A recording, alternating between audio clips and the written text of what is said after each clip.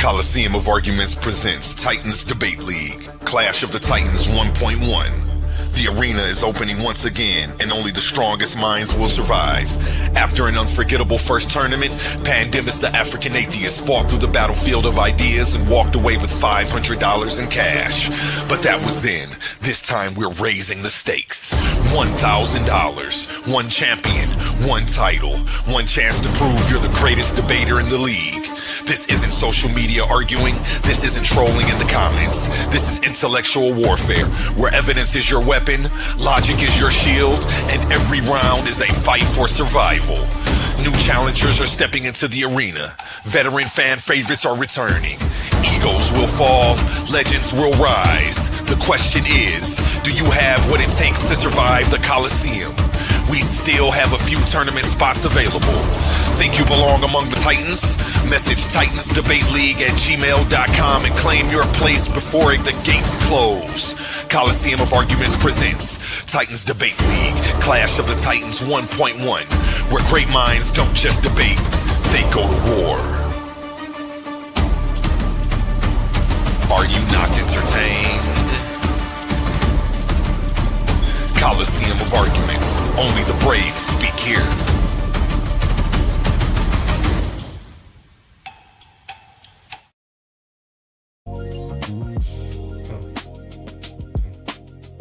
Who you talking to? Who said what? Who told who? Who built the frame that you looking through? Who you talking to? Talking timeless while you speaking in sequence too. If it ain't coherent, it collapse on cue. Who you talking to? Who said that? Who told you existence started? Run that back. Every worldview crack where the pressure at. Who you talking to?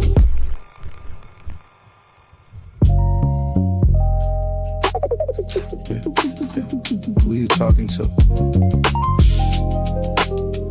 Who said what? Who told who? Who built the frame that you looking through? Who you talking to? Talking timeless while you speaking in sequence too. If it ain't coherent, it collapse on cue. Who you talking to? Who said that? Who told you existence started? Run that back. Every worldview crack where the pressure at. Who you talking to? Every line of treasure you only find in the mind, my mind. And you know I work in the mines. I don't charge a dime for you to stay out of mine. 2 times, we on time. Every line got another line, hiding behind the line. You hearing bars, I'm hearing structure and design. You hear a punchline, I hear ontology align. Who said reality started? Talking outside existence while existing to argue. Smuggling sequence in your sentence unconsciously. Then call it timeless when I ask what the process be. Who you talking about? Half these worldviews fall when you walk them out. Everybody got answers till you chalk it out. Incoherence disappear when you map it out. I studied Heraclitus flowing rivers in motion. Parmenides froze it, I can see both in the ocean. Can't build a frame, but the frame still folded. Trying to define the world while the mind still holding it. Aristotle looking for causes and categories. Nietzsche killed guys, but couldn't kill reality. Heidegger staring into being and anxiety. I'm just asking what makes existence intelligibly. Woo! Who you talking to? Talking timeless while you speaking in sequence too. If it ain't coherent, it collapse on cue. Who you talking to? Who said what? Who built the worldview that you standing on? Everybody sounding deep to the ladder gone. And they looking real nervous when the pattern drawn. I slept these haters in they face with this one. Wait, I missed one. 2 times, we on time. Every line of gem they only find in the mind, my mind.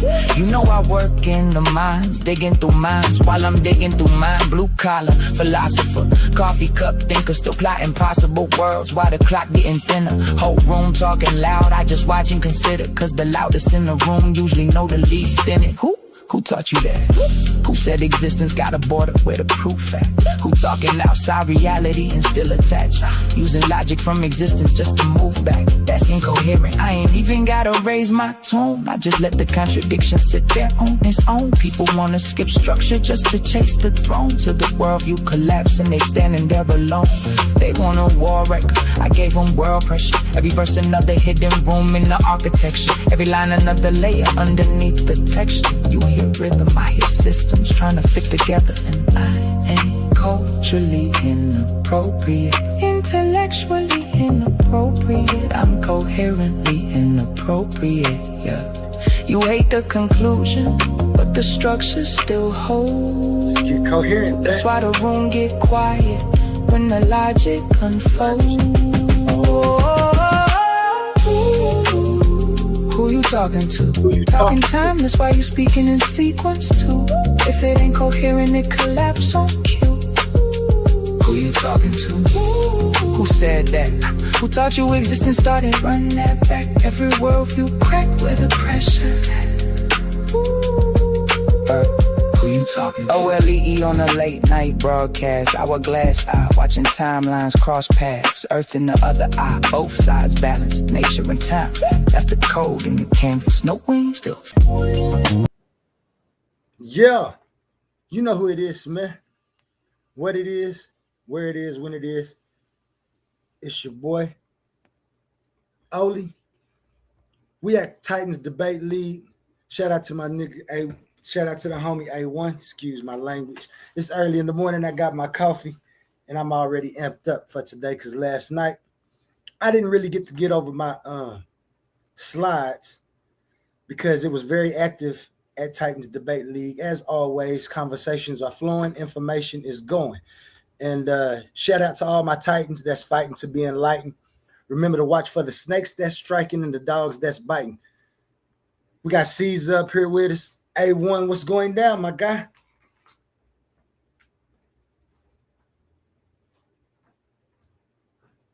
I don't know if you're talking. I can't hear you. You might be having technical difficulties on that end. Caesar, you there? Yeah. What's going on? How you doing this morning, man? It's good to see you on the early morning rise. I know you working and running around, making sure you get your information right. Got time to stop through. We appreciate it. Yes, sir. You know how we do it. See A1 flickering and twitching. I don't know if you can hear me, but you ain't coming through too good. How's everybody else this morning? You know what I'm saying? I know y'all probably wondering what we got going. Y'all might have seen this last night. It's the Omar Muhammad Hebrew Challenge. The challenge was to Oli. And this is part 2 of that because it's a 10-part presentation that I have to give because this was a very engaging topic and a very engaging subject that I had to be very involved with when it comes to giving Omar an answer to his challenge. I want everybody to remember, especially if you watched last night, because Omar came up with a lot of rhetoric, which that is my guy Omar. He had other things going, so he didn't want to waste too much of his time. But I think he forgot about him actually issuing me this challenge, not on any accord of my own.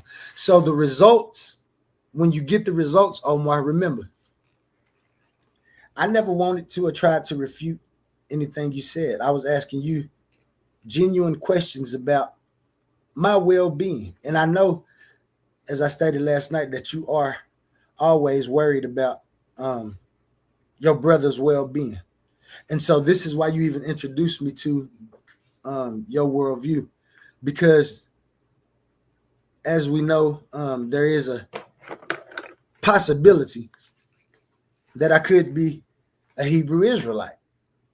And we're gonna take this topic very seriously. But the topic involves a whole lot. And so I too much don't want to go over what I went over in the first one. You can always go back and watch part 1 of this series, the Omar Challenge.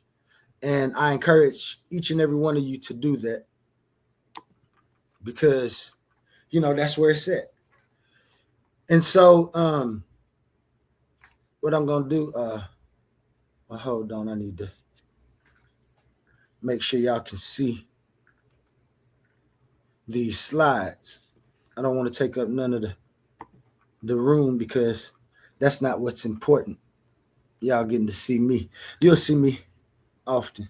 We need to make sure everybody can see these slides because it's important what we're talking about. Omar asked me about having a plan and to give him a formula of divine justice and what punishment. He kept asking me about punishment and retribution. The two words that we have to make sure we know the definition of when we're using them and why we're using them. And why is that? Because we have to take into account everything and all the information that has been given to us. So yesterday in the previous episode, I showed you what divine justice would look like. My premise, the premises that I agreed to for the sake of the argument was basically God having perfect knowledge, omniscient evaluation. We looked at the capacity of can God judge original historical perpetrators regardless of time? That means just because they're dead, if God is omniscient and omnipotent, he should be able to handle it. And the focus was intact individual moral guilt, because this is what divine justice should be able to do. However, there's still pushback because divine justice contradicts itself in so many ways, and it allows for God to, for some reason, all-powerful God, to substitute race in for individual accountability. And so today I had to go through what human justice is. And so that's what this is. Restore what was taken. And this is the human plan for racial and individual dignity, because this is what really was taken. The individuality. So as I stated, if God exists and possessed perfect knowledge, then God can judge every individual who ever lived. No innocent person has to stand in place of the guilty, because of the all-knowing judge never loses track of who's guilty and for what they're guilty for. I never believe that God shouldn't be able to do that. Human beings don't have that ability. We don't know every intuition. We don't know every intention. We don't know every hidden act. We can't resurrect the dead. We can't reopen history and put every historical criminal on trial. That means human justice has a different mission than divine justice. Divine justice judges the original perpetrators. Human justice repairs the continuing consequences that still exist among the living. So before we start talking about punishment, we first have to recognize the limits of human justice. And Omar wants it so bad. He wants to punish everybody that isn't a Hebrew Israelite, if you really want to know. And I don't know if this is the entire Hebrew doctrine, but we will by the end of this 10 set part series, because I had to get in depth with what we were trying to answer. Human beings can't undo history. There's certain things no government, no court, no nation can ever reverse. We can't bring back every birded child. We can't reunite every family torn apart by slavery. We can't return centuries that were stolen. We can't erase lynchings. History happened. The question isn't whether we can reverse history. The question is, what can the living repair when the original event can't be reversed? Because when you get into the doctrine, you understand that the heaven that, well, I say I understand and I recognize that the heaven that I was taught in the Bible is not the actual heaven or the consequences that will actually be faced. The Hebrews have a different understanding of what this is.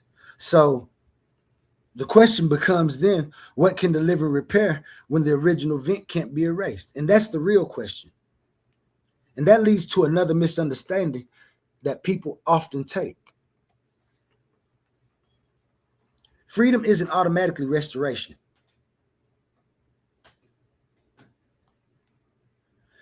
Ending an injustice isn't the same thing as repairing the damage that caused it. Removing the change wasn't the end of the story. It was the beginning. If somebody steals your business for 50 years and finally stops stealing it, they haven't restored your business. They've only stopped committing the crime that they was committing. Restoration begins after the injustice ends. This is what Omar doesn't want to be accountable for. This is why they try to put it in God's hands so bad. But then trying to do that, they've slipped back and said that it's going to have to be humans that do this. Generations of accumulated disparity don't disappear the moment oppression stops. We've seen it. We're still going. He asked me last night, has anybody tried to restore our reputation or give us retribution or give retaliative frameworks that we can use? No, and God hasn't either. Let me cam up, like Humble said when I said that. God has not, to this day, he still hasn't either. We still waiting. Omar, your question becomes invalid unless you can answer that. And then the same reason that you tell me that God hasn't is the same reason that man hasn't came to that. We have limits. He has none. And you want me to think that he would have to substitute race for punishment? Let me get back to Oli. The consequences remain until somebody intentionally repairs them. So what exactly was taken, Omar? You talk about like everybody died. And how we at to the point that there's still people who could tell the story.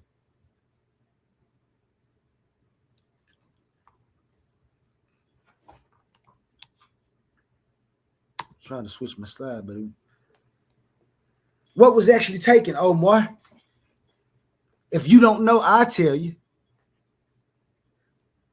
When people hear the word slavery, many think about unpaid labor. Oh, we was working. But far more was taken, Omar. Human understanding was taken, Omar. Education, property, family unity, Omar. Political participation, freedom of movement, economic opportunity was taken. Control over one's own body was taken, Omar. Cultural continuity, wealth accumulation. What was dismantled wasn't simply labor, Omar. It was dignity. That's why the repair has to be larger than simply talking about slavery and putting a nation into slavery because that nation supposedly put us in slavery. Because I'm going to show you why you was put in slavery. And it's due to the actions of the Hebrew Israelites. No other people. All of them did things after the Hebrew. Let me quit. Because I'm getting too amped up for no reason about the situation. Because the repair that you are issuing to me doesn't seem economic enough to even be within my confirmed suggestions of what I think should go on. But restoring dignity doesn't require creating another hierarchy, Omar. It doesn't. See, you want to stay barbaric and be barbaric after the barbaric things that happen to you. This is why I separate restoration from reversal. Restoration says restore what was taken. Reversal says switch who's on top. Those are not the same thing. And why is that? Because, and you have to think about these things. Omar, I know y'all don't like to think. Y'all just like to read and give an interpretation of what somebody else gave you. But think of this. If restoring black dignity requires destroying white dignity, for me, I haven't created equality. I've simply replaced one hierarchy with another one. Justice doesn't change who dominates. Justice shouldn't have to try to change who's dominating who. Justice removes domination itself, Omar.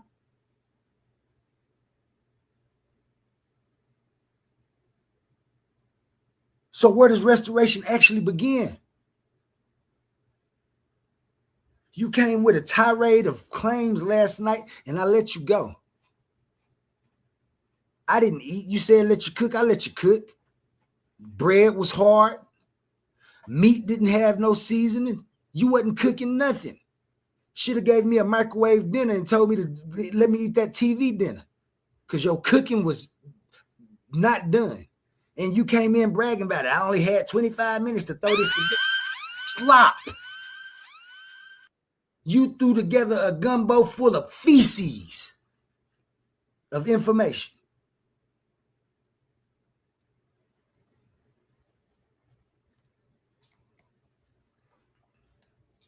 So step one is truth, Omar. This is what we do. This is what we have to do.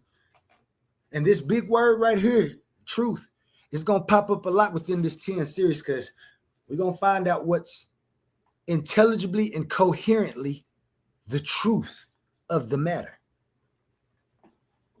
Every restoration begins with truth, Omar. History shouldn't be minimized. We agree on that. History shouldn't be exaggerated. I agree on that. I don't know if you do because there are some exaggerations that you guys pull. I ain't going to say you guys because I'm talking to you directly. You issued the challenge. Anybody else who watching it, if you don't like it because you might be a Hebrew Israelite, that's fine with me. We can always have, but I'd rather you, I think you should sit through these 10 so you can see if Omar might be the one that exaggerated or if it's just so many different minds and people who want to be on top that. But history shouldn't be exaggerated. It should be told honestly. An honest historical record becomes the foundation of everything else. If we can't agree on what happened, we'll never agree on how to repair what happened, Omar. Truth alone isn't enough, though. Why? Because acknowledgement is needed. And acknowledgement isn't inherited guilt. It's recognition. Recognizing what happened. Recognizing and recognition of who was harmed. Recognizing and recognition of which institutions participated. Recognizing which consequences still exist today, Omar. Nobody has to personally commit or say that they're responsible for acts committed, that they family members committed, that they never, and I'm going to show you, you was big on scriptures last night. And I'm going to show you where your scriptures talk about individual accountability as a must. And for some reason, you keep overlooking it. But society does have to honestly acknowledge what history produced. I can say that. We have to. Because once truth is acknowledged, responsibility becomes much clearer. Individual and institutional accountability. This is what we have to worry about when we don't have the omniscient and omnipotent powers of God. The real things. Living individuals are responsible for what they do personally today, not what their ancestors did. Institutions are different now. Governments continue, banks continue, universities continue, corporations continue. When an institution survives across generations while continuing to benefit from documented historical injustices, responsibility is also continued. It is. That's where accountability belongs, though. Right with the individuals, right with the institutions. God should be able to do that with all his power, but for some reason, you guys claim that the responsibility is going to be put on us. So if the responsibility is put on us, then we can have this responsibility without having to do the same atrocities that was committed on us. Restitution was another art he talked about.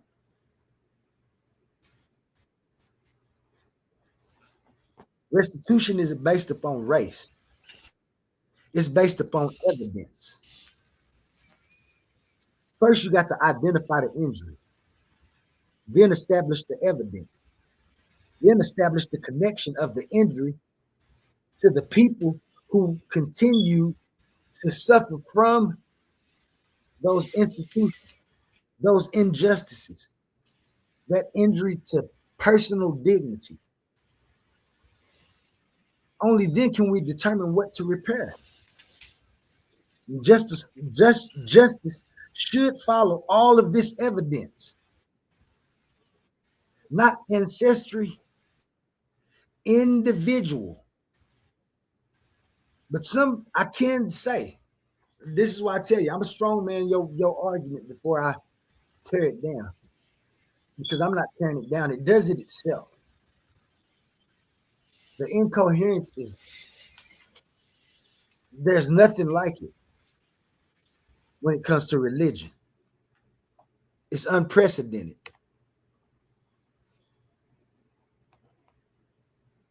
Restoration. Some injuries can't be repaired with a single payment. They do. They require building opportunity itself. Education, capital, home ownership, institutional reform. We need voter protections, community investment. The goal isn't dependency. The goal is restored capacity. We have stories about how we were doing things, especially here in America. Y'all like to jump all the way back to Kemet and stuff, but I'm going to take the unknown origin route so I can decide who I want to be because things was taken from me. And I don't have to be a scoundrel. I don't have to be in some type of cognitive dissonance about harming innocent children because innocent children were harmed. So I feel like that's the best way to, no, it's absurd. And that's the rest. And that restoration should ultimately return to one person individually, because our individual dignity is what we work with. When I go get a job, Omar, I can't take every person with me to talk about the downfalls that happened. You asked me, was it individual or was it the culture? The culture is made up by the individuals, not the other way around, Omar. Your reasoning is backwards. I'm talking about you could only understand what you're doing if you got a mirror in front of you, but you'd be turned backwards then. You can't find any coherence. Not one. Every system eventually reaches one human being. Everything that you do for you is going to be for Omar Muhammad. They can reign you as the prince and the number one catalyst for pushing Hebrew Israelite. I don't even know how to say it right now. But they can champion you for that. And still, it is the individual Omar who is going to be the beneficiary or the injured party. Every system reaches that. Can this individual learn? Can they build? Can they own things? Can they participate? Can they leave something better for their children? If the answer is yes, restoration is working. You saying that ain't nobody been doing nothing? It's been working. It's a long process from what was took, though, to get it back. And we continue to strive as the human race. But that doesn't mean that history shouldn't remain truthful, Omar. It has to.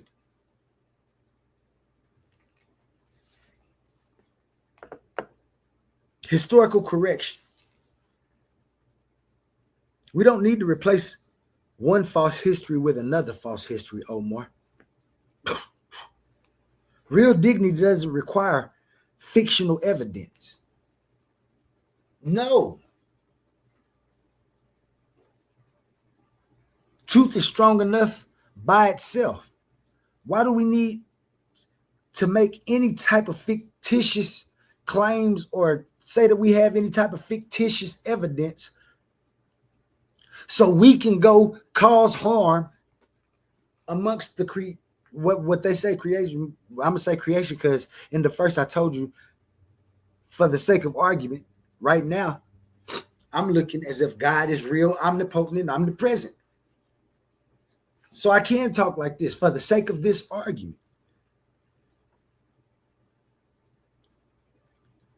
Historical connections mean removing false narratives while refusing to invent new ones. And restoration also requires responsibility, Omar.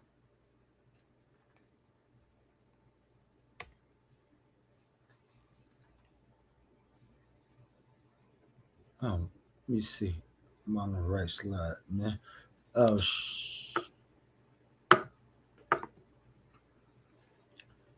Agency. Present decisions matter, Omar.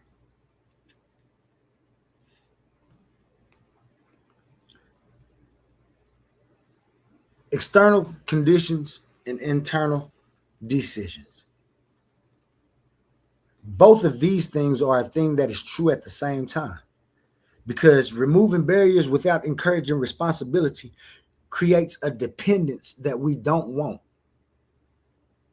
The dependence that you guys use is this thing that you say is God or Yahweh, or that's going to be disputed. I'm going to show you how much more incoherence that still brings.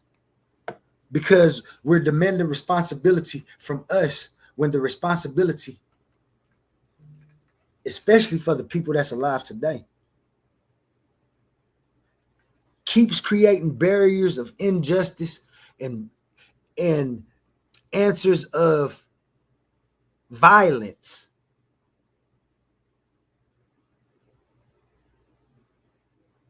At a factor unbeknownst to, like, we still haven't been able to even quantize how incoherent it is. And now everything comes together, Omar. You wanted that formula. You keep asking me and said I didn't have a formula. I do. This is the restorative justice formula, not the violent, subjective, make them my slave, kill their kids formula. A restorative justice formula. We can summarize it just like this: truth, acknowledgement, accountability, restitution, restoration, reconciliation. Notice what's missing, Omar. There's no replacement hierarchy, Omar. There is no inherited guilt. There is no collective punishment of innocent descendants. There is only systematic rebuilding of dignity. So, what does success actually look like, Omar? Huh? I don't want the next racial hierarchy. You guys can have that. I don't think you'll ever get it. You'll be fighting. I ain't gonna even say an uphill battle. It ain't a hill in place. You just on ice with nowhere to go. Every step you take, you slip and fall. You don't even know where you're going. I want to end that. Success shouldn't be measured by revenge. It's measured by the barriers disappearing, Omar. Families accumulating wealth, Omar. Educational opportunity increasing, Omar. Political participation expanding, Omar. Communities becoming stable and eventually reaching the point where extraordinary intervention is no longer needed because dignity has already been restored with the working system that we have. That's what I mean by human justice. So I've gave you divine justice and I gave you a formula for human justice.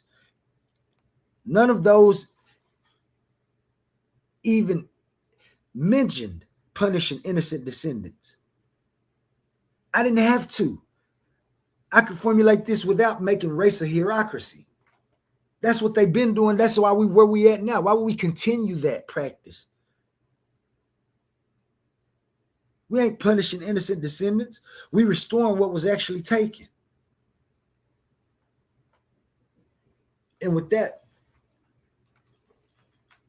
I end. And I want you to know that while this might seem harsh, we still have 8 other parts.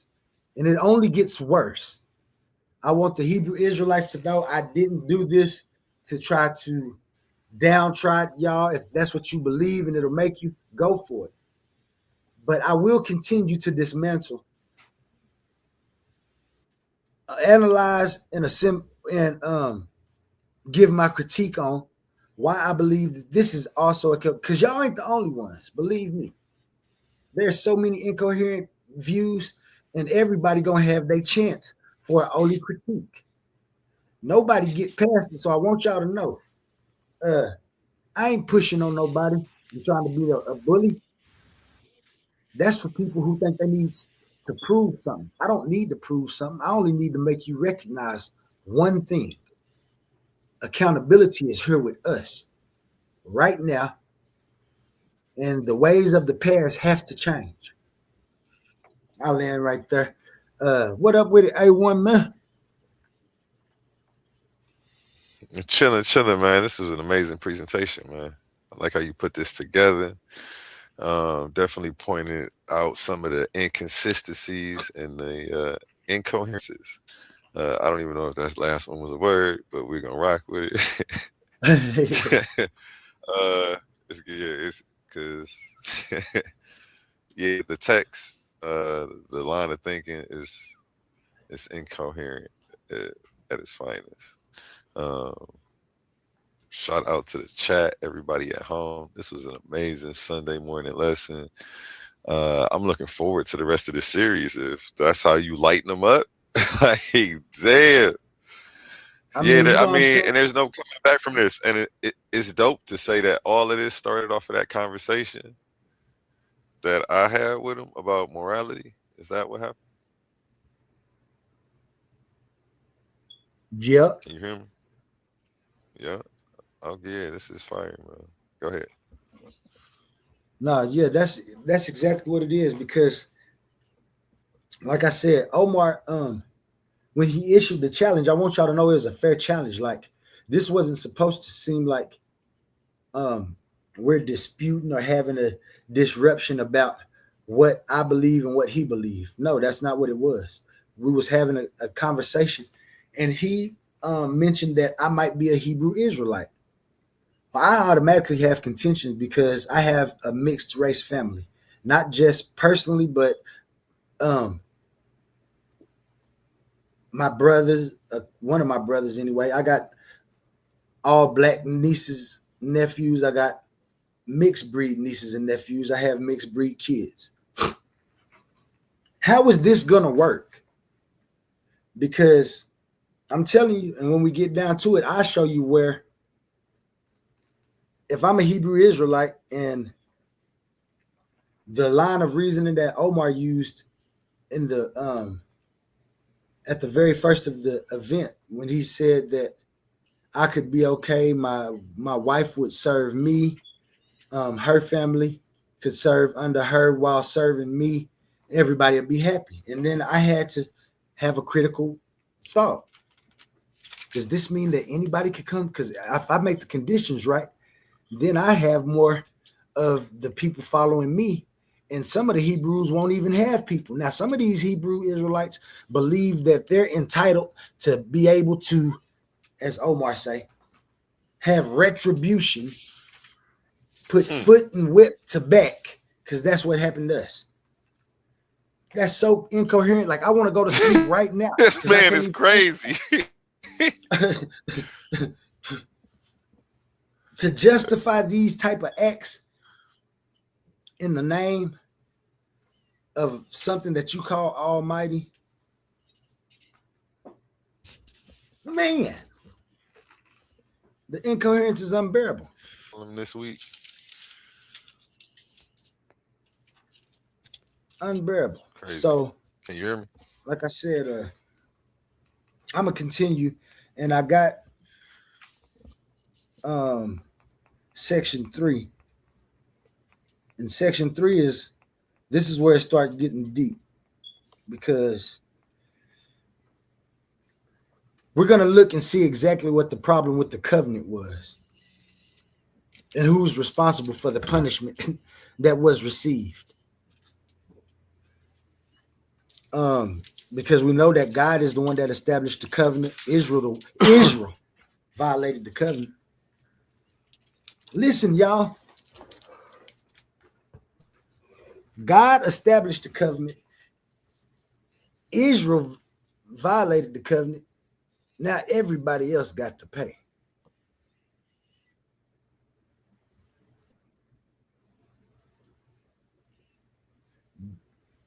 What?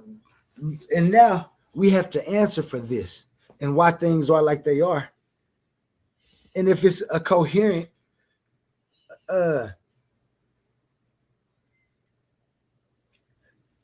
what you call it, interpretation, if it's a coherent interpretation of the text. And I don't think it is. It's a problem with this covenant, especially since you've been cursed and now think that it's time for your restoration or your retribution. Or when did God tell you that you was all right now and that he forgave you for breaking his covenant? He ain't never told you was all right. You're still cursed right now today. You say, no, he gonna wake up. People supposed to recognize who they is and come together. And who? Now y'all making up who the 12 tribes of Israel is. Y'all ain't said nothing about the 12 tribes of Ishmael. All of these are Hebrew Israelites. You started forming camps within America, being Hebrew Israelites. Should have been just one. There's a billion. And we need to find out exactly who's in charge of telling us what's going to be done when this covenant is. Come on, man. Y'all boys got a long track. You got a long track of trying to correlate and make things fit up to understanding today and trying to identify who these people might be. Let me cam up. You got a big trek. And in your trek, I don't think you guys should be upset when people point out the incoherences, especially if we're trying to find out if and I'm really trying to find out if I'm a Hebrew Israelite and if I want to follow this. Right now, I haven't seen any ample evidence. I can't even tell you a method that I could use that would verify 100% I'm a Hebrew Israelite. And I don't think any of you guys have a method. You'll tell me, oh, yeah, the Americans, some of us in here who read the text say that we're them people because of the slave ships, and it talks about us being taken to the four corners of the planet. Well, then, which nation is the nation that we're supposed to be subjective to, that we're supposed to be trying to fix? If we're in the four corners of the world. Ain't that what's her name did? What she said? HOK and comes baby take over the world. The incoherence I'm is just gonna put it in the little video section so you can play it anytime you want. Everybody wants to rule the world, man. That's a song by Tears for Fears. Shout out Tears for Fears, in 1980s rock. Welcome to your life, man. There's no turning back. Even while we sleep, we will find you acting on your best behavior, turning your back on Mother Nature. Ooh, everybody wants to rule the world. Y'all don't even get it. You never listen to the words. The beat be appealing, it's banging, but I'm telling you, you turn your back on Mother Nature, and y'all still want this. Y'all trying to answer these questions. And you asked me to help you answer these questions. So don't get mad when I give you the answers. Like I said, from 3 on, we're going to find incoherences that's, like I said, precedented. These are precedented inconsistencies that we've never seen the like of from the beginning of whatever they call time to now. Unprecedented. And it only gets better. I bet you right now we waking up, it's a new Hebrew Israelite perspective that doesn't go with any of the perspectives that has already been pushed. It's going to continue. Israelite William in the building, you say peace. Peace, Israelite William. I was going to say shout out Peace, Israelite everybody. William as well. Shout out Israelite William. Yeah, man, I want to shout out everybody in the chat. All the Titans and everybody. Did we drop that link? Israelite William said he had some of the answers. Yeah, because he might get the equation. Come on up, Israelite. He's always done for respectful one-on-one. So Yeah, let yeah. me drop that link. And we Let's have just to, do and one I have caller to be at fair. a time today. You feel me? Right. And I have to be fair. I do One at need a you time, guys' guys. insight to make sure I'm understanding the text correctly and that Omar's perspective is legit, because he might be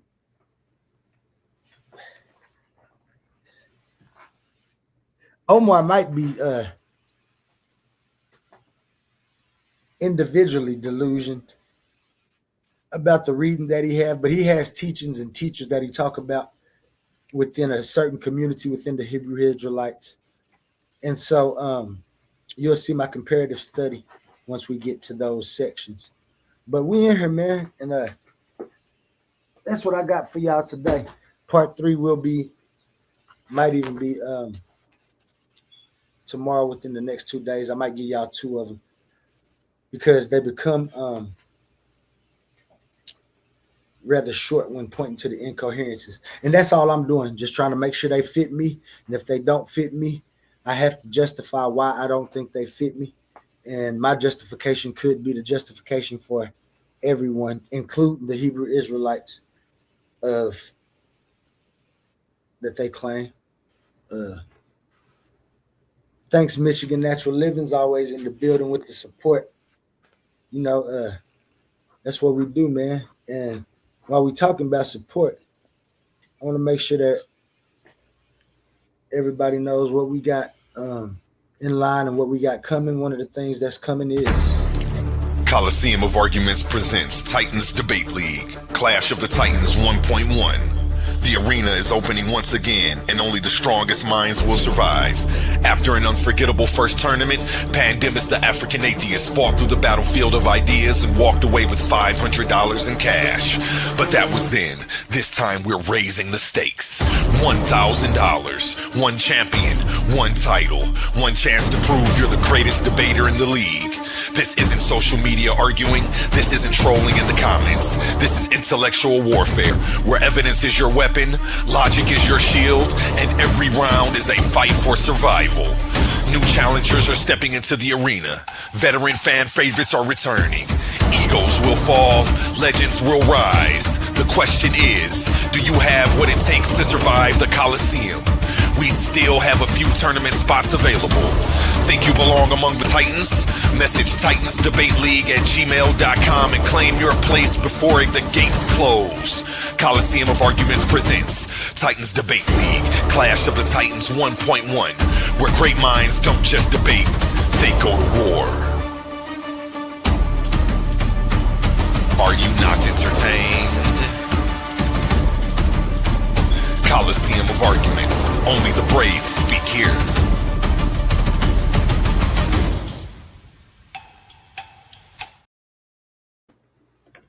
Yeah, and if you're looking at the screen, let me remove this real quick. Add this for you to see. This is some of the lineups that we got coming for that debate. Face-offs, things. We got, of course, Oli versus Smokey Saint. Smokey Saint, the smoke might have dissipated. So we're still looking for it. That's coming in October. We got Ben Eaton and Gideon Israel. Been in a few debates over here, so I'm sure you know him. We got your side and a special guest face-off. That special guest is real big. We got Big Kaz and Humble Mystic. You seen them kind of go at it last night on my show about their topic. And that's a good one. We got Jesus is Lord versus Kazak. I believe that's how you say that. Hero Consciousness versus Pitbull. Shout out Pit. He's debated over here before. And we got Evolutionists and OTK. Shout out OTK in the building. GD and Capone on the list. We got Suave Boss and Alex Dunbar to be decided if they coming. So, yeah, man, we got a nice big lineup coming up, man. You setting it up real good. Whoops. Get it out of there. I know we having technical difficulties with my man's A1. But yeah, Omar issued the challenge. And so I stand up for that challenge. I don't know if we make sure we put the link in here. Oh, the count says religion just keeps us divided and always killing each other in the name of gods that were made up by evil men. You know, I definitely agree with that old account. The incoherence is disrespectful and self-insulting. Makes you insult your own intelligence. And so I continue to fight to enlighten myself. And when I find information, I don't expect anybody to agree with it, but I will definitely give it to you so you can have a new perspective on what might actually be going on when you get the opportunity to look at things yourself. And so sometimes we need help. Sometimes we need people to help us look at things.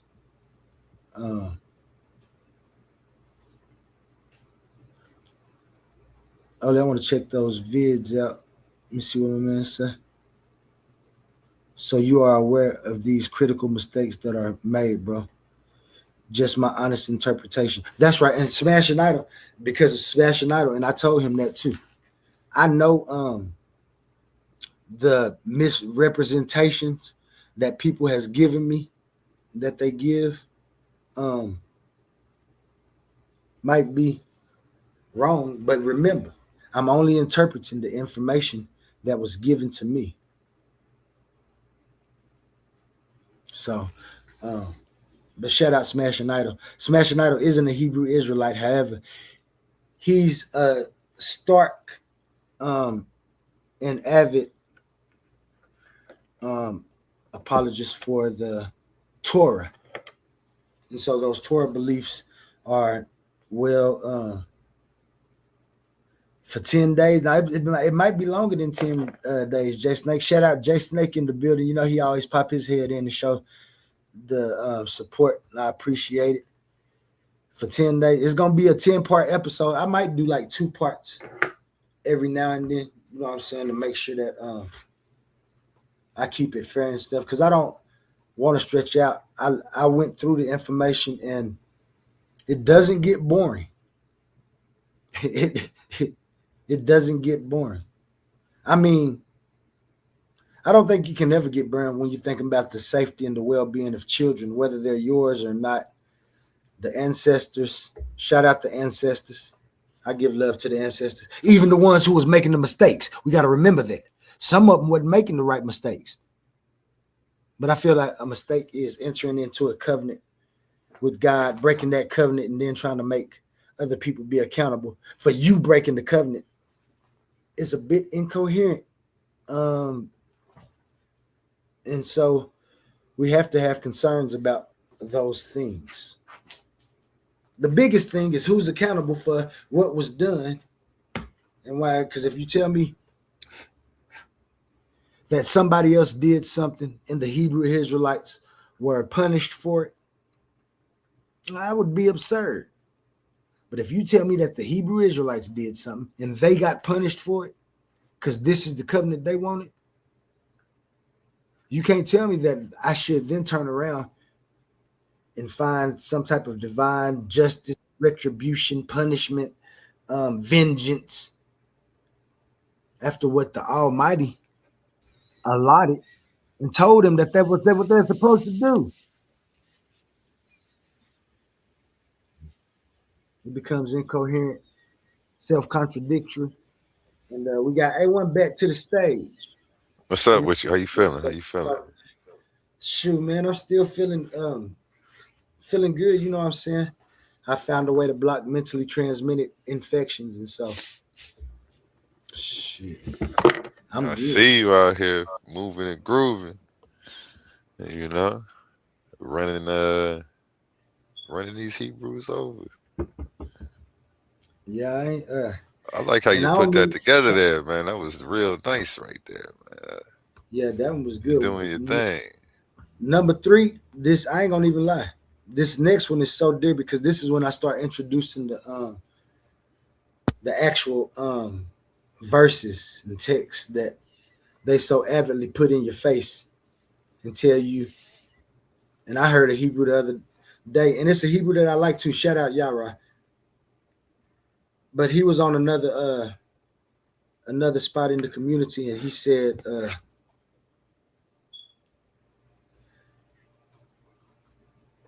they said, what's God? He said, God is unexplainable, and let me tell you why. And then commits to giving you an explanation. There you go, right there.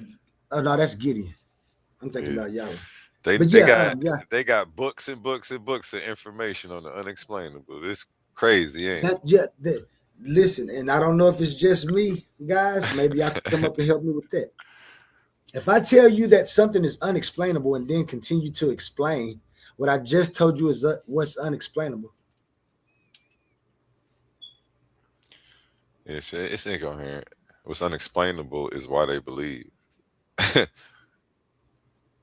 But you know, like that's like so contradictory. Like I still can't make it fit in my head. Should I pin that link? God is Gideon would come up here and talk to you, but I don't know if he caught the presentation though. But let me make sure that link is pinned for Gideon. But I know he can answer questions for the kid. Yeah, he gave you some honest answers. Remember we saw him pivoting yesterday? He had a smooth pivot. What was the question? He spun around and told her Like you said, a bunch of nothing, but made he it posted sound up. like, look, he he made it look good. He rolled that punch. Hey, but hey, ain't that what you're And supposed to that's why I do was though? like, yeah, he a seasoned debater. He got something for everything. We could definitely say that. He made Yeah, that nothing Yara in the sound chat. Shout good. out Yara.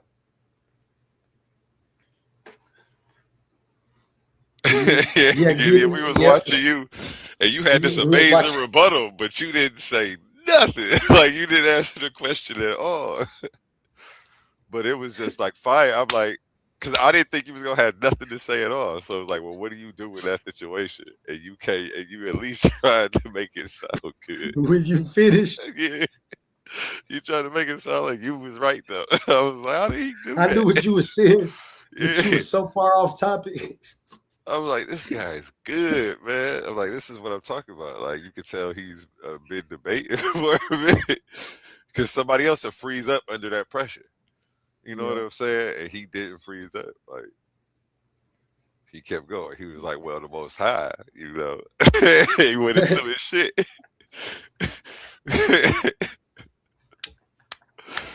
Hey, shout out Gideon Israel, man. One of the best to he do said, it, Yara man. talking. One of the best to do it.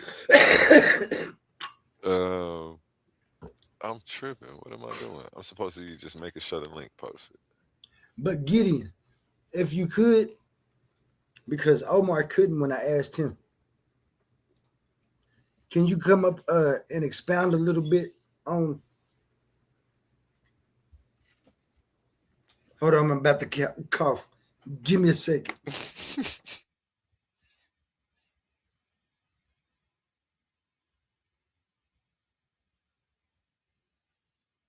Well, yeah.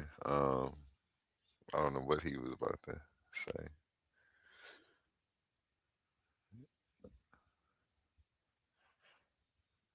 You right over there? Gideon popped up. Shout out Gideon.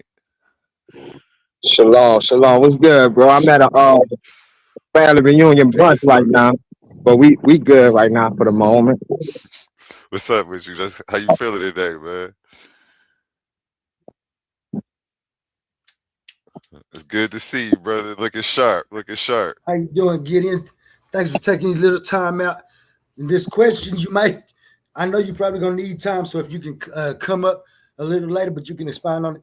Now, me growing up as a Christian, I had an ideal about what's supposed to happen when we die and go to heaven, but that isn't the Hebrew Israelite um, interpretation of that. Heaven, like, Yeah, when you're speaking of heaven, I mean, yeah, the Christians, first of all, I want to say all praises to the Most High in the name of Yahshua. Blessing to our brothers. Uh, well, what I would say is this: the way Christians got the understanding of heaven and hell, it is not true. Uh, Before Yahshua came, we had something called Abraham's bosom, or even before that, the Africans would call it the ancestors realm. Greece call it Sheol. But once Yahshua came and snatched the keys of death, when we die right now, we all rest until Yahshua come back. So when we die, God forbid I die tomorrow, I'm not going to heaven, Monday evening. I'm gonna rest until he come back. But the thing is, as we all know, when we sleep, we can sleep 10 hours sometime and it feel like we slept for like 5 minutes. So, that resurrection is gonna be in the blink of an eye. So that's the true understanding of it. okay, and so that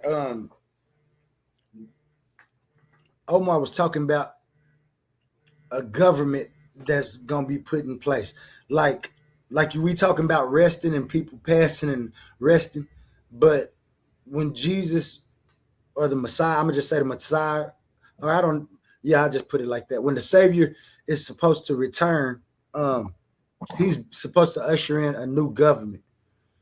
Right, right. Yeah. So But when it where the people that's already passed, they shall be resurrected. Correct. correct. So now, in my in my perception, even though I might be wrong, is it not fair to look and say, wait, if the dead can be resurrected, then each and every individual who committed an atrocity at that stage when Israel was being punished, justly being punished because this was God's curse, um, should be able to be identified individually and punished. Oh yeah, definitely. Okay. I was Yeah. just making sure I didn't have the wrong idea about that. Omar avidly pushes for. Well, wait, let me take that back because now that I'm thinking about it, maybe he ain't saying that that couldn't happen. Maybe he's just saying that they deserve. He thinks that nation deserves that. Well, see, this is what Brother Omar's talking about, if I'm not mistaken. Every nation, like, like it might be a possibility that I'm not a bloodline Israelite. You know what I'm saying? Like, there's a possibility that might not be the case. But by me grafting on and taking that covenant, I'm not even gonna say grafting on. If I was a Gentile, then I would be grafted on. But just for the simple fact of me grabbing that covenant with Yahshua and everybody else who does it, whether you Chinese, Native American, if you grab that covenant, you become Israel. So your nation will still get destroyed. Your nation will still get destroyed, but you as an individual, you'll escape that judgment. Got you, got you. And so it is still kind of like when the Christians say the Gentiles can be saved.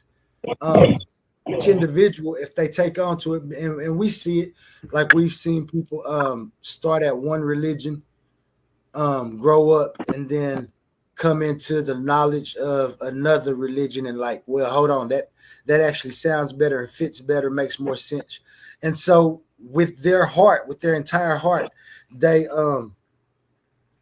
decide to change their way of thinking and way of worship or ritual, whatever it is they do. So, and I agree, and we see like um, people all the time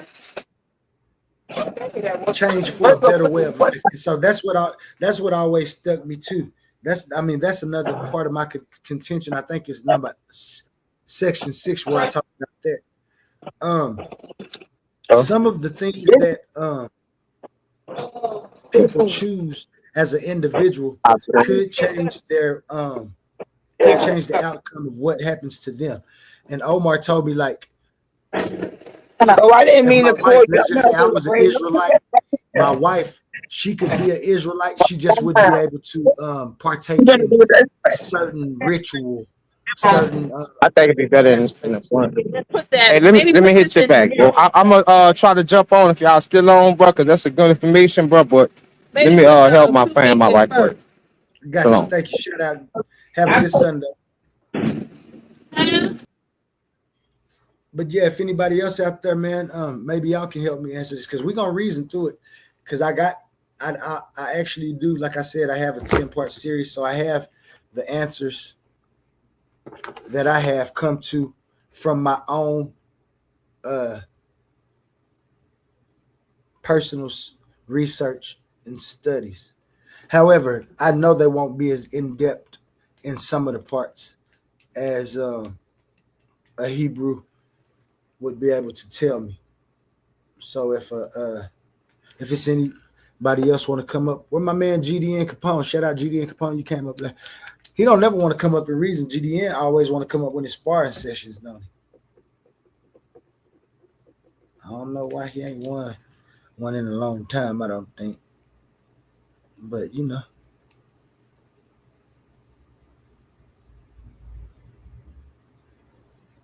He's also no let me see. We got Sapphire say that TDL t-shirt tough.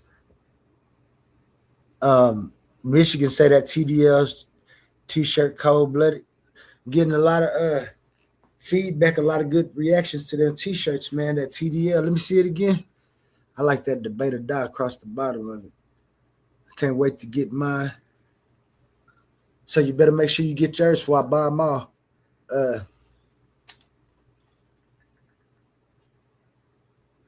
Debate or die, man. Debate or die. Discourse and lie, so we can debate and you can die. We in there, man. Smashing Idol. I wish Smashing Idol. He probably at work though. I know how he be. He got some good information. I meant or the pale Edomites. Can you let Israelite William up? He's in the back. Is he in the back? Yeah. Yes, sir. Oh yeah.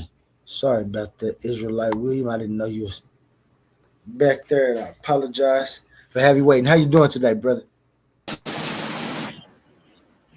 Peace. I'm good, bro. How are you? I'm fine, man. You know me, trying to find some information to make sure I have the proper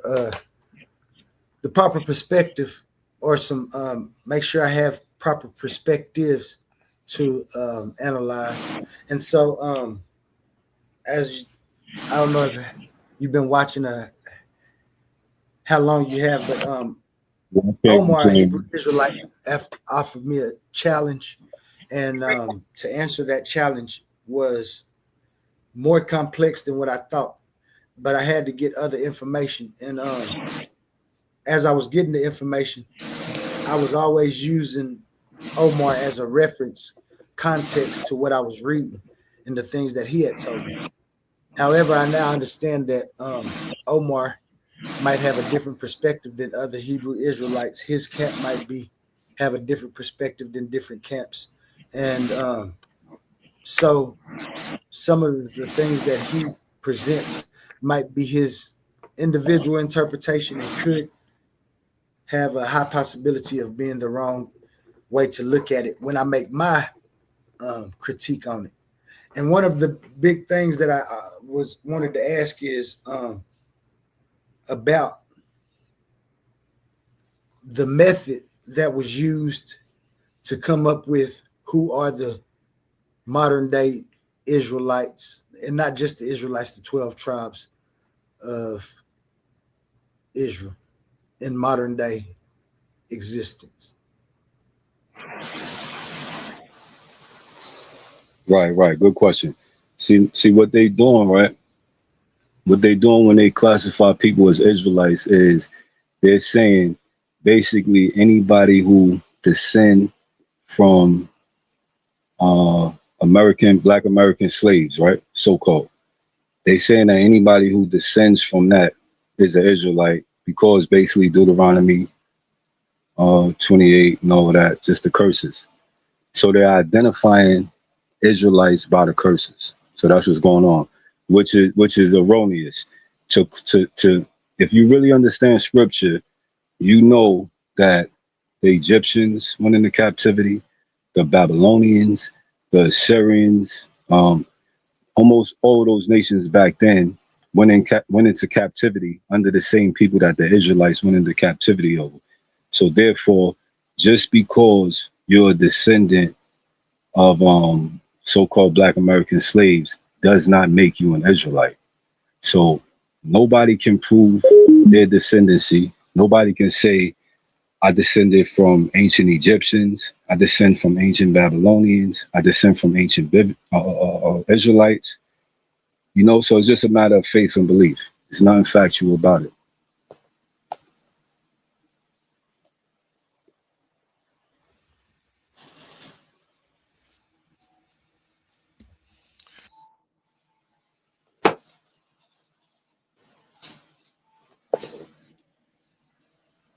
Hold on, I can't hear you, brother. Yeah, you muted, Oli. Oh, my bad. Sorry about that.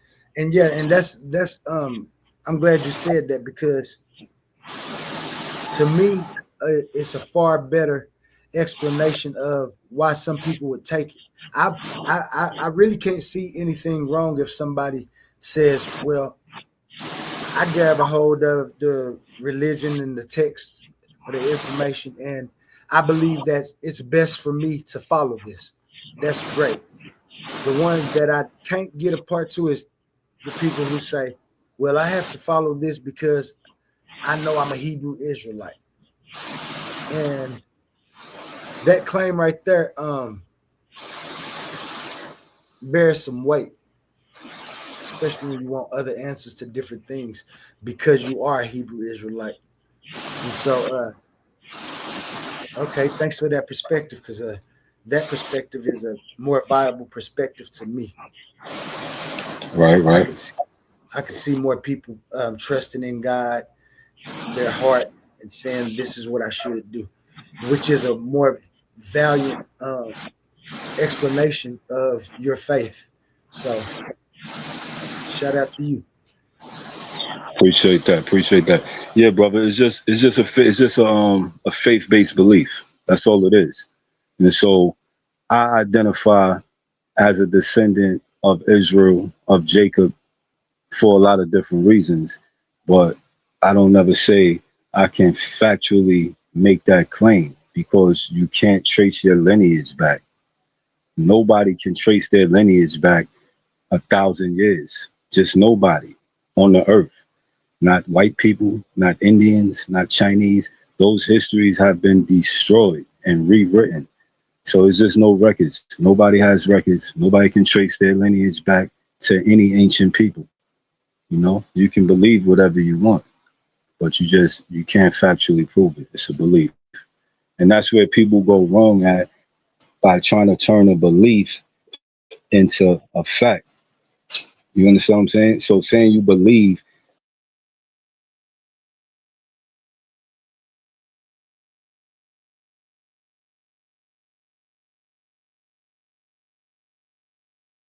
You muted Oli I don't and know if you accidentally hit the Israelite mute button or Williams if you went was out. finished. But that was the most honest answer I heard all year. Shit. I ain't heard Yeah, nobody say it's just a belief. So salute to you, I bro. mean, for sure. it's so much more explanatory and gives you a reason to look into it. Like I said, when you can see and have that faith, that's the kind of faith that you want. But it makes it where you don't have to say that you can be bypassed or have a way to be bypassed. Like you said, there's nothing wrong with saying I can't identify 100% that my genetics is Hebrew Israelites. But my heart, I can tell you that in my heart, this is my faith. And that's what faith is. One of the good aspects of faith to me, it shows a strong will to live a certain way. If that certain way is a persistent manner, that's fine with me. I just don't like the curses. I definitely don't like what's to come if I'm pushing for the entire human race. People have done atrocities. I have to say that I found nobody's fault but the Hebrew Israelites. And the Hebrew Israelites then become the main antagonists of the whole story because they did it to themselves. And then what they did to themselves, everybody else has to suffer from it. Innocent kids.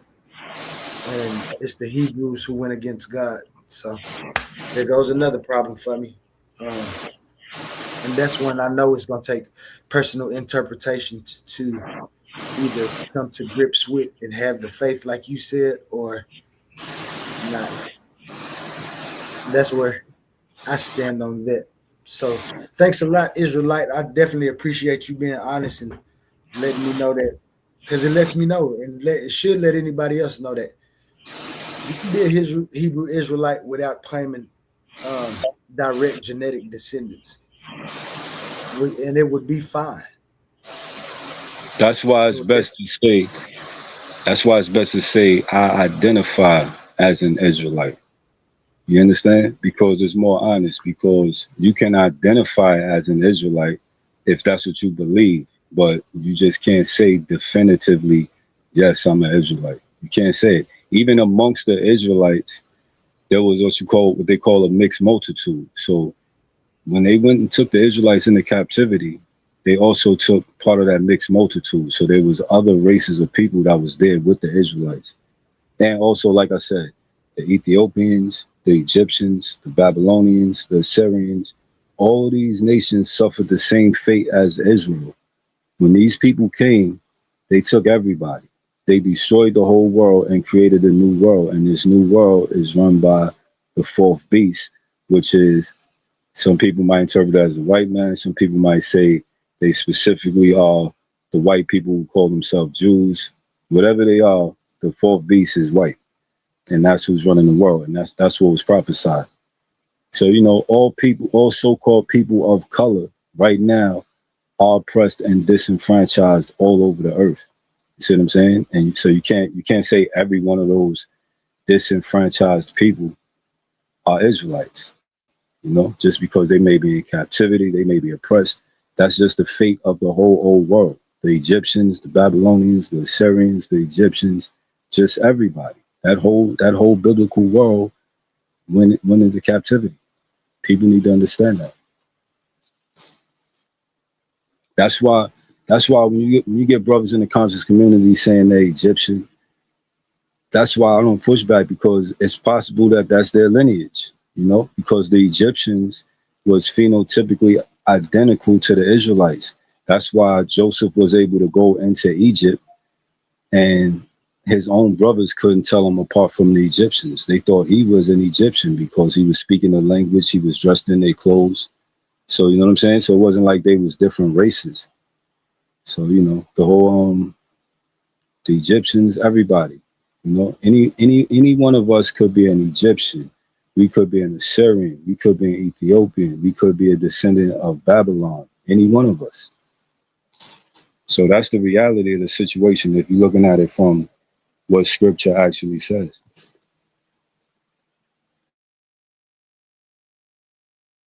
Yeah. Hey, one, what you thinking, my guy? I agree with him. Shit, he got me. I agree. We can be anything, so it's best to say identify, which is what he put out there. Unless you have some type of DNA test saying otherwise, you know, best to lead with that. And you doing it because you're showing reverence for the culture. Um, it doesn't necessarily have to be because you think you have blood ties. But a lot of people, it's like they floss flagging, so they'll try to jump out there and defend it or dismiss the like people when they ask for that as a form of evidence, and you really can't do that. So just let people know. If you say I identify, you're not floss flagging. So yeah, Israelite Williams doing this thing out here, man. He's a seasoned Israelite.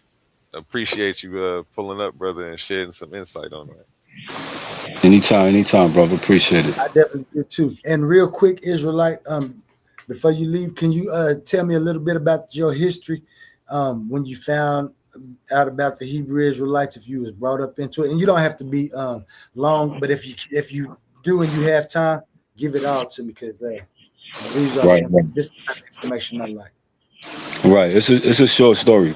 See, look, I'm 53 years old right now, right? So I didn't get into scripture until I was 40. So it's been 13 years now. So prior to that, my belief was I could not take the Bible seriously, because from what I thought about it was a white man's book that the white man wrote and gave to us. So therefore, I didn't take it seriously at all until there came a time where on the internet, the Israelites came up. And so the first people I seen on the internet was IUIC, street preaching and all that. And I seen a young kid and he was just sharp with scripture. And the way they was presenting it, it was impressive to me.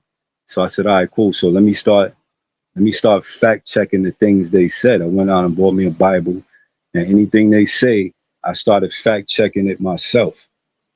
And within like less than a month, I realized that the IUIC was lying. They was distorting scripture. They was actually lying. There was a part in the Bible where there was a female saying, I am black. And so I believe it's Song of Solomon. She said, I am black. Now, how they was presenting that as that was King Solomon saying, I am black. So I was intrigued by that. Like, wow, King Solomon literally said he was black. Went to the verse, went to the chapter, read it myself, realized this is a female saying this. This is not King Solomon talking. So I learned early on not to trust anything that the Israelites say. So, but I was already on my path. Hold on one second.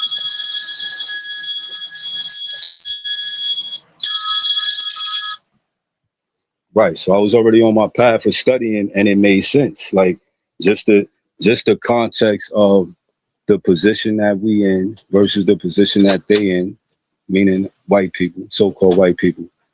It just resonated with me. The whole thing from Genesis 1 all the way through.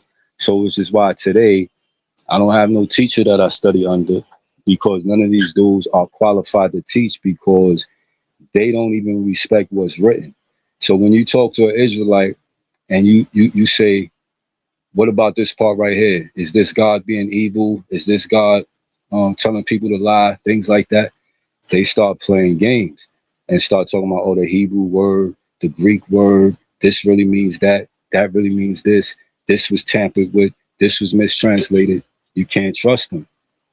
So therefore, I don't trust the Israelites, nothing that they teach. No Israelite on the internet is teaching the truth, not even one. And anybody that teach anything on the internet, you should be able to verify that with chapter and verse your own self. You see what I'm saying? And so that's how you know when they're lying. They say one thing, go to the Bible, it says a whole different thing. And then their excuses is always, the Bible was tampered with, mistranslated, the Hebrew really means that, the Greek really means this, and so on and so forth. So it's very deceptive. You know what I'm saying? And a lot of it is revolving around money. As soon as money gets in the picture, you can't you can't trust people when it comes to money. So when you got IUIC, ISUPK, Captain Tazariak, you got a clown nigga like Captain Tazariak being the face of all Israelites. He's on the internet gossiping about Brandy's sex life, going back and forth with 607. He's a clown. You see what I'm saying? But he's getting his money though. And so when it comes to that, the Bible says, buy the truth and sell it not. So anybody making money off of scripture is already breaking rules right there. You see what I'm saying? So I don't trust none of these Israelites. So I stand alone. I'm Old Testament only. I don't deal with the New Testament. I don't deal with Jesus Christ, Christianity, none of that. So, that's where I'm at today. I've been studying hard for 13 years. I'm a Sabbath keeper. I'm an independent studier. You know what I'm saying? My family follow me in my faith and things like that. So that's where I stand. Bet. Thank you. And we got Biggest Titan to the stage. How you doing, Biggest Titan? Peace, family, man. Peace, family. Peace, A1, peace, OLE, Al. And big up Israelite William, man. Peace. How you feeling, Biggest Titan? Yeah, man. Nah, man. I was just, when you're just doing chores and you're just listening.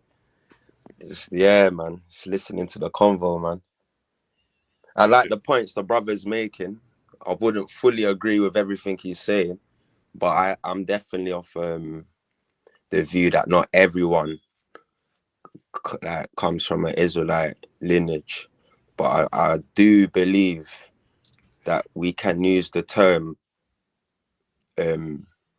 we can trace, not 100%, but we can trace the lineage. So that's possible. We cut that just to identify, but with no possibility of tracing it. I don't see the reason of even claiming to be an Israelite if you can't at least claim Abraham, Isaac, and Jacob.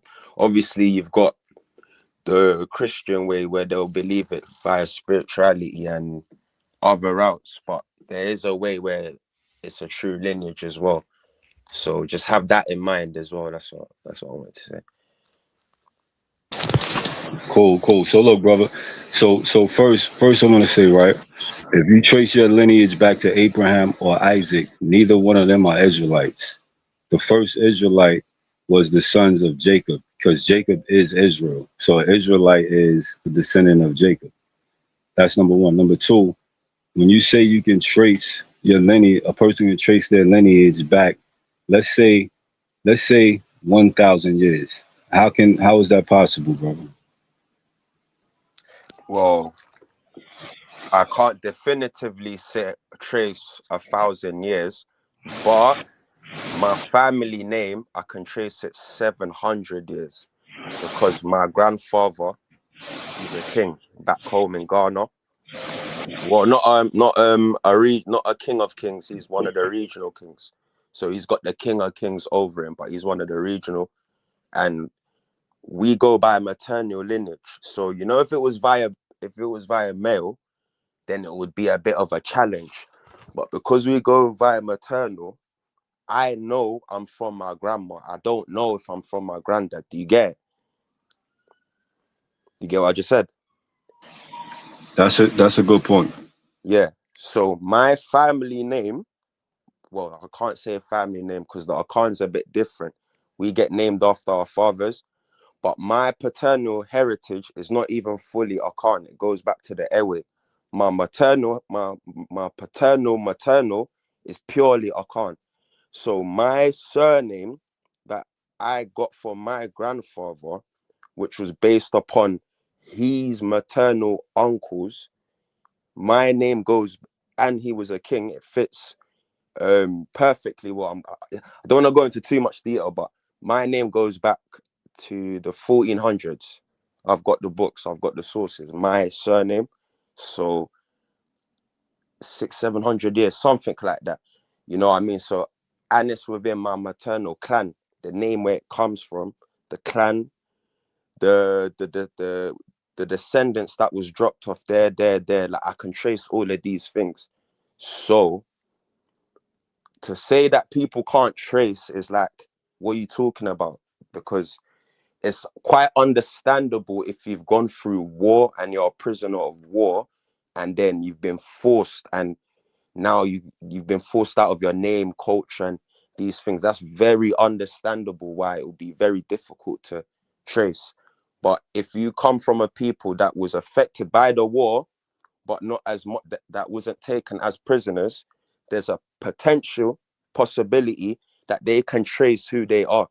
Especially the Dutch William Bosman.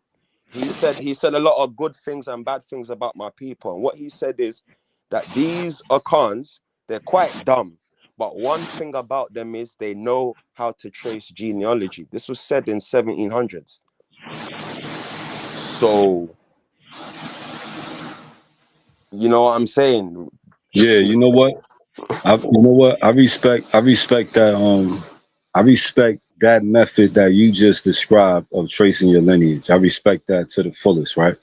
And the point that you made, that if you was a prisoner of war, then you won't be able to trace because basically your name, everything is destroyed. Yeah, man. And so that's the situation that most black people in America are under. Yeah, Unless you migrated here from somewhere else, yeah. if you here from generations, if your great grandparents is from the South, there's gonna come a point where you can't go no further back. And that's And why the I said reason I agree being, with you. I right? agree with you in terms that not everybody actually, because I don't believe everyone taken on the ships goes back to the ancient Israelites. I'm fully strong on genealogy and tribal genealogy and names and meanings and culture. I'm very deep in these things. And if you can't trace it or identify with a certain name that goes back to certain, if you ain't got nothing to hold, everything you're really standing on is faith belief. So the only option the Hebrew Israelite have got is by blaming it on the curses and Deuteronomy. That's why you've got Brother Al over there worried. He's like, he don't mind identifying with the Israelite thing, but the curses, he don't know about that. And that's the problem. It's because people are lazy and they're not ready to research and understand themselves. So they're picking the quick, easy option, and is the curses and parallels. That's good.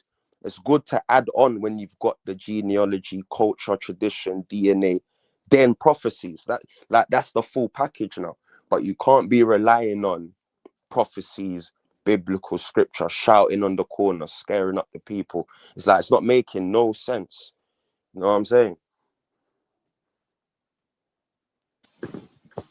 Right, I agree with you. I agree with that. And that would lead me to my next question too, because I think this is real big too. And biggest Titan, you can answer after Israel, Yeah, like go on. William answered. What you think the biggest? Well, I could say it like this because you said you wasn't always a Hebrew. What was the biggest misconception that you first had after you did find out about the Hebrew Israelites? And if that wasn't really the problem for you, what do you think the biggest misconception that people like me, who hasn't studied, I only get little bits and pieces when I'm walking down the street or something, I pick up my Bible, but my Bible doesn't say what they telling me. So what do you think the biggest misconception would be? Yeah, that's a good question because there's a lot of big misconceptions. The number one misconception is the whole entire New Testament. So when these dudes start teaching that New Testament, all they're doing is repackaging Christianity. That's it. All they're doing is taking that same Christian doctrine and painting Jesus black. But when you read the whole Old Testament and not just read it, but study it, studying it requires you going back over it again and again, reading it again, hearing something different, changing your perspective, going back. So when you do that, by the time you get to that New Testament, you realize that it's two different doctrines. One is saying an eye for an eye, another is saying turn the other cheek.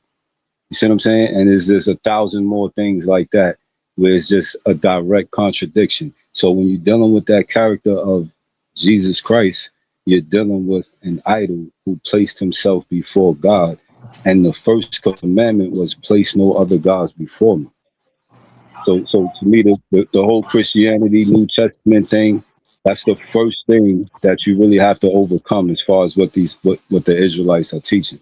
The second thing is the Hebrew language, the so-called biblical Hebrew language.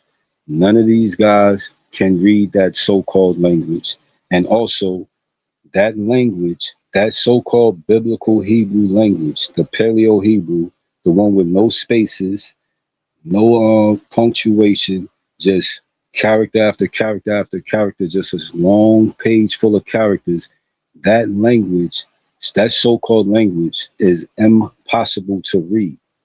What you can do is decipher it, and you can't even do that to 100% accuracy. So it's not a language that's readable. So if this was 3,000 years ago and I wrote you a note in Paleo Hebrew, you need too many different things to be able to read it. You need context.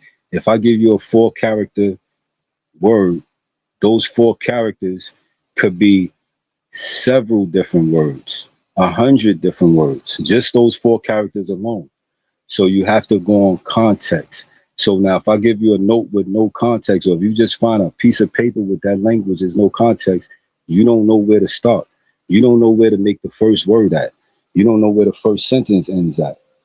So that Hebrew language is the biggest fallacy.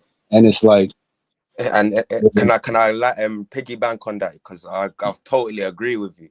Cause it's like, it's crazy because they will say a word in their Paleo Hebrew, so called, but the vowels they will use, they'll limit it to 2, and the meaning of that word will probably be based on a third vowel. Do you get it? that's So correct. their That's vowels a is fact. IE. They've got IE. So let's say for example, shalom, yeah.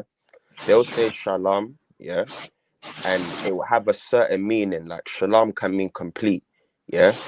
So they're thinking they're saying peace, peace, peace. Furthermore, they're not even saying peace because they're saying shala wam. That wam, that W in the wam is a vowel. It's the vowel. So it's shalom. Is that W don't exist.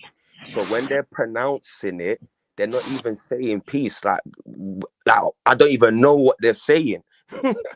You know what I mean? And it's amazing because where I'm from, this is not an issue. You know what I mean? So when I'm hearing this and seeing it online, it's like it's crazy work. But yeah, man. I muted you out, Go on, brother. Israelite Willing. You had some static in the background when you wasn't talking. Yo, Shout is it? out Pitbull to the stage. Did you have any questions, comments, or thoughts, or anything you've heard so far? Shalom, shalom, Shalom. not shalom. You know, You man. You funny, know, man. man. You know, man. Shalom is the Lakawan Kodasha language that was brought to us by some of the founders of the American form of Hebrew Israelism, which they now call it in 2026 Black Hebrew Israelism. So I think that's one of the things that is wrong with what we're seeing as far as the ancient side of things and the antiquatal stance. You know, as I've been debating and studying and discussing, yeah, we got a lot of problems, man.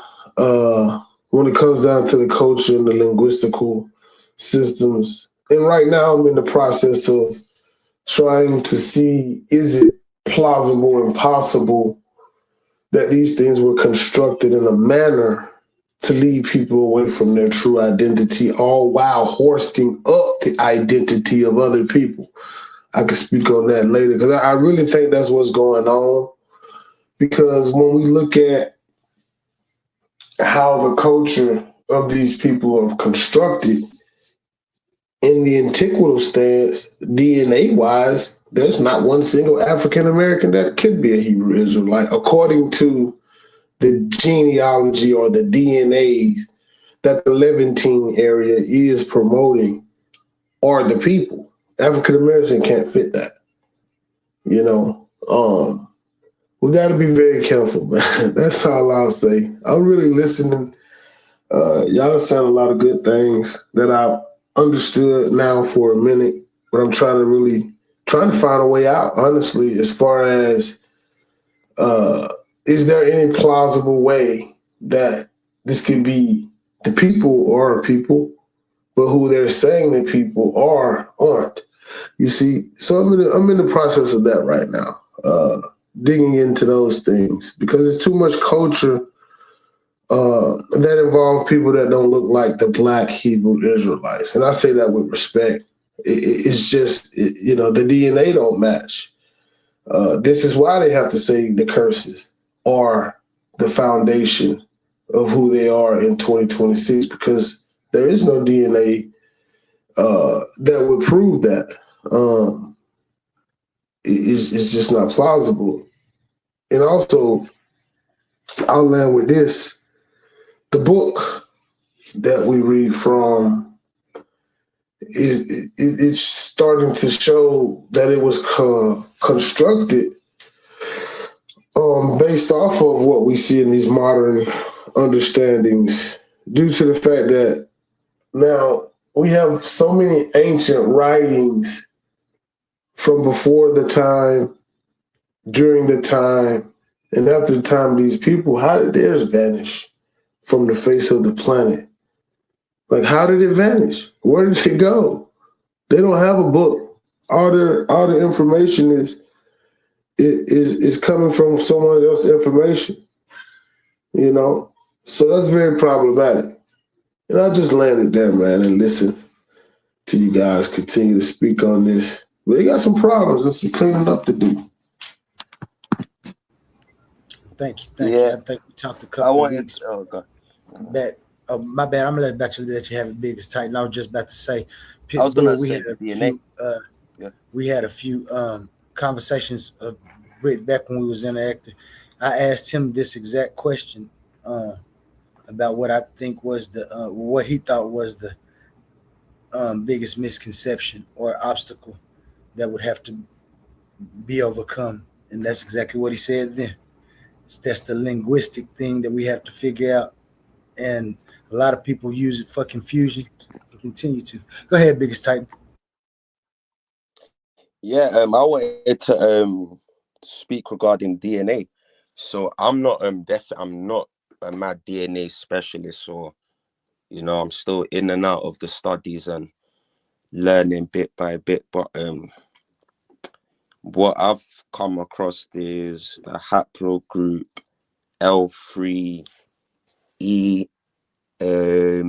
H, and couple L3s that go back to Asia. They say Asiatic strain, Afro-Asiatic strain, or something like that. And I've got a book right in front of me. It's called Ancestral Journeys: The People of Europe from the First Ventures to the Vikings. This book's about like DNA and archaeology and all these things. On page 83, because I've got two versions of this book, so they've got a revised edition where they've taken out the quote what I'm about to read. So where were we? Cool. There is a genetic hint of arrivals from Africa. The African mtDNA L2A1 has been found at the farming settlement of Tel Halula in Syria at the pre-pottery level. And what's interesting about that haplogroup L2A1, that's predominant. That's a lot in the Akan women and West African women, shall I say? But it's not just about that haplogroup; it's about billing them.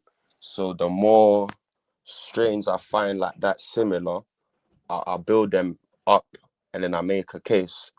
So somewhere in my notes I need to go through it, but I've listed at least a good 7 strains within the Akan mtDNA that goes back, that we can find in Western Asia, the Levant, Yemen, because Akan women, we've got Yemen, they've got Yemen DNA, Berber. This is all via the women though. And what people like Garfield will try to say is he'll try to pin it on the Saharan slave trade, but the scientists have said that it predates that. So now it's even confusing now, you know what I mean? And obviously you got to put the stories and the archaeology and together, then you come with the good image and picture. But at the end of the day, people are playing with DNA. You know what I mean? People are like misusing this DNA and Xing out certain people's information. Because what that quote I just read to you in the revised edition is not there.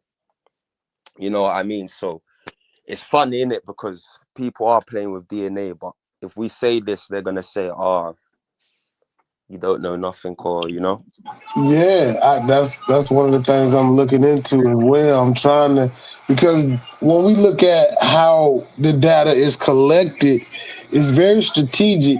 Although they may give the illusion that many universities and classified groups are able to do these studies, but there is a final say so in what gets put into the TLAs. You know what I'm saying? So we did. That's what I'm looking into right now. I have not ruled out the possibility that there's an actual people connected to this culture, this religion, this faith, however you choose to describe it, that are Because you outside gotta of the think of it as well, yeah. mainstream. You gotta think of it like this as well, yeah. Abraham, Isaac, and Jacob definitely they didn't come from a Caucasoid people. Like No, they didn't come from a people that had that came from, I don't want to talk too scientific, but they didn't come from them mountains. They didn't have that kind of strength. So just remember that in it. As long as everybody remembers that. I don't believe Adam's the first man, by the way, but right. Adam didn't come from that kind of strain. Do you get it? So Yeah. everybody just remember that. Yeah. You know what? Yeah, you can hear me? Yeah. Yeah, brother. You know what? So first of all, the Bible doesn't even say Adam was the first man. Like Scripture doesn't say Adam was the first man. So that's another misconception. But going back to the conversation where the brother was talking about, basically talking about the Levant.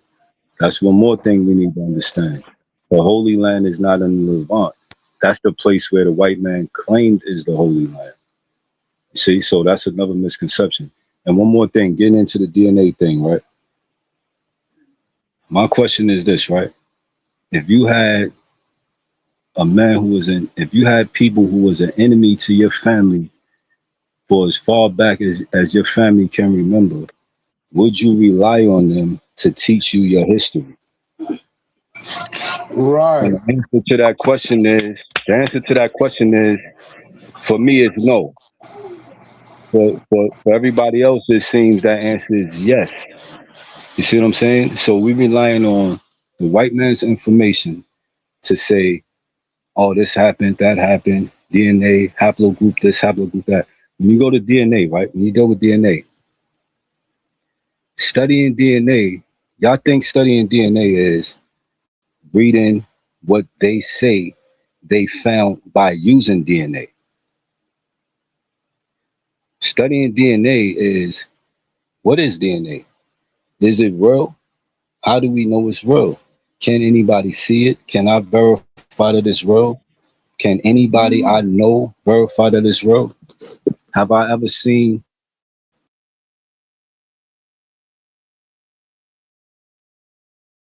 I mean, and that's why I said, man, I'm definitely in a way right now to kind of bring clarity for myself on these matters right here, because I've been doing a little bit of research on how these actual slides of DNA were put together and by whom they were put together. We all know that these are very modern studies that were done by specific people. And prior to 1948, 1947, we don't have even a idea on this matter. So we definitely know that during the reset and things of that nature, a lot of information was changed. You know, when a people has no home and they've taken a home for themselves, absolutely they have the ability to framework the narrative to sustain what they have taken. So I'm definitely not against the culture. I'm not turned away from the faith, but I am. We have to validate these things and show the distance in information versus the history, because this is what they're using now. They're using information to clout one's judgment on the actual historicity of what we're dealing with. So we got to be very careful. Uh, we got to be careful. But it is something that somebody has to begin to do the work on this to envelop what has been done. If we never do the work on this, we're always going to wonder. Of course, we'll know through the faith, right? do the But work on what? Do the work on what? enveloping the mechanisms in which prove who are not these people that we speak of according to the Bible, calling themselves the Hebrews.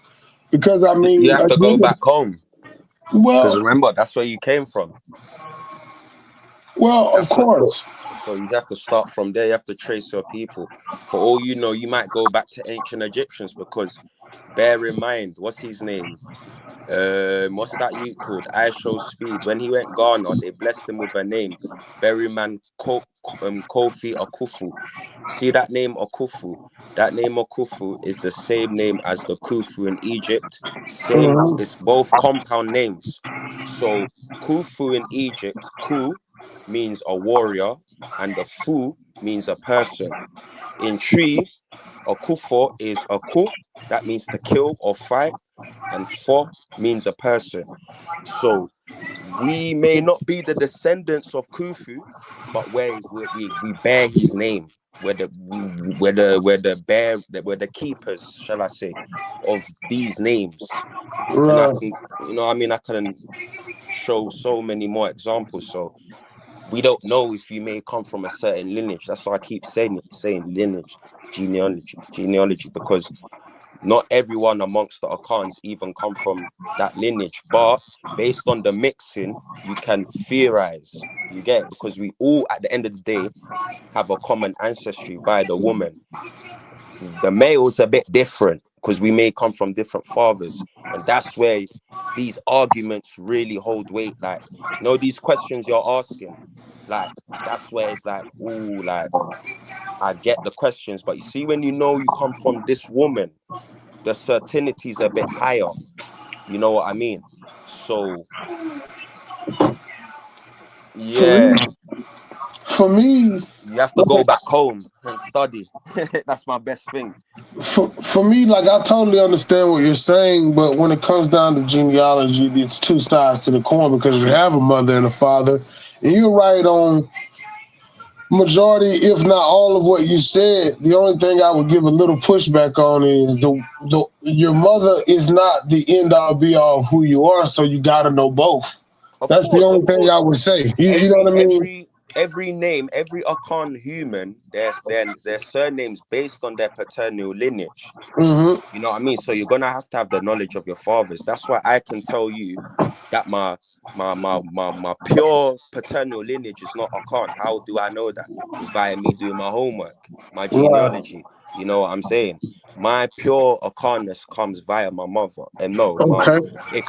my pure one comes via my mother and my paternal great grandmother.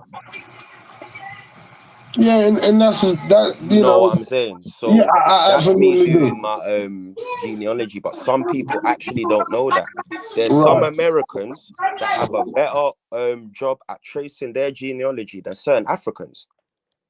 You know what I'm saying? So Right. don't get it twisted. Just because of what I'm saying, don't mean every African can do that. Some Africans, they're clueless. Like, for example, in Nigeria and Jamaica, they've got the highest rates of people not knowing who their fathers is in the world. Right. I agree. More than America. You Yeah, know what I mean? Yeah, So that's something I just do because know. you're African don't mean you're gonna get it on point. You actually need to do diligence in your thing, and sometimes you can't go to the next level if you don't get that certain info. You might have to stay at that level because it's more safe and more certain, you know what I mean, instead of making up things and lying, you know what I mean? Right, no doubt, man. That's one of the things I am in the process of as well is opening up the family tree and getting as much of the historicity on that as I can. So And you have to go back to the field, the plantation, all of that. Like me, my peoples, they were in Virginia. That's all I know. So South Carolina, and they migrated. That's all I know, innit? So you lot are the ones to inform me more. But this is what I've been taught and what I've read. You know what I mean? It's you lot are the more ones to be like, yeah, over there. But yeah, the Akans were in America, you know. So when you got these FBAs chatting shit, it's like it don't make no sense, bro. It don't make no sense, bro. Like my folks, them are there. You know what I mean? But yeah. You gotta do your DNA test then. When you do your DNA test, whatever percentage you feel comfortable with or you identify with is where you should go back and do your homework and connect with, innit? You gotta have that connection with the back home to further your Israelite claim, innit? yeah, no doubt. I agree. Yeah, man. It's spooky time. Guess what? When you ask for the boogeyman, sometimes Oh shit, when you Omar. when you ask for the boogeyman, guess what? He just might come out the shadow. He just might come out the shadow. Oh, let's get it, Shalom family. First of all, I always got to pay my respect. Well, first of all, Shalom and good morning to all my brothers up on the panel. Shalom and good morning to my brother. Shalom. Peace. To my brother A1 Easy. To my brother A1 Easy. Shalom, man. Shalom. And to the TDL. And to the TDL, of course. You know what I'm saying? Brother A1 is well appreciated. Shalom and shout out to my brother Oli, even though I had to scrape the floor with him early this morning. Hey, that was damaging, man. Hey, that was damaging. Shalom to Israelite Williams. Shalom to my brother Pit B Easy, Pit Bull. Yo, that boy is an animal. That boy is a monster. That boy is surgical with them scriptures too. That's my brother right there. Shalom to my bruv. Shalom to my UK bro, the biggest Titan fan, my bro, man. He's my bro, you know, my bro from a different mother. You know. yo, I'm in a great mood. I got to, you know, at the scrape of the floor, I got some time to spend with my company last night.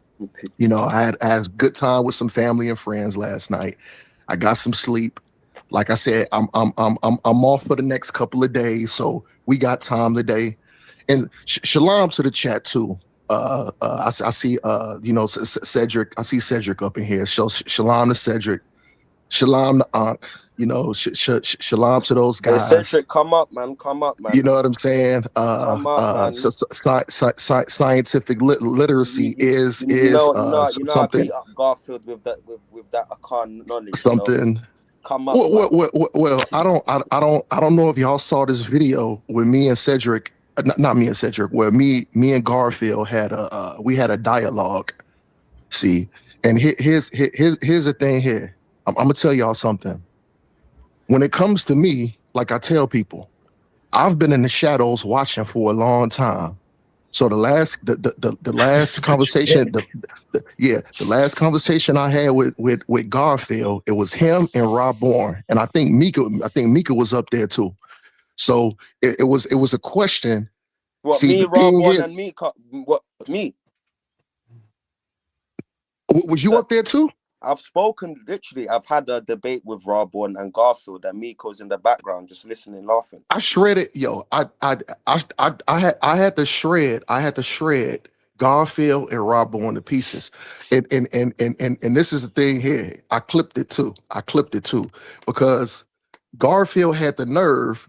They had it, first of all, his thumbnail for the, no, this was maybe about 2.5, maybe 3 months ago. So Garfield had a title. It had, first of all, y'all know how I feel about Captain Tazariak. You know, that's my big brother. That's my guy. That's my bruv. You know, I hold him in dear regards. He's the one that actually brought me Inner Truth from watching Sonetta channel, seeing Captain Tazariak kick ass all over the place. But the thing is, I heard Garfield up there. He had a thumbnail trying to talk about Captain Tazariak, and then he was like, well, me and Captain is cool, which they are. And he was like, I only put that thumbnail up to so I can invite people in and had a conversation. So we got to talking, and then Garfield had the nerve to say, oh, Jesus don't exist. Omar, you're going to have to prove that. So guess what I did? I said, you know what? Brother Omar ain't got to prove nothing. This is what Brother Omar gonna do, because like I said, I got an archive of all these conscious videos from Garfield, Captain, Sonetta, everybody. I got an archive. I probably had about 400 to 500 videos of archive. So I said, if my memory served Brother Omar right, I could have sworn I heard you about maybe 3-4 years ago say Jesus Christ absolutely existed. He was like, no, this is why I'm a bit confused. This is what I was gonna say. Play it, because I know Garfield to know him as a historical figure.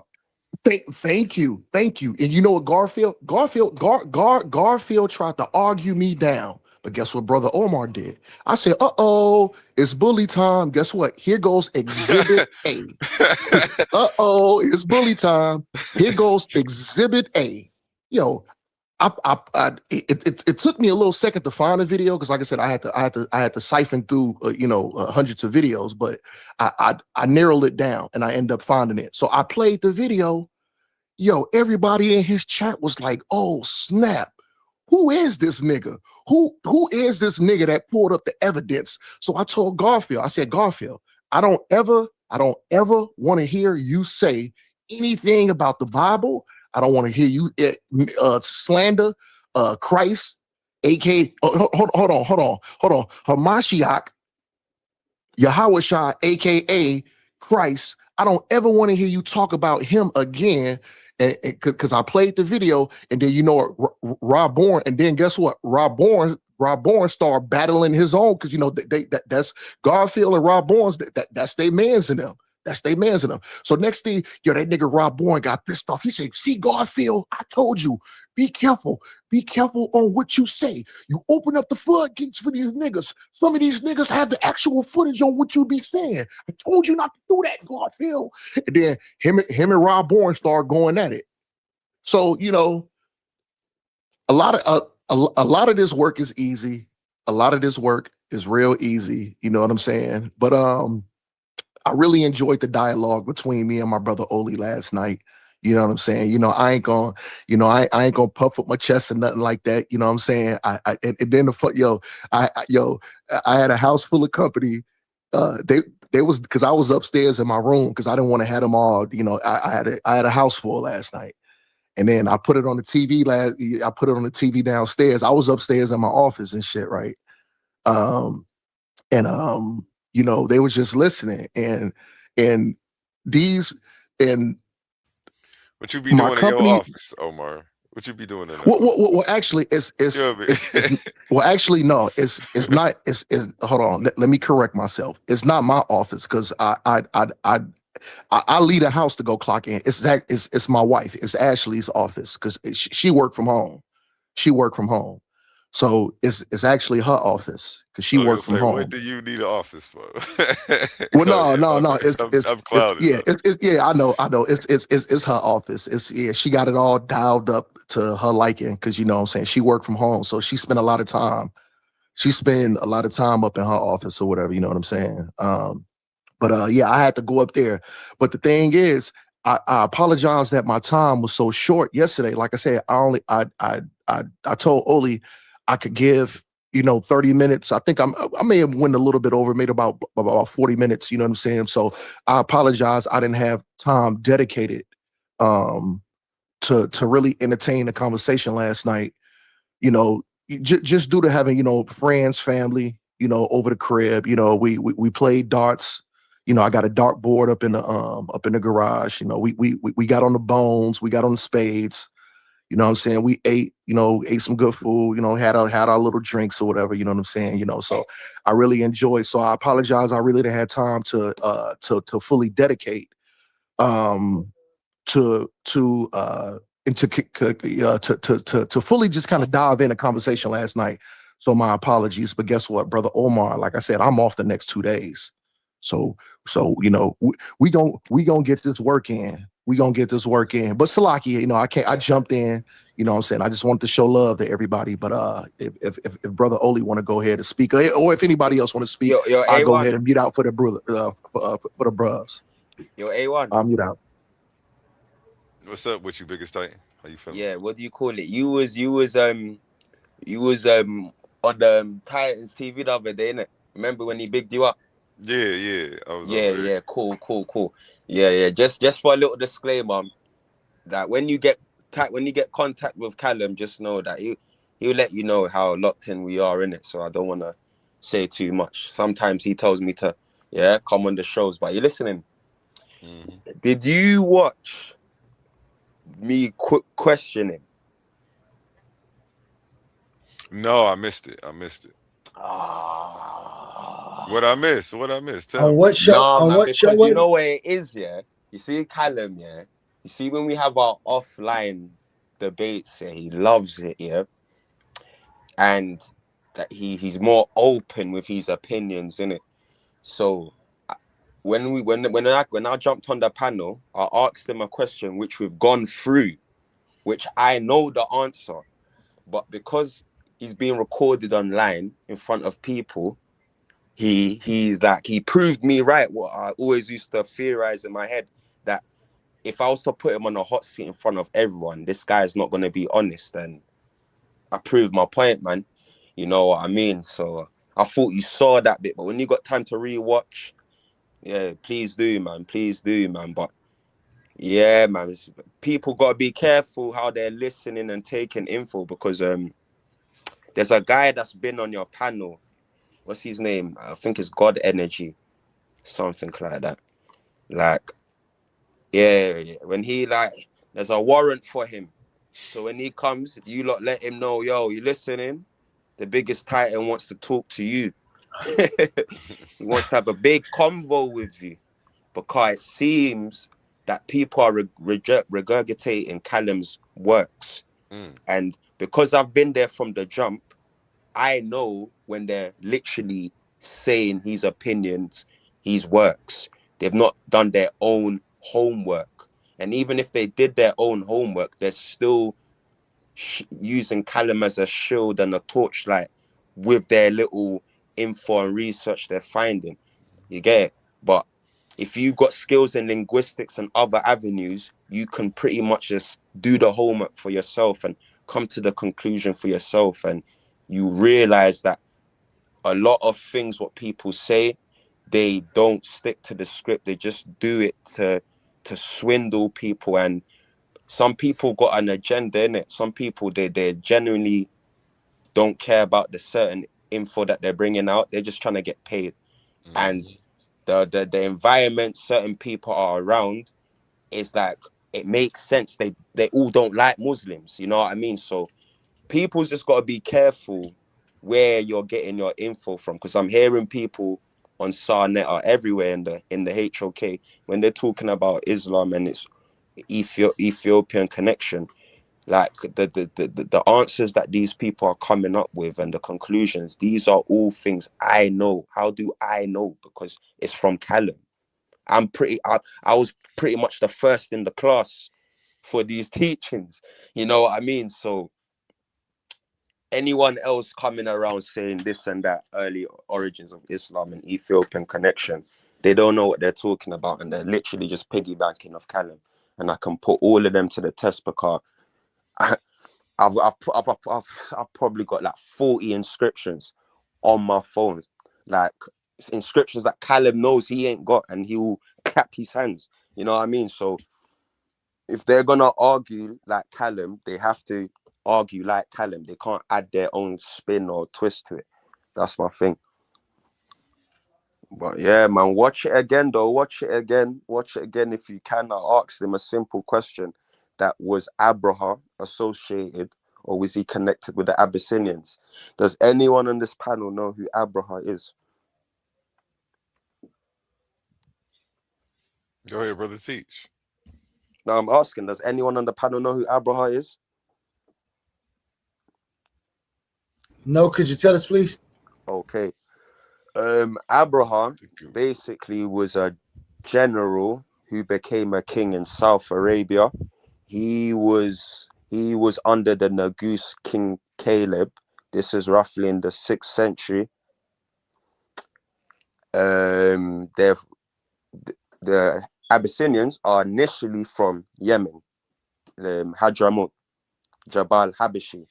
That would be in South Arabia. In the 3rd, 4th century, they conquered the land of Kush. King Azana conquered the land of Kush, and that's when they started to take on the title King of Kush. This is why sometimes the Habashi people are associated with Kush. It's not from biblical times or the Queen of Sheba, no. It's roughly 400 CE Common Era. Tell a lie, sorry. 200 CE Common Era to 300 CE, something like that, circa. That they took over Kush, and then they took the title King of Kush. Anyway, so the Ethiopians, the Habashi people, who Abraha comes from, he comes from this people. But then when they conquered again South Arabia, because there was in-house going on, people started to do their own thing, so they had to reconquer it again. When they reconquered it, this guy Abraha went and done his own thing. So he was no more with the Oxumites and the Nagus. He became his own rebel king. And while he was conquering Arabia, one of his attacks was on the Prophet Muhammad, peace be upon him's granddad. And that attack didn't go smooth. And the Quran verse, Surah 108, chapter Elephant, that's basically based on that historical event. And we've got inscriptions that talk about this. You've got to find, if you go online, CIH 541, it talks about this event I'm speaking of. And just, yeah. I would love to show you a bit more, but it's Abraha. I don't want to be saying names that you lot don't know, and then you know. So yeah, just do a little research on Abraham and his When you conquest of say Arabia. Abraham, you talking about Abraham of the Bible? No, Abraham, Abraha. Some people. So what my brother Callum would try to say is he was responsible for the Quran, the legislation of the Quran. He's trying to put it in a dynastic form, like like kings, priests, all of that. That's how he views the origins of Islam. So he tries to connect it with people like Abraham. Okay. We got Haru the Guru to the stage. What's up, What up, peeps? P? Peeps. Chillin'. I'm Excuse glad my you voice. came down when you was doing your thank you so much. That was very respectful. How you doing Yeah, today?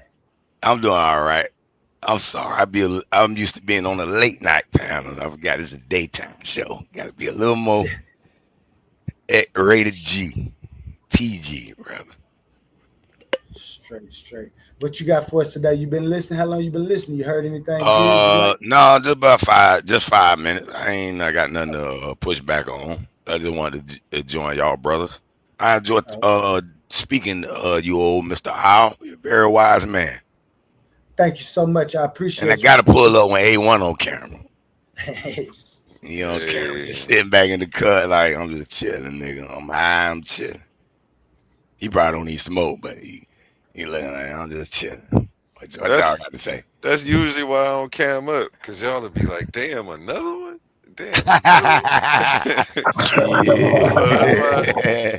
I be cam down. I'm about to cam down here shortly in a second. Smoke to your lungs, Talk to cuz. that. You know, Smoke to your lungs, cuz.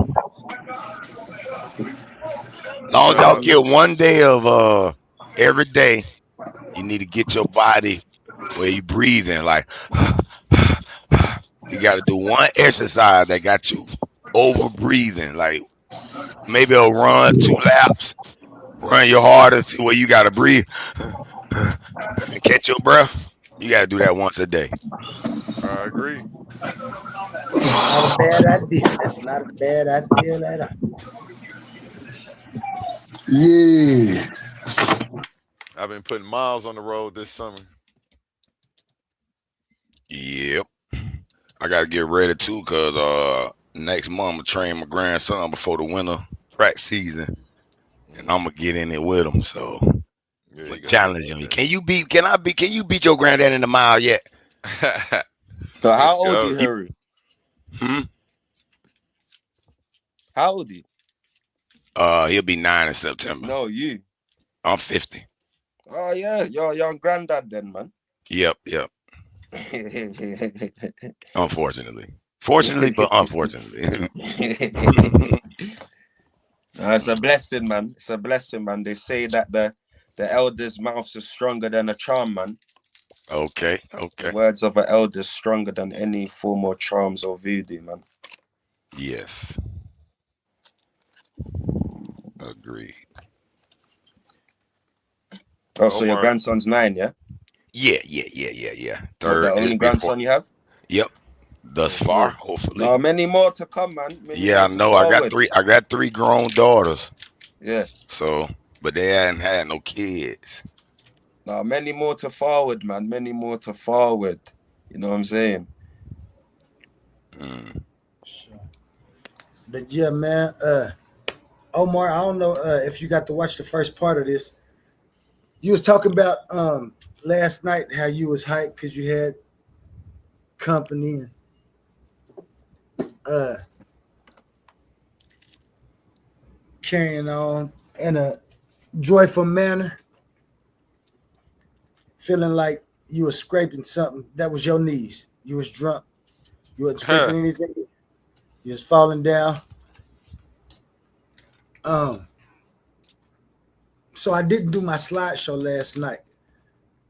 If you go back and watch the video, which I suggest everyone does if they didn't, because it was good.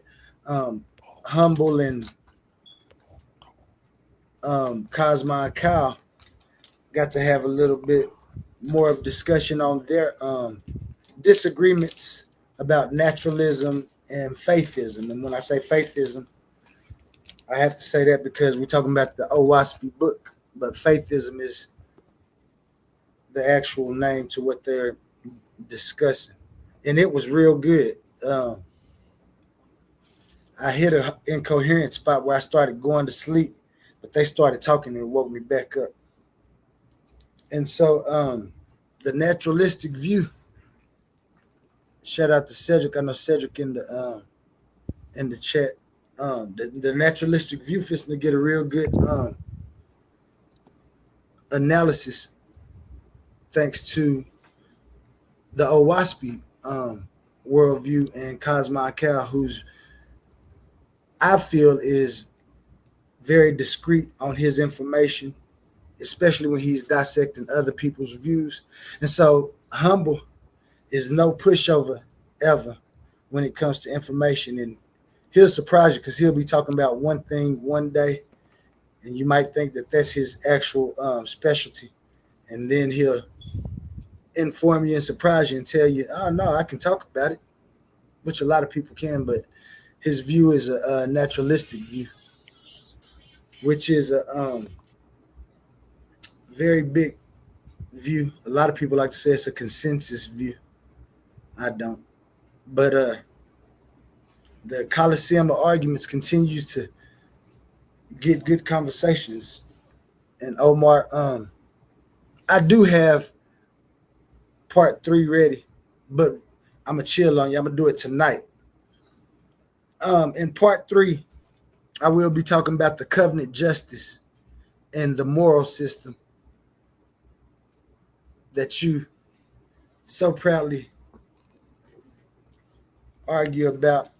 Shout out to Zariak and everybody who's been teaching you, because they've definitely given me a target with one West that became 2 West, that became 3 West, and another West.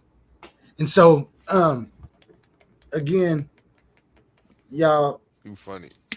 clumsily fall amongst each other, trying to find the power structure and who's going to be the head, saying who does what when the prophecy is fulfilled. Because the divine justice that we should expect. Hold on. Hold on. Please just let me finish. I promise I'll only be like 55 more minutes. I want you to elaborate. No. I want to hear you talk more. What prophecy are you talking about? Be precise. Be like I said, tread very lightly when you're dealing with. You have to watch you have to join the show tonight. You have to join the show tonight to see exactly what covenant I'm talking about. What prophecy? I don't want to start it right now, because I know if I start talking about it right now, you're gonna already give me your answer, because I know you already have your answers. Nope. Are you well versed and you're trying to actually? Okay, fair enough. In my eyes, I know you actually trying to save my life, so I know you ready to answer these questions. So but I don't want you to right now, because we put this together strictly for this, and it's a 10-part series. You said you'd be a part of it, and so just take a look at the covenants. If there's more than one covenant that you guys have to decipher day in and day out, figure out interpretations, that might be the one. You might be the crash out covenant of the week. It could be you. So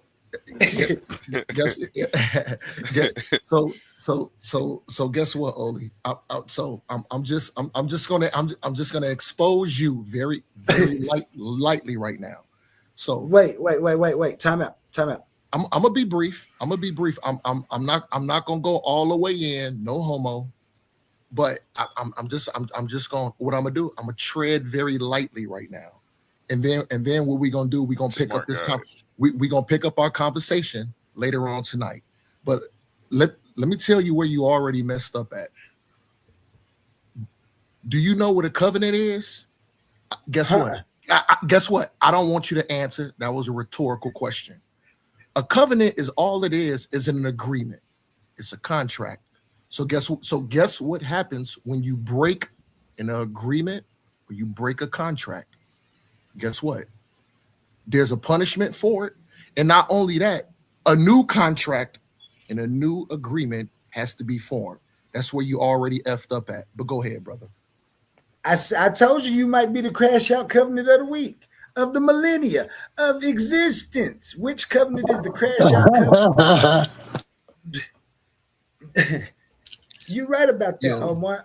I do believe I do recognize that about the covenant, which is when we get back to the serious points, which is one of my great concerns about who took this agreement and who followed through with the disagreement. There was and then who's punished, and then who's punished. There was multiple covenants and multiple agreements made throughout the biblical text dealing with our progenitors, leading until when Israel was a nation, being in itself. So I'm just gonna leave it there because, like I said, I'm gonna bring. We can answer a few more questions. We got a few more quick answer questions because I know you can answer them quick. Yo. I want to put my foot in Islam ASS though next, and I want to show you. It's coming. It's coming. After I finish showing you why you should be a quantum onlyist, you can come with me next to either Christianity or Islam, and we'll do them the same way. I'm doing everybody gets a chance. Pause. I actually agree with some of your sentiment. Yo, I think you might be muted, Oli. Am I? Are you? There you go. There you go. I ain't muted. Can you hear me? Yeah, I can hear you now. Okay, go ahead, my brother. bad. Go ahead, brother. But yeah, I'm with you, Omar. I do agree that I have to take a look at everybody because everybody is tied up. And when we're talking about the world, this is why I always get back to when you talk about that covenant and who is in agreement with that covenant. This covenant is with one group of people, but it seems to affect the entire world.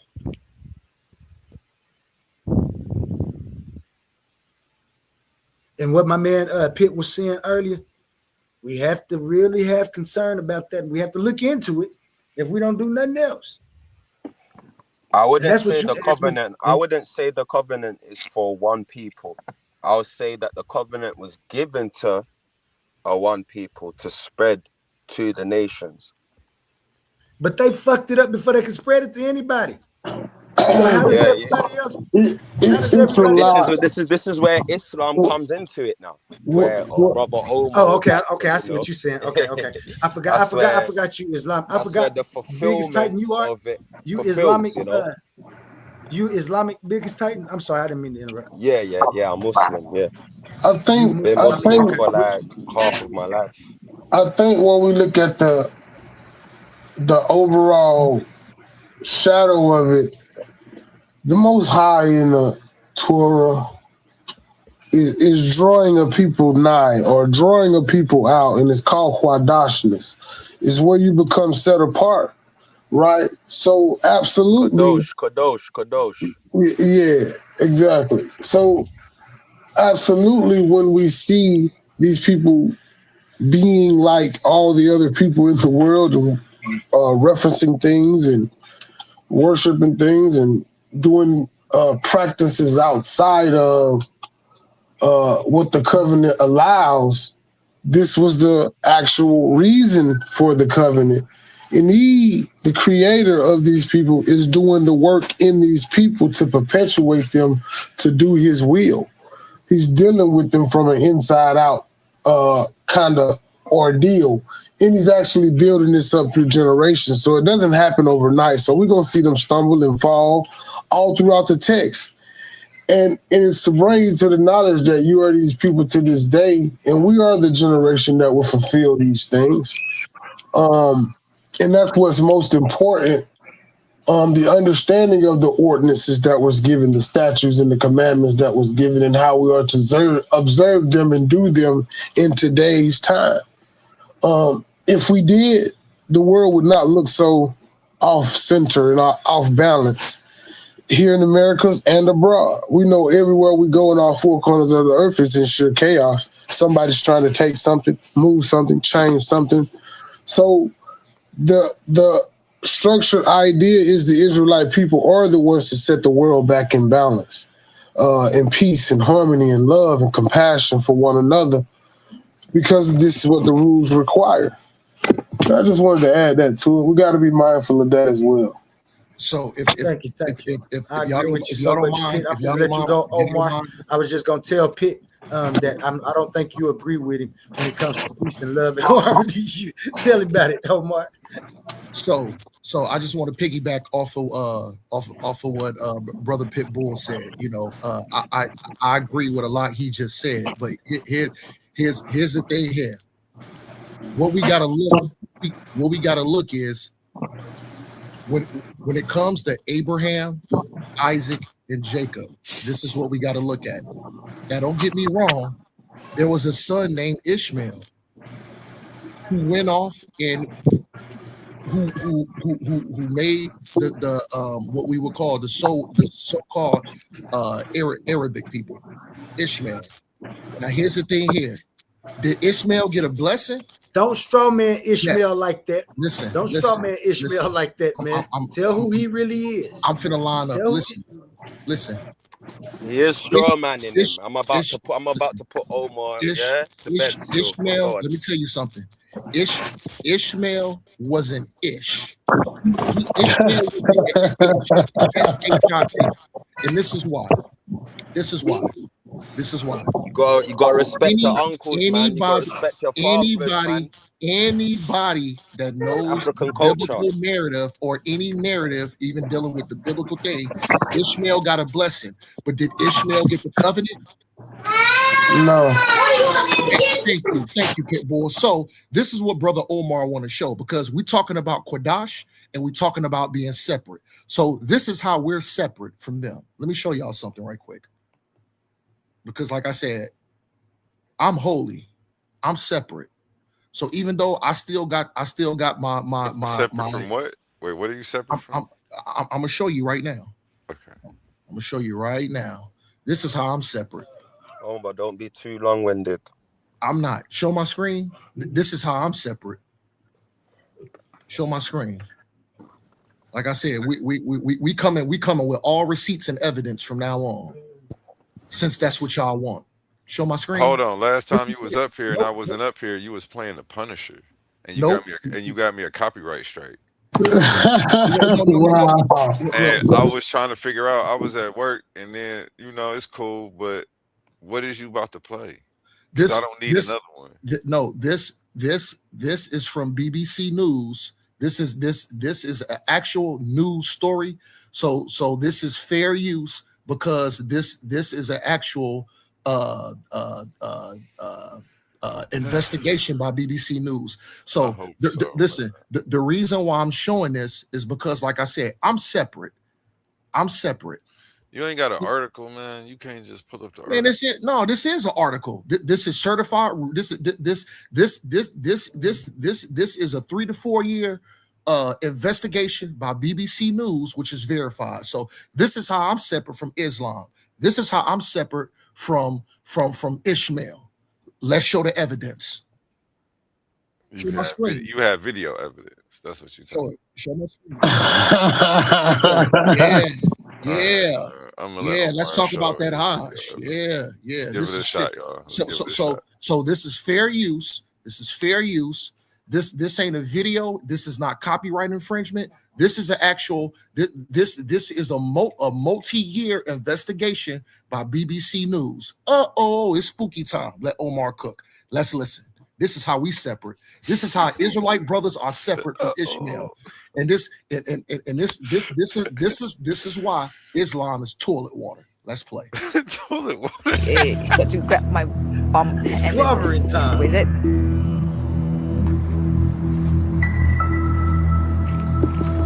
Sorry, it's just to grab my bum and then squeeze it.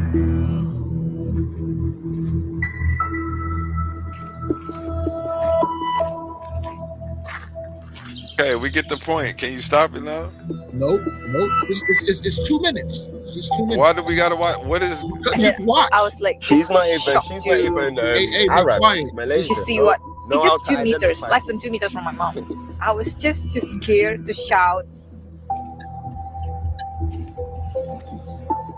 Okay, that's enough of the videos, man. You're not giving me No, another they not gonna Hebrew copyright let strike. Israelites. you. Hebrew They got Israelites music do behind a it lot and all that, man. rape and Omar, like the if Hebrew you can't Israelites make are your not pure point people. on They're your not a own, pure people. They're pretty like much this, responsible for a lot of crime that goes on in America. You know what I'm saying? So if you're gonna No, say that who's hurts. pure No, and no, no, who's no. unpure, That you hurts. can't be No, dashing stones at a no, glass it hurts. house. No, You know what I mean? no, biggest Titan. It hurts. You know why it hurts? Because I just made a claim to talk about how. No. Guess what? I get the Guess video what? what you put Yo, up, but yo. can you Guess at what least be Abraham? honest? One mic. Let him Listen, let it finish. Biggest Titan. Let listen. it finish, and then Guess what Ishmael's father did to him? My guy, this No. is not an Guess intelligent what convo. Ishmael's This is not father an did to him intelligent convo. and his You mother. just showed the Malaysian No. woman being touched in Mecca, and I you're gonna want you to talk about deal with like, this. where's I the want you logic? to I deal with like this. to have a I logical want convo. yo. It's either you're Let gonna me be tell you like this. logical and we have an Prophet actual entertaining Prophet convo. Muhammad. You're one gonna be mic. an Let idiot. it. Like, which Hold one on, is it? biggest Titan. Epstein Biggest Titan. I'm Biggest Titan. coming with smoke Let today. him hang himself, Hey, yo, and I then ain't you taking just no prisoners gather the today. body. Yo, Prophet Muhammad belongs on Epstein Island. Police be upon him. He wasn't no goddamn prophet. You know what Muhammad did? Because remember, the Kaaba. And this is the problem. This is the issue. I know it hurts. It You're hurts. being long-winded. This is what I asked you not to do. This is the issue. This is the issue, though. Listen, This is the problem. This is the problem. You see, when we're talking about people tracing their heritage and knowing their self, this is a problem.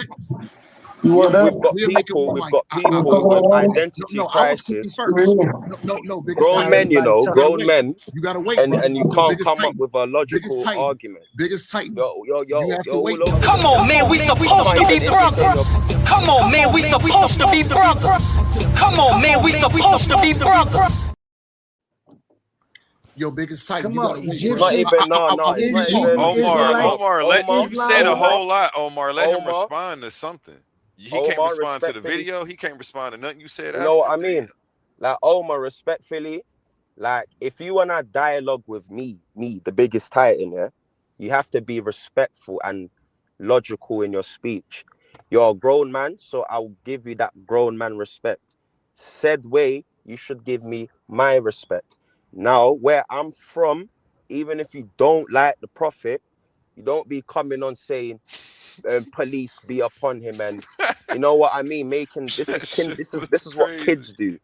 I suggest your grandparent, your old man, you should be you should be doing some things that I would emulate in my life because you're an elder. That I know this is how the elders move. I can't be moving like you as an old man. You know what I mean? So if we're gonna have a healthy, fruitful convo, like, it needs to have decorum, and all these insults needs to lessen down. If you don't like the Prophet, do it professionally and academically. Don't be weak. You know what I mean? Where I'm from, what you're doing is weak. How old was Aisha? Bro, listen, nigga, answer my question. Answer my question. How old was Aisha? I don't mind having these convos, but can we agree that it's gonna be a respectful convo? Look, Aisha, you can ask all day long, but you see when you're answer my question. How old was Aisha? Can we have a fruitful convo? If not, I don't mind just listening. I don't want to speak. I don't want to entertain a convo with me and you here. I'll hold out on that Aisha, one. Why you so aggressive, Omar? You don't gotta I'll hold out on that I'm coming one. with smoke today. No, hold on. I'm not on it. I'm not on it. I'm learning from Omar. Yeah, you won. How old was Aisha, nigga? Answer my question. Hey, Omar, you won. You won, man. No, nigga. Answer my question. How old was Aisha? I'm not talking to you. All right, we about to move on, man. He don't want to talk. Oh, man, no. This nigga got to answer my question. How old was Aisha? Bro, do you want to have? What's the debate? What are we debating over? No, we we're not talking of? debating. We're having a conversation. Nigga, answer my question. I'm not. How I old don't think was I should Aisha? entertain your. After that video you done answer and my all question. of this, Nigga, I'm not Hey, entertaining it. hey, Less man. than words. Come on. Stop Come on saying now. so many Aisha? N-words, Come on. man. Wow. How old was Aisha?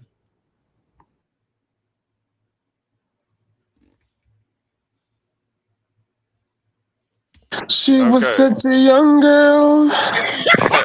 My mom used to say. My mom used to say. 17 years old and I couldn't see her no Listen. Let me tell y'all something. I'm really smiling. I'm laughing. Let me tell y'all something. I'm just waiting. Listen, I'm just waiting. real Probably quick. it's gonna take half an hour. I don't know when you lot like. I'm not gonna entertain brother, real quick. Brother, real and I'm quick. not gonna Brother, be real pissed off quick. about it. I just heard you say something, Biggest Titan. No, I'm not entertaining it. I'm not. This is where you fall short in You a lot conversation with insult me. Islam. Biggest Titan. Just listen. I'm eloquently explain my position. This is my position. Check this out. See, it's Omar the Bully, but my name is Omar Hanif Muhammad. You know how I got my name?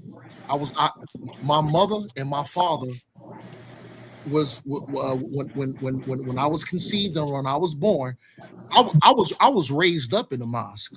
So the thing is, I have every right to speak on it because I was raised up in the house of the mosque. I was raised in this. That's how I got my name, Omar Hanif Muhammad. And my brother is Kareem Ibn Muhammad. And my father is Salahuddin Muhammad. Let's not play games. So I have every right to speak on this, and because I have firsthand knowledge. So I heard you say something that's important. You said, "Oh, I've been Islam since 13, 14 years." No, nigga, I'm 30, 37, I'm 40, my bad, 47 years old, nigga. I was born in this. So let me tell you something. These questions that I'm asking you, I'm not asking you from somebody from an unlearned mind when it comes to Islam. I'm asking these questions because I am a learned mind, born and raised in this. And then that's when I went off into Kemet, and then that's when I found Captain Tazariak, and I came into the truth. But my origins date back to Islam, which I was born into. So the thing is, I'm more than qualified. Okay. I'm more than qualified to speak on these issues, and the questions I'm asking you, I already know the answer to. Yeah, that nigga ran. Yeah, get that nigga up out of here. I was about to start cooking you, Omar. I He started ran. to throw you on the grill, Omar. I'm gonna be a host. That nigga didn't want to ask. He didn't want to be a answer host. questions. Hold on, no. A1. To be fair to me, everybody want to ask me questions. A1. Do I ever run off the panel? Do I not answer the goddamn questions? No matter how. No matter if a person like my answer or not. I answer the questions to my best ability, and I don't run away. I asked this nigga a question. I said, "How old was Aisha?" The nigga didn't want to answer the question, man. I'm done. I'm gonna mute out. The nigga ran. You overusing the N-word. That's all I'm trying to say. No, man. No, that's not profanity. Nigga, that's not profanity. You got other words in your vocabulary. Man. No, man. I'm listen. This is Omar the Bully. No, Why are you so upset? No, because this is not Omar Muhammad. Listen, this is why this ain't Omar Muhammad speaking. Hold on, but you so Omar upset about Muhammad. This is Omar the Bully talking. So this is what I'm finna do. Listen. When it's Omar the Bully, there is no Mr. Nice Guy. Anybody can get it. And I heard what that nigga was saying. Oh, the Abrahamic faith and the Israelites this and the Israelites that. Guess what? As soon as that nigga opened up his mouth, guess what? He made himself a target. And the nigga didn't want to answer my question. It was a simple question. How old is Aisha? And the nigga didn't want to answer it. And guess what? When Pitbull sung that song, he right here. When Pitbull sung that song, he knew. Now, if that man, I was on the phone still, sir. I was on the phone. No, nigga, answer my question now. How old was Aisha? I'm not speaking to you, bro. Our convo's done. Nigga, answer my question. No. How old was Aisha? Why you gotta keep saying? Yeah, he said he not Man, talking to you. It's listen, over with. listen. Omar the bully. No, It's he over has to. with. No. Yeah, What Omar happened the when the bully. bully? You're a I bully, thought when the Omar. bully. Don't shield. Omar, you're a Don't, bully. don't You're be a bully, nobody's Omar. I protector. don't want it Don't with be you. You're a nobody's problem. protector. Don't be nobody's I'm, protector. bro, I want chill, bro. this Chill. nigga. I want this nigga to answer my question. How Omar, old you was need Aisha? to Omar, no, no, yield no, This is no, an no. to easy what the Omar. question. host is No, no, no, How saying. no, come but this no, nigga? A1, wait, A1, How wait. old was Omar. Aisha, man? Omar. We If know you How want how to have old a old she was was. speak, Aisha? listen, Omar, if you want She to have was a 6, dialogue with Omar, me, but it if you doesn't want to have matter. a debate with me, whatever you want to call it, Damn. we're Brother, going to have it yo, respectfully. bruv, yo, We're going bruv. to have to take turns in speaking, and we can Slow, talk, and we no, can do slow this, innit? down, bruv. No, bruv. Other than No, that, all no, this, bruv. how old was No, bruv. Aisha? Like, you're No, not bruv. gonna, you can't No, draw bruv. me out, you know. Like, let No, me bruv. make that crystal clear. Like, No, Yeah. bruv. No, like bruv. let me Answer, make that no, crystal bruv. clear. You Answer my can't draw question, me bruv. out. No, bruv. You can't Answer draw my, me out.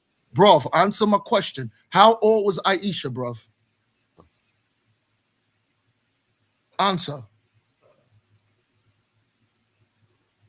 Crickets, bruv. Crickets, bro.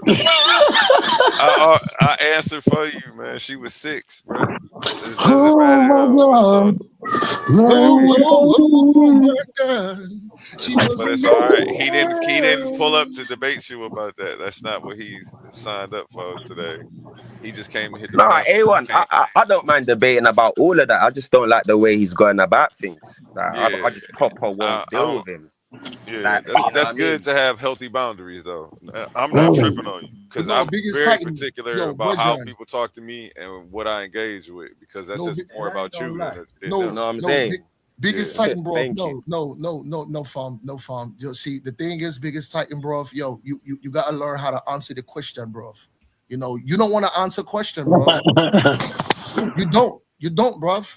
So you know, so this is what you want to do, bro. You want to fault your brother Omar because brother Omar wants to ask the question, but brother Omar answer question, but biggest Titan, bro. You don't want to answer. Yeah, bullocks, this bro. nigga is crazy. Calm down, yeah, bullocks, bruv. Slow down, biggest Titan farm. You don't want to answer a question. How old was Aisha, fam? Nigga, you doing a Jamaican accent. This is not a London accent, but I'll let it slide. Go ahead, keep doing your thing. It's the best you got, and we gonna work with it. Yeah, let's move on though from Aisha, but at least you answered questions when I brought Deuteronomy to you, and we was talking about that. Even though your rebuttals were horrible, but still you rebutted at least. But I didn't come at you aggressive like this either. My I rebuttals, was lit, but I wasn't was on your head immaculate. like this because No, you wasn't. yeah, I cooked you that day. I cooked you and No, somebody you else at the nah, same damn time. See, I got a this 2-for-1 special. no, this is the thing, A1. This is the thing, A1. You was kind of cooking, and the thing was you thought I wasn't gonna be prepared to answer your questions. You didn't answer my question. What are you Nigga, I talking answer about? all your questions. No, just Come because on. you gave an answer doesn't mean your answer was coherent or valid. So, but My you answers attempted to was rebuttal. coherent. I'll give you that. You didn't want to deal with the answers. That's the thing. But because Bro, it wasn't about dealing with the answered, answers. my You were answer was purpose. clear. My answer was clear. It was precise. It was surgical. And the thing was, you couldn't handle the answers that I provided. And that's what it boiled down to, brother. Okay. Can I respond to that now? I just want to make sure we don't overtalk each other. You definitely said some stuff back. You definitely came with a rebuttal, but all your rebuttals were you taking the Bible out of context when the context was already given. And it's funny because the people who are so big on context, who make us go through all this stuff to get context, we got to bounce chapter to chapter, verse to verse to get context, didn't care about the context given. We even had your man's quoting Josephus. The same context was given. These women was captives. Even when your man's tried to, he thought Josephus was going to save him. He didn't know I had the book over here. But it's okay. At least you rebuttal. Say, well, it doesn't say consensual. It says they were captives. Captives can't give consent. Why are you leaving out the context? But it's okay. And yeah, we can agree to disagree as well. Maybe one day we'll set up a debate, you know, You got to get your fan base up to get in the ring with me though. But it's okay. So We'll talk so about it. so so so once You again, got the brother floor. A1. So this is where you fall short. This is where you fall short, brother A1. This is Isaiah 28 and 10. Because I heard what you just said. You talk about, well, you got to bounce around. You got to do this. You got to say one scripture, go to another one, and bounce around. So, excuse me. This is Isaiah 28 and 10. What does it say? For precept must be upon precept, precept upon precept, line upon line, here a little, there a little. A1, A1, I does this business. So I don't Fish, two fish, red fish, blue fish. Two fish, blue fish, red fish. How many fish is the blue fish and red fish? Come on, man. I don't want to hear it, brother. I just read the scripture. Listen, I just read the scripture to where it's validated for me to hop around the Bible to line up scriptures. It's called precept. It's called precept upon precept. Here a little, there a little. I validated my point. Let's move on. Again, he thinks he validated something. No. I'm surgical. Let's move on. What else you got? We'll move on. Surgical, A1. He's surgical, and it's okay. I'm gonna let him live because I know, I'm not here to shatter. What we dealing with here? Shit. Because guess what? Brother Omar, I can lean on my own understanding. I can philosophize and just talk rhetoric. But guess what? When Brother Omar talk, I always have a scripture to back up what I'm saying. And at least I stand on that. I stand on something. I could beat that up, but it costs to pay me. It costs to see me in action. I've more than demonstrated that. I'm going to let you have it, brother. That. No, you have no choice but to let me have it. Go ahead. He said he going to take it. I'm not letting him have it. He's taking it. All right, brother. Whatever helps you sleep better at night. But everybody knows what I would do to you, bro. I'll maul you on this topic. But I appreciate you. I appreciate your energy and your conviction because it definitely brings fire to the stage and the topic. So, let's pass it around. Anybody else want to jump in here, man? What we talking about? Shout out Bobo Money in the building. I ain't seen him in a couple of days, man. Hopefully you having an amazing day. We can have a respectful dialogue, but not Omar though. I don't want it with Omar, man. Just someone that's grown in it. Yo, Biggest Titan. Why did you even say his name? Biggest Titan. We don't have to talk about Aisha being. We don't have to talk about Aisha. See the thing. So Biggest Titan. Give him the business for saying your name. You should have said your name. I ruffled your feathers. I ruffled your feathers, and you don't want to deal with Aisha. So guess what, Biggest Titan? We can move on to a different subject. You talk a lot. No, bro. You talk a lot, bro. No, fam. You talk a lot, bro.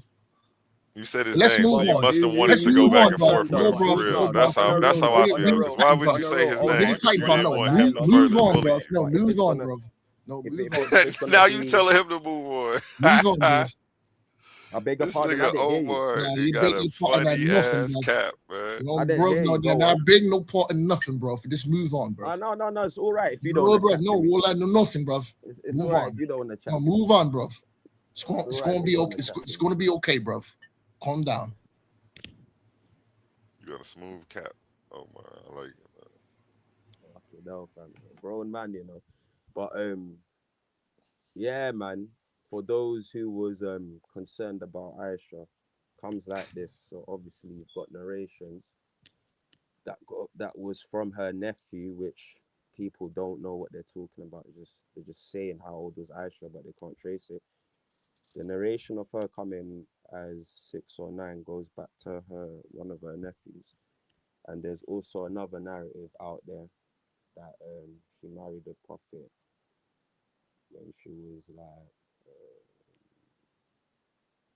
16 and consummated when she was like 17, 18 or something like that, based on the mathematics of her older sister Asma, who died I think she died like touching 100, and she's like 15 years older than Aisha. So the scholars have done the mathematics and come to the conclusion because the age of Aisha is been put in Sahih Bukhari, but it's not in the other narrations. Like for example, on my shelf, I've got one of the oldest hadiths, old before Bukhari, where that narration would come from, and it's called the Golden Chain of Imam Malik, and that age ain't there.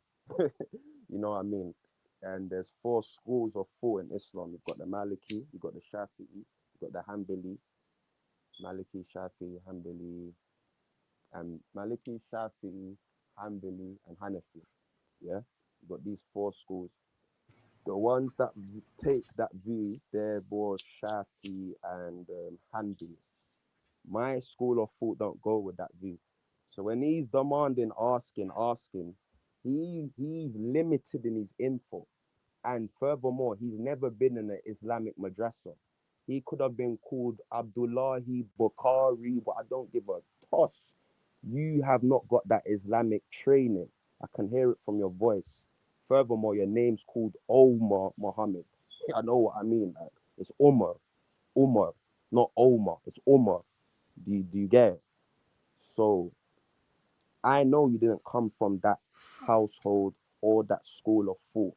You know what I mean? So that's what I gotta say, man. That's all I gotta say. There's 2 views in it. One that he married her when she was like 9, all of that, and then one when she was like 17, 18. You got to speak up, biggest Titan. So, Hear me now? biggest. Wait. Biggest Did you hear me? No. Did you hear me, A1? It's hard to hear you. People in the chat are saying I can hear you, but I you got to talk up. I can hear you because I'm on my laptop. Yeah, Omar way louder than you. What, can the people on the panel hear me? No. Barely. You need to figure something out because you need biggest to be twice, Titan. you need to be twice as loud as you are. Biggest Titan. I need you to answer this question. Before Muslims prayed toward Mecca, where did they pray toward first? They pray towards the land of Israel. No. Say it again. Hey, relax. No. Calm down. No, bro. Calm down. Calm down. You calm. I'm all hearing glass. Where did them bro pray toward first, bro? The land of Israel. Conversation over, bro. Go ahead. Move forward, bro. But yeah, man, that was the Aisha bit there, you know. So that's it. That's pretty much what I had to clear out with the Aisha, innit? Yeah. And then I got another question for you, bro. No, you ain't got Listen. Are you a strict Muslim that follows Sharia law? Are you a strict no one Muslim else on the panel that follows Sharia law? Do you follow Sharia law? Man. You should have been my age. Do you follow Sharia law? You should have been my age. No, bro. Calm down, bro. You should have been my age.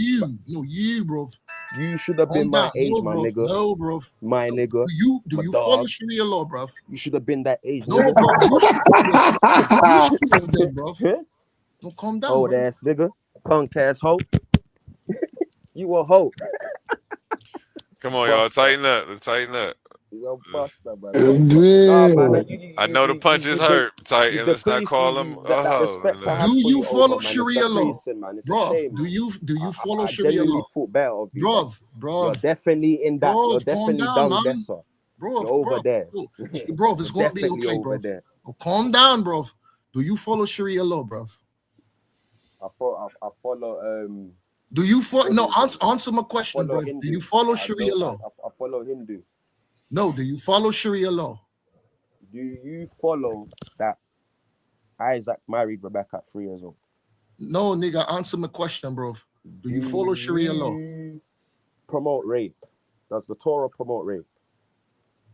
Do you follow Sharia law? No, it does not. Rape, yes no, it does not. Does the Torah promote child killing? Yes or no? No, it does not. So why are these topics within the Torah not found in the Quran? Because the Quran is toilet water. what's his name? Who was that Pitbull that was saying no, it's not? No, this. Yeah, that was Pitbull saying So that. Pitbull, I'm asking you, yeah. I'm gonna So mute out. Pitbull, you see I'm when gonna let you and you go to Pitbull war, go. you see when This you see in the Torah when it's talking about nigga people Titan going to do war not want to and then answer my tough capturing the question. women and then shaving their head. Is this a Torah? Is this a halakha ruling? You know how Shaving you their say head Sharia as a in vow of Judaism is called purification. halakha. It's Are called you halakha, which asking? I know Omar don't follow. But yeah, do you follow halakha? No, are you asking that when they took these captives and made the women shave their head? What are you That's asking part of the about that? halakha law, you know. That's part of the ruling. That was a ruling being established. Do you follow that ruling? Well, no. But that's Torah, though. In the sense of the commandments, this was a war tactic that was used, So you right? don't follow So I'm not a hold on, listen. I'm not a warrior in the army physically, so I wouldn't be doing that.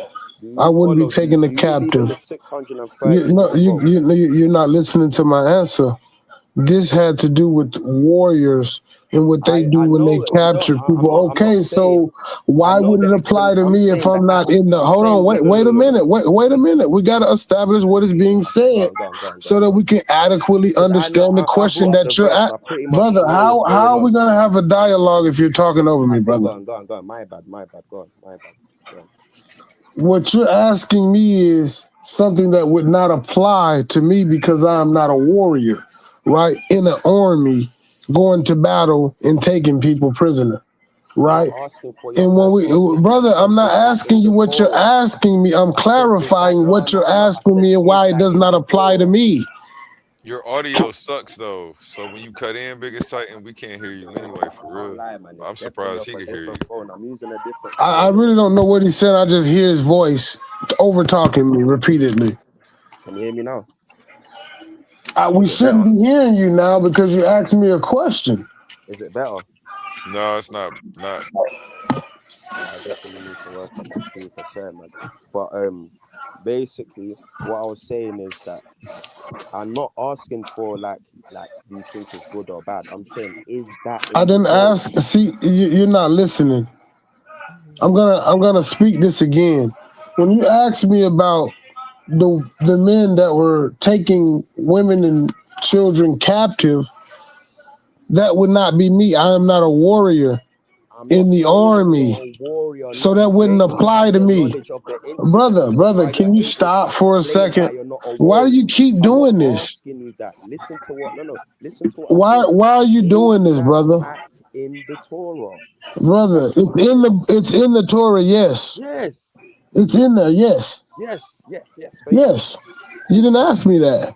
Yes. So it's that was a ruling. You see when the act of shaving, cutting the head, that act is a halakha. What? It's part in that's the Jewish way of saying Sharia.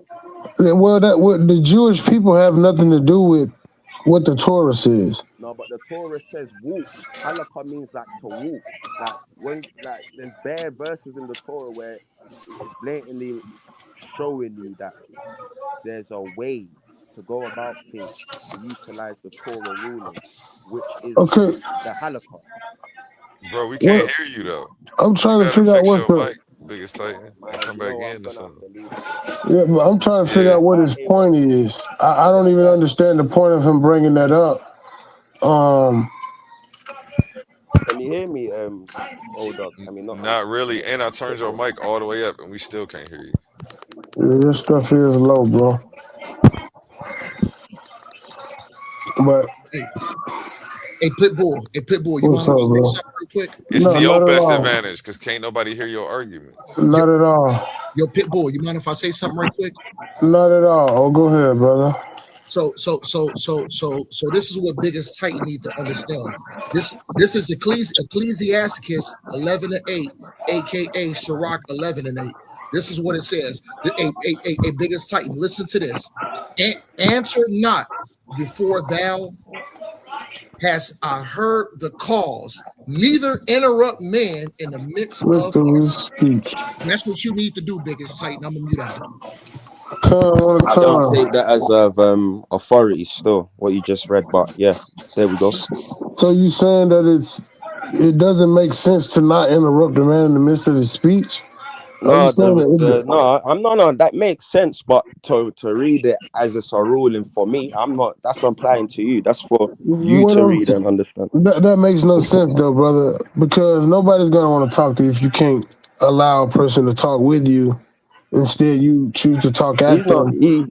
I'm talking to you. That's what I'm saying. As you Yeah, ask me so a that's what I question, said. That ruling, so he said he read it to me, but I'm saying that don't apply to me. okay, we can hear you better now. Let's just get to what you was trying to get at. So, what was your point in bringing up the shaving of the woman's head and what it is? It's in the Torah, yes. What is your point? No, you said yeah. I thought he was gonna try deny it. You Deny clearly that it was in the accepted it. Torah? Yeah. Why would I deny that it's There's in the some people Torah? that deny things in the Torah. Oh, There it's in is. the Torah. It's not for me to do. I'm not a So do you warrior. follow the Mishnah? No. So you do deny Torah. The Mishnah is not Torah.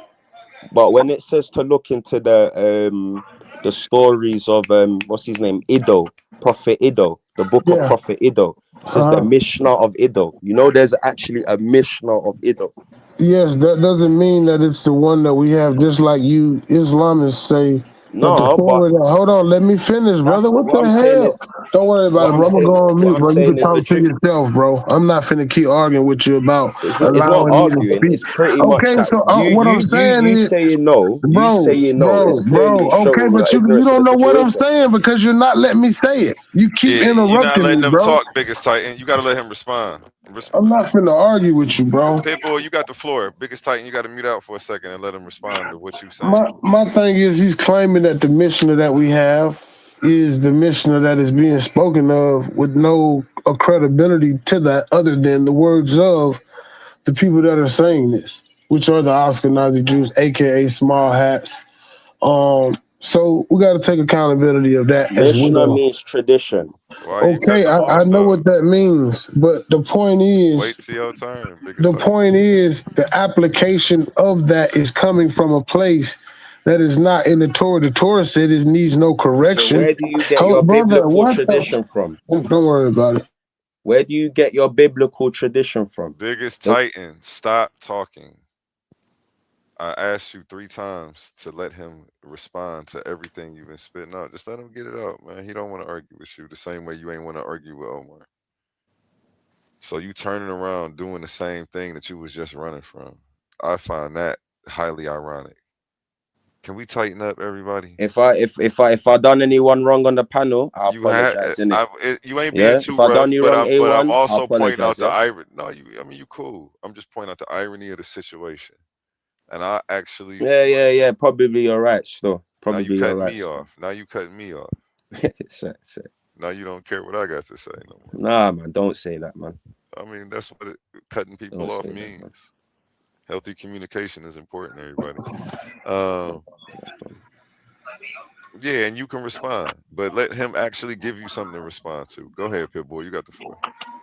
All I was saying, I'm gonna make it quick, is that that's not authoritative. The Mishnah that they present as truth is not authoritative. This is all I'm saying. I'll leave it at that. So you see, when you're talking of the Mishnah, obviously you're talking of it as a compiled book, which I hear you, which is my fault of not elaborating what I really mean. What I mean is the foundation of Mishnah, which is tradition, innit? Which is to repeat something like what you've learned from your fathers and to repeat it. It's an actual system, innit? Yeah. This system is biblical. This is my point. And if you don't know it, that's actually your issue. It's actually a biblical system. What I'm saying, I'm not lying. The same way Talmud is a biblical system. It means to teach. When Moses was commanded in Mount Sinai to teach the Israelites, the word teach, lamid, is being used. So there's obviously You've got the Torah, like that. What I've learned, what Torah is, it's not a book. It's 613 commandments compiled into a book. Do you understand? So when you're denying these traditions like Mishnah, Talmud, and all of these things, and saying it's the Ashkenazi, that would be your ignorance, not a fact to the situation. So I apologize for not having patience, but if you actually don't know what's going on, sometimes it's better to say I don't know. You know what I mean? But yeah, that's pretty much what I'm saying, is that these things are valid. This is why the Ashkenazi are using these tools. You know what I mean? But if we want to go into like I was just speaking with brother A1 about South Arabian inscriptions and all these things, like we've got rabbinic literature over there. So what, you're gonna blame that on the Ashkenazi too? I don't think so. You know what I mean? So there is a valid point for all these Talmud or whatever you want to call it. It's just that you lot don't want to pick up these books because you lot have a stigma against the Ashkenazi, which is understandable. But at the end of the day, how long is it gonna last? Because they're winning. You lot ain't winning in that biblical realm. They're fulfilling all them blessings while you lot are stuck on the curses. You get it? Are you finished? Or are you Yeah, I'm done? done. So again, yeah. So again, when you say these things as if I don't understand that if the Most High said it, it's law, it's statute, it's command. That's the difference in what you're trying to convey about these different writings from a people that is outside of the family tree of the Hebrews in this sentiment, according to the covenant that was formed, right? The things that are spoken to the people and given to the people is law. We'd rather put stipulations on it and call it different names because they're all encompassed in the word itself. So the traditions in the oral traditions have changed from these people who you call Jewish, from what the earlier antiquatal framework looks like. So again, you have to account for all of that when you try to bolster and say that their sayings and teachings is actually biblical to them. That's rabbinic tradition, And right? you know, I'm with you. I'm Muslim. Brother, I'm I with did you. not say anything while you talk, bro. I didn't No, say a I quickly. word. I'm trying to have a healthy convo. I'm No, not bro, you trying to gotta, speak over you no, or start a sentence. but don't start talking while I'm talking because I didn't do This that to is you, wild, bro. man. I waited till you got to the end of your statement and made sure you were done. No, And I'm you just said, you saying know, I I'm agree done. with you, bro. Tighten up. Don't get onto me. Don't get onto me. I just said I agree with you quickly. You know, I've just said I agree with you, bro. Don't get onto me.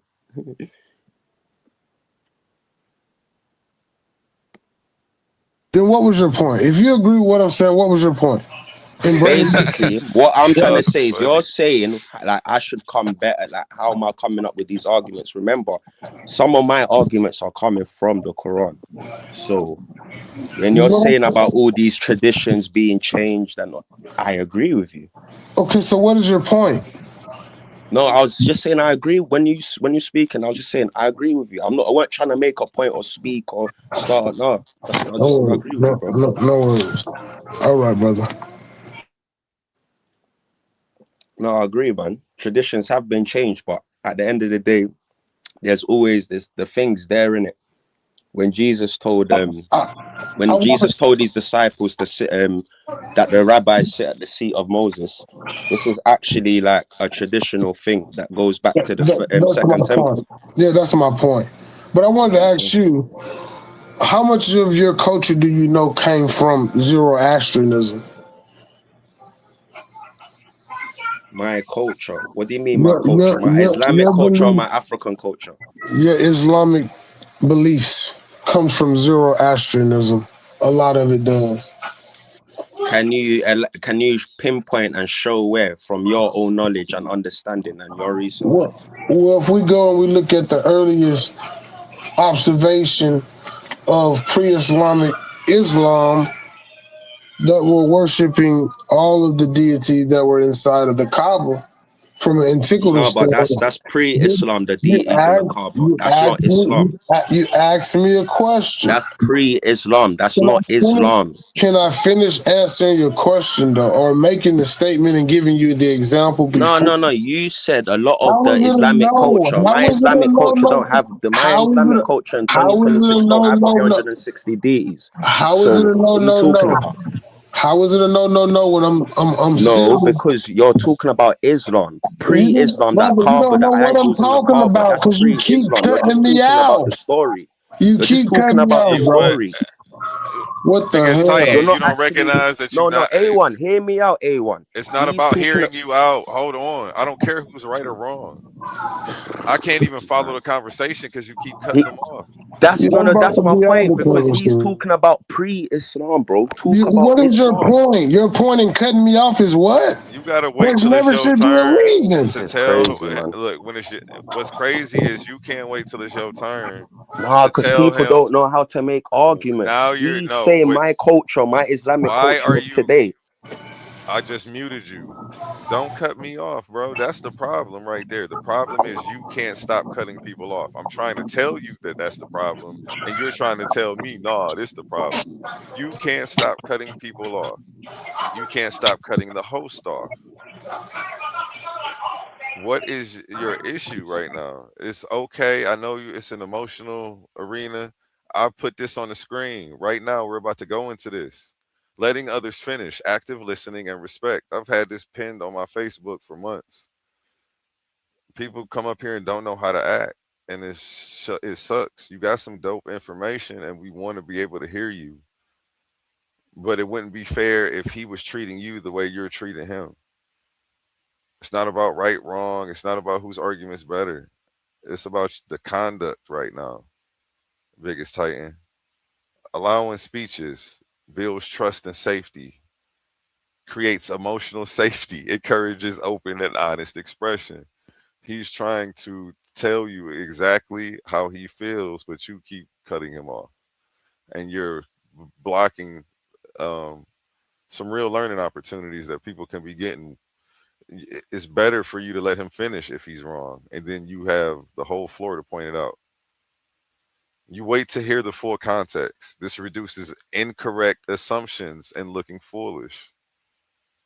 I'm not sure if that's happened yet, but this is Yes. yes, okay. Well, from him, yeah, because you're cutting off before you even understand what he's saying because you haven't let him land his plane. It shows respect and value, indicates the speaker's ideas are valued, signals you listen to understand, not just reply. Because I don't understand why you keep cutting this man off. This is a grown man. You wait to hear the full context. Okay, we already went over that one. But yeah, and when you do it, it damages confidence, signals impatience, um, and breaks the person's train of thought who's actually trying to speak. So if you can avoid cutting this man off and wait until he says, I land my plane, and then you know you have all the time in the world. I don't care if you need 2, 3, 4 minutes. I'm not gonna let nobody do you how you're doing others right now. So I'd appreciate it if we can have a better dialogue because there's 30 people watching, 31. I don't know if they're here for the hype and the fight. I don't know if they're here for the information, but I'm here for the information. That's all I care about. So, and you ruining the quality of my production talking over this man. Thank you. Back to you, gentlemen. Whoever it's on. No, my angle was basically that you see when you put a question out or when you say something, you have to say it accordingly. So if you're gonna say why has my Islamic culture um something about my Islamic culture, well, I'm suggesting you're speaking of me of today, 2026. But then when you speak of Islam, then you start to speak of the 360 idols in the Kaaba and Zoroastrian.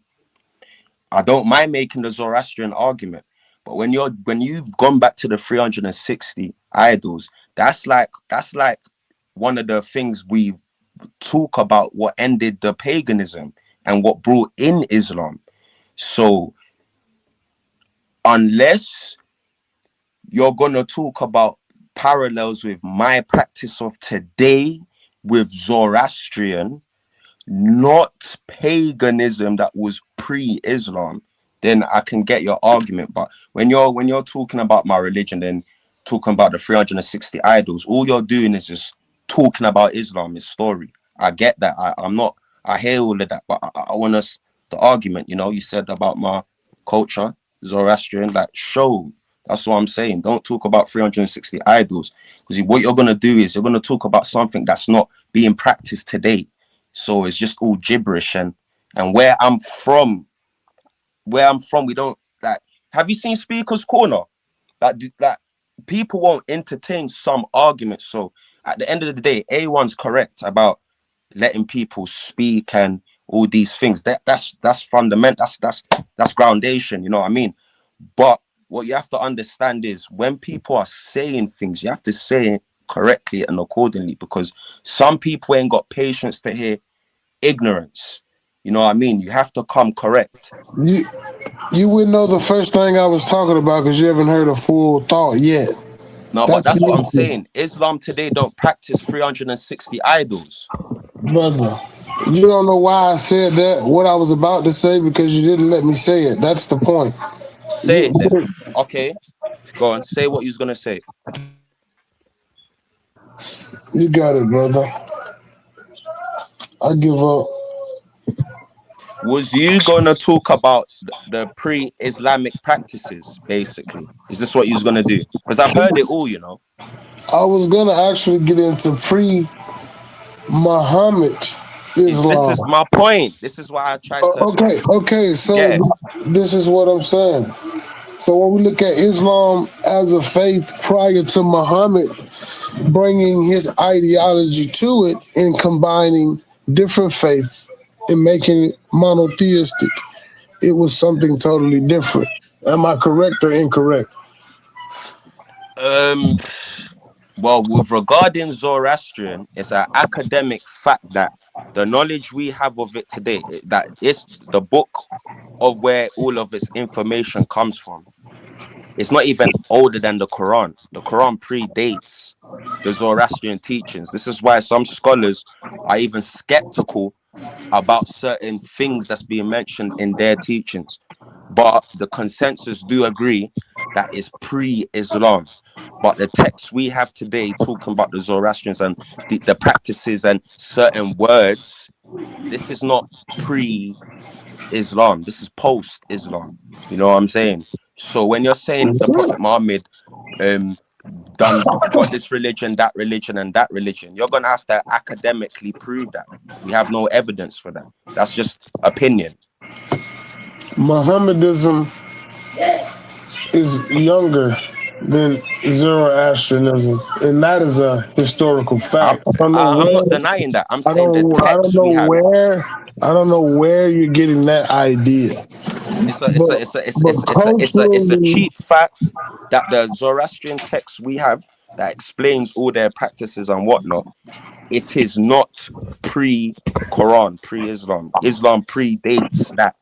But the information in it may be old. It is older, but the actual, like even certain info in that book and the corpus itself is not old. So what you're saying is fallacy because the content of Zoroastrianism doesn't begin with the book, just like Hebrew Israelism don't begin with the book. The faith, culture, and understanding and teachings were already being practiced before the Torah. So then how do we know of them though? So wait, brother. Here's how we know, because the historicity on what they were practicing and how they were moving in culture proves these things. It's on the pottery, it's on the clay, it's on stone. No, that's so.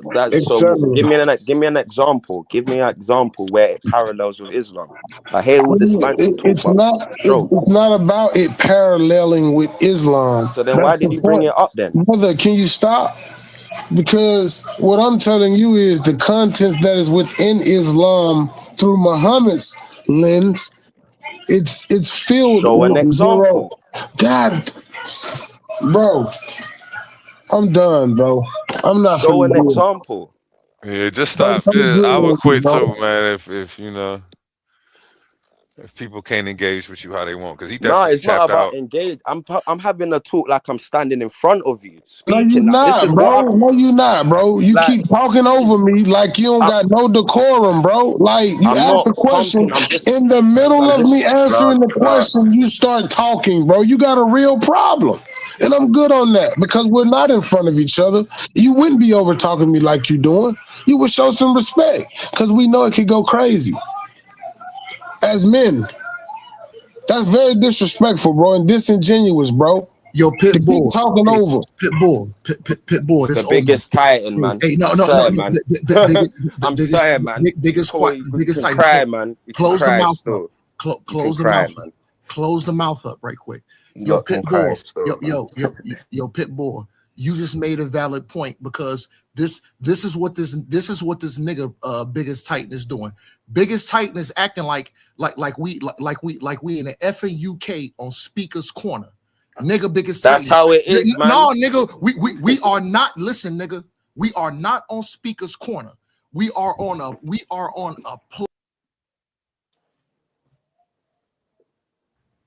Omar, I ain't just to keep asking you to calm down on the N word, man, because it just seems like you know that in different places when we talk about it, you can say it.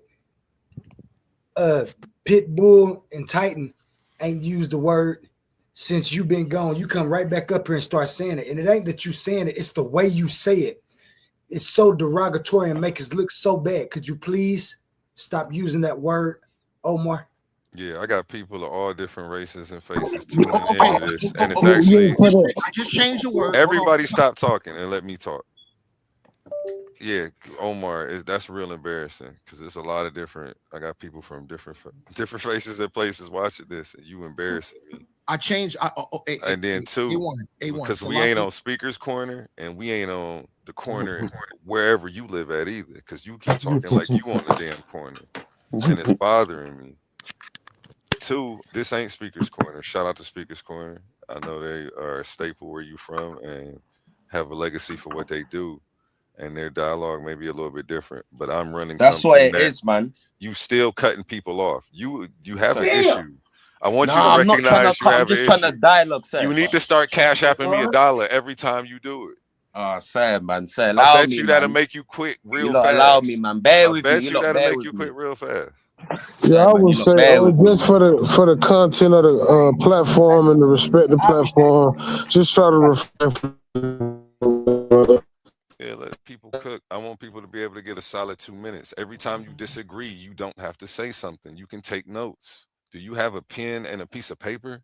That's what I don't have, and that's what I think I need still. Yeah, that's what we do over here. Get your pen and get your paper. Yeah, out, get bro. your notepad, nigga. Yeah. Some people can remember it. Some people can remember it. Yeah, but no, there. What? Yeah, I'm glad you're doing it because there are times where I bring out the pen and pad because I really be wanting to. This is your intellectual reputation on the line. It's the least you could do. But because sometimes I have fog. Like sometimes it will just quickly go out my head. That's why when I'm listening to people, I like to listen to every word they say and I'll pull them on because I might actually forget what they're. It might be a long-winded combo, so I end up forgetting. Make sure they get in there. There we go. Yeah, your intellectual reputation on the line. The least you can do is bring out the pen and pad, man. Cutting people off just make you look bad intellectually. It makes it look like. Yeah, no, I think I've not done justice to myself today, man. But we'll rectify, man. No, we'll rectify, man. Out way worse. You biggest right, Titan. Biggest Titan. What you need, bruv. What you need, bruv. You need you need your maxi pad, man. Damn. That's fucked up. There you go, just being ignorant again. We're trying to tighten everything up, and you just have to be like go against the grain of us trying to clean up the bullshit and add more bullshit to the pile, Omar. Yo, that wasn't that was kind of funny though. It wasn't from you. Keep talking, man, and you shut the fuck up, huh? Words. That was from the words of Asiatics. Who is that? Damn.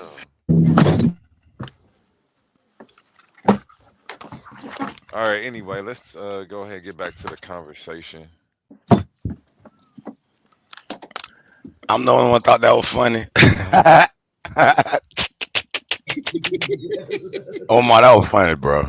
Thank I'm you, brother. sorry. Thank you, brother. Thank you. No. It was right on time. Blah. No, Heru, Heru the Guru.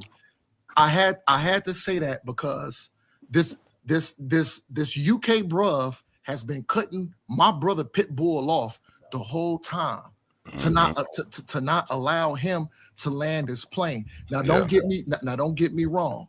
Don't get me wrong. Otherwise, I think the dialogue was pretty decent. It was pretty good. But the thing is, Biggest Titan has to allow Pitbull to at least land his plane. And you know what? I'm gonna be honest and fair. Now, some people can call me long-winded, which sometimes I am. I am. I admit to that. But brother Pitbull is so precise, and he's not long-winded. Brother Pitbull really don't need a long time to even land to get his point across and then land his plane. You know, he's better than me at doing that, and that's why. And that's my bruv. Not only that, that's my bruv because he's an Israelite bruv. Even though he OT, he's still my brother, and I love him. And Biggest Titan, I made a comment standing up for you, and you made me look bad, brother. I was like, I hate when niggas just complain about interruptions. You know, you can take an interruption or two, I but didn't you see got the comment. out When of I'm on the hand. panel, I don't really look at comment sections rarely. No, But you're not paying attention. Period. my bad, man. My bad, man.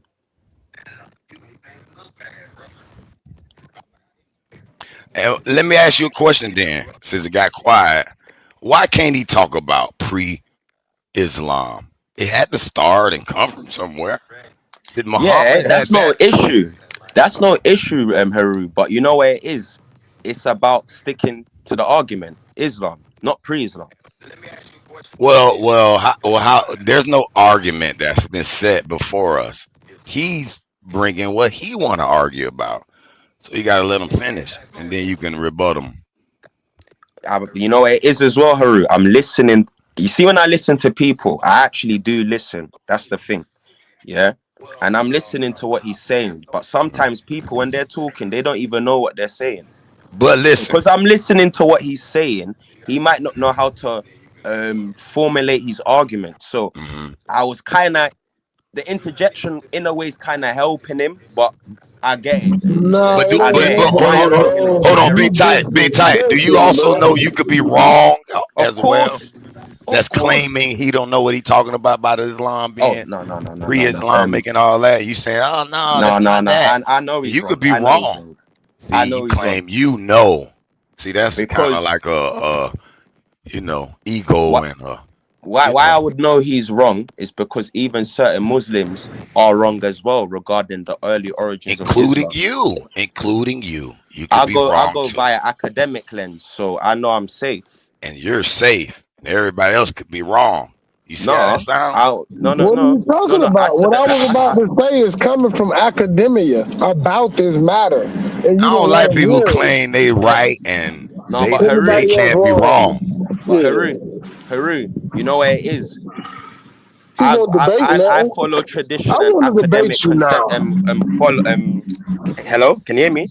Yes. So I follow tradition and academic opinion in it, yeah, and that's how I utilize my thing in life.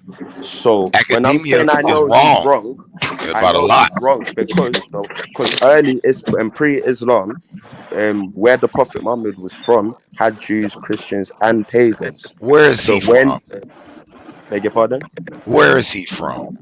He's from the Hijaz region in Arabia. And my angle was he actually comes from an Israelite Ishmaelite people. So to even say he got this and that from whatever, it shows me you don't even know who the guy is. But yeah.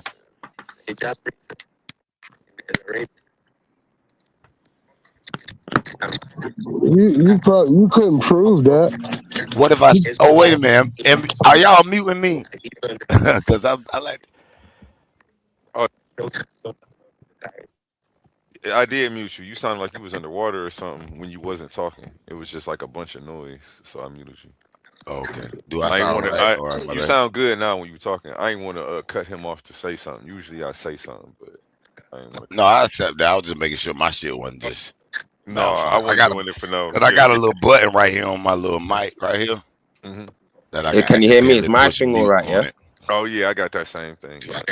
No, that was me. It was just some background noise coming from your thing. Hey yo, whenever the brothers is done talking, I got a question for Biggest Titan, but I'm gonna mute back out. I just want to make sure everybody get a chance to cook, and then I want to ask Biggest Titan another question. Okay, let me land real quick. 10 seconds. What if I told you, Biggest Titan, I got a build I could debate you on that Muhammad never existed. Yeah, I don't mind You said you building on know it. him and you know Let's where he's dialogue from. about it, innit? I don't believe it. So what's the evidence? I challenge it. We could do a debate. So what? So according to academia, what year do they say? Even if they don't believe it or not, You want to use according academia? Well, no, listen. academia says it comes from Kemet. No, And I can show you listen. some No, Haru, etymology from Haru. academia. No, Haru, listen. According to academic scholars, yeah, Mm-hmm. what year do they put the Prophet Muhammad, peace be upon him, in? I Even think around though they don't 600 or believe in him, 700 what year AD, did they put somewhere him? around there. Somewhere around there, 700 AD ish. They put him in the 7th century, so that's he was born mid 6th century. Yep. And Allegedly. he died early 7th century. So okay, cool. So where in academia do they say that Islam goes back to Kemet? You want to bait this, brother? Or you want me to point you to my information? What scholar mentions this?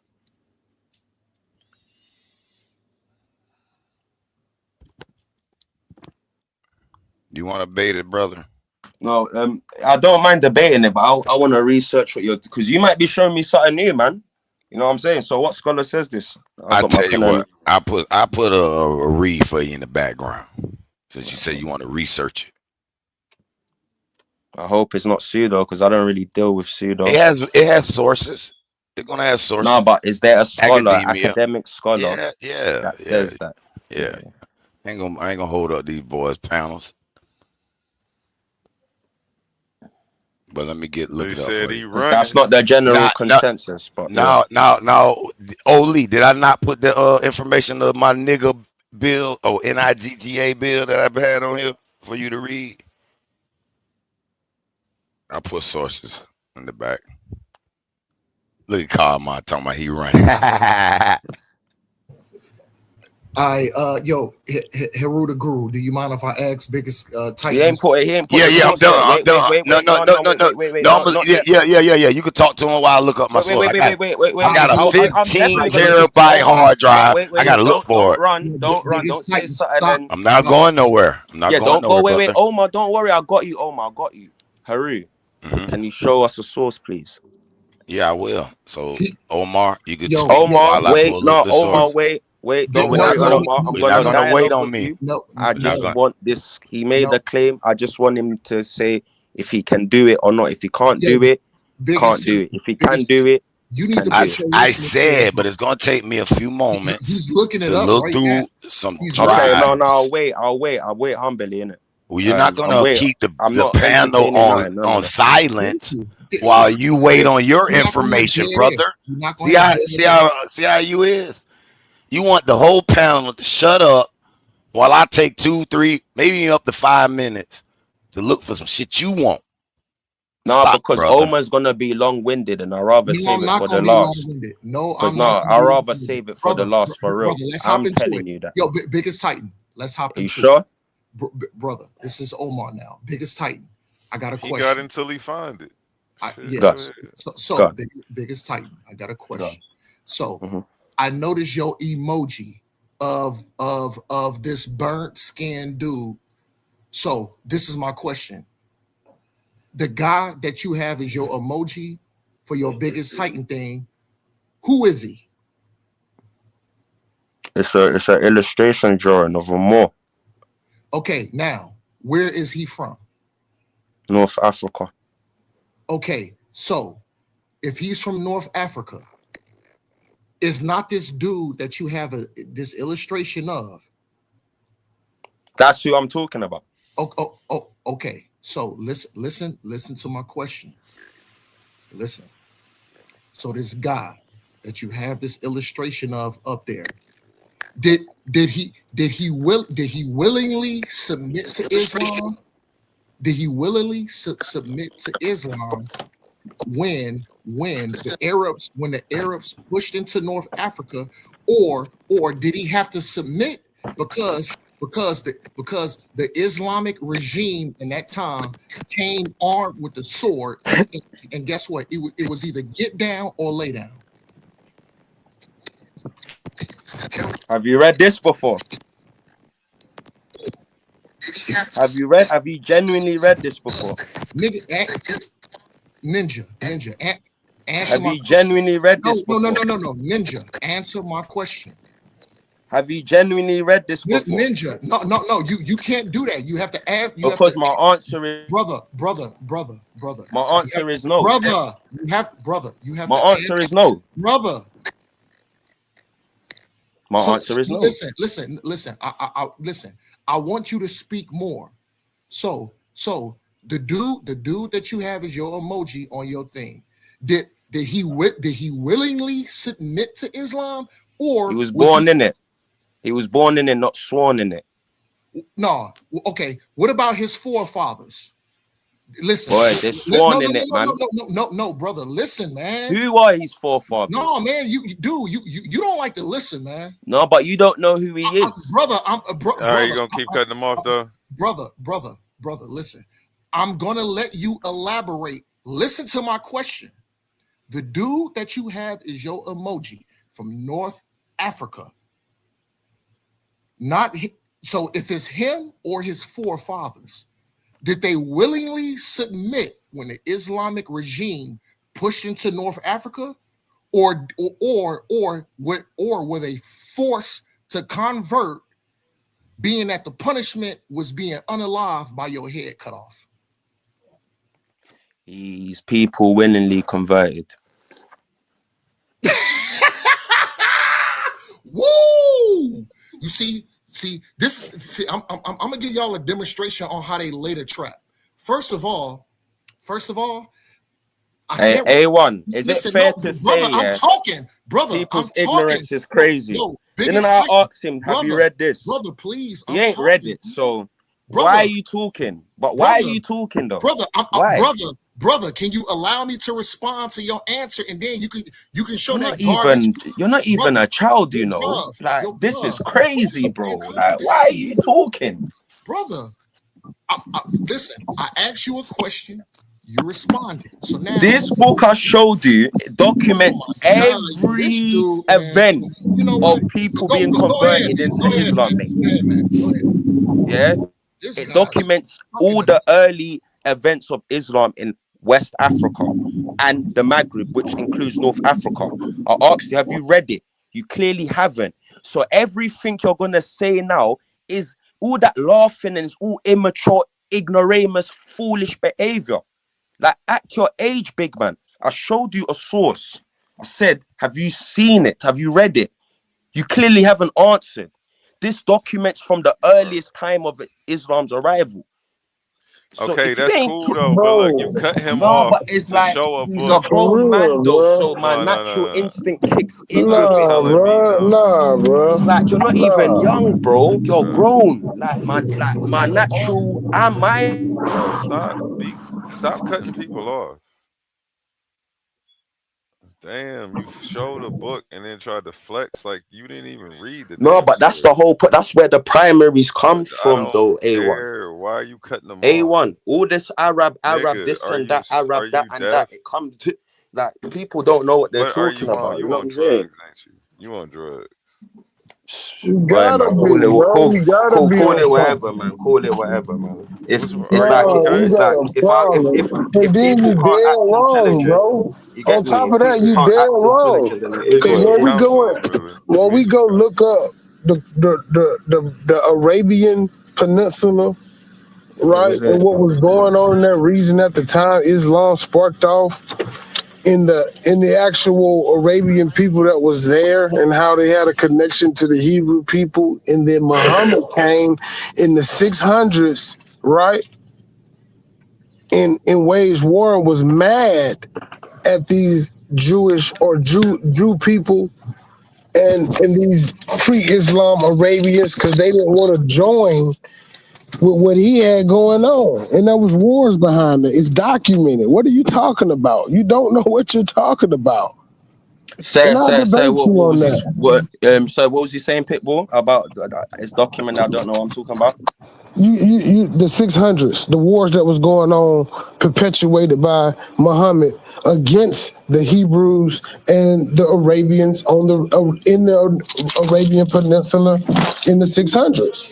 This is documented. Name me one Hebrew tribe in Debate the me, Arabian Peninsula. debate me, and I'll show you. Because I'm Name me sick of your one mouth. Hebrew tribe. I'll Did debate you you. hear Go what on. I just said? Go on. I'll debate you. Go on. Go on. Let's set up a debate. A1, what's up? Let's do it, man. I want to see Biggest Titan in the ring since he can't stop cutting people off. He can't do that when he on the clock. No, So I'm just gonna show sources, man. People. So all right. what's the title? What's the title of the debate? What's the Prophet Muhammad? Force What is the title? Islam. So I know how to pull out my Did the sources. Prophet Muhammad force Islam on people? No, it's about Hebrews. You said Hebrews. I heard Yeah, Hebrews. yeah, So did Muhammad force Islam on the Hebrews? yeah. We can say that. We can make that Yeah, a that's title. the title of the debate. We know in the 600s that he did. Please show sources. That's what I'm saying. Innit? I'm about to Me, cook I'm your a man. source man, so please show like remember the title of the debate and it's force Islam on the Hebrews. Yeah, this is heavily documented. What's the title of the debate? Did Muhammad force Islam on the Hebrews? Yeah, that's what he wanted to be. I'm cool with that. Okay, Biggest Titan. Send me that. Send me. Who is that got an echo? Is that Sadiq? I thought I typed Yeah, that's Sadiq. my. Sadiq, can you Oh, okay, mute up? okay. Thank you, brother. How you feeling today, too, Sadiq? So go on, Biggest what do Titan. it I so already what got when's Biggest this Titan. debate or Listen, whenever? yeah. Let me talk. I got you. Let me do my thing, Wody. Let me do my thing. Yeah, send me a picture first, even if it's just that avatar you got right there, so we can go ahead and get a graphic together first. Yeah. And then after everybody likes the graphic, we schedule. I already got Pitbull's photo, so I don't need him to okay it Yeah, again. use I that just one, innit? As long Use as the it ain't the one old, as long as it ain't the you old know me, man. I don't mind showing my face, but yeah, use that as my thing in it. Use that as my thing in it. just send me the picture of your avatar right there, man. Send me that. Alright, cool. But can you email it to me? Can you do it right now and then come back on here? Do that. So we know it's done. 'Cause what's the Let me see. end? M is how you start procrastinating and then shit don't get done. Either you want to debate or you don't. I didn't ask you to run around the corner.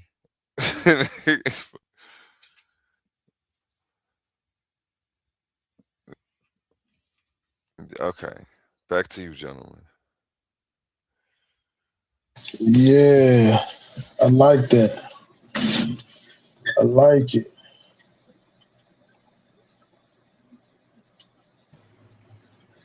Yo, Biggest Titan, it's Omar again. Hey, you still gotta defend. You gotta defend that picture because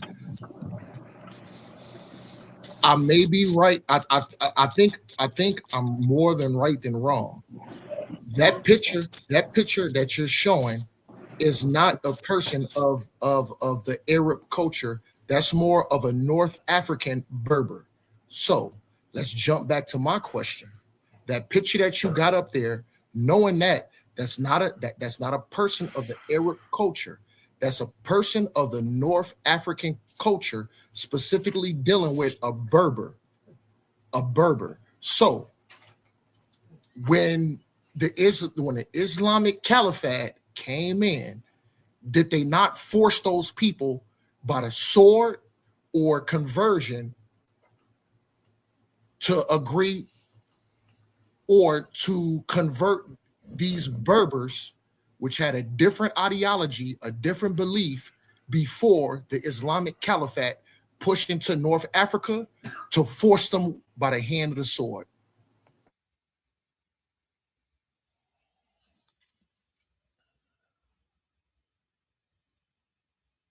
He probably sharing that picture to me, so he would probably jump back in a second.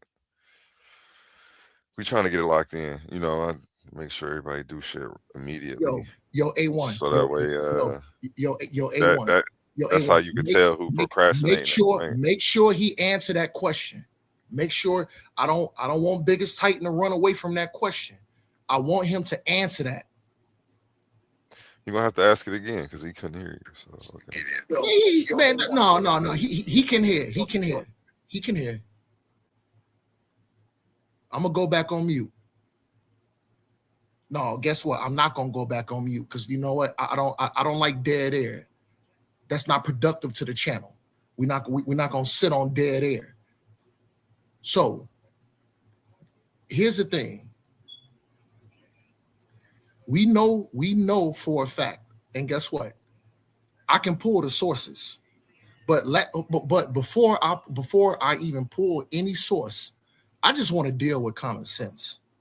When the Islamic Caliphate pushed into North Africa, they pushed into the interiors of Africa. Then they pushed in some regions of West Africa. How did Mansa Musa get his belief in dealing with this Islamic culture? Did the Islamic Caliphate walk into Africa with open arms? Hey, brother, all we want to do, we want you to read this Quran. We want to be so nice. And guess what? If you accept it, you accept it. And if you reject it, you reject it. We still gonna be brothers. Hell no. They led by the sword. They led by the sword. No, I'm saying the words I keep telling you not to say. But they led. I mean, go ahead, A1. Salaki, my bad. Go ahead, A1. My bad. I was about to start coming at you because everything is a clear epistemic double standard. The same things that you're accusing them of. No. Yo, A1. No. Hello? No. It's the same things I had you defending last week. A1. We will. Hello? Can you hear me? Yeah, we can hear you. A1, can you hear me? We can hear you, Titan. Can you hear us? I think this picture on my profile thing is on another phone. You know? I'm proper going through my images. I can't find it. Yo, Biggest Titan, calm down real quick. Biggest Titan, calm down real quick. Calm down. I'm only going to be 5 seconds. A1, I don't want to run away from that question. We will address it. I will address it. I'll mute back out. This ninja has to answer my question, though. Biggest Titan, just send me something to work with, man. Give me something so we can get started. If not, we just gonna be procrastinating. Who knows when I'll see you again? Who dropped off? Can I ask my question to Biggest Titan again since he back on A1? Yeah, you sure can. You got the floor, Omar. Thank you. So, like I said, I'm gonna pose the question, Biggest Titan. I want to answer, and guess what? I don't listen. This is my thing. I want everybody to understand.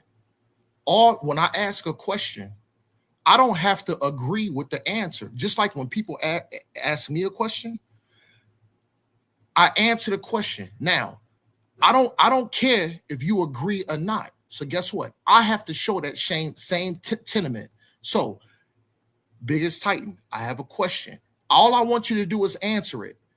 It's not about if I agree or disagree. I just want you to answer it. So the picture that you have on your emoji, on your thing right there. Okay. Now you said he was North African. I'm saying, bro, why do you want to talk to me for? Why are you so intrigued and chatting to me, bro? I don't want to talk to you. All right, I don't want to ask the question. Let's just have dead Like, air. respectfully Let's have speaking, dead. anything to No, do no, with no, Islam, I no, don't want no, to no, talk no. to you, bro. Shut the mouth. Shut the To mouth. I'll mute out. anything to do with my Quiet the mouth. religion, I'm Quiet the not mouth. talking I'm to gonna you. mute out since you don't want to answer the question. I'll mute out. You don't gotta answer. Body bag. You can address that. You can address that epistemic double. Into your prophet Muhammad. Yeah, anyone into your that wants prophet to pick Muhammad, up his and argument, your they can, prophet but Muhammad. I'm not May chatting to him. may police I'm be not chatting. upon him. I'm gonna mute out. I'm not chatting to him. All of them things there, no. I was gonna say you can always address that epistemic double standard. You're never gonna hear me dislike. Yeah, no. When you're saying them things, no, you're out the window, mate. Can't even entertain. You know what I mean? That's your card done. But yeah. Okay, can you hear me, Biggest Titan? Yeah, hold on. Oh, sir, hold on. Let me send you a picture, sir. Yeah, send me something to work with. Shout out Nova Visuals in the chat. Shout out Pam Mulattoism, man. The founder of Freedmanism. If you didn't know, now you know. He's a legend around here. Is he in the chat? Yeah, Mr. Checkmate himself is in the building. He's cool. No, he's not cool. Fuck him, but yeah, I like him, man. I don't like him though, but yeah, he's been around, you know. You don't been like around. him. Said I like him. Wait, no, I don't like him. I'm confused about him, man. I'm confused, man, because I know he likes me, but he's a weirdo, man. Yeah. Right. Well, he's saying he's back to Pan Mulatto. He changed his name not too long ago. Go. I'm sorry. Go ahead. I didn't mean to cut you off. I apologize. No. I was just laughing that he's back to Pan Mulatto. Back to Pan Mulattoism. But I was about to beat up Omar the bully. His epistemic double standard. Do you want to talk about this? Sit on the couch. Kick your feet up. Get comfortable. Let's go. Let's go. Let's go. A1. A1. Let's go, because see, the thing is, I like how you hold your stage, because guess what? You pressed Biggest Titan, and that's fair. So now I respect you. And listen, I respect you getting ready to press me and have me answer some tough questions. But guess what? Unlike Biggest Titan, I'm not gonna run. I'm gonna answer the questions, no matter if you like the answer or not. Go ahead and shoot. I'll mute out. What? Hey, A1, didn't you give me like 30, 40 questions? No, Biggest Titan, close the mouth up. Gave me like 30, 40 questions. Close the mouth up. Close the mouth up, because you just said I don't want to talk to Omar. I'm not talking to you, bro. I'm not talking to you. Ninja. I'm asking A1. Didn't you give me 30, 40 questions? Close your mouth up. It's me and A1 dialogue. All right, I'll close my mouth up. I'm sorry, Omar. Hey, but bully, I'm sorry. I'm sorry, bully. Go ahead, A1. Shoot. Okay. Do you know what an epistemic double standard is? Omar, you got the floor. Go ahead. Listen. Hop. Listen, A1. Don't pussyfoot around. Hop right into it. Let's go. Okay, well, before I accused you of committing it, I wanted to see if you knew what it was before you said you're not. Yes, I do. Go ahead and shoot. Come on, man. Would you agree that you commit the epistemic double standard? Because that's my claim against you.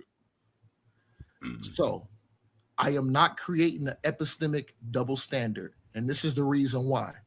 Talk to me. Listen. Everything I said about Islam is from my firsthand knowledge of me being in Islam. So I have the right to speak about it. Not only do I have the right to speak about it, because I've been in it, and I see the faults in it. And unlike my belief now, as being an Israelite, I just can't go around like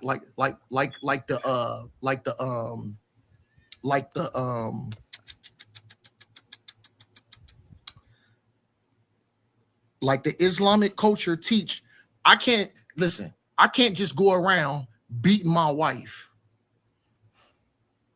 Hold on. What did the one hadith say? No, they meant strike her lightly. So what I'm supposed to do? just go upside the back, go upside the back of my wife's head. No, our culture doesn't teach that. It's two separate cultures. Now, did those cultures derive from the same father? Somewhat. But as far as Abraham, Isaac, and Jacob, Ishmael got sent out into the desert to guess what? To get his blessings. He didn't get the covenant. So we're talking about two different ideologies, two different cultures, and guess what? If I was to create an epistemic double standard, we would have to find in the Bible to where it's cool to beat your wife, to where it's cool to have relations with we would have to find those same parallels, and guess what? We don't. So go ahead, A1. Okay. You see how I let him go, biggest Titan, even though he said a bunch of bullshit. You see, I didn't feel the need to cut him off at every turd that he dropped. That's what you got to stop doing. That's what you got to work on. Okay, back to you, Omar. One, we don't have to find parallels of everything. I'm talking about a specific thing that you said, and there's a specific case of an epistemic double standard as well as special pleading that you're doing, specifically when it comes to the subject of leading by the sword, as you put it. Am I correct? Go ahead and land the plane. Like I said, don't pussyfoot around. Go Okay. Well, nonetheless, let me bring up my. No. Let's Can I continue. speak my speech? I thought you wanted me to speak my speech. I'm going to speak my speech now. Go ahead. You got the floor. What do you want to say? No, I don't want to cut you off. You go ahead and land your plane. Okay, I want to make sure I'm going in the right direction now. Are you sure you didn't? What was going on now? What did you want to interrupt about? No, I didn't want to interrupt you. Okay. I wanted you to fit to land your plane to interject about my belief in the epistemic double standard. So I hold on. I see you pulled this up. I'm gonna mute out and allow you sufficient time without cutting you off respectfully, brother, because I do love Appreciate you it. as a brother. So yeah, Well, so I'll mute out. and then we have a lot of new faces to the channel. So if you missed this presentation I did, the epistemology of religious belief, I go over confirmation bias, special pleading, epistemic double standards, and comparative religion, as well as a host of other fallacies and things that people have to look out for. Now, this isn't something that only religious people have to look out for. Skeptics have to be careful of confirmation bias and double standards as well when analyzing information. So this information was vital, and I felt like very important just for the community as a whole to get out, so that way we can start being aware of these things. And as I thought I had a present. Hold on. Before I even go into that, I want to go into this. The universal vulnerability. Confirmation bias is a human tendency, not a flaw belonging exclusively to one side. So, religious people aren't the only people who are subject to this. And just because you're an agnostic or an atheist doesn't make you exempt. Okay. Assuming every miracle report must be false before investigating it. This is the skeptics checklist, of course. Ignoring evidence that challenges naturalistic assumptions, treating religious claims more critically than secular claims. So this is something that everybody has to be careful of. What Omar is doing right here is a classic epistemic double standard. He's using the fact that Islam led with the sword as a reason to bash them, when could also be used as a reason to bash the religion that he follows. But for some reason, he's who's whispering? Is somebody reading my slide? Can you mute out? Okay, thank you. Where was I at? Yeah, and the epistemic double standard, which we see here, is accepting miracle claims, revelation, sacred texts, testimonies as proof for your worldview, while dismissing identical forms of evidence. Yeah, and the same stuff that he accepts for, well, to be a Hebrew Israelite, he won't accept for Islam. They both have miracle claims. They both have prophecy fulfilled. Here's the checklist right here: divine revelation, sacred texts, historical miracles, believer testimonies. You know, no religion has a monopoly on these claims, but yet everybody gets up here and pokes their chest out like their religion is the one and true religion. Omar specifically is doing that right now, trying to assert dominance over Islam as if he somehow has a better argument. Okay. The taxonomy of epistemic fallacies, confirmation bias, which we have him doing. We also have him committing a case of special pleading, where he's trying to say it's different for his religion. He's made special rules for this. Like, it's not the same when we doing it. But when you going around and killing people who don't want to convert, etc., this is a reason for us not to follow you. You've made a special rule when we have the same case. Look up the Jesus Wars. They're going around killing people. It's a whole. There's various different instances. So let me not put one out there that he can try to focus on, and then use to take us on a tangent. But yeah, this is what we see going on. And then I almost want to say begging the question, but we're going to get to that later. I want to ask him a few questions before I get to that. Can I respond? Can I respond? I'm almost done. I want one more point. There's one more slide that I'm looking for. That wasn't me coughing either. That wasn't me coughing. I'm gonna mute back out. But okay. Thank you. I just got one more else. thing. Let me see if I can find this slide. It was no. Okay, go ahead, Omar. I lost my track of thought, but yeah. It's okay. It's okay. Guess what? Everything's gonna be all right. Everything's gonna be okay. Yeah.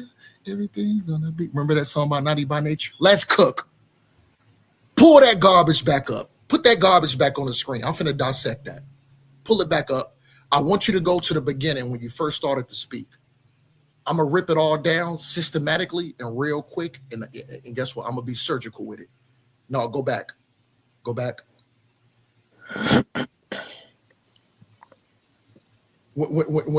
Yeah, right there. Right. No. Okay. This is what we're gonna do. We're gonna start off at the epistemic double standard. So let's read this. Occurs when a person or group unfairly applies different rules, levels of proof, or credibility tests to two similar knowledge claims, belief, or sources. It means holding one idea to a strict standard while giving another idea a free pass without a valid reason. Okay, get it off that. I address that. Well, hold on. I'm gonna address that. Go forward to where it said Christianity and all that other, like to where it had the four down. But before we go, no. Go ahead, A1 Salaki. Go ahead, brother. I'll go on. I don't want to interrupt you. You let me go. No. I want to make sure we have a good dialogue. So go ahead and say what you was getting ready to say. The first two sentences of what you just read. Can you read that again? Because you were given the definition for epistemic double standard that I'm not showing, but it's actually correct. And everything you said was correct. You actually drove my point home. A1, and I actually A1. Can you hear me? A1. This I want you to put your listening ears on. Okay. I never agreed or disagreed with your definition of the epistemic double standard. I actually agree with it. But what I'm getting ready to show is your errors on how you put a claim on me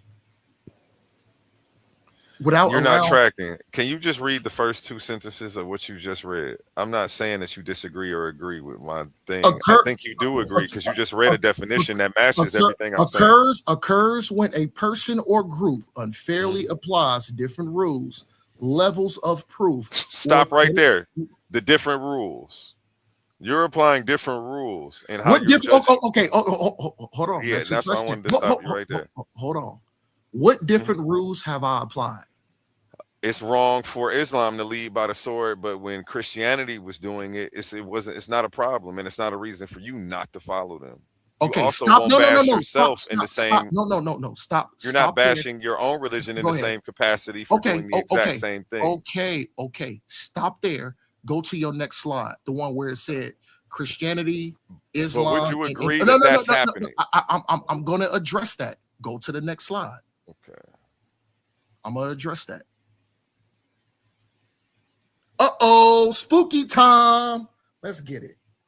So, let's go back. let's backtrack. Occurs when a person or group unfairly applies different rules, levels of proof, or credibility, tests to similar knowledge claims, beliefs, or sources. It means holding one idea to a strict standard while giving another idea a free pass without a valid reason. So let's address these points. A1, you effed up right away. Look at this. The problem of religious parity. This is where A1 messed up. He has Christianity, Islam, Hinduism, Mormonism. Uh-oh, it's spooky time. Let's address this. This is where A1 fails. Where is Israelite culture up there? Uh-oh, I don't see no checkpoint. Hold on. I don't see a checkpoint for being a Hebrew Israelite to divine revelation, sacred texts, historical miracles, believers' testimony. See, this is where A1 falls short. A1 brothers, like, they try to box us in and act like Israelite brothers agree with Christianity when A1 himself and everybody that been on this panel that heard Israelites can't stand Christianity, Islam, Hinduism, Mormonism. A1, I'm gonna tell you what you need to do. You need to reformulate this, and you need to put a fifth. Your fifth, what you need to put on there is Hebrew Israelite. The problem of religious parity. Listen. And then let's it's spooky time. Let's address coming by the sword. A1 just had the nerve to say because of the original subject on how I was talking to Biggest Titan fam. When I was talking to Biggest Titan fam, and then he A1 wants to insinuate that the Hebrew Israelites went into all these other different nations and forced people by the sword. Guess what? Can we stay focused? No. I'm not. Okay, go ahead. You already embarrassed yourself enough. But go ahead. I'll let you do more. I didn't cut you off. I didn't cut you off, brother. And I know it hurts because you made a critical error. I know it hurts. You want to talk, but guess what? Let's push this information forward. So this is where you fail. Everybody know, according to history and biblical scripture, Israel was of the least. The nation of Israel never had some big old army that went into other nations and forced it. You know why? Because Israel can't go, and Israel never went into another nation and forced their ways by the hand of the sword to convert people to being Israelites, because it has to be through the seed of the Father. Uh-oh, it's spooky time. Let Brother Omar finish cooking. Yeah, it's getting dangerous. There's nowhere in the Bible to where it says Israel went into other nations and forced people to be Hebrew Israelites because you can't do it. You have to be by the tribe of the father. So if Israel was of the least, and it's by the tribe of the father, you can't walk into another nation and convert them into being a Hebrew Israelite. But what you can do is gather the scattered sheep of the lost tribes of Israel. So, A1, you failed miserably because you cannot show where Israel went into other nations waging war when Israel, when every historical record and the biblical context says that Israel was of the least. So your thing about the Islam going in, see, the thing is Islam had numbers. They was one of the strongest forces at the time. So they had numbers to go in and force people by the sword. Israel didn't. Hold on. How are you going to have a minuscule army and force people by the sword when you outnumbered 4-1? Uh-oh, spooky time. Let's push this information forward. Not only that, everybody know it's by the seed of the father, Abraham, Isaac, and Jacob. So Israel never went into other nations to convert them into being Hebrew Israelites because this is a nation. This is a heritage. So the thing is, you failed shortly with that one word you use to try to say, oh, you committing a fallacy to say Islam push into these regions, laying out by the sword. You know why? Because anybody can be a Muslim. A white person can be a Muslim. An African can be a Muslim. A South American can be a Muslim. A European can be a Muslim. An Asian could be a Muslim. But guess what? All those people that originate from those people, they cannot be a Hebrew Israelite. I mute out. You got cooked. You got cooked once again. Go ahead and try again. I mute out.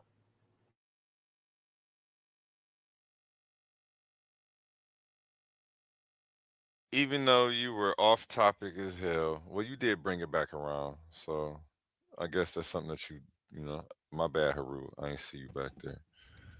You did bring around to the same point, but you were way off topic for a lot of it. That was a waste of time.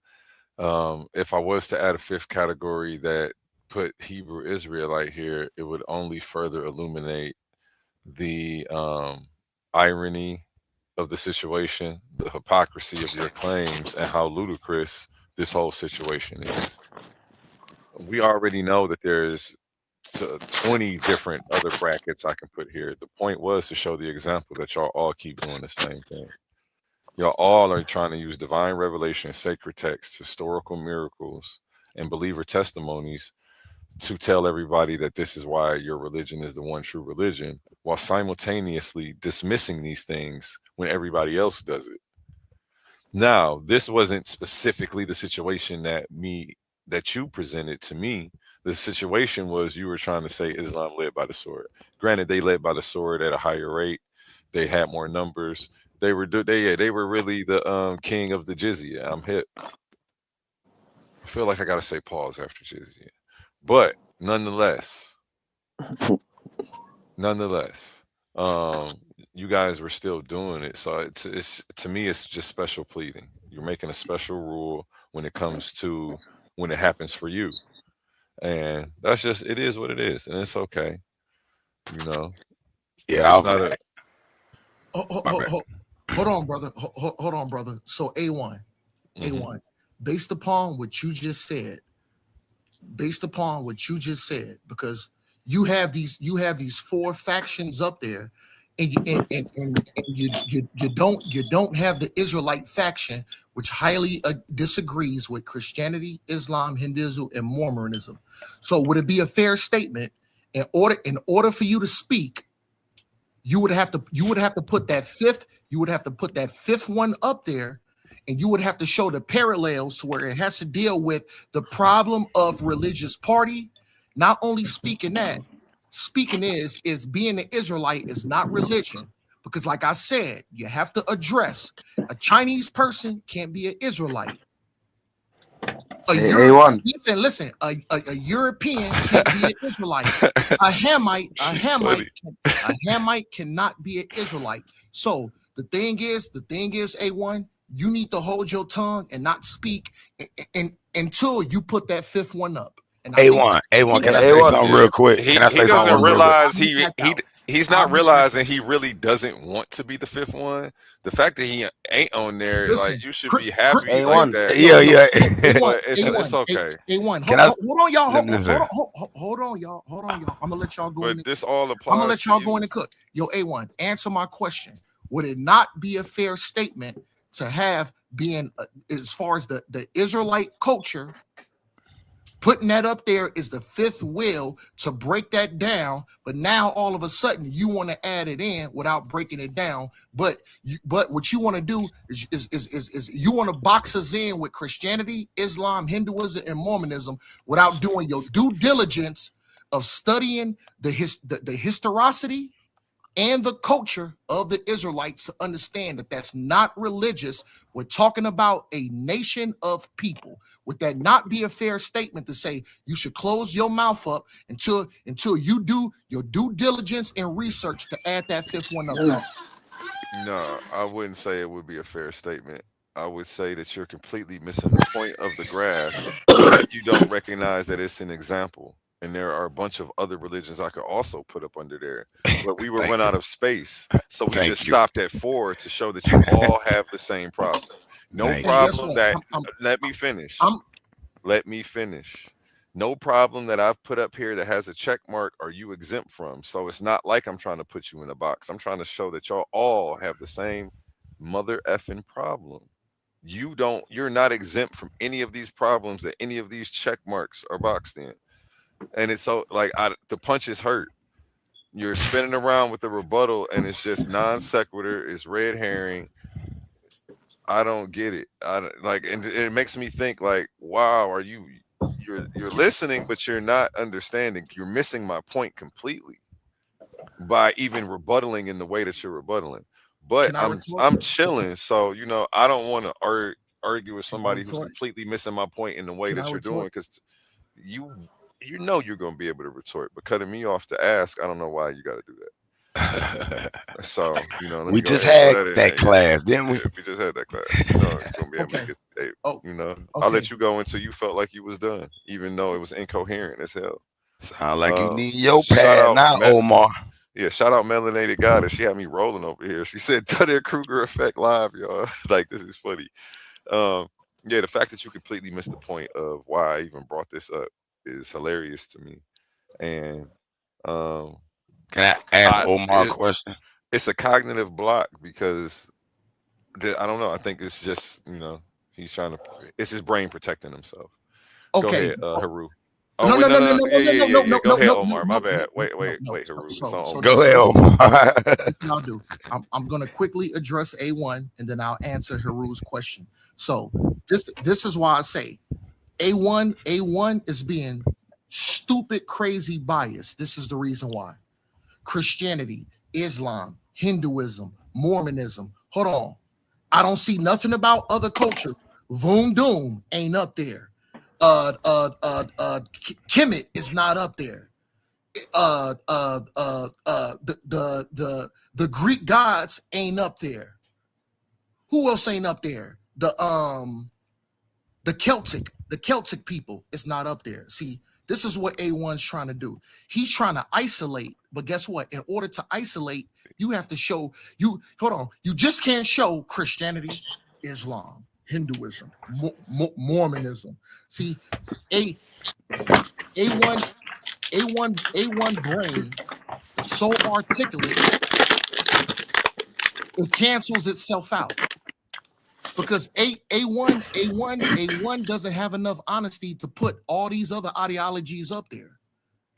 I don't see Boom up there. I don't see Kemet up there.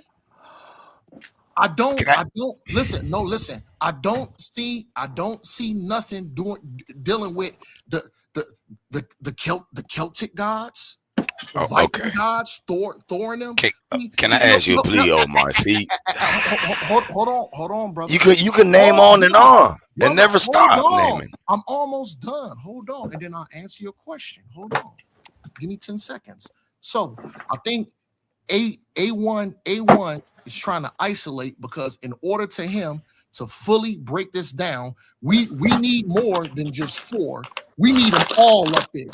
So now go ahead and answer your question, brother. My bad. Go ahead and ask your question, and I'll answer. Go ahead.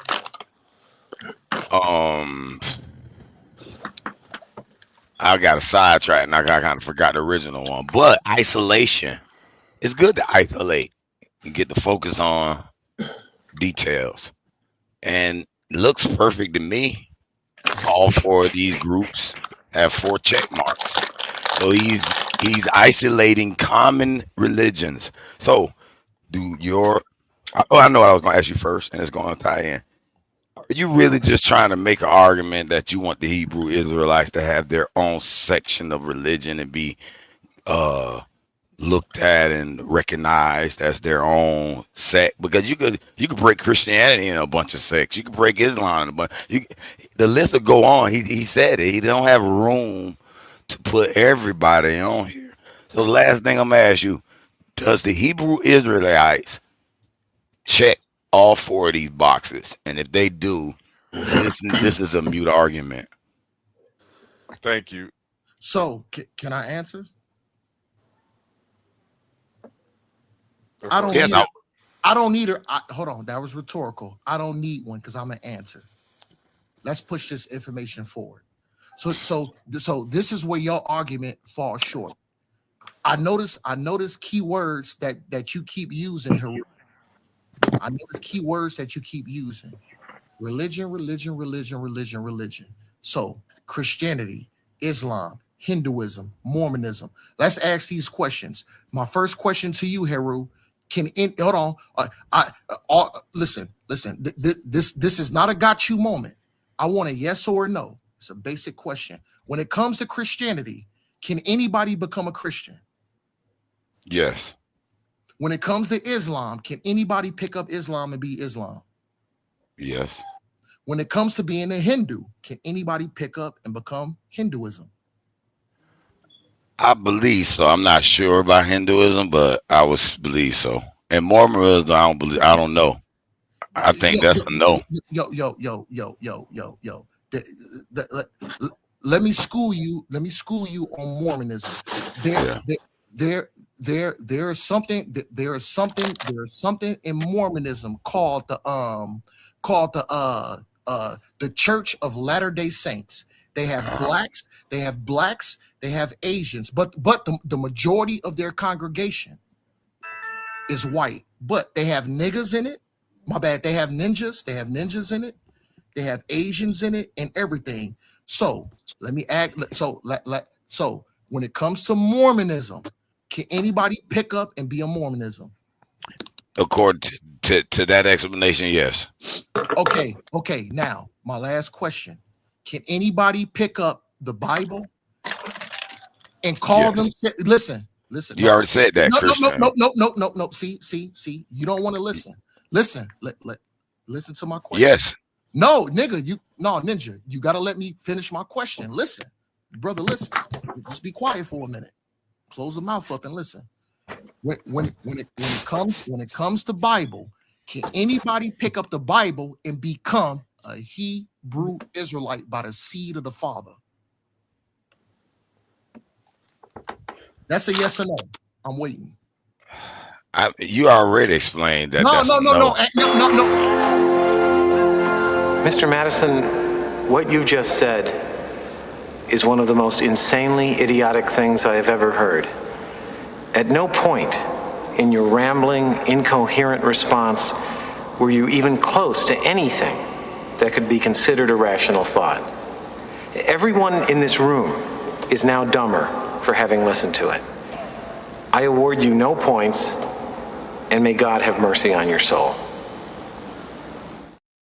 I'm gonna change my answer. I'll say yes. Hold on.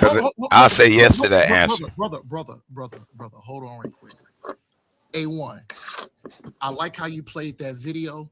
It was funny. It was real. It was funny. It was real. It was real cute. I But just looked that up just for you. listen. It's funny. It was real cute. But the reason why you pulled it up because I'm backing y'all ninjas against the wall. And guess what? This ninja that I'm asking this question to, You're actually about to make a decent point, but I'm about to refute it as soon as you make it. So I really want you to hurry up. Go ahead. You can't answer for him. Don't answer. I'm 6 for him. moves ahead of you, brother. I want to make your point so that way I can. Guess what? I'm 8. I already know what you're about to say. Listen. I already know where you was finna go. I'm 8 steps ahead of you. So let's get. Yeah. I say yes to that last question though. Huh? Anybody can pick up the Bible and become a Hebrew Israelite. I say yes to that. Hold on. So now that you say yes, according to what? According to my observations, I've seen a lot of new Hebrew Israelites in these panels, and they haven't just verified their bloodline if they're truly that. Listen. And they're rocking with it. Listen. And you got Mexican Israelites. Yo, nigga, you got a lot of new people claiming to be Hebrew Israelites. Yo. And they haven't done no full bloodline trace to be confirmed. They're from that nation you speak of. Heru, hold on right quick, because I'm enjoying our dialogue. You've been real respectful. For that ninja again, biggest Titan, man. Close your goddamn mouth up, man. I don't want to hear from you, ninja. You shut your goddamn mouth. Funny, man. Listen, tighten up on language. Nobody wants to hear from you, biggest Titan. You close because you yourself. 25, 30 minutes. You said, I don't want to talk. I don't want to talk to Omar. I don't want to talk. I don't want to talk to him. Nigga, close your mouth up. Close your mouth up, biggest Titan. Idiot. Now shut that mouth up. I'm like, this one, nigga. Big gold, yo, big gold Martian, bro. You should be embarrassed, bro. Shut you your mouth should be up. embarrassed. You're granddad. Listen. Shut your mouth up. You are granddad. Shut your mouth up. I'm dialoguing. You are granddad with no decorum. It's so embarrassing. Up, man. You are embarrassing with your biblical theories. Go get a library and learn some books, big man. Please. Go and learn. Don't make me jump back on Islam. You are ignoramus fool. Don't make sense. Yeah. Don't let me drill. Yeah, because I got that Quran presentation up too, biggest Titan. Show you where your Islam comes from. He's an idiot, man. I'm trying biggest idiot. You got Mexican Israel. You got furthermore, you're not an Israelite. You want to talk to me? You are false flagging. Which one is it, brother? You are not one of them. Do you want to talk to me? You ain't one of them. Do you want to talk to me? Yes or no? I don't want to talk to you. All right, then shut your goddamn mouth up. No, I won't. You don't, nigga. No, ninja. You know why both of these dudes are arguing? Both of these dudes are arguing because. Are you tired of the same old echo chambers? Ready to stretch your mind to places it's never been before? Welcome to the ultimate intellectual battleground on the Coliseum of Arguments Network. It's time to step inside the cave of knowledge. Welcoming your host, Humble Mystic, every Tuesday. We're bridging the gap between the ancient world and the modern landscape.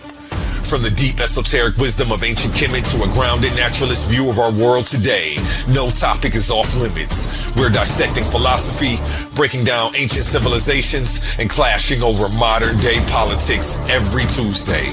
This isn't just a lecture, it's a debate. A powerhouse arena where your voice matters. A premier space to step up, voice your opinions, and challenge your perspective with the sharpest minds around. If you love real, raw, intellectual fire, this is the show for you. Elevate your mind, bring your arguments. Subscribe to the Cave of Knowledge with Humble Mystic today. New episodes drop every Tuesday on Coliseum of Arguments. Step into the cave if you think you can handle the truth. Titans Debate League. Only the brave speak here.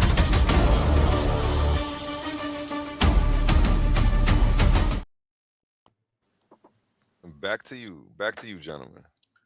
Okay, listen. I'm dialoguing with the good brother Heru. So,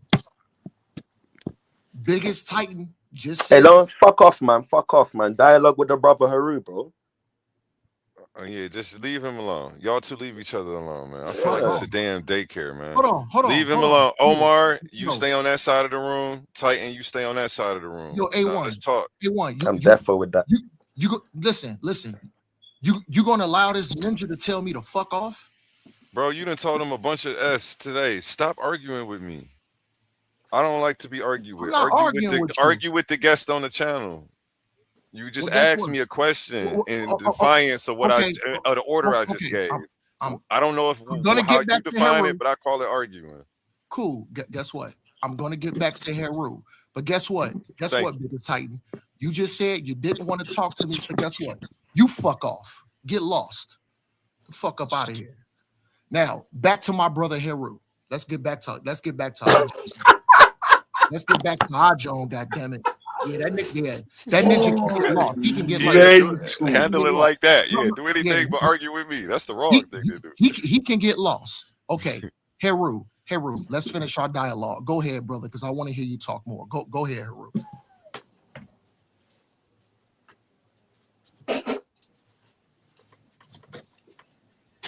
Heru. Heru the Guru. Go ahead, brother.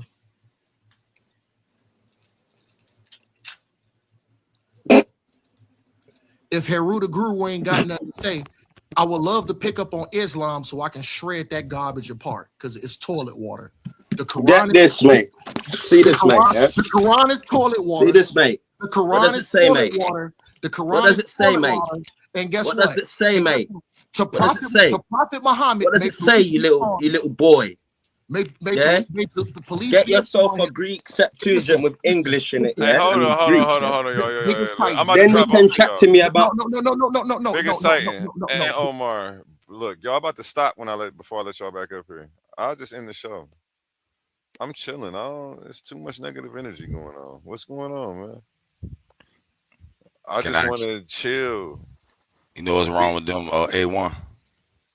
Omar came in and disrespected him off the rip. That's where it really started. I'm gonna put the blame where it really go because it could have had a different type of build depending on the energy Omar brought. Granted, he wanted to get his funky off, which is what this place is for. So I'm not holding that against him. But I am identifying exactly how this started and how we got to where we are. Hold on, Omar. I will give Big and Titan a little bit of blame too. I just He want was y'all a- to he was a little breathe salty. and just take a breath. I'm not kicking y'all off. I ain't even about to check y'all when y'all come back up here. I just want y'all to breathe for a second, man. Take some deep breaths. Your heart needs it anyway. Your body needs it. Take some deep breaths. Take 10 of them. And when y'all come back up here, let's actually get some good dialogue because we have this beautiful graphic from our presentation that y'all may have missed. Y'all can go back and check. This one out. It's in the members only section. So if you're not a $3.99 member, you won't be able to actually see this one. But the epistemology of religious belief, I go over confirmation bias, special pleading, epistemic double standards, a bunch of other stuff as well. You know, I break it down, and I also go over how this isn't something that just religious people fall victim to, that skeptics, atheists, and agnostics have to be careful of these same things as well. But we have this graphic on the screen. What evidence would convince you that your religion is false?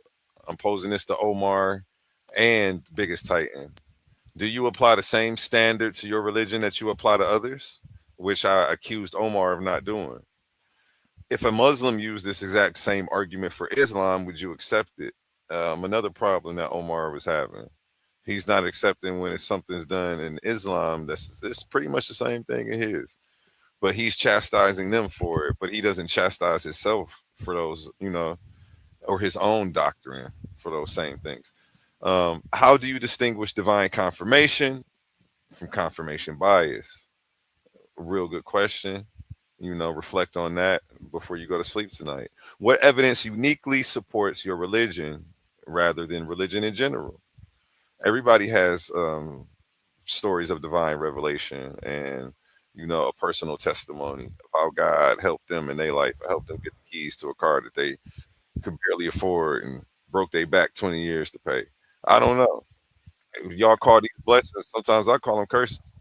I look at that as a curse. So whenever I see somebody posting something that I know they about to have to go slave for up. So God works out. That's the kind of help God giving out needed. Um, can you can your conclusion be tested in a way that could potentially prove it wrong?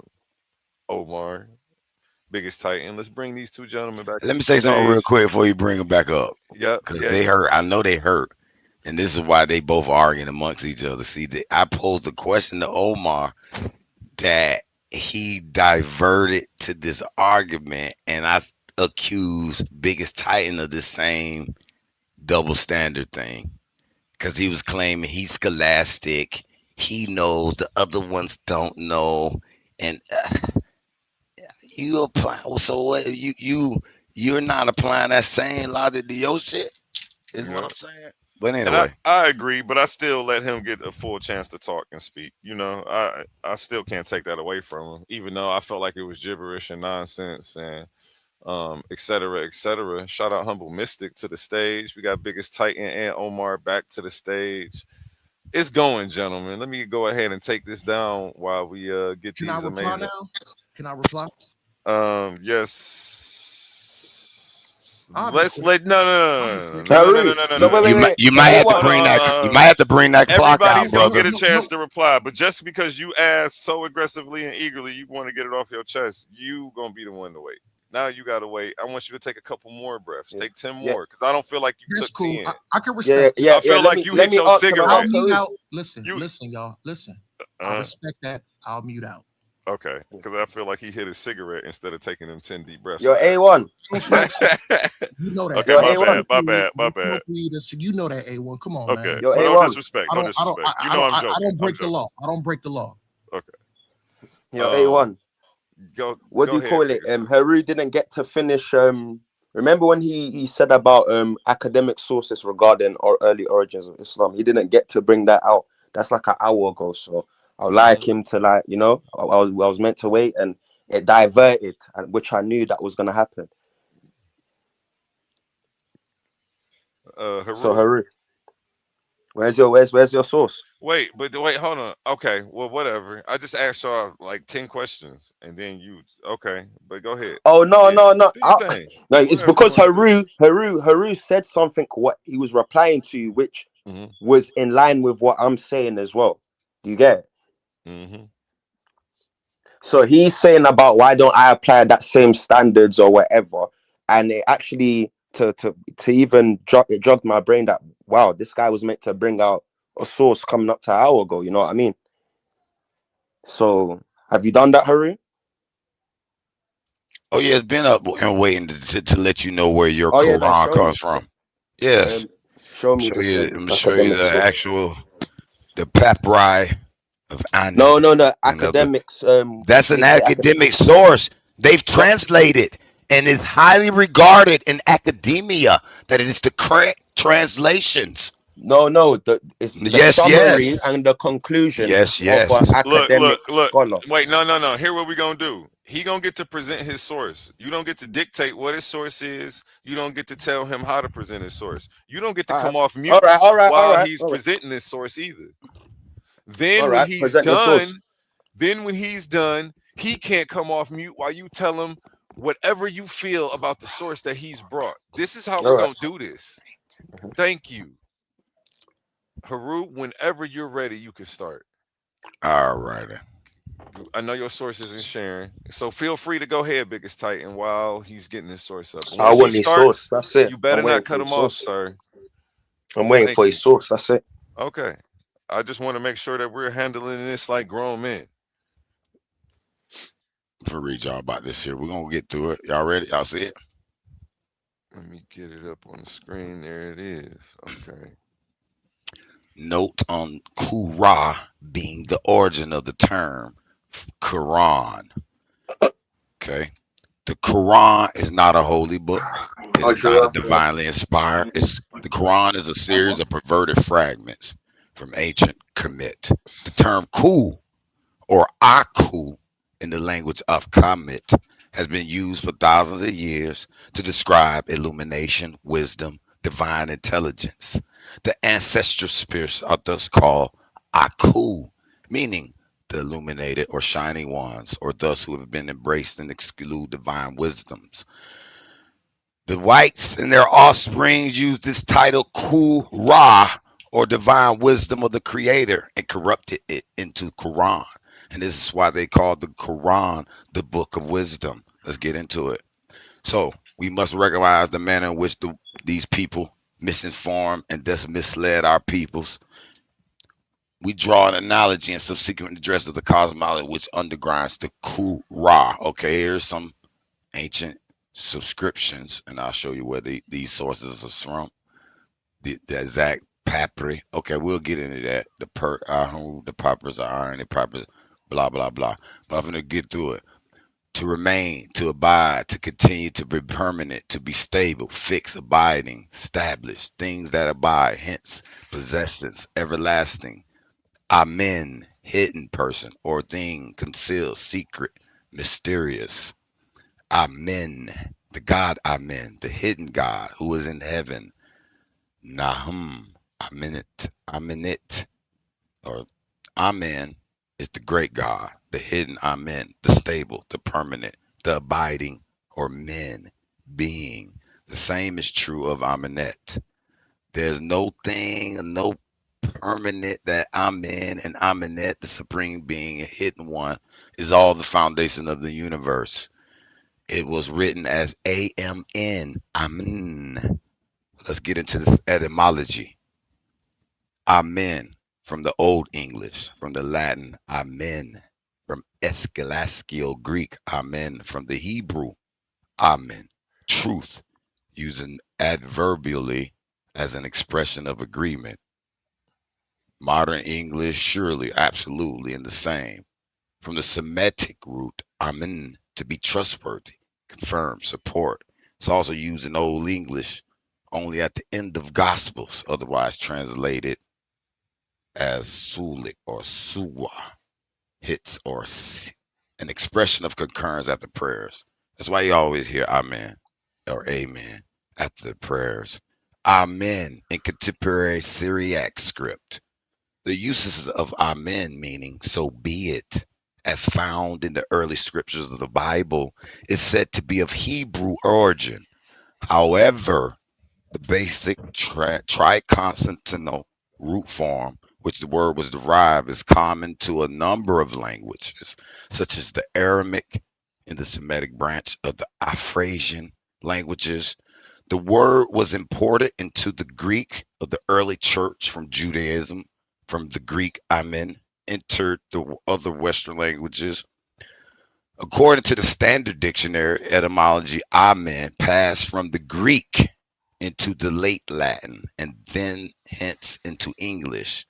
Rabbinic scholars from medieval France believe the standard Hebrew word faith, imuno, comes from the root amen. Although in English transliteration they look different, they are both from the root aleph, men, nun. That is the Hebrew word amen, derives from the same ancient triliteral Hebrew root as does the verb aman. Grammarians frequently list aman under its three consonants, aleph, min, nun, which are identical to those of amen. Note that the Hebrew letter with the little scribe, aleph, represents a glottal stop sound, which functions as the consonant in the morphology of Hebrew. This triliteral root means to be firm, confirm, reliable, faithful, have faith, believe. In Arabic, the word is derived from its triliteral common root, amana, Arabic word here, which has the same meanings as the Hebrew root word. Popular among some excuse me, theosophists, proponents of Afrocentric theories of history, and adherents of esoteric Christianity, is the conjecture that Amen is derived or a derivative of the name of the Egyptian god Amun, which is sometimes also spelled Amen. Some adherents of Eastern religions believe that Amen shares roots with Hindu Sanskrit word Aum, Aum, Such external etymologies are not included in standard etymology reference works. The Hebrew word, as noted above, starts with aleph, while the Egyptian name begins with yod.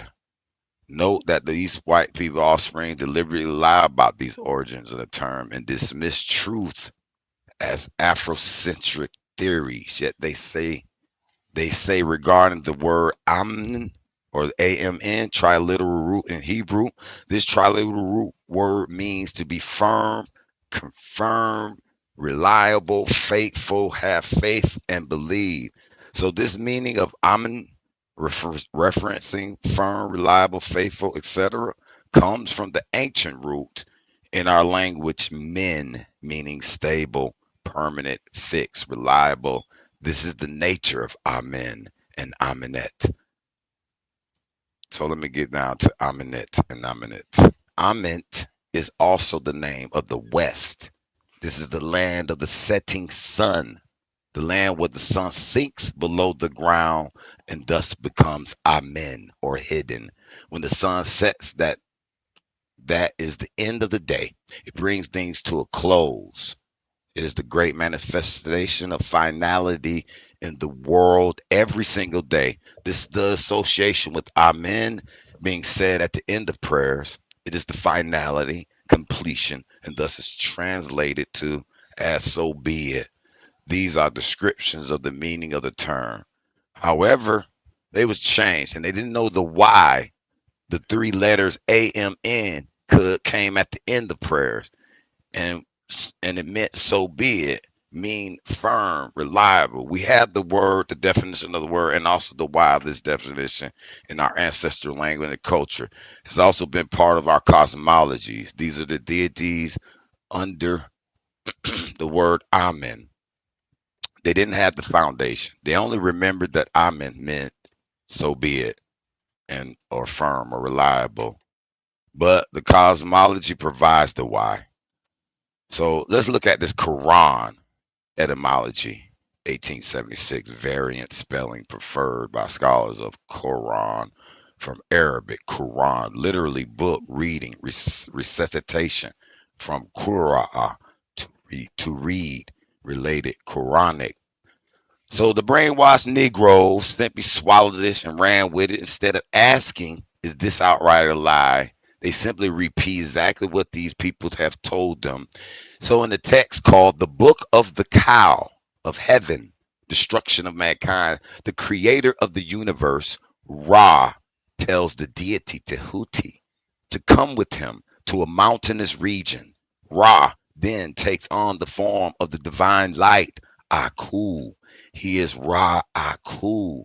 When he then makes the deity Tehuti his representative on earth.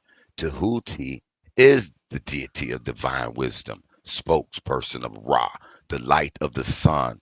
Ra, operating through the sun, is what illuminates the moon. Tahuti, operating through the moon. Tahuti receives illumination from Ra, revelations from Ra as the illuminated wise one.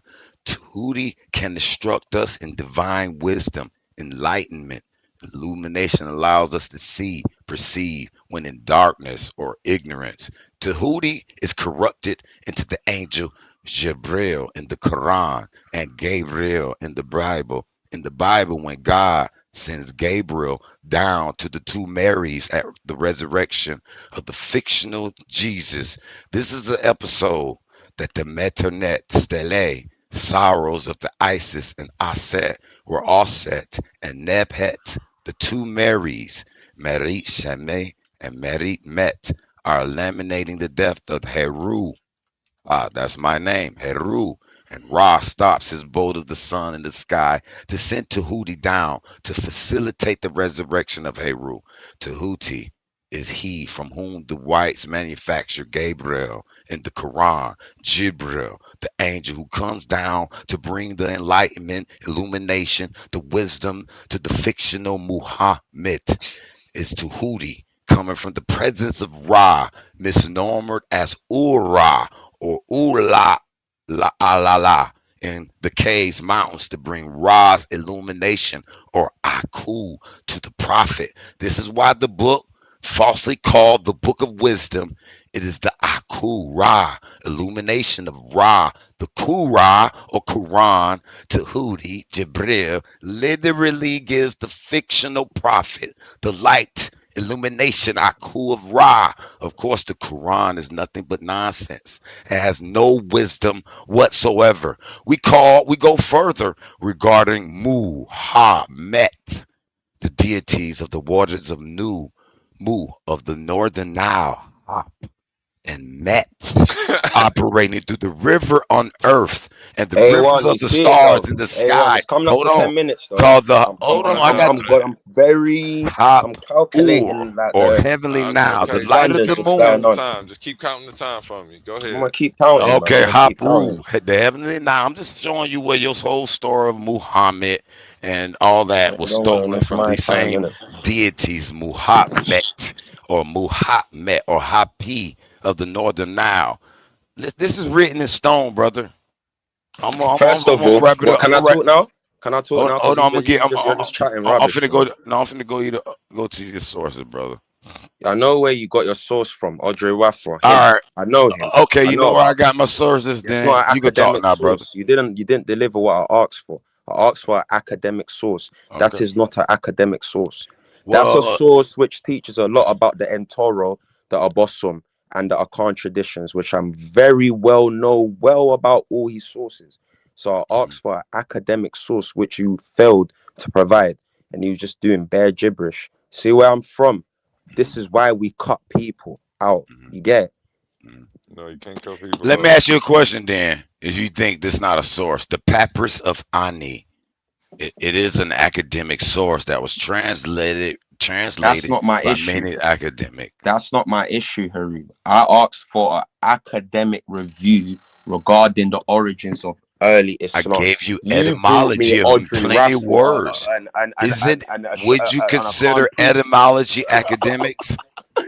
Bro, you brought an Khan Do you priest. consider He's not an academic. do you He's a consider racist, if etymology anything. academics? Come on, he's not. Let Come me on, ask you man. a question, sir.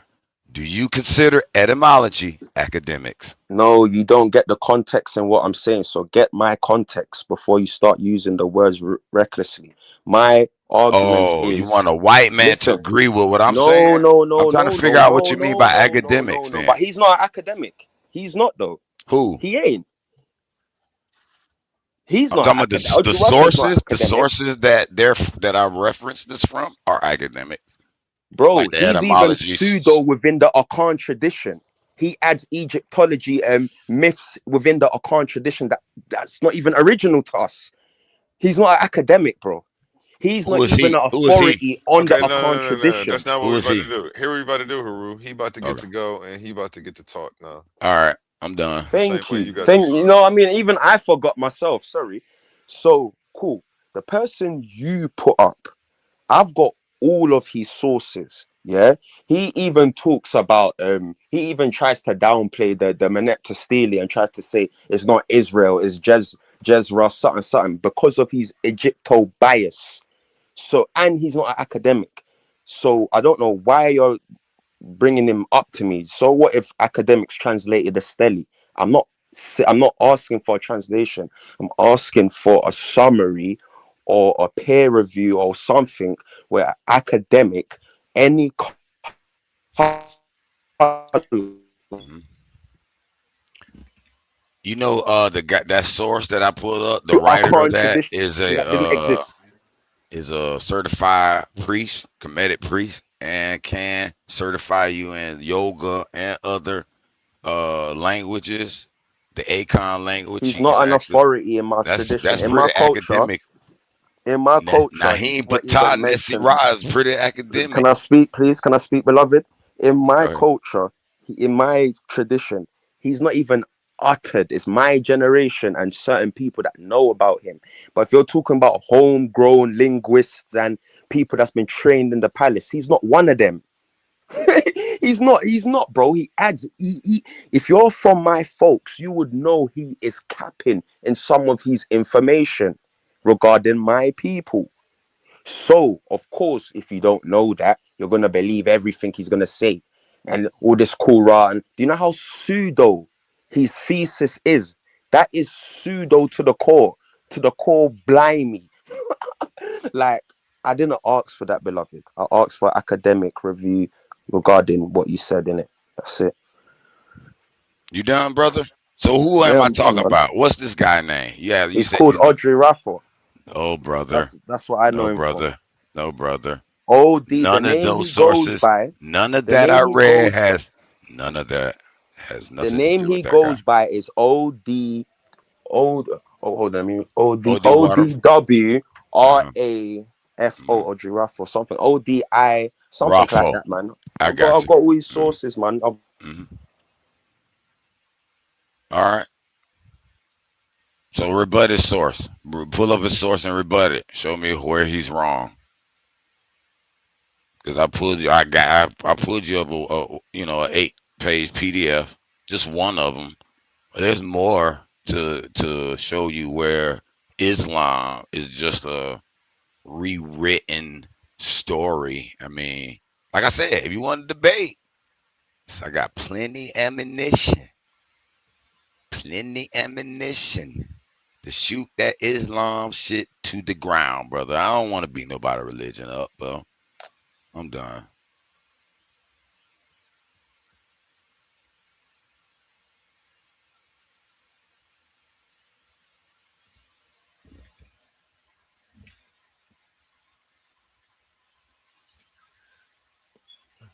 Well, okay. I guess a word from our sponsors. Are you tired of the same old echo chambers? Ready to stretch your mind to places it's never been before? Welcome to the ultimate intellectual battleground on the Coliseum of Arguments Network. It's time to step inside the cave of knowledge. Welcoming your host, Humble Mystic, every Tuesday. We're bridging the gap between the ancient world and the modern landscape. From the deep esoteric wisdom of ancient Kemet to a grounded naturalist view of our world today, no topic is off limits. We're dissecting philosophy, breaking down ancient civilizations, and clashing over modern day politics every Tuesday. This isn't just a lecture, it's a debate. A powerhouse arena where your voice matters. A premier space to step up, voice your opinions, and challenge your perspective with the sharpest minds around. If you love real, raw, intellectual fire, this is the show for you. Elevate your mind, bring your arguments. Subscribe to the Cave of Knowledge with Humble Mystic today. New episodes drop every Tuesday on Coliseum of Arguments. Step into the cave if you think you can handle the truth. Titans Debate League. Only the brave speak here.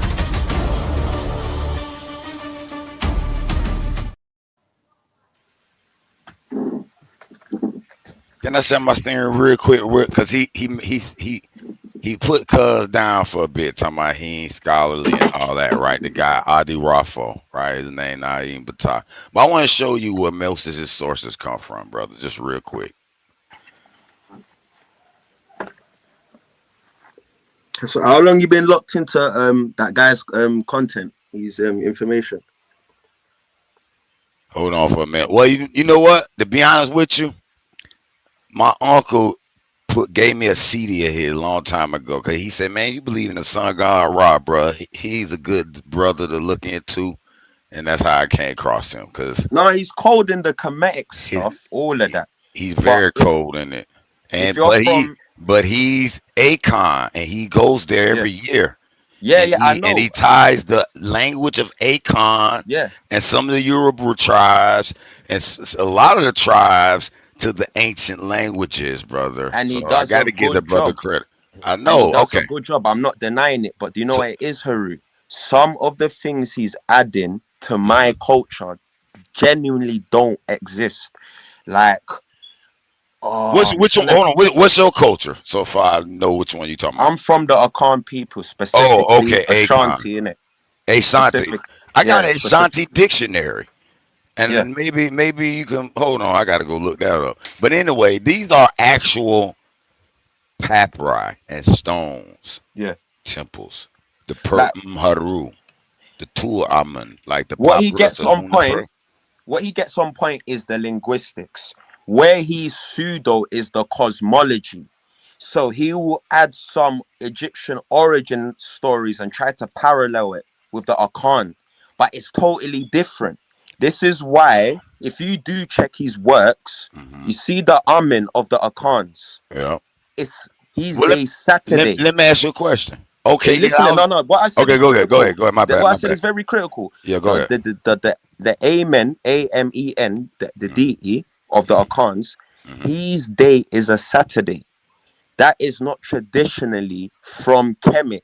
This is why when that subject is brought up in his works, he don't try to downplay it too much, because he knows downplaying it is downplaying the Akan tradition. This is why he would try to bully out the Hyksos and the Hebrew stuff and try to say, oh, they copied it from us, they got it from the Akans. He will try to reverse the argument. I know what I'm saying, but Amen worshipped on a Saturday does not go back to Egypt. And he will try to force our Amen in an Egyptian context when it's actually from North Africa, Libya, specifically speaking. Them deserts over there has nothing to do with Egypt. Yeah, but I gotta believe the stone and the papyrus that I could read from 2,000-3,000 years ago. Like it's literally on these stones, you can in these coffins and these prayers, you can go and read right now. That's scholarly academia has dated. And this I'm book, not denying the inscriptions and all of that. so What I'm saying is some of these parallels are pseudo I facts. don't know, because I got a whole calendar that breaks down the Yoruba, the Akon, and show how it relates with the So bring an Egyptian system. example where he makes sense, and I'll see if he's telling the truth or not. So you're the truth bearer. You can determine who's the truth bearer, brother. See how you Right now, do. I'm the only authority You're a on the little bit Akan language right now, so narcissistic, speaking brother. on the You panel. believe you are the ultimate truth. On this panel, I am. You wouldn't even Boy, man. ask for my debate, and you gave him a debate, the guy earlier.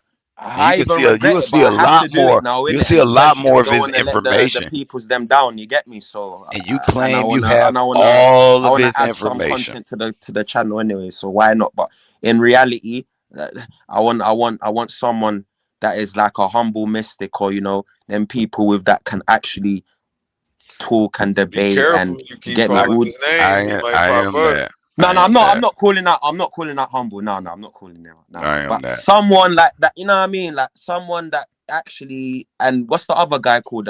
Kassad. Like, you know what I mean? I like these brothers, brother Yara. Like, you know what I mean? People that's willing to, like, they're listening. They'll pull out the sources, and you know what I mean. Not this.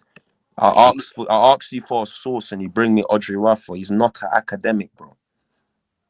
Brother, You get what I'm saying? why would you discredit that man's study? I'm not discrediting him. He's not an academic. What's an academic? That's what I'm trying to Thank figure out. you. It's somebody that's gone through the academic schooling, Which school? like the Western education system, the academic school, whatever you want to call it, coon. If you want to Why call me a would you coon or give them the whatever, full but I'm power? asking They the because, liars though, brother. Why would you give them the full power? bro, at the end of the day, the person you brought up quotes academic scholars. Okay. So at the end of the So day, why we is you do throwing them need out then? academic scholars. There's Then how nothing could you wrong throw with them them. out if he quoting the same academic scholars? He will quote them, It's and all then the same information. It's all the history look. information. You can't Look, at change the it. It's end of not the going to be day, different. It's not going to be new. It's the same information because it's the same event that happened 3,000 years ago. let So me it's show nothing you different. something. Yeah, let me No show you matter if something. this scholar said it, that Let me scholar show you said it, something. You and see another some guy books, read yeah. that scholar, it still No, leads back to the same damn it's information, important brother. because why I say it's important, because some books I have on my shelf, you can't get it on eBay, you can't get it on Amazon, you can't buy it from nowhere. Do you know where they are? They're in universities, mate. They're in universities. You can't go to any Tom, Dick, and Harry university. You need to be qualified. If you ain't got them qualifications, you can't read certain books. I agree. So this is why I say academic. I got you. Thank you. Okay. So what? So whose academia you believe in the most that has released the most books that we don't have access to? I don't bum suck to academics, bro. I utilize their works and use it to my best ability. I don't really. I'm not a person that And just hides behind every academic. No, if he's you wrong, he's wrong. you agree Adi Warford quotes the same academia, the But same he's thing not an you do. academic, You're not either. And you said you use their bro. work. That's why I can challenge him. That's what makes it even worse.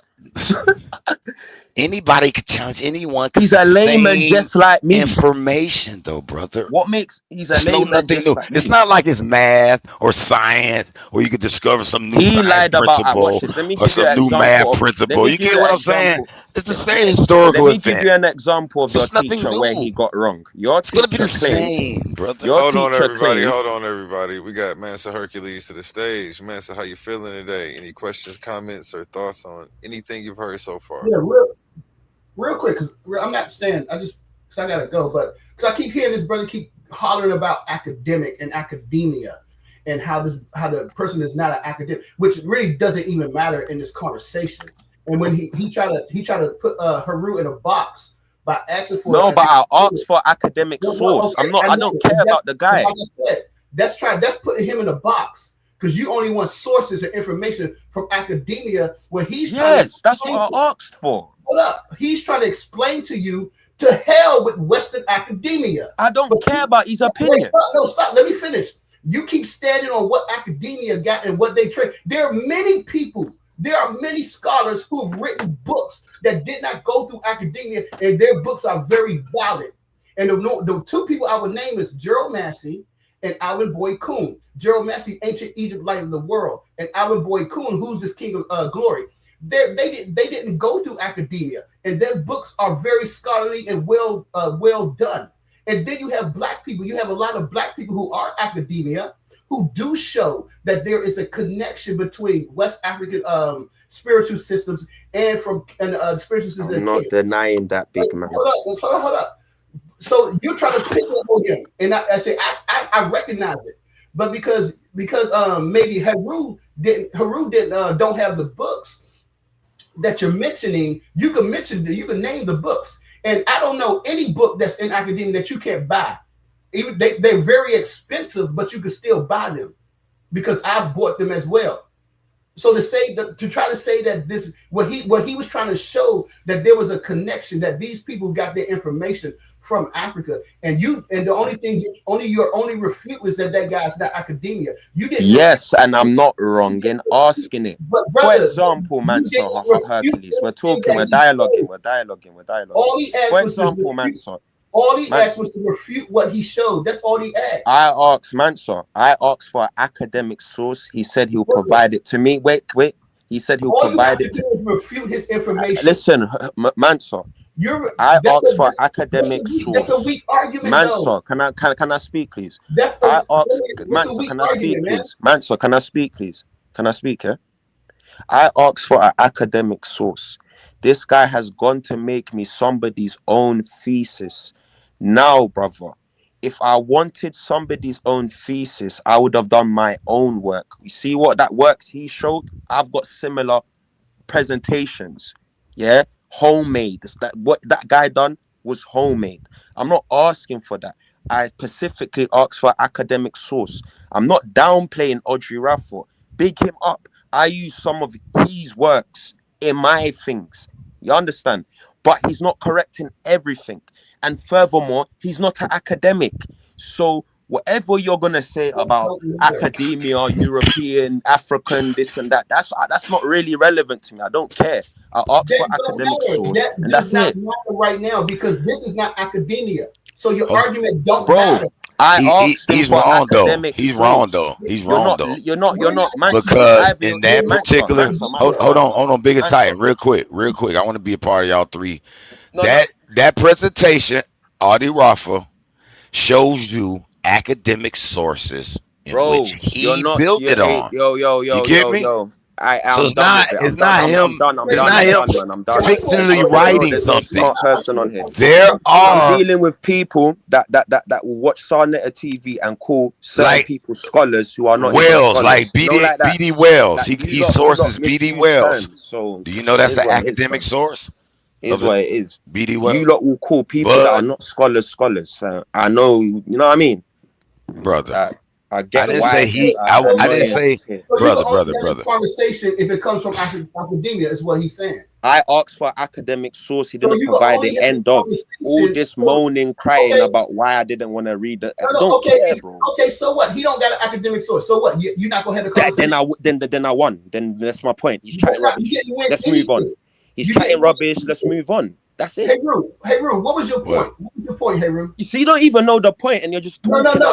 Like I want him to say My point was that he admitted that this guy used academic sources, and he admitted he even used this guy's sources. And this presentation I brought points him to academic sources.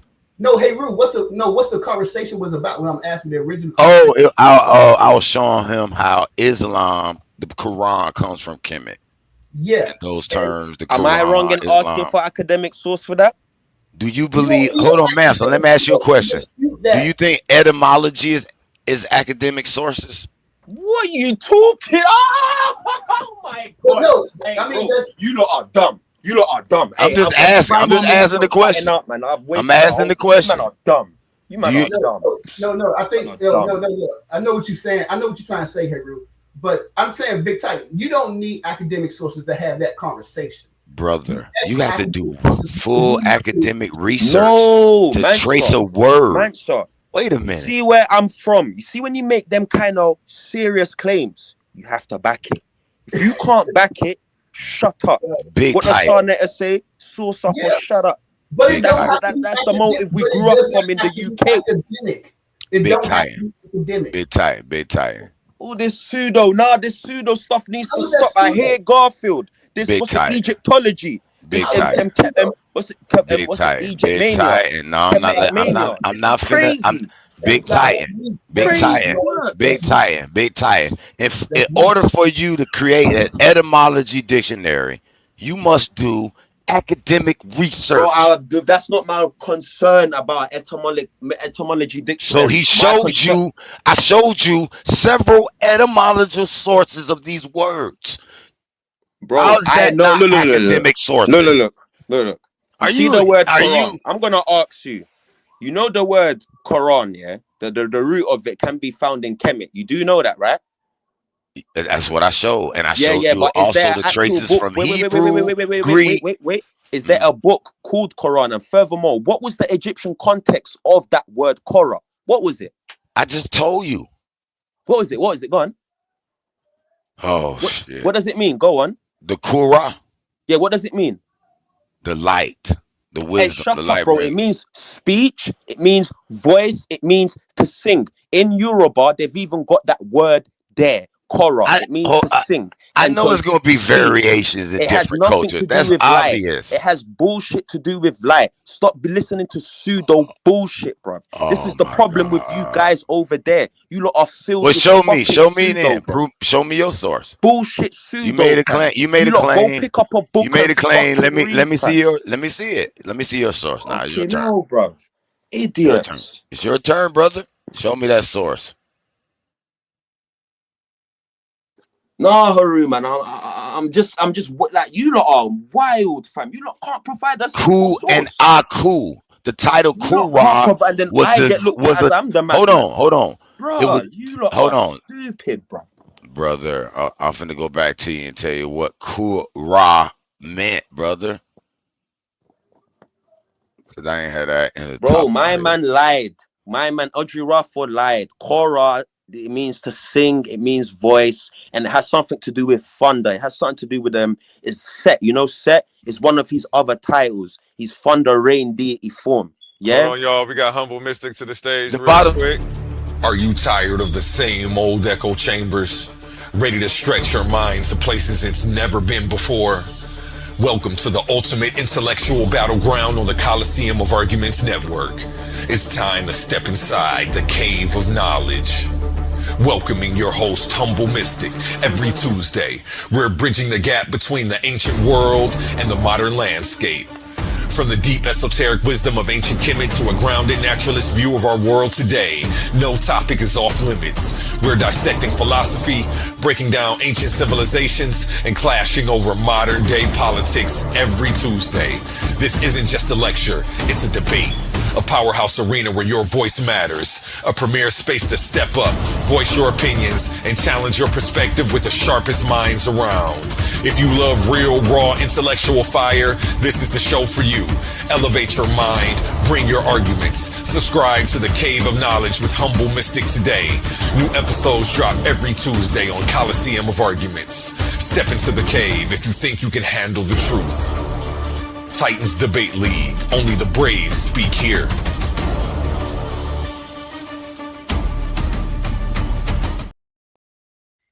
Humble Mystic, how you feeling? What up, family? What up, family? Y'all know what it is. I'm feeling good, just coming through. Just checking everything out, getting ready for later, 8 o'clock. Stay tuned. Hey, listen, man, we got a lot of fallacies to point out today. Oh, okay, you going live at 8 o'clock tonight? That's what's up. Yeah. I'm excited. I'm gonna be there. Yeah, I'll be in the crowd watching. Excited about that. Let's go. Who you going at? Cos? You already know, Cosma. You already know, Cosma, man. You know I gotta go. Let's go. And listen, man, it's gonna be a good one too because he don't understand what he be talking about, bro. And I be really wanting the people to really understand that you can't listen to everybody because they claim to know something. They claim to say, oh, they show you this. You gotta actually, this is why doing your due diligence is so important. You actually gotta go and, do your research for yourself. That's why I always tell my family, go back and do the research for yourself. Later on the day, though, we going, I'm gonna help y'all with that, though. We gonna go and do some research. Okay, I'm excited for that, man. That's what's up, man. Shout out to you. Shout out to everybody who's gonna be in attendance. It's about to be a fire event tonight, 8 o'clock p.m. Man, make sure you're here. Yeah. Well, A1. Go ahead. You see what I put in the chat? Yeah, can you click on that link? Oli, can you? I want to show Haru the mistakes of his master teacher, innit?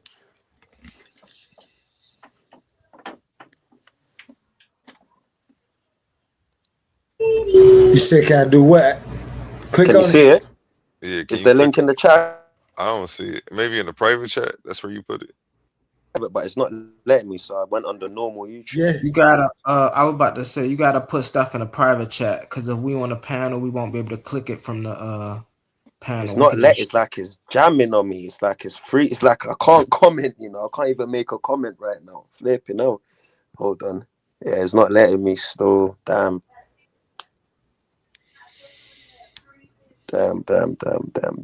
Basically, Haru, your guy, he said Nyankopong, which is another name for God in my language. He said it means Nya comes from Ra, and it means shining light or the great shining light or something like that. The weight of mistakes our ancestors made thousands of years ago. We've been told that to get right with the Creator, that somebody else's blood had to pay our tab. No, this ain't it. But you can play this though. How long is this? And I'll say it again. How long is this? Shout out Smash Your Idol. I put that link in the chat like 5 hours ago. Remember when you sent it to me, Smash? I popped it back there. Stand on 10 toes. But we never got to play it. Oh shit! That's the only thing that was back there. No, that's cool. Let it ride for Smash. Telling you, this was in reference to your first presentation. To your presentation, Oli. Start it over. Group cases. Yeah, you out here doing righteous things. Yeah, and righteous rewards will come to you. You know what I mean? But if you out here moving reckless, else drop you. You move from here maybe 9 or 9:30 or. Jeremiah 31:29-30. In those days, they shall no longer say, the fathers have eaten sour grapes, and the children's teeth are set on edge. But everyone shall die for his own iniquity. Each man who eats sour grapes, his teeth shall be set on edge. Okay, check this out. Before we even get into waters, deep water, let's make something clear. We've all been lied to, right? We've been told we've been born losing or carrying the weight of mistakes our ancestors made thousands of years ago. We've been told that to get right with the Creator, you know, that somebody else's blood had to pay our tab. But the Torah don't say that. And I'll say it again. The Torah don't say that. The law of accountability is the ultimate stand on 10 toes code. It's the Creator, like, literally telling you, you know, I don't play group cases. If you out here doing righteous things, then righteous rewards gonna come to you. You know what I mean? But if you out here moving reckless, and your kids sure ain't paying for your mess, bro. It's literally a one-on-one relationship. It's personal. You know what I mean? Before I even start, right? Check this out. He ain't ever asked for your kid's life. He ain't ever commanded no human sacrifices. And we're gonna read through scripture that never crossed his mind. Now, what he is looking for, it ain't no body count or ritual. And you can stop it whenever you feel like, Oli, because that's an hour. So we're not gonna play the whole thing, but this is what you know, he was going over. And he could definitely get a chance to come up here and do a presentation on this if he wants to.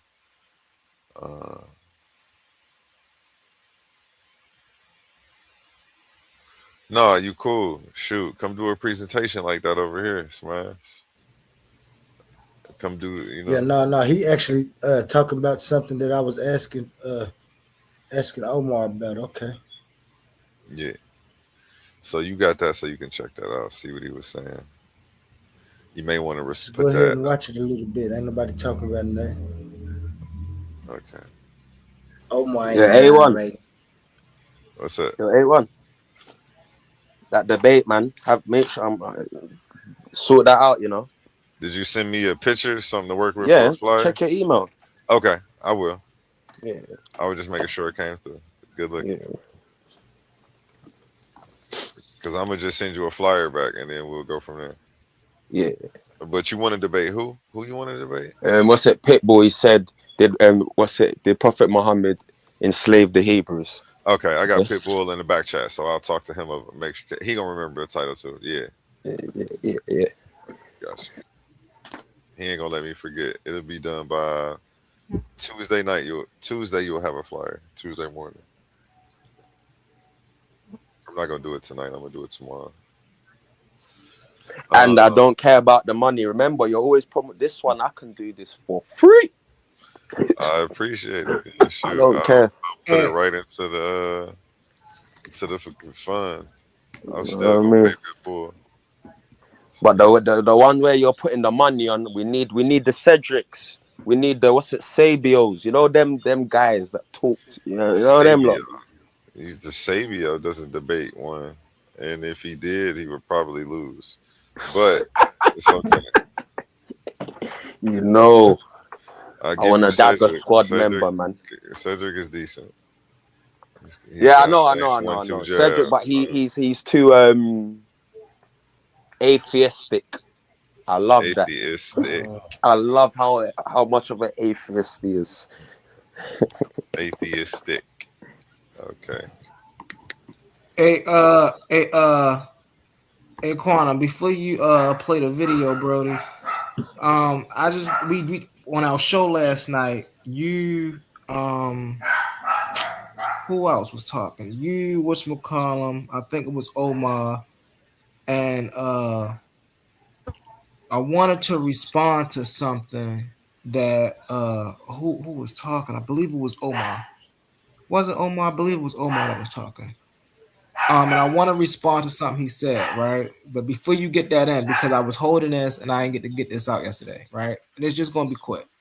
And I want to share my screen when I say that when I do this. Hold on.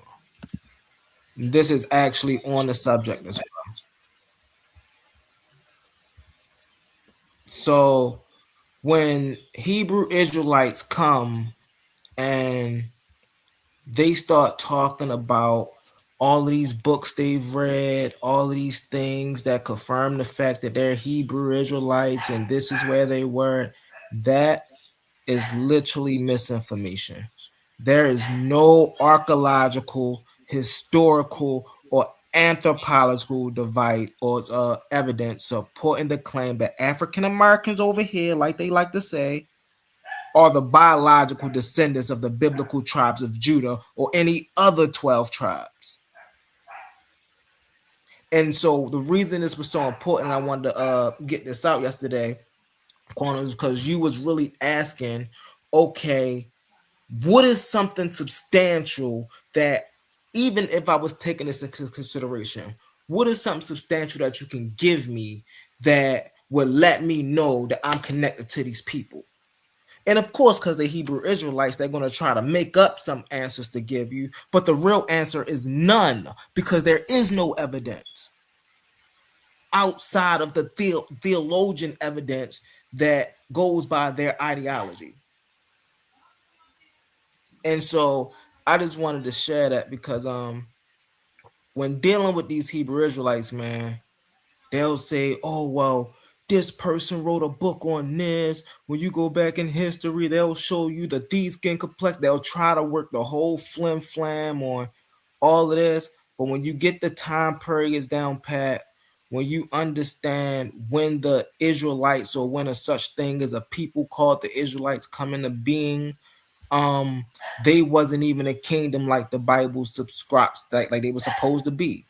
So you can't look for a connection from African Americans to the tribe of Judah by way of going off of the Bible or by way of going off of what the older traditions of the Black Hebrew Israelite movement say.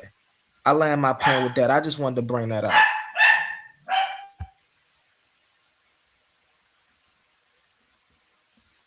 So my dog going in. Yeah, that's my. My little dog. They pit bulls in the house. Well, humble, would that include Africans as well? What you mean? Would that include Africans? Would what include Africans? Like claiming connection to the ancient Israelites. That statement you made, would that be is that just for the African American, or is that for the Black African American and Black people, Africans, you know? That's who the Black African Americans. That's who the Africans Americans are. Ain't no other African Americans. So would you say? I mean, is it just for African Americans or Africans as well So that the you're saying 12 that tribe statement you made? chart. So the 12 Okay. tribe chart only deals with Yeah. No, I hear you. melanated people. Look, you mean the 12 tribe chart? That started in America, right? Yes. Yeah. You know, they do the Deuteronomy 32 thing, and they try to say that prophecy I hear is you. supposed to. But then when you read the Bible, they never tell you that prophecy was fulfilled in the Bible. They never tell you that. Why do you think they leave that part out? No, I hear you. But you know what's crazy though? You see Deuteronomy 23, you've got a parallel in the Quran as well. So let me read it out for you, because Parallel on the Quran. the parallel we have in the Quran, I wouldn't pin it on a ship, but let me read it for you. Hold on. Can I ask you a question really fast? I Yeah, don't go want to on. of course. What is your position as you're a Muslim, correct? Yeah. All right. So What you is your position?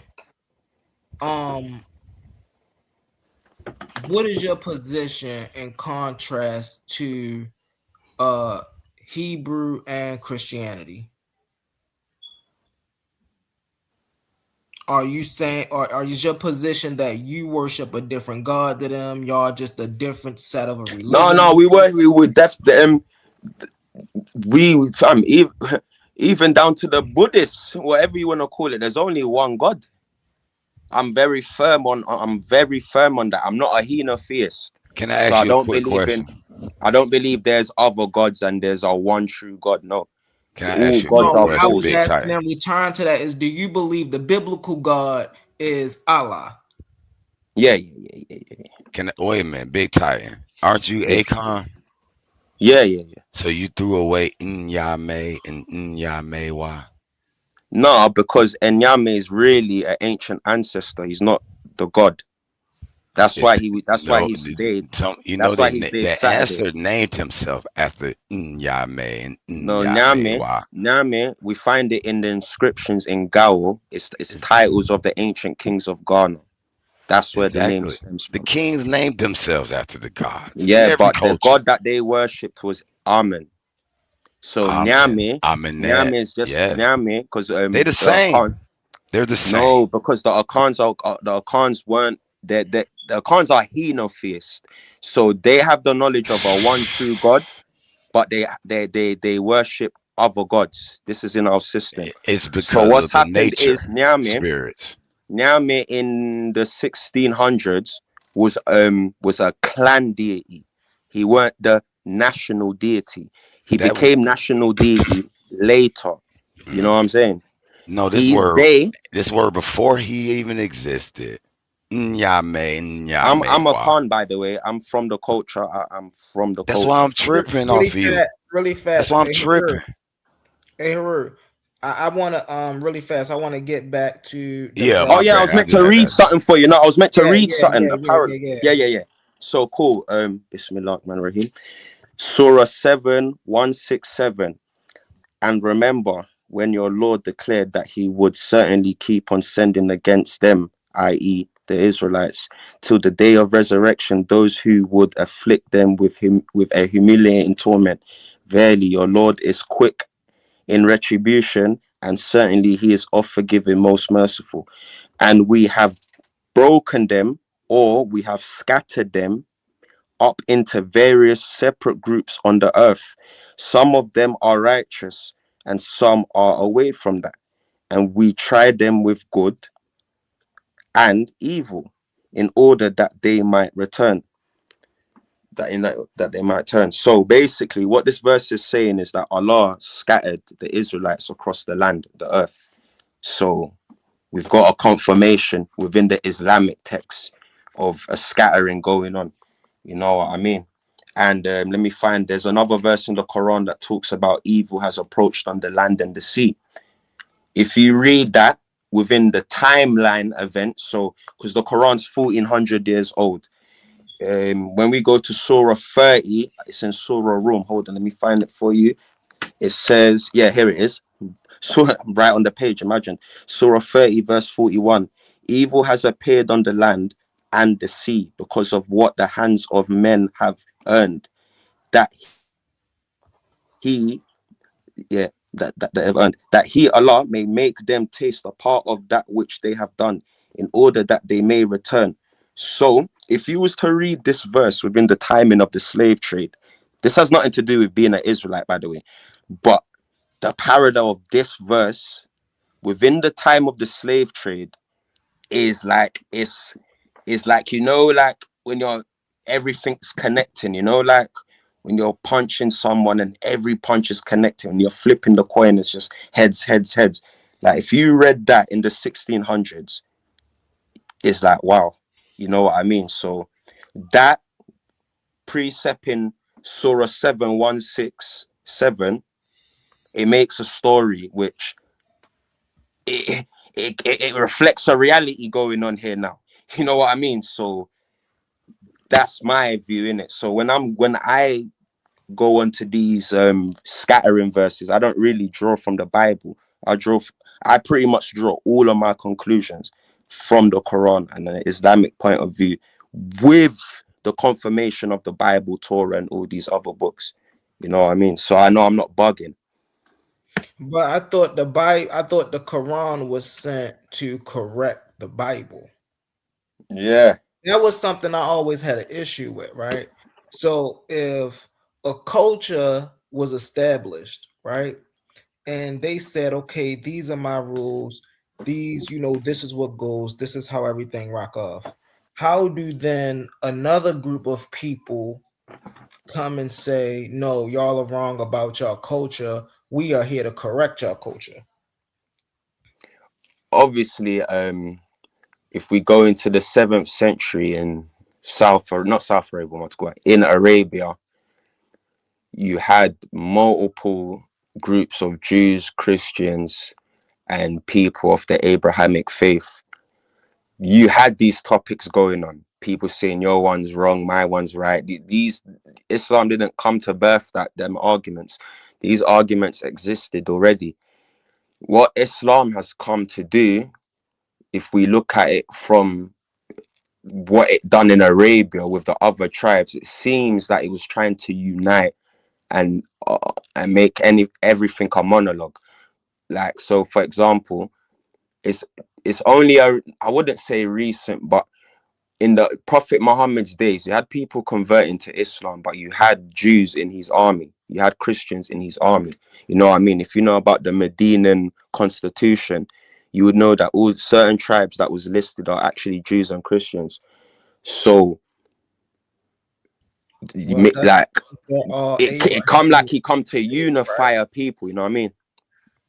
Right, but that's because they're all Abrahamic faiths.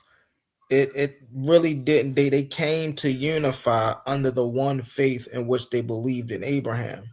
They didn't come to unify under the strict religious authority that we agree that all of our gods are the same, right? And when we talking about that period, the Christian and the Jews really didn't have a choice for real when he had them in his army. You know what I'm saying? He was forced, right? This is what we call conversion, right? And so instead of saying I'm gonna slaughter all of y'all, it's smarter for me to keep the strongest of y'all and put y'all in my army. And so when we get to these times, we realize, like you said earlier, that we do see this religious competition.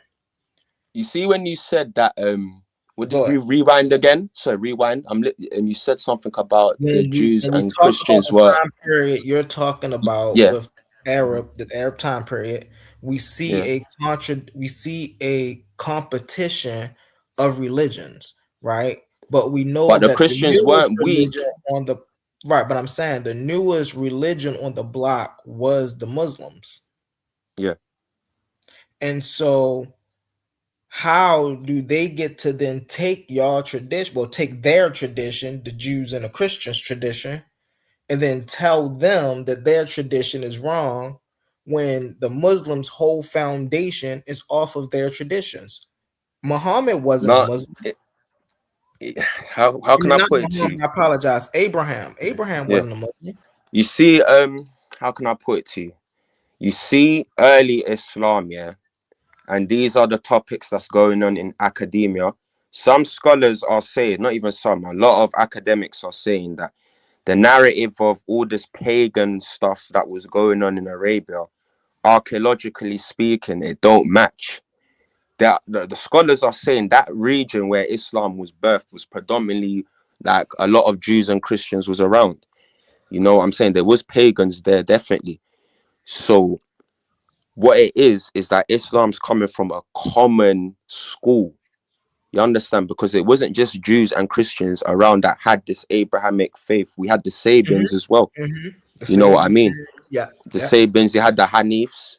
You know what I'm saying? Like the scholars have literally found something recently to confirm the existence of the Hanifs, because when they used to come across the name Allah in the region, they will pin it on a Jew and Christian. But this Allah, the person who inscribed it, his name was Abd Shams, like slave of the sun. But he was worshipping Allah, and within the inscriptions, it didn't have no sun like veneration. And if you know about Arab culture, like Abdul Shams and these things.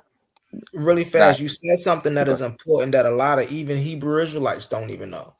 right? Go on. The reason a lot of people, when they see the word Allah, and that is attested to like really, really old times, the reason they do that is because Jews and Christians use the word Allah for God way Yeah. before there was anything such as a Muslim. Yeah. We've got the inscriptions. The inscriptions are there. South Arabian inscriptions are there.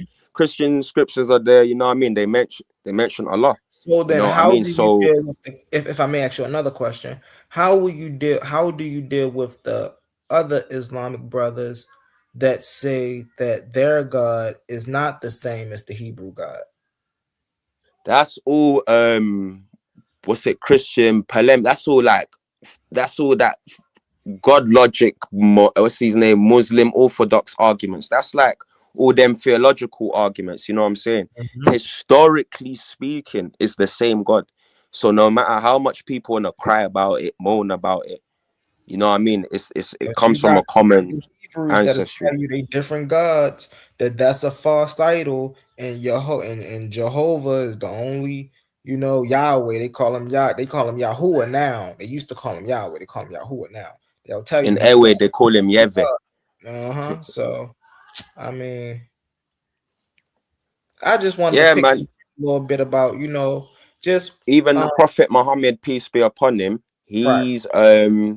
his great grandmother was Habashi. His great grandmother on his paternal side, Habashi. His great grandmother on his paternal maternal side is an Israelite woman. You know what I mean? So when the Quran says that the Jews, the people of the book, know him more than they know their own son, you know what I mean? It's basically like the Quran is making a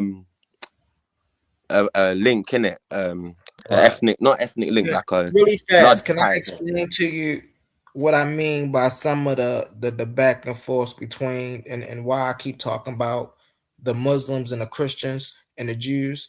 So, for an example, in the Quran, Jesus is not crucified, Yeah, but we know in the Bible Jesus is crucified. yeah. So now, for a believer, whether they're Christian or Muslim, right, or just a right out believer, what are they supposed to believe if both of these words are supposed to be the word of God? Is God contradicting himself? First of all, you see the time of Islam, yeah? Not obviously like nice and creed, so cool. So roughly, they existed Christian groups that didn't believe Christ died. Like these groups do exist. You know what I mean? So Mhm. so if I wouldn't see an issue for the person in the middle, because you have groups of people that fully deny it and they're off that religion. You know what I mean? So So I'm a philosopher, right? yeah, I'm a naturalist. So yeah, for me, belief, that's not good enough, right? yeah, I want objective empiricism. So yeah, if I am going to believe in something, I want to believe in the truth. And yeah, here's two books that claim to be the truth yeah, from the one God. yeah. And so now I'm looking for the truth, but when I read these books, I get two different answers. What am I to believe is the truth? Unless this one Well, if God you're is speaking, contradicting himself. well, if And you're he can't speaking do from, that, mind you, really fast. I'm gonna let you have it after this. He yeah, go. can't do that because, mind you, he's perfect and he's omniscient and he violates the laws of nature. So he can't contradict himself. So now we have to explain how these two truths of his Yeah, word goes yeah. against one another. So what do you call it? So you're basically saying, how would you pick? Like, if you had to choose, how would you pick which is the truth, in it? Correct? Mm-hmm. Would you not based on 2026, but based on that timeline? Correct? Mm-hmm. Yeah. Back then, I don't know if the person that wasn't involved in the Christian faith, if he even knew who Jesus was. Or even we You know what can I'm add saying? this period, just 2026, a Yeah. person All who's right. looking All for right. Okay. objective Cool. truth. Okay, Because cool. you So believe that yeah, the Quran is objectively the word of God, correct? yeah, yeah. Right. So how would you then distinguish between the other word of God, objective word of God, which is the Bible? I And wouldn't if say those two messages contradict each other, then how would one person of a belief, of a faith, choose which one is true or not? so. Basically, when the Quran talks about the Torah and the Injil, the Torah, to my understandings, is the 613 commandments, and the Injil would have been the living practices and wisdoms of Christ. So I wouldn't say that the books we have today were written by the people that Allah said He revealed it to. So that's already, you know what I mean? With regards of how are we gonna know if Christ, which one's telling the truth, either the Quran or the Gospel? We line it up with history. You know what I'm saying? And the people that Allah said in the Quran that it was seemed so that he was killed, but he wasn't. So obviously, to the eyes of the people who saw Christ on the cross, they thought he's dead, because remember, crucifixion back then, furthermore, they're not even putting you in a tomb. So even that story is a bit fishy. You know what I Why mean? would Because why wouldn't God put the that story crucified in the Bible? the crucified persons, the crucified is not getting put in a tomb. They're dishonored. They get dashed in where the vultures will eat them. And I think even sometimes they leave them to get eaten by vultures on the cross. This is why even scholars say the tomb bit, that might not even happened at all. And it's sad because that tradition's crept into Islam. Because don't get it twisted, within Islamic tradition, we've got hadiths talking about Christ rising from the death, which, don't get it twisted, I do favor that view. But the tombed one is a good question, because I do know about crucifixions, and I do know they're not giving you an honorable burial. So Right. And when Allah said they did not crucify him, it seemed so, but Allah rescued him. I kind of favor that too. So right now, I'm kind of agnostic, man. I'll be real. And as a Muslim, to that don't conclude my faith. If Christ died or resurrected, that's not the foundations of my faith, and that's the beauty. You understand? So for me, I get if you had to pick which one you had to pick, but in all reality, Islamically speaking, that is not a thing that holds our faith in it. Okay, Him, I the got that. message, the Right. teaching he came So with, that is our faith. right. And so the reason I would say that one of a topic of this magnitude is important because such an important event, right, would have been that was given from a perfect being would have been given perfect the first time. So if this event that was in the Quran would have happened the way that Allah said it happened in the Quran, then he surely wouldn't have had any issues with stating it the first time when he was telling it, to Peter, to John, to when it was actually happening. Now, do you see what it You know what says? I'm saying? You know, So remember, I Peter's I were still have eyewitnesses. issue with that because if in the Quran they say, okay, what it made it look like, and then in the Bible they get a perspective, well, everybody's seen it.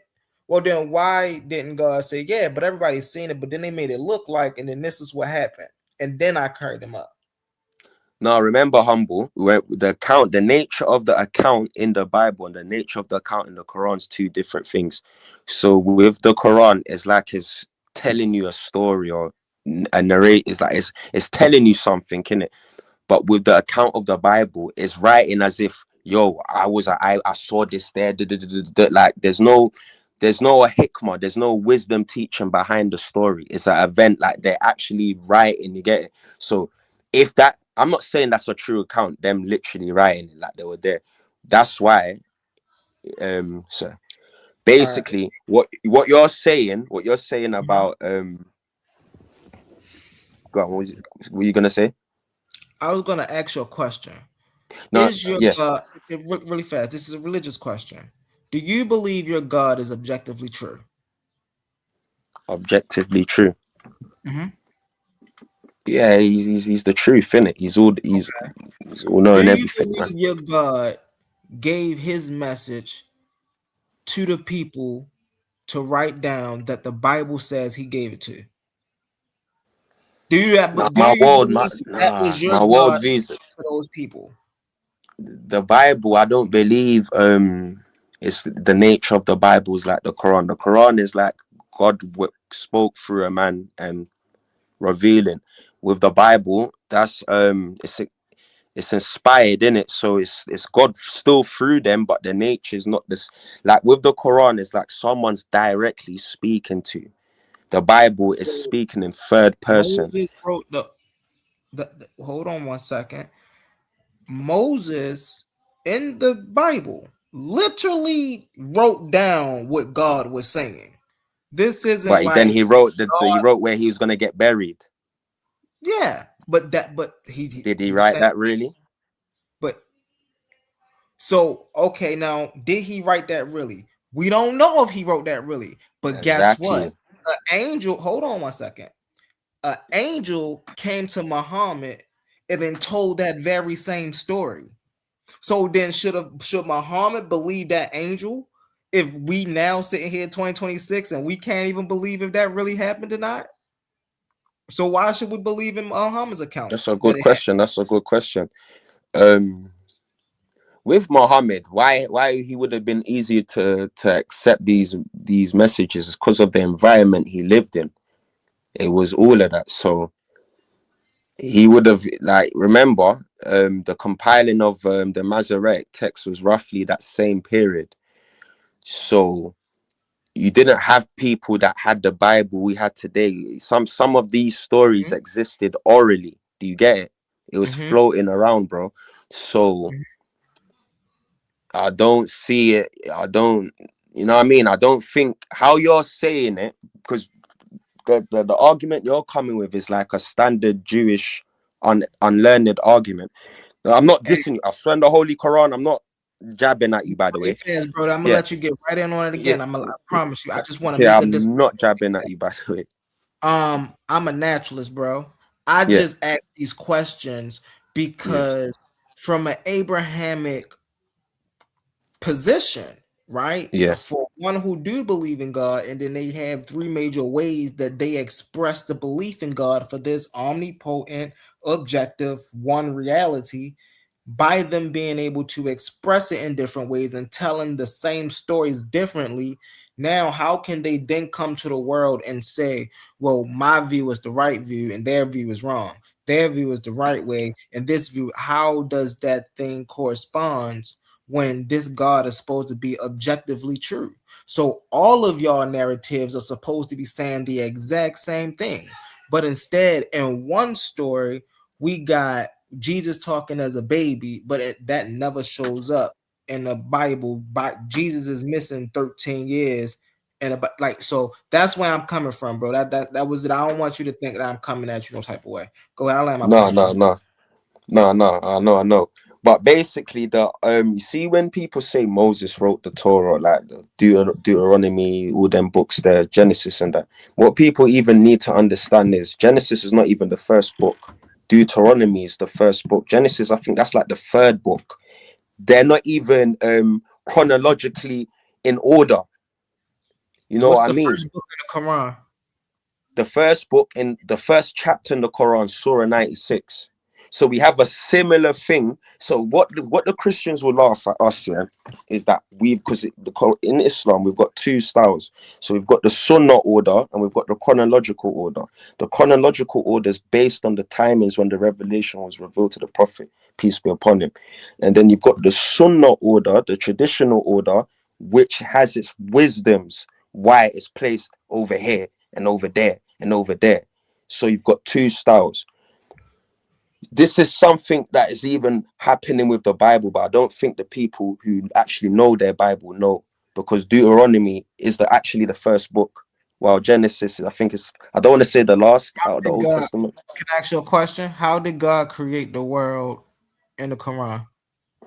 How did he create the world? It's pretty much from smoke. It's pretty much like the Torah. Like this is in the Torah as well. So when people read the Torah and it said there was nothing when it was complete void, like the word in Hebrew, I think is something like tohu or something like that. And it's pretty much parallels with what the Muslims will say. But this argument I'm bringing is more of a Muslim argument. I'm just bringing some light to the Bible right now for those who don't really know their Is there a own book. story about the jinn in your creation story with God? The jinn? Yeah, the jinn are made from smokeless fire. And But that I won't jinn take made that literal. human. I don't take That that jinn. literal. Let me ask you a question. That jinn made the humans, and God saw the jinn making it. And was like, "What you doing?" And That's was not in mad the at the that's not jinn. in the Quran. That's somebody that explained it that way. That's why I said some of y'all don't know if y'all really read y'all book. I call him a Hebrew Muslim. This guy. So that's But why let I'm me asking you about but this jinn. You that's say yeah, the jinn. So that's explain the story how it goes in your. What'd you say, humble? I was saying that's a great point. I wanted to ask, is a jinn the same thing as an angel?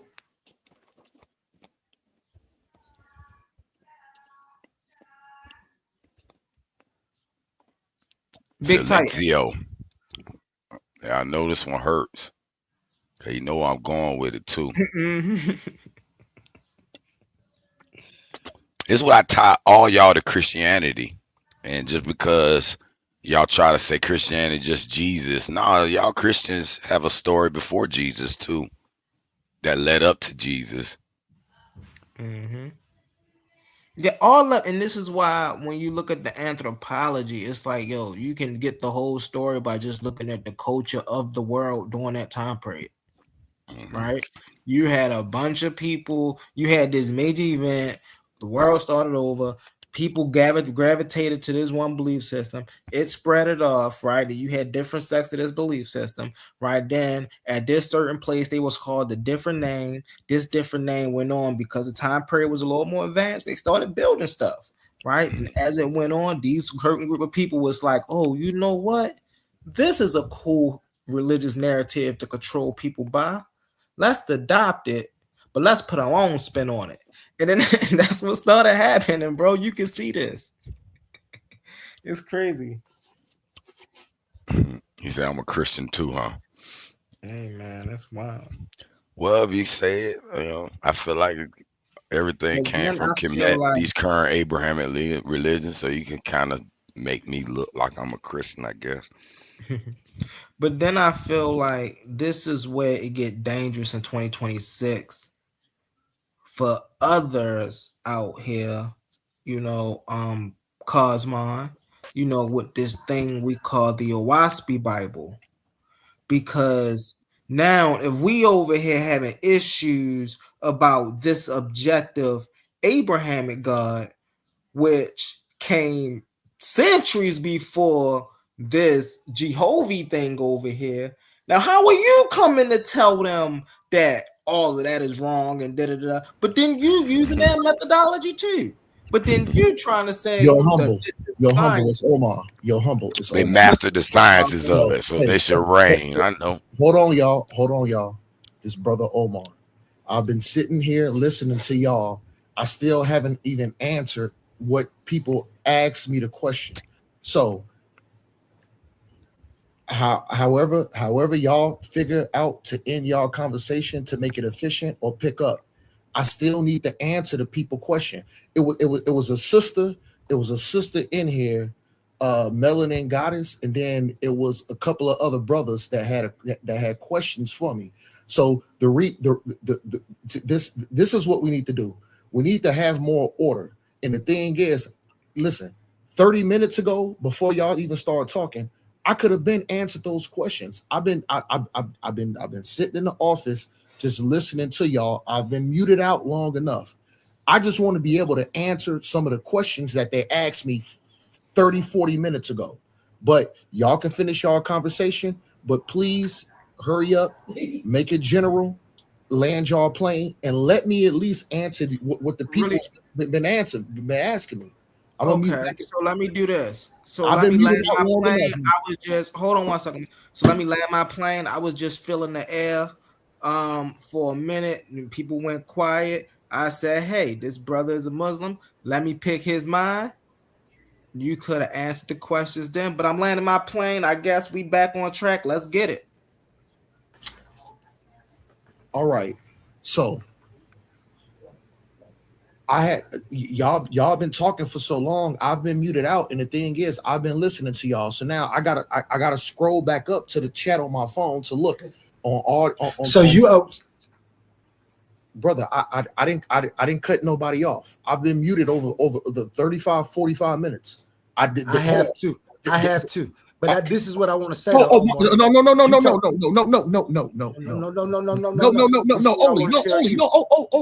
just let me speak. I didn't know that was you talking, Oli. So of course you got the floor, my brother. I didn't know that was you. I thought that was somebody else. So go ahead, Oli. My bad. First, I love your enthusiasm. It's wonderful. What I hate is you just said that we need to find some type of order when there has been order for a little bit. But you talking about responding to somebody in the chat, you need to respond to them in the chat. Y'all, no. I'm gonna respond to the chat and to what y'all asked me because remember, who said who asked you? Because who asked you? Did the chat ask you something? Because if the chat asked you something, talk to the chat in the chat. And the panel. And the panel. Okay. What was the question? What was the question for the panel? That's the one we want to handle. And then the one with the chat, you can handle that in the chat. The question from the panel and the chat was the same. They asked They asked Brother Omar to elaborate because the thing is, the Muslim brother was making it seem like the Muslims didn't the Muslims when it dealt with the caliphate didn't go cut heads off. So now guess what I'm gonna do? I'm going to address the wrongs that Israel did because see, this is the thing. I don't play devil's advocate.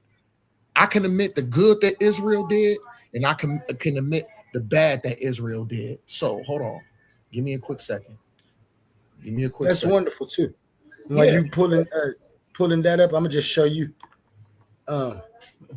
We do have the covenant problem. So I'm glad you're touching on that. I could go ahead and go into number 3 when you finish. Let me land though. Exactly. Let me land. Yeah. No, I said when you finish, take your time. Take your time, Omar. Take your time. To the one sister, Melanie, and then to some of the other brothers that had the question, Omar, what because what A1 did, A1 used that word that was what was that John that you pulled up, A1 earlier? You ain't got to pull it back up. Just tell me.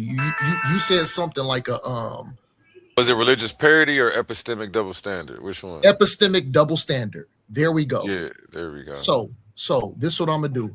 I'm gonna touch on the epistemic double standard because see, this is what I do. I'm not. See, the thing is, Brother Omar, I never romanticize like some other people do with their culture. I talk about the good and bad. So this is what I'm finna do. Because I validated my point with some of the goods. I'm finna talk about the bad that Israel did now. Because guess what? I don't have an epistemic double standard. I stand on ground. And we got to deal with reality. Is there good things? Is there good things that cultures did? Absolutely. Is there bad things that cultures did? Absolutely. So let's dig into the Israelite culture because I stand on this business. I'm finna elaborate on the wrongs and the evils and the bad things that Israel did because I stand on truth. Let's cook. Let's move forward with this information. Okay. The first thing I want to touch on is in the biblical narrative. It's a book called Judges. If you go through Judges 19 and 21, this speaks upon Israel doing atrocities to one another. Because I'm not gonna hide it. I'm not gonna run away from these questions. Let's get it in. Okay, so the book of Judges, when you deal with 19 and 21, this is Israel upon Israel atrocities or more. So there was a tribe called Benjamin. Benjamin went into another tribe, and guess what these men did to their own members of the 12 tribe. They went circumcised them, then killed them. Nope. Wrong answer. Thumbs down. Listen up. Don't cut me off. I'll let y'all cook. I thought you asked the question. My bad. No, I didn't. Now let's get into this. This is a story because, like I said, I don't hide the truth. Israel did disgusting and things that I don't agree upon. And guess what? And that's why they got their ass kicked. And that's why we got put in punishment. Let's bring up Exhibit 1. So if you pull up the book of Judges, 19 through 21, there's a story, right? There's a story about the tribe of Benjamin. The tribe of Benjamin, right? They went into their fellow Israelite neighbors, they brothers, according to the flesh. You know what they did? You know what they did? They went inside and they raped a woman. Rachel. They raped her. See, I ain't gotta hide the truth. Brother Omar speaks on this. So Benjamin went into this to the neighboring one of the 12 tribes, they brethren, went in there, raped the girl. Now, and and guess what? They unalived her. When they basically what they did, they gang raped her. So shame on the Benjamites, and they got punished for that. But guess how they got punished? This girl that they gang raped, guess what? She had brothers. You know what her brothers did? Her brothers went around their tribe and gathered up the majority of all the men that they could. They walked into the land of the Benjamites, and guess what? They slaughtered them. Do Brother Omar serve a righteous God? You ninja, you goddamn right. I serve a righteous God. We ain't talking about Israel fighting or unaliving another nation. We're talking about Israel on Israel. Redemption, punishment, judgment. Remember, Oli, the topic? So this is why I wanted to segue in it. Judgment, punishment. You know what the you know what redemption is? You know what the punishment for your own Israelite brother to be wicked, to come into your land and grape your sister?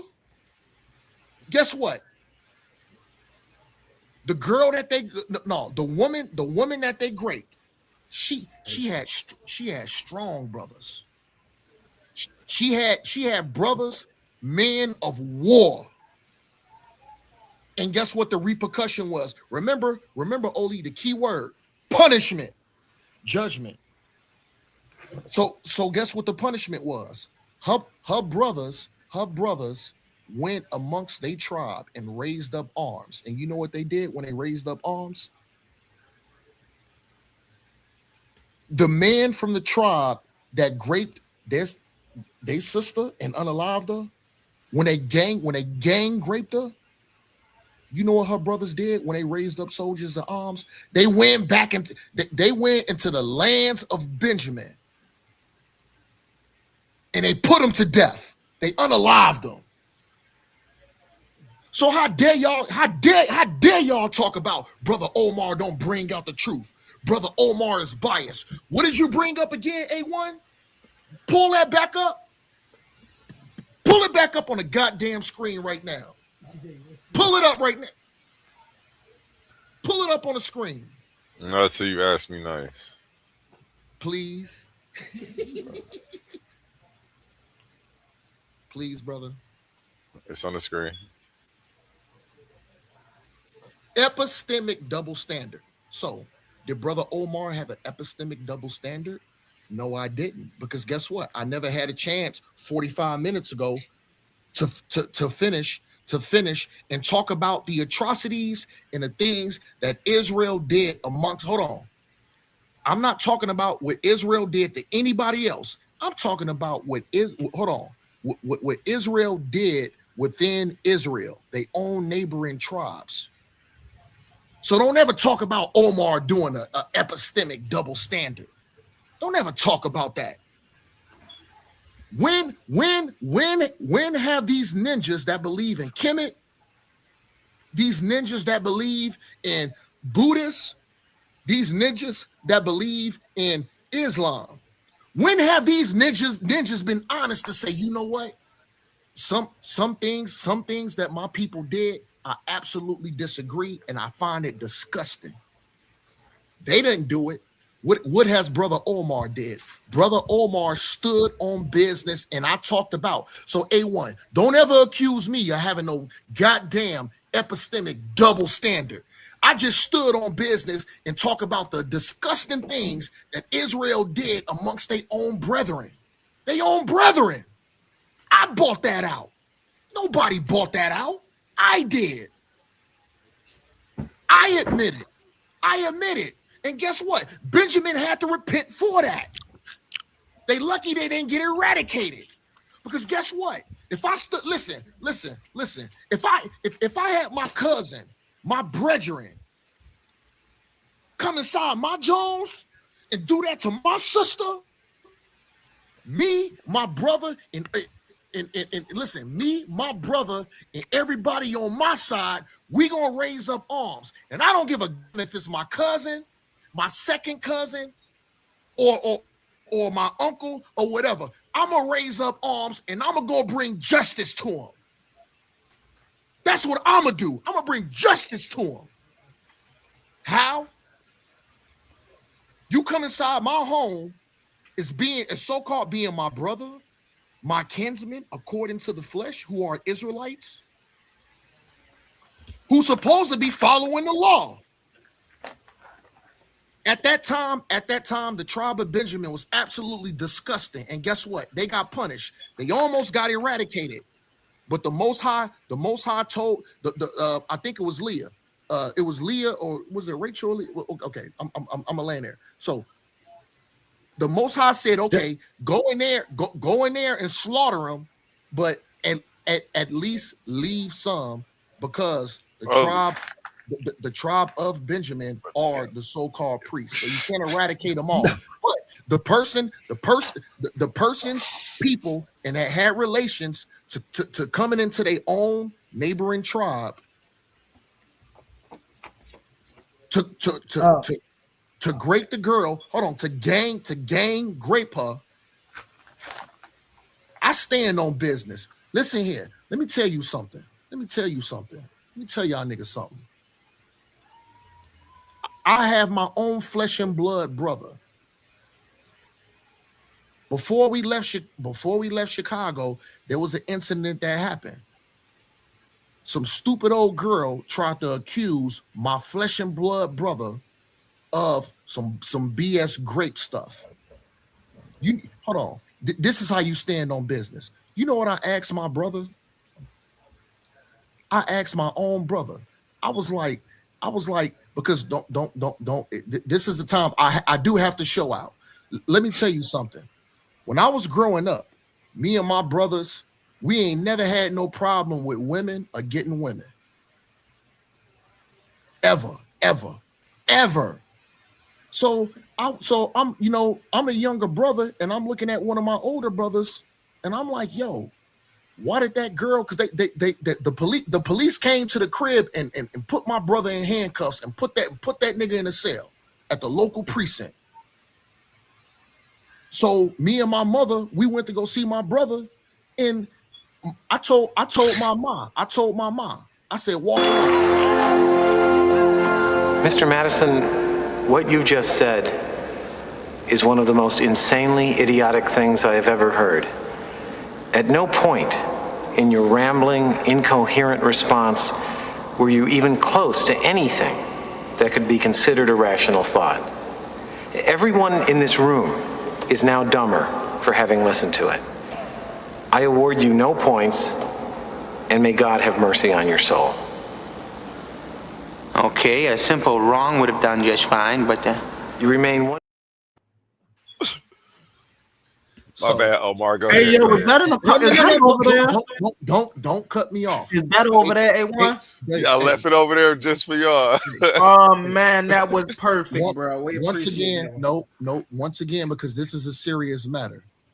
This is a serious matter, and this will let you know, brother Omar, stand on business. That was real. That was real cute. A1, ha ha ha. You got your laughing moment. Guess what? Let's push this information forward. Everything's gonna be okay. Everything gonna be smooth. Let's push this information and continue on what I'm talking about. So, once I got to the precinct, I asked my brother. I was like, "Nigga," I said, she gots to be lying. I said, I know you wouldn't have the heart. You got women lined up around the door to even be accused of doing something like that. You know what my brother did while he was locked up? When I went to go see him, he told me, he said, Omar, he said, how dare you even ask me something like that? He said, you already know the answer to the question. And you know what I told my brother? I said, I do know the answer to the question. I said, but if you would have did something like that, we would have went out to the backyard and we would have fought to the death. I unalive my own brother.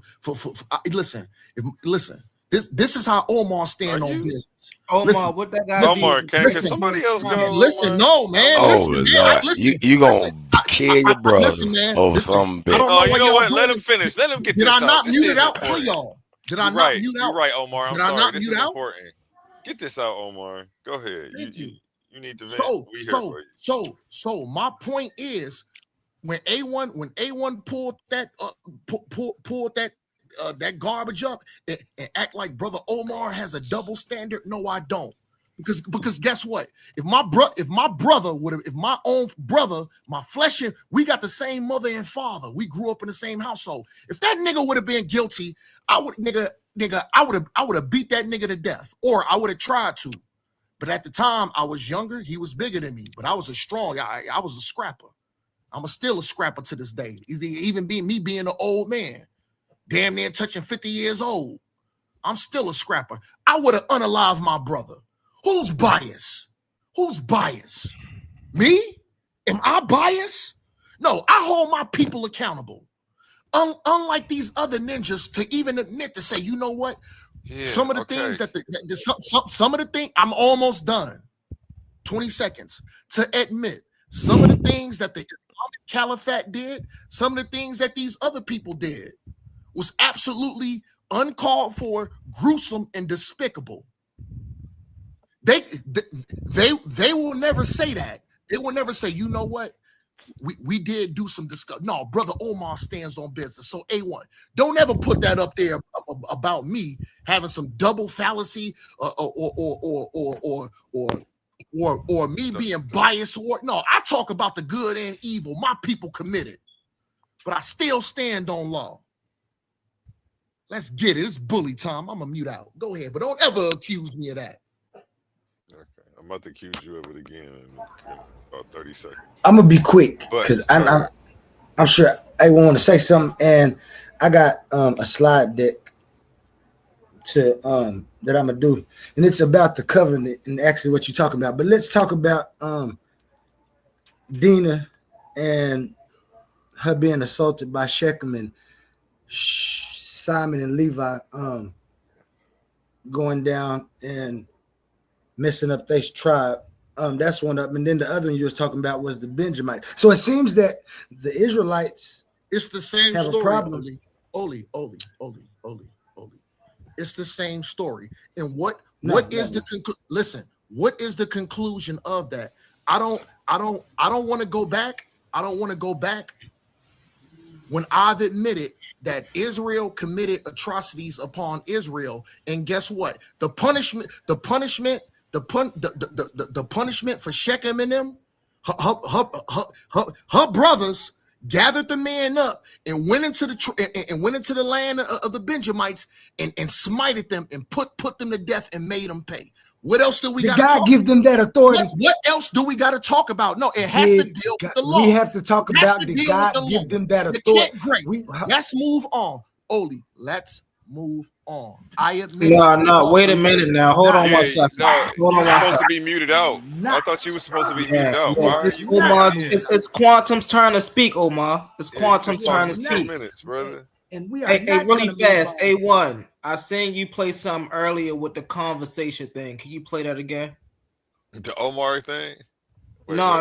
The speaking thing when you were saying when somebody speak, don't cut them off because this is what it be. Oh, that was a graphic. That wasn't. Okay. I was talking. We gotta over, have but I will that, pull it yeah. back up though. I'm gonna put right, it. man. It's all right. It's like on my Omar says, Facebook. it hurts. Right. But Like yeah, to say it I'll go hurts. over it. That's we that's gonna that need that over mankind. the day. That's Yeah, I'll that go over that mankind 1990 WWF. It hurts. Yeah, remember mankind used to do that. Yeah, Mick Foley. It hurts. And for you to talk about it is very brave. But I'm not gonna let you talk about it like you talking about it takes any power away from the disgust that this entire situation brings. Now, it's Genesis 34 and Judges 19. These are two different things. But what I want to know, my question is simple, because there's plenty other things I could jump on, Omar. But I'm just want to ask you one question, and I know you're gonna have to expound on your thing, but please don't try to be long because A1 want to continue this point, and I know you'll stay on this point. Who gave them the authority to do what they doing? Was it feelings or was it God? Are you ready for the answer?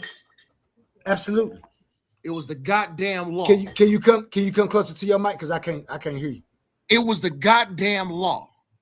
It was the law. It was the law of the land. So because Benjamin did that today. You ain't answering the question though. But who made the law of the land? I'll God mute or out. man? I'll mute out. Okay, my bad. I ain't mean. Well, I'll okay. mute out. My Let bad. me know when y'all done, man. I did cut you off. Go ahead, Omar. I'm sorry. Nah, you all right. But his question Omar. is not the law of the land. We know it's the law of the land. Now, whose was it? Was it man's law or was it God's law? Though you still that's his question. If you can come up, It was the most. It was no. I close the mouth up. It was the Most High's law. Can we push forward, or do y'all want to? I mean, I don't know what he wants to do, but now he got an answer. Address it. Go ahead. Okay, now you can go So back if it was the Lord's, if it was God's law, then why are you saying that there's no epistemic double standard? You just had this whole tirade about how you don't go by the epistemic double standard that A1 was talking about, but then you just said that God is responsible for this, which actually causes you to have a double standard. Well, is it my turn? I just you can go ahead because I knew he was gonna fail at that question. Again, it just shows how a special pleading will always end in a tragedy when it comes to reasoning. And you can feel good and want to fight about your sister, and that I do too. You know what I'm saying? But this only shows that I don't need an all-powerful God to tell me what's right and wrong, especially if he's not the one that's gonna fix it, and I'm gonna be the one fixing it. Even if it's damned in my soul, you don't get that. That's more than a double standard. Epistemic double standard is the unfair practice of applying different rules, tests, or levels of evidence to judge knowledge, beliefs, or claims, depending on who is speaking or which view is being favored. So, what did Omar do? Because the thing is, I brought up the story about Ishmael. I brought up the story about Aisha. And then A1 said, Omar, you have an epistemic double standard. Now, hold on. I was just going to clarify. Listen. I persecuted, and I went against what Muhammad did with Aisha.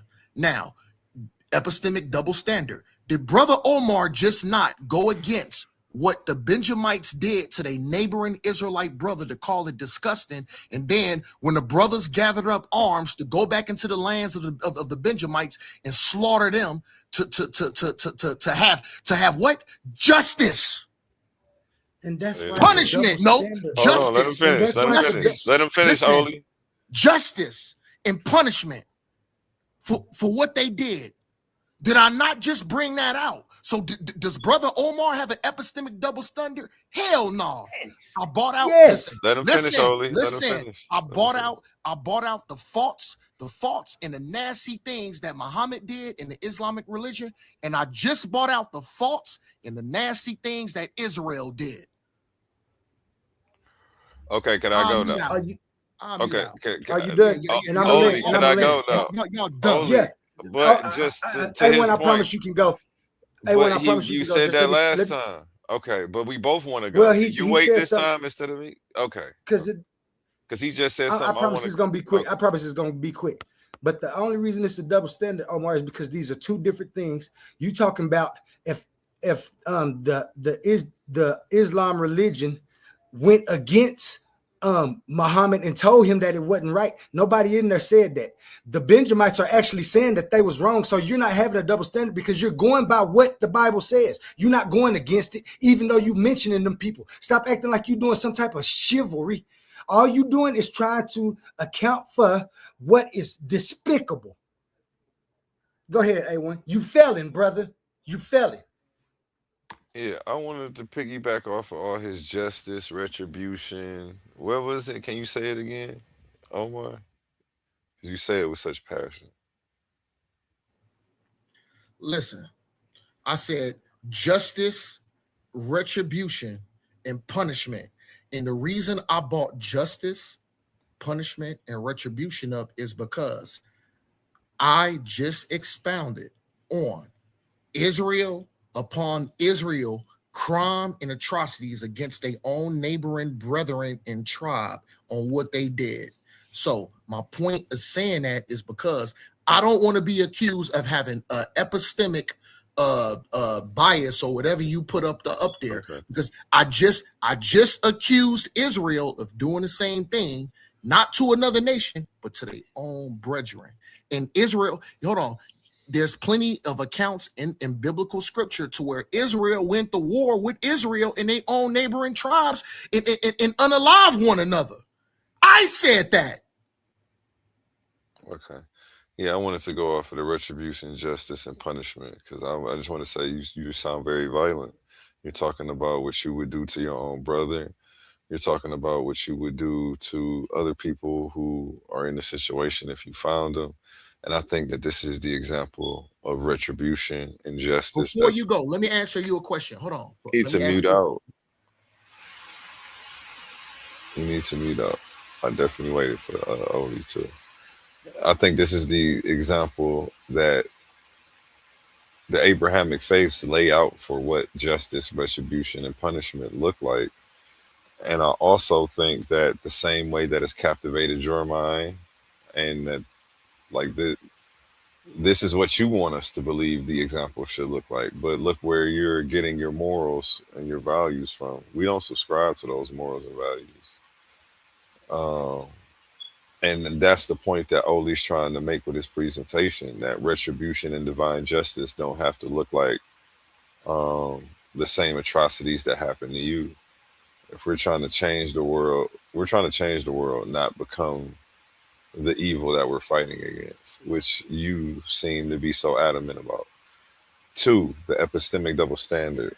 What our specific conversation was about was not Aisha and something else in the Bible. Our specific conversation was Islam leading with the sword. We were talking about jizya.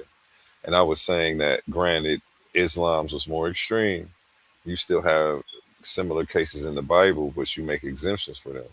Now, the epistemic double standard doesn't just come into play with you acknowledging some things and then going into an apologetics about it.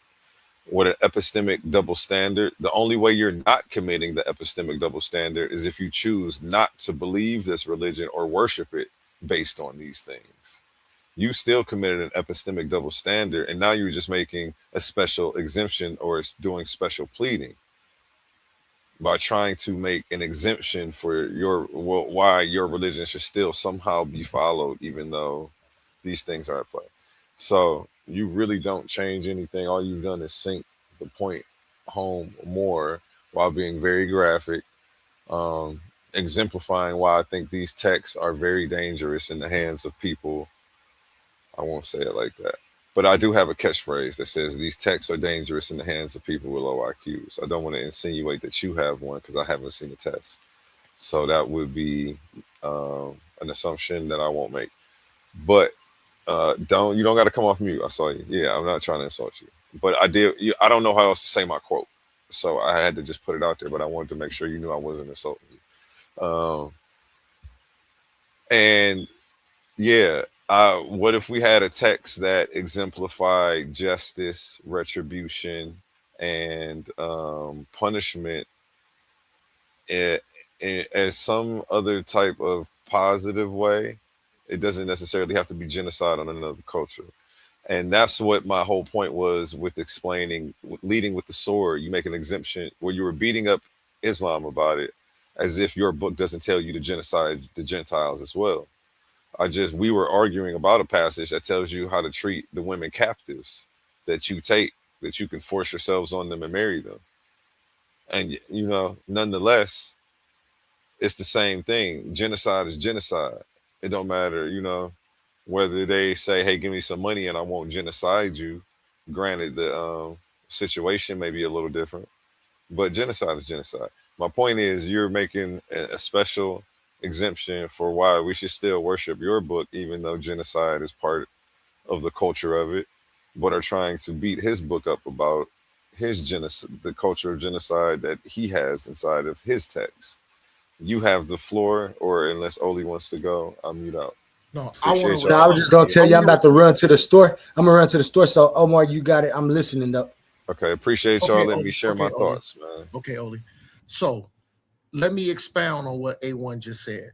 See, this is what A1 just said was absolutely worthless. It doesn't hold a grain of salt. It's worth absolutely -0 times -0, which equals nothing. Let me expound on that. Brother Omar just said, he said, I have a double standard. Did Brother Omar just not say the atrocities and the crimes that Israel committed upon their own brethren, their own tribe, according to the flesh, who were Israelites? Did they not get punished and do things to one another to unalive one another?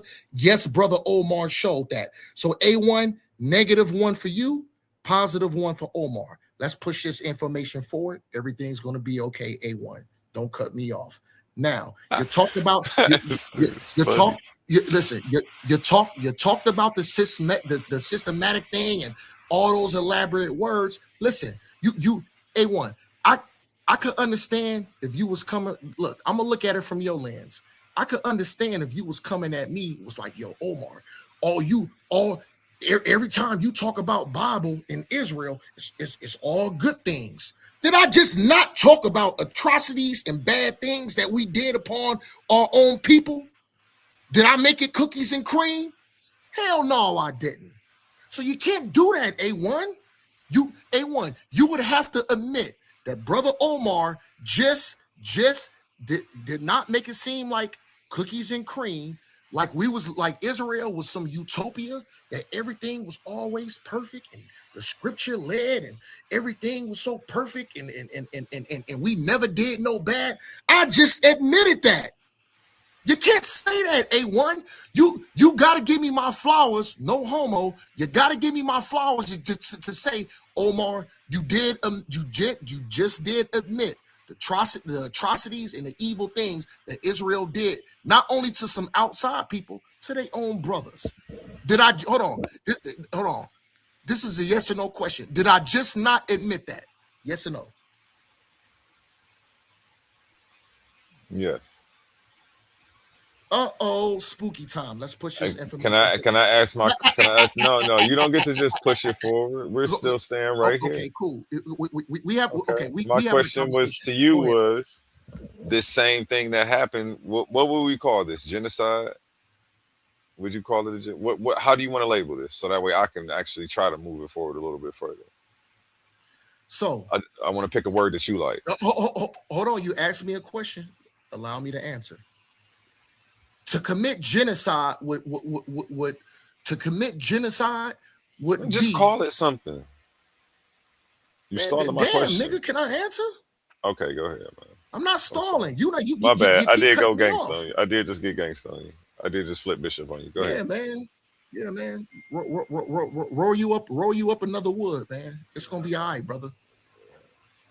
So done. Let's push this information. You like that? I know you did. Let's push this information forward. So you got it ready. So like I said, brother Omar just admitted to the atrocities that we've done. I didn't try to isolate. I'm holding my own people accountable for the things that they do that's bad, just like I'm doing right now and today. Listen, that's not fair though, bro. I just needed a one-word answer, bro. Nigga, you did it again. Oh my God, that's not fair. I was supposed to be asking a question. And then what?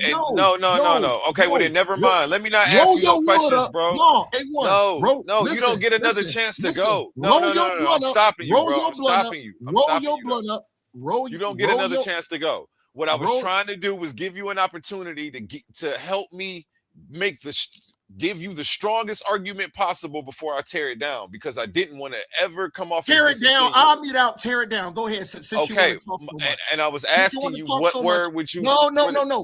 Hey, relax. Since you want to talk so much, I'll mute out. Go ahead.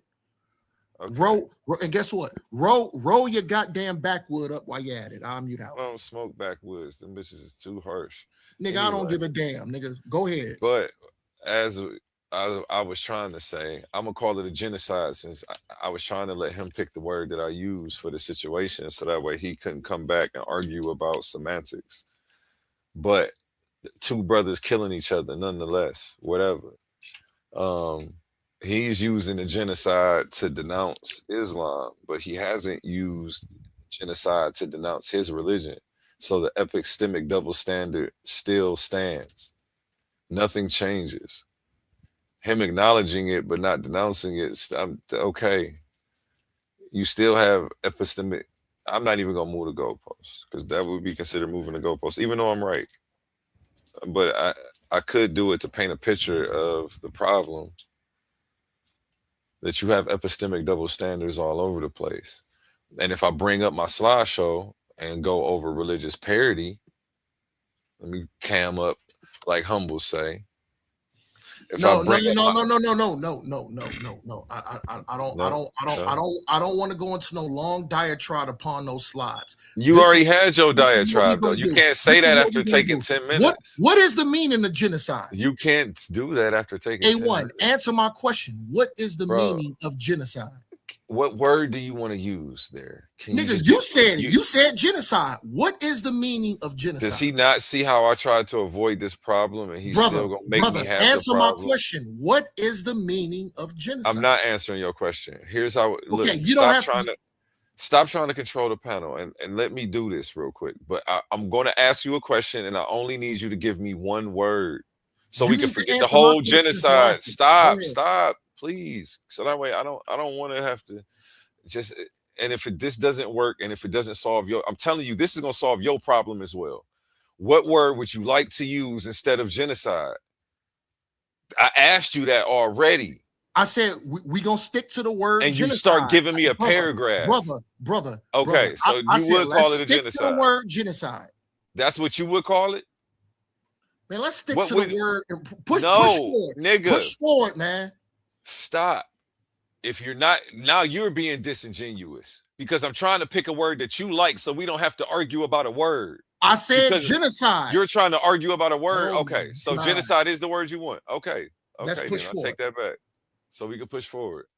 My bad then. So then I'll mute out and it's on you to continue to ask your question about genocide. I thought you were about to play semantics and I was wrong. Thanks for admitting you was wrong, because guess what? You interrupted me on my speech. You didn't want to hear me out. And guess what? Your mind was thinking 3 steps ahead when you should have been thinking 2 steps behind. But I'm not going to stretch that. I'm not going to persecute you. Let's push forward with the information. Yo bad, by the way. But let's push forward. Okay, genocide. Now, let's use that word. Genocide would refer to a group, race, people, or nation that has an ill will to try to eradicate another people, race, genus, or religion. Let's push this information forward. Let's push it forward. So this is what I'm saying. You try to make it seem, because we're talking about epistemic double standard. Now, do I have a double standard? No. And this is how you know Brother Omar don't have a double standard. I just said, listen, if my cousin, my family, my brother, even my own daddy, if he did something that was so atrocious and so disgusting, guess what? It would be my duty. It will be my duty to correct them. Now, how I correct them ain't up. If it don't meet your standard, so what? Your standard ain't my standard, and my standard ain't your standard. Okay, we stand on that. Fine. Let's push this information forward. Just because I said that, if my own flesh and blood brother, my same daddy, my same mother, same household, committed an atrocity, if I wouldn't hold him accountable, and depending on what he did, he just might have to get put to death. Is that having a double standard, A1? Is it? Listen, A1, do you got the balls? Do you got the balls for one of your family members did something so disgusting and so atrocious, so vicious in manner, to hold him accountable, and depending on what he did, to put him to death? Do you got the goddamn kahunas to do it, nigga? Answer that question.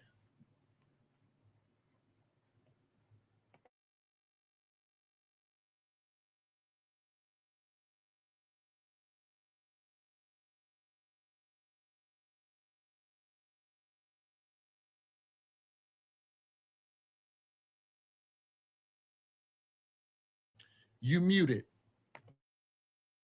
I was gonna say, well, we're kind of arguing past each other, and you're just a different kind of person than I. If I was to answer your question, you're just a different type of person than I am, and it's based. Man, listen, man, don't philosophize. A1, Nigga, answer my question, brother. Please. Why don't you mute out? How about answer you the mute out? goddamn question, man. How about you mute out? You don't get to dictate how my answer comes out. I don't care about your answer. I just I'm gonna answer your question on the last sentence of my long ass paragraph. Man, just answer the goddamn question. Did you hear me? I'm gonna answer your question on the last sentence of my long ass paragraph. So mute up. I heard your question about kahunas. You niggas is so tough on here. You think that murder and all that shit is tough. You think that coming on here and cutting people off and bullying people around the room and not letting them get a chance to speak is tough.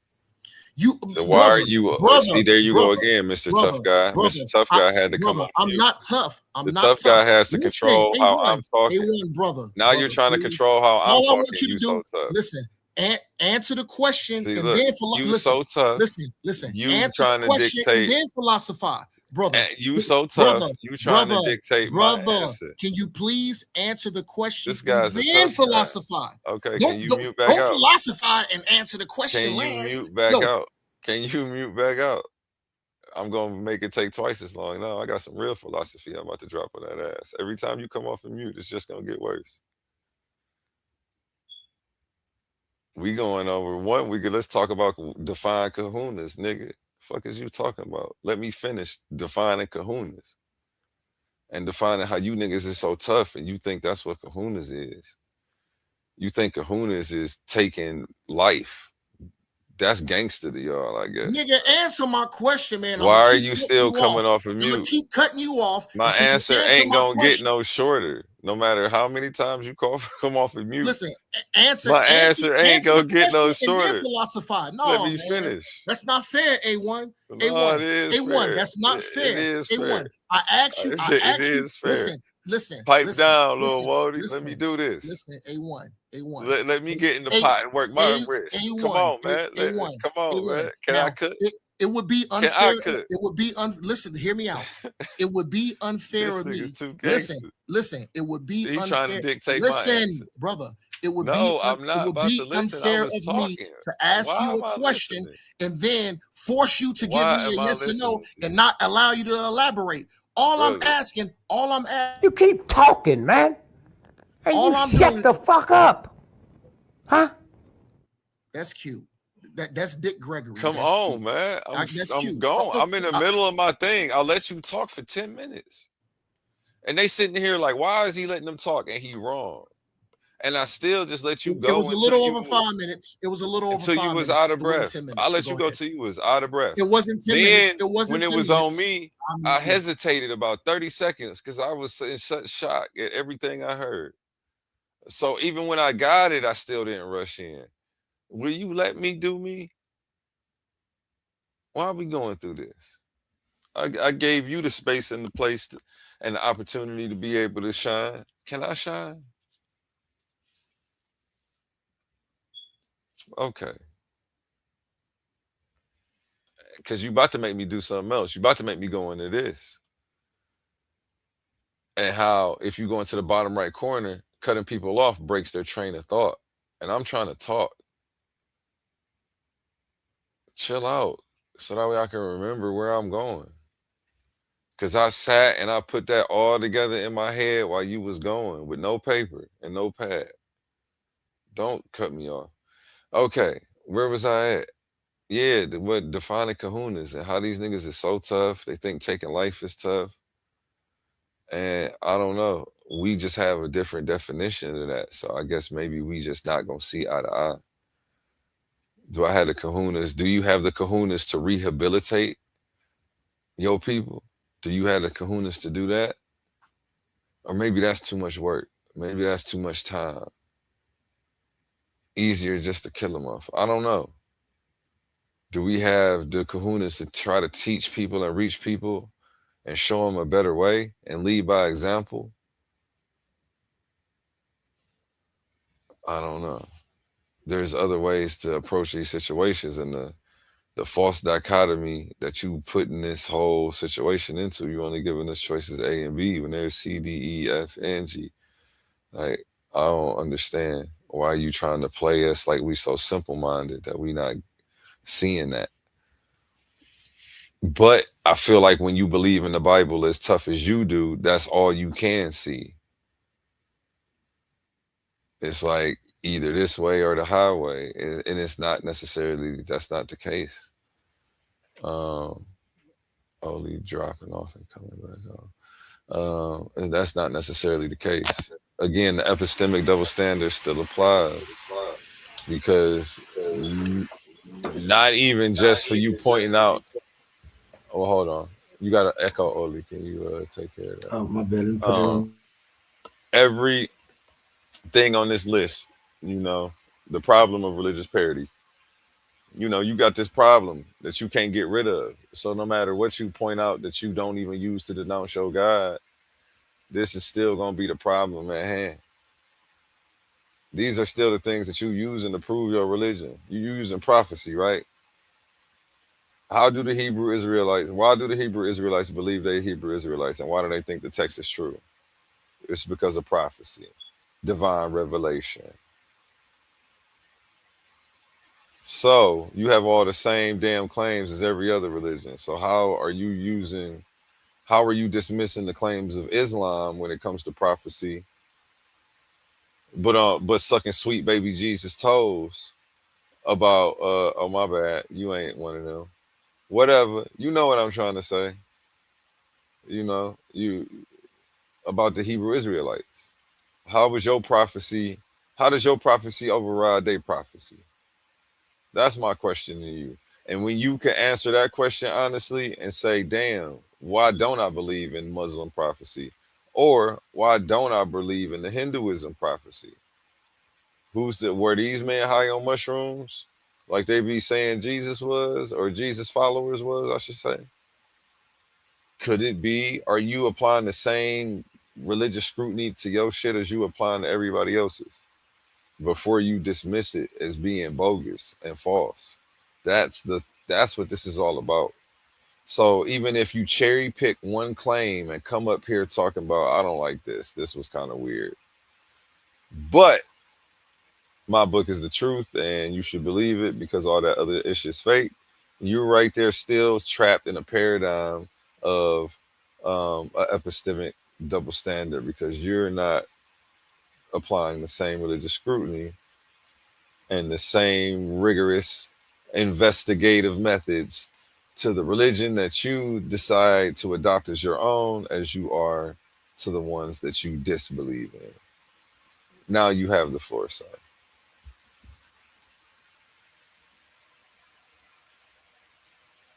Anybody, Oli, if you want to get in there too, I guess, because he taking his time.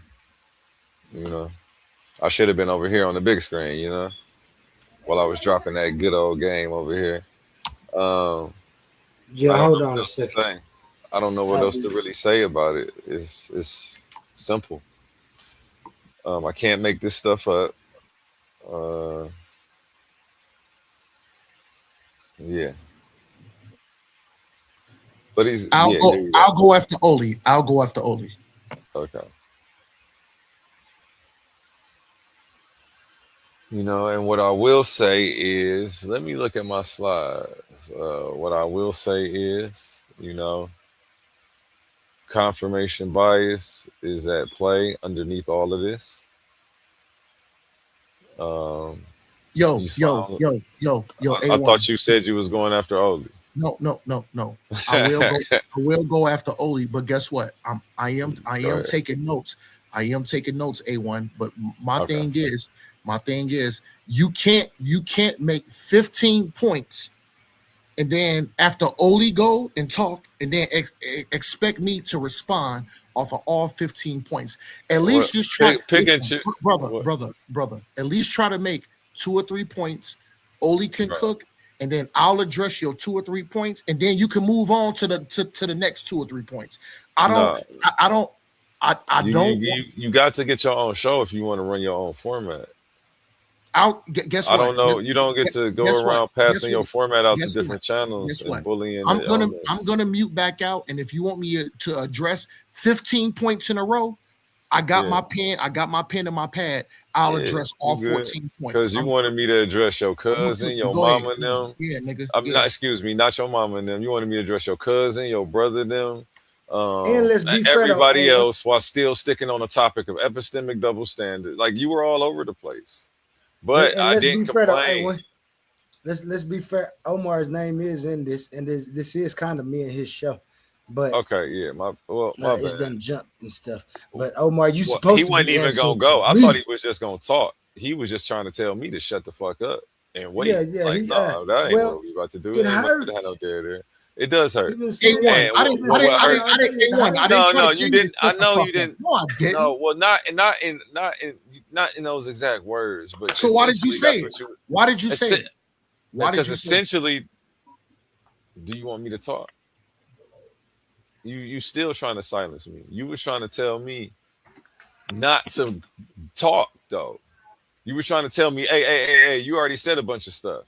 Don't go on with no other points because the only thing so essentially I said is don't ask. I didn't say you was being rude or disrespectful. Questions. Don't ask me 50 questions and then I have to respond. I haven't asked you one question. What I'm actually doing is diagnosing you and telling you what you're doing and explaining it to the people. I don't have to ask you. I got my pen and pad. Go ahead. Thank you, Omar. I don't have to ask you a damn thing. I don't need to know anything more from you. You've already I've watched you. I've watched you for months, Omar, and sat here and taken notes on you. I know your patterns. I know all of that. I know your triggers better than you do, probably. because I watch all of this and I just sit back and watch and watch and watch, and it's okay. We all have them. I'm not exempt from having triggers or whatever. So don't take it like it's a bad thing because you got them, but I'm just telling you I know them. I don't need to ask you anything. Trust me. I'm telling you, here's another problem that you have. Again, no questions involved. Internal spiritual experience, right? Muslims report feeling Allah's presence. You report feeling the presence of Yahweh. Hindus report experiencing Krishna. Mormons report receiving a spiritual witness of the Book of Mormon. Either way, y'all all got a personal experience. How do you decide which personal experiences are bullshit and which ones are not? But you accept all the ones from your religion while simultaneously rejecting everybody else's personal experience. This is also a double standard. This is one that you can't get around no matter what a little verse that you decide to cherry pick. And this is my whole point. Okay? Like, it's okay. I know the punches hurt. I know you wasn't expecting me to take off the striped shirt and get in the ring today. But here we are, nonetheless. So put your gloves on and quit crying. And bite down on that mouth guard. Pause. That sounded crazy. I almost feel like I should say no Diddy after that. Back to you. It's not my turn. It's Oli's turn. I'm going to mute back out. Okay. Thank you. Thank you. Omar, I appreciate you so much. But before I go, Caesar to the stage. What's going down, man? Who's lying today? Y'all know what it is. The Caesar, Silverback Cartel, and we all living well. Oh well. Hey, from the streets to the jail cell, we've been ringing bells like LL. Born to prevail, heaven sent, but raising hell. You know what I'm saying? Y'all know what it is, the Caesar. Hey, yo, C's, guess what? Raising hell. Omar is the truth. I will prevail. Where you try to prevail, you will fail. Guess what? Y'all niggas wrapped under a spell. Salaki. What is this? This bars? This the bars hour? Hey, it's all good. I ain't even gonna get into it, but what's up, though? Y'all understand what's going down? What's up, C? No, listen. You almost came through and saved. Hold on, Oli. Please, let's not have any kind of rap battle or anything like that. I will absolutely destroy, because that's why I eat lunch at. But go ahead. Go. You Caesar. And guess what? After we address these issues, guess what? You can spit your philosophy via rhyme, and I can spit my philosophy via rhyme, and we're gonna see who got the dopest lyrics. But go ahead, brother. Everybody get their best line. I'm a freestyle because the best is yet to come when it comes to Oli. But I think that Omar is actually trying to get out of the bag. Caesar, you're helping him.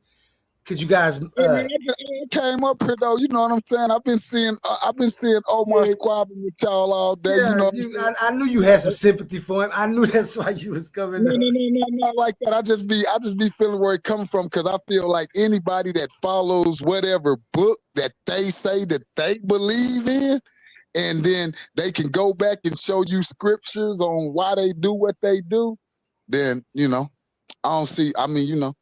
I don't see how you can really argue with them. Right. You can only show them and give them justification of why you don't rock with it, right? So that's what I can teach. Not even just Omar. I'm just saying, just anybody. They still gonna believe what they believe. Anybody gonna get it. Everybody gonna get it. So you just saying it's a waste of time. That's all, man. Silverback Cartel, we all living well. From the street to the jail cell. Let me borrow the screen. They saying you're hopeless over there, Omar. They saying you're hopeless. I'm not, Omar. Oop, my bad. Let me add this to the screen real quick. I'm joking. I would like extra context. So. I'd like to go ahead and get and it wouldn't be just Omar. It would be all people under the 6-point star. Israelites, black Israelite. My bad. Omar, Go we ahead. was talking. Do your thing. Got you. Omar, we was talking about problems because we know a problem is always what we're trying to solve. And how better way to solve problems than to get to it? Now, I told you asked me a question at the very first. So I want y'all to always remember that I didn't initiate this. Omar, let me remove that real quick and show that. Omar initiated a Hebrew challenge for me. And this challenge was, what is the formula to retribution, punishment, and the violence that comes with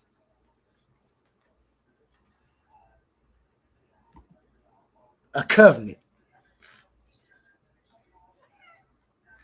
Because this is where the problem really started.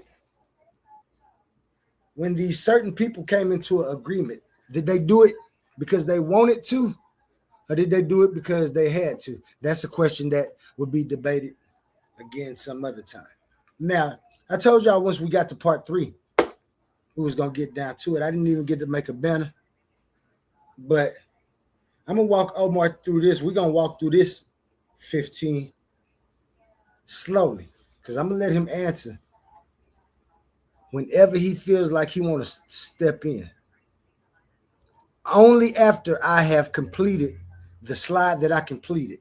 When I switch the slide, if you don't got nothing to say, don't say it.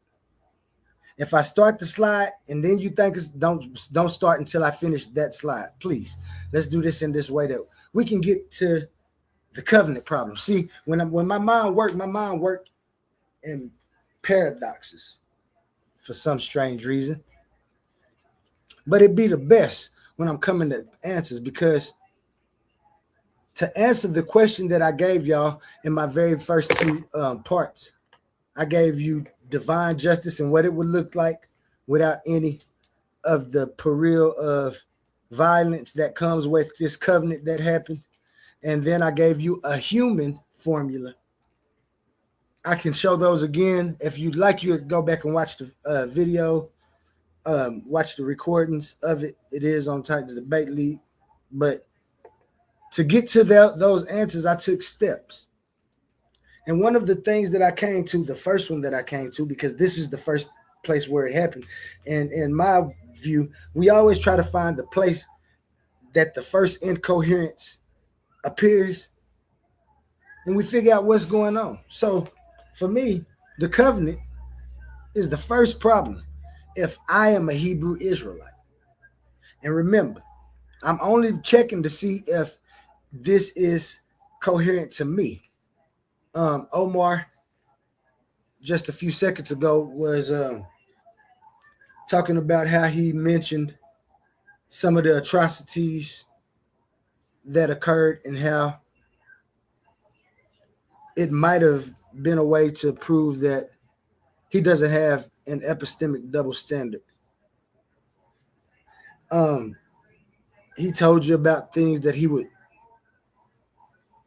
apparently do to prove that this epistemic double standard doesn't exist.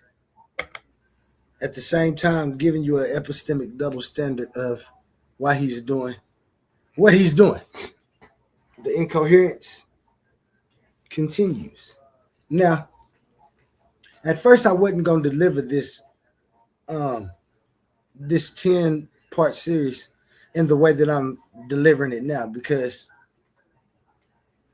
I genuinely wanted to understand where my thought pattern needed to be if I was going to be a Hebrew Israelite. And Omar genuinely gave a care about my life and told me that I might be safe. But he gave me this this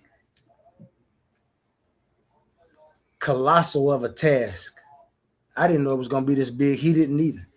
And so this is why it came together like it is in the 10 parts. Because the problem started when they came into this covenant. If Israel's punishment resulted from violating its covenant with God, how is moral responsibility subsequently assigned to the nation involved in carrying out God's punishment? Because up to this point, I argued that if God is omniscient, then God doesn't need ancestry to identify the people that's guilty. So we have to examine this covenant because Omar has repeatedly made one point that's important. He said Israel was punished as a nation. And remember, for the sake of argument, I'm agreeing that all of these things happen. I agree that the Bible repeatedly describes a national judgment. The question isn't whether these things happened within the Bible. The question is why they happened, right? And even more importantly, what do these questions prove? So this section isn't about rejecting the covenant right now. It's about following the covenant from the beginning to the end and asking whether the conclusion that we find and that we come to today actually follow from it. And if it is a coherent conclusion.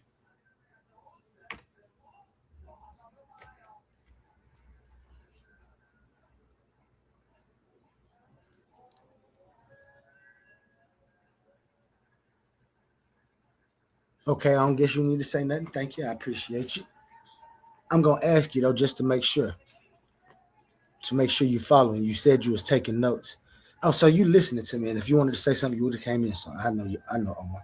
The covenant begins. This is what we got to do.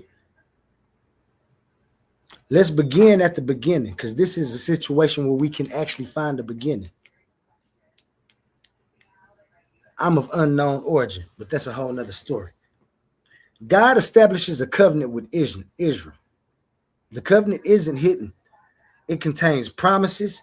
People gonna get blessed. They're gonna have goats and livestock. The wheat and the corn and the grain gonna be plentiful.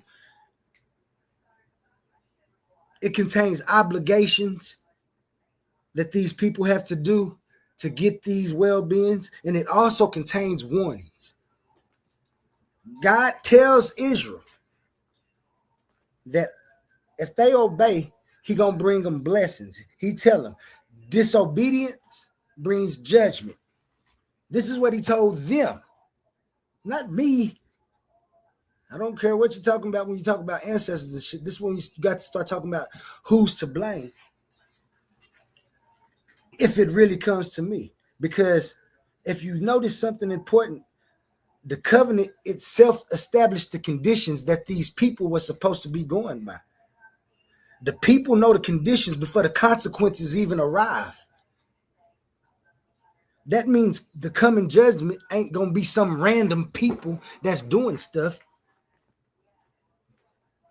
That means the coming judgment is set, and you know what's gonna happen if you do what you ain't supposed to do. It's covenantal.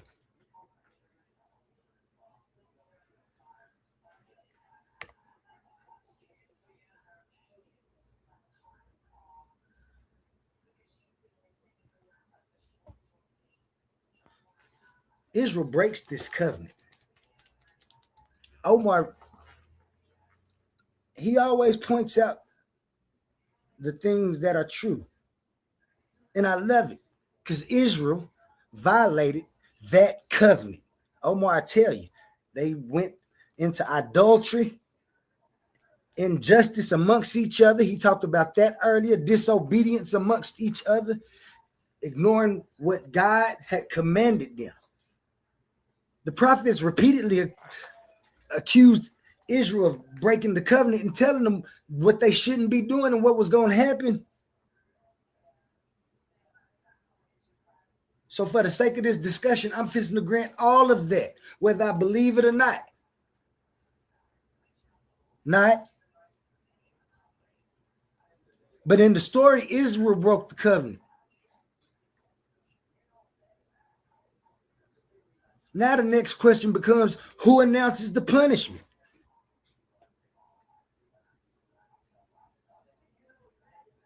told you what was going to happen and what they was going to do? That was God. Let me cam up when I say this. These people and God went into a covenant. They knew his power and knew what he can do. And I know they asked, could he really punish? Who gonna answer? God, right? Because I granted you all that, right? That's God. This is in the first. This is in the first incoherence that we start seeing. Why are you doing what you know you're gonna get in trouble for? You can't run, you can't hide, you know it, and you still do it.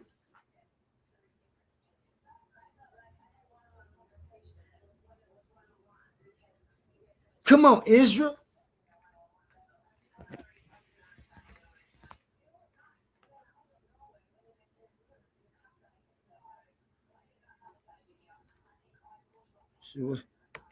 My bad, my bad.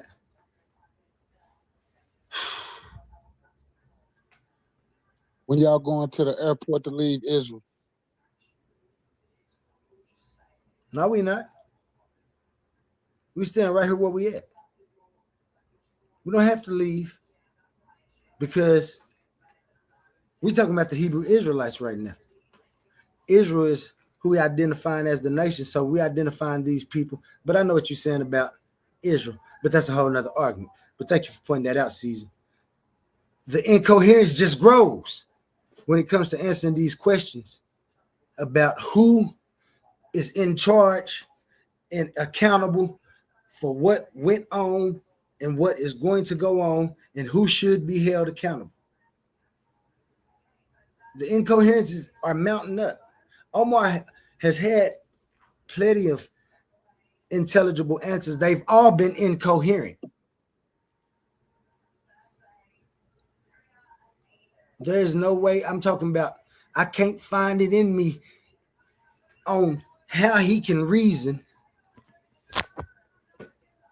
that for us to get to a better place within existence, if things is going to persist and we going to have descendants,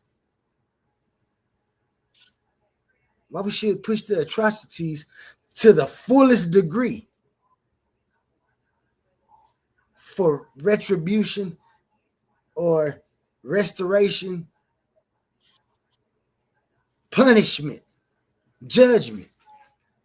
When you got the Almighty who could do as he pleased. This is where the incoherence is, because the special pleadings start coming. You start telling me you can't know about that because it's God's mind, and at the same time you telling me how it's God's mind that can't be explained. Why is you explaining it? I see these incoherences all the time.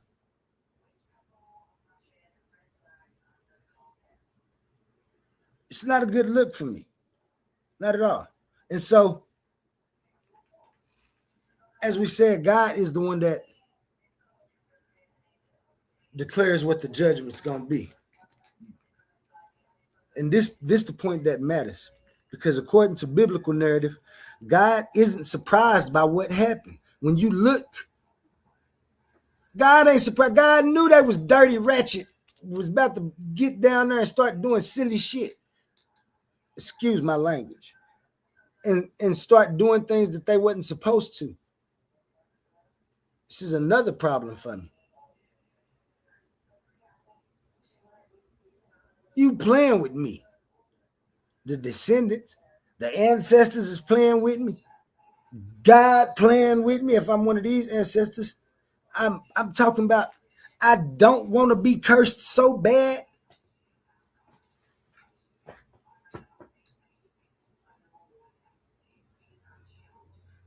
God declared beforehand that Israel was going to experience national judgment,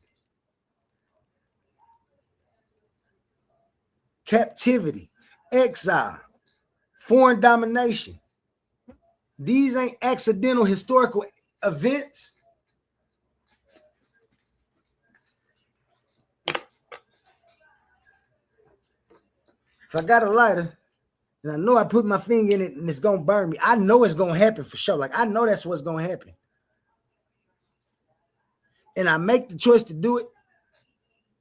I deserve to burn. Why you think my daughters and them deserve to burn and stuff too, just because I decided to just burn my hand? The reasoning is out the window with incoherence right behind it, propelling it, pushing it through the minds of the people who want to be somebody. Just tell it. We have unknown origin. We in a place where we really starting from the bottom. Let's come up, man. We really know what's controlling things when it comes to who making the choices. It's us, the individuals. I'm not going to get into that though, because we arrive at a question I think deserves real careful attention. For real. Really real.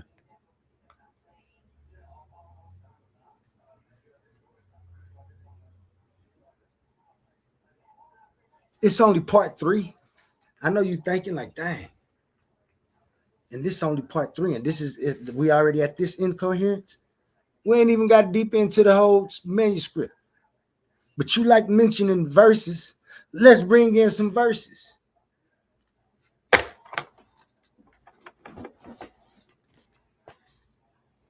As I always tell you, I got my Bible right here.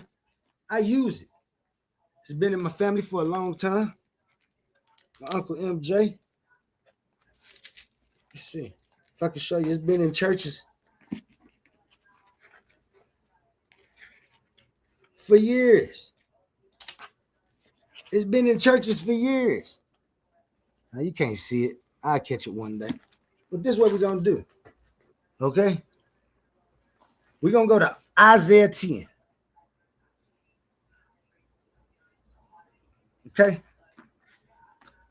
Because we're going to show how the nations become the instrument and how does judgment actually occur at this time when I guess we got to say they start being punished.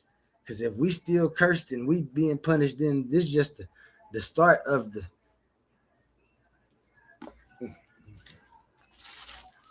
All right.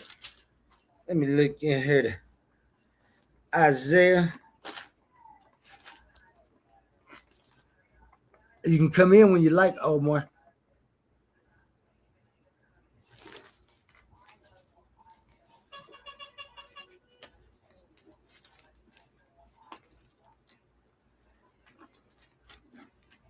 I hope them nurses at that home of cognitive dissonance help you when they hear your clown horn. It's wonderful.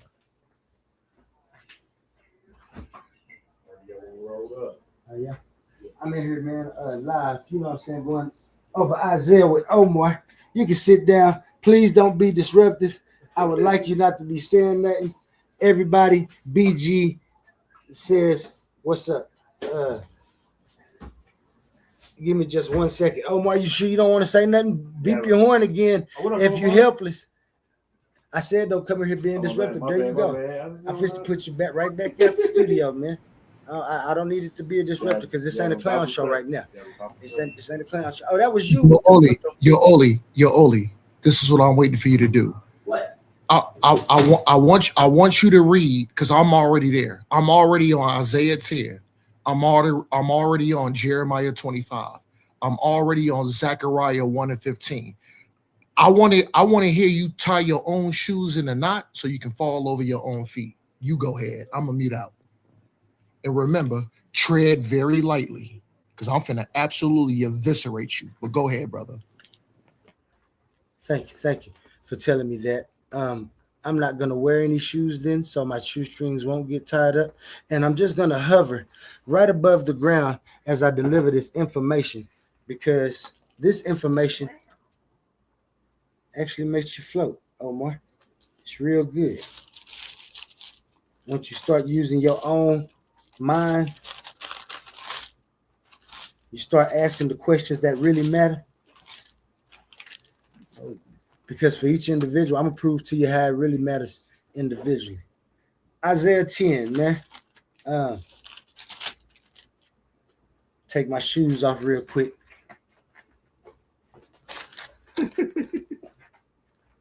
Make sure I don't trip. Thank you, Omar.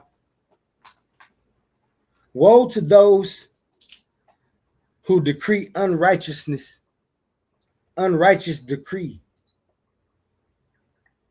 who write misfortunes. See, this is what they was doing from the very first to go against God. This wasn't nobody else. Remember, when this is first starting, this is talking to the Hebrew Israelites. It's not talking to y'all and us.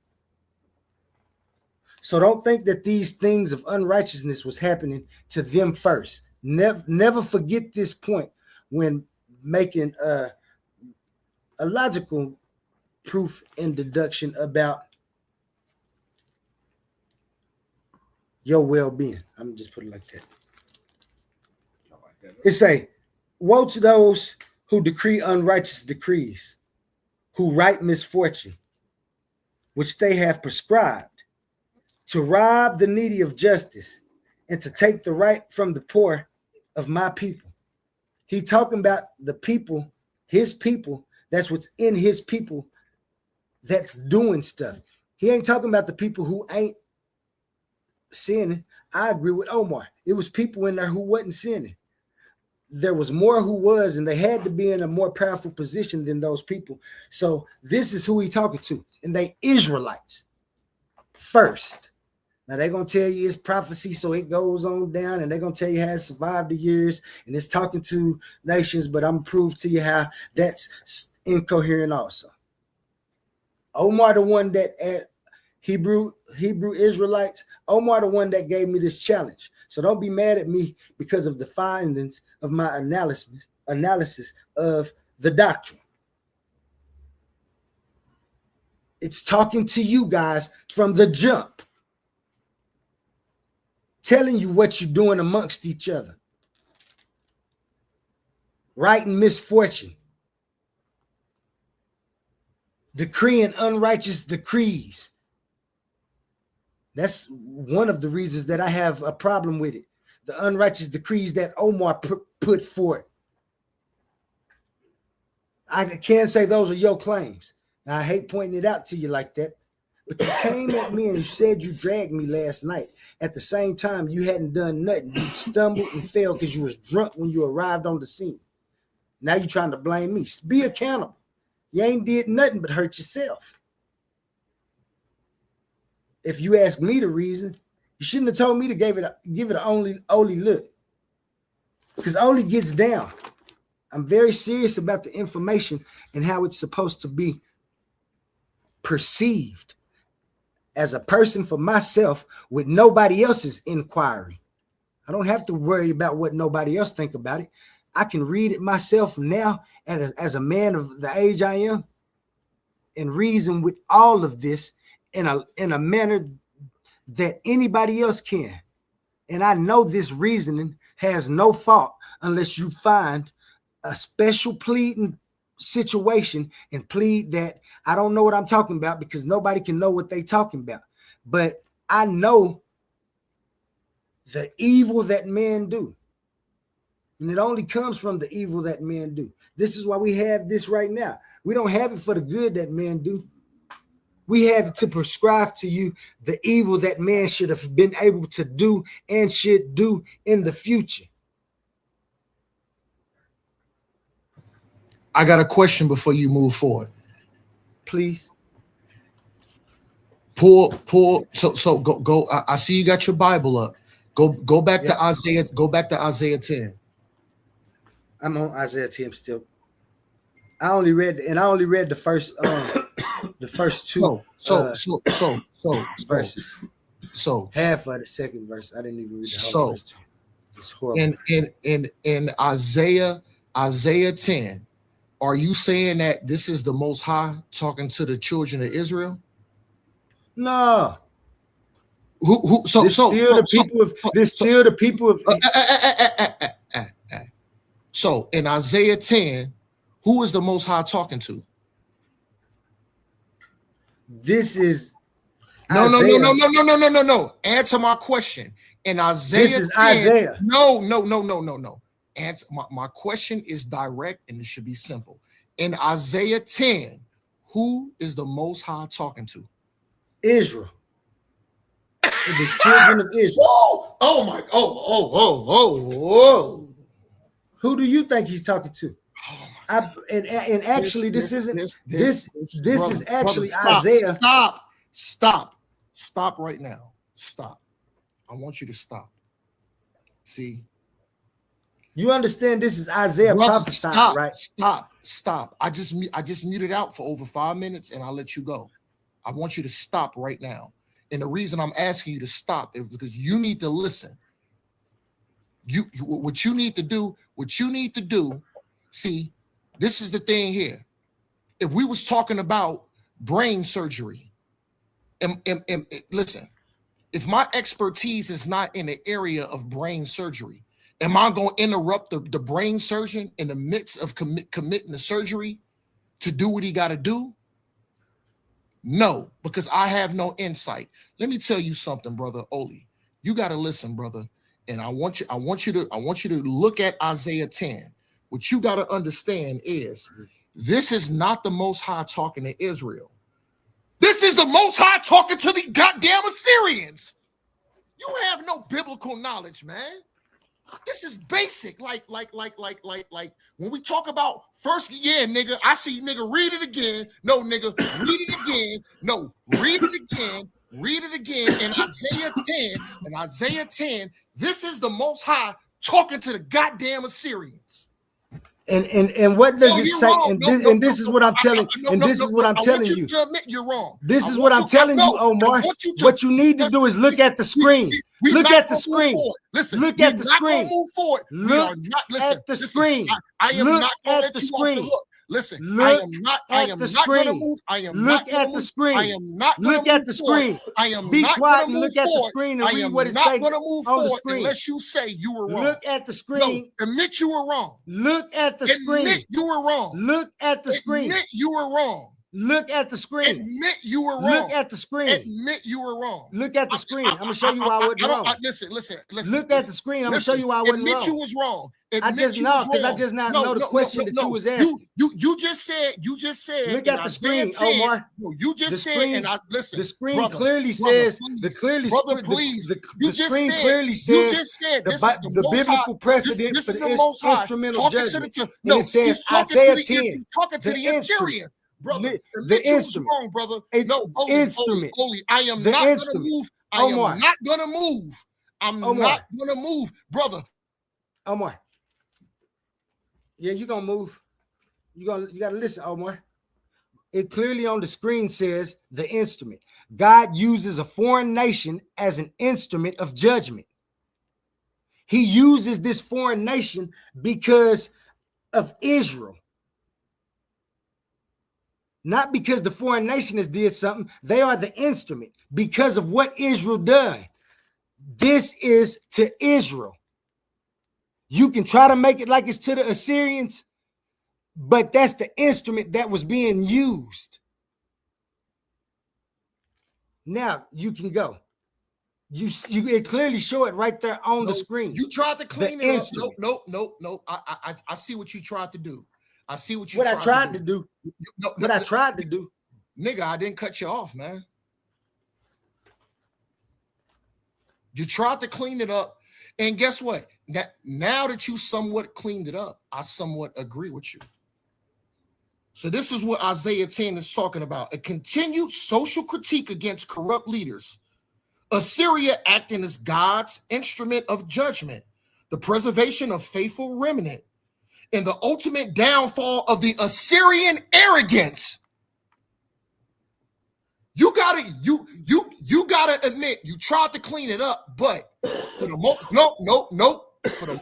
most part, you were wrong. Okay. Can you admit that? Can you admit that?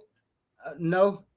I can admit that I see where you have a concern. I'm you not gonna think move. Listen, that's fine. We just gonna have to disagree on that because on the screen it clearly says we are going to be stuck here. We're gonna be stuck here for hours. I am not gonna move until you admit that somewhat you was wrong. The instrument. No, nigga, I am not gonna move away from this until you admit and somewhat hold on before you cleaned it up. Before you cleaned it up, you were wrong. I'm never wrong. What do you mean? No, man, you gotta admit that, brother.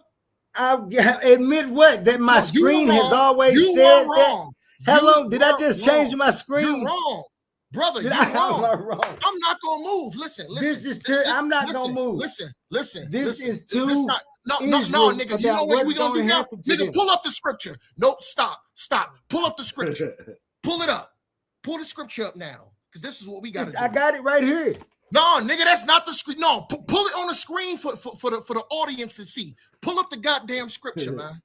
Pull up Isaiah 10 KJV. Why do you keep cursing the name of the? Pull it up, brother. God like brother. Pull up Isaiah 10 and show it on the screen now. I'm starting. Omar. Listen, audience. This is what Oli's doing. You see it up top. Biblical precedent for instrumental judgment. See, Oli's being vague. He say Isaiah 10. The instrument. Well, if you let me finish talking, I can tell you. If you let me, hold on, brother. You wouldn't let me finish. I told you if I start a slide, I told you, and this is why I didn't want you. Oh my God, I'll mute out. This is why I didn't want you to. I'll mute out. Go ahead. Yeah, thank you. Because this is why I didn't want you to come in. If I start a slide, until I finish the slide. Because you never let me what's the use of starting a slide and then you go on for 45 minutes to an hour, and then I gotta backtrack 45 minutes to an hour and pick up on the notes. Now, even though I am taking notes, I do have my notepad, but let's be fair. You bring up the information, I should have a few minutes to address it, and then we move forward. Just to be fair. Omar, I said that in the beginning. I said every time I start a slide, I'm gonna start the slide. At the end of the slide, you say now you won't be quiet. Now you won't be quiet. Now you won't be quiet because you're wrong. Now you won't be quiet so I can explain it again. Now you won't be quiet so I can explain it again. Brother, I understand. So I'm gonna explain it again. Can I explain it again? You upset because you're wrong. That's not my fault, brother. Hold on, brother Oli. Omar, why are you, I'm gonna explain it to you. Why again. are you holding me accountable for you being wrong? I wasn't wrong. Why are you trying to make me wrong? Because you have a doctrine that has so many. Brother, why are you holding me accountable for things that you said? I'm holding you accountable because incorrect. Because you're the only person that needs to be held accountable. Why should I hold anybody else accountable? Get done. Go ahead, Oli. Why should I have anybody else accountable? Go ahead, Oli, because guess what? You're pious, and you're biased. And guess what? You see exactly what my screen. You lieth. Guess what? You lieth. You lieth. So guess what? You better watch it, Omar. Keep talking about the dirty scripture. scoundrel. Keep talking about the scripture. You religious, religious doctrine you have no jumping. idea what the You religious doctrine jumping. You scoundrel. Don't start with the insults. Guess what? Guess what you don't start with the insults. I told you I was gonna give it to you. I know it hurt. You tied your own shoes in a knot. I took my shoes off. Your own feet. And now I took my shoes off. You want to persecute me and you want to blame me because you're wrong. You don't want to stand on business, but guess what? It clearly says it right there on the screen. Omar, guess what? You don't even let me finish. I accept responsibility that you were wrong, and now I'm responsible for you being wrong. But I accept that responsibility. You respect responsibility for me being wrong. I'll mute out. Go ahead and choke yourself out. Okay. Now, as I said, guys, I'm gonna just make sure this is understood. I'm gonna start with the slides. If I start a slide, please let me finish the slide. If you want to say something, if I'm gonna wait before I say something. I'm gonna switch the slide. I'm gonna stop. I'm gonna wait before I say something. If you want to say something about that slide, say something. If I start the next slide, Don't say nothing until after I finish that slide. Because if you don't, this is what's going to make you look silly. Because when I went to this slide, first I was going to read Isaiah 10. You came in and you tried to confuse me about who I thought this was to. I'm never going to change when I say I think this is to Israel.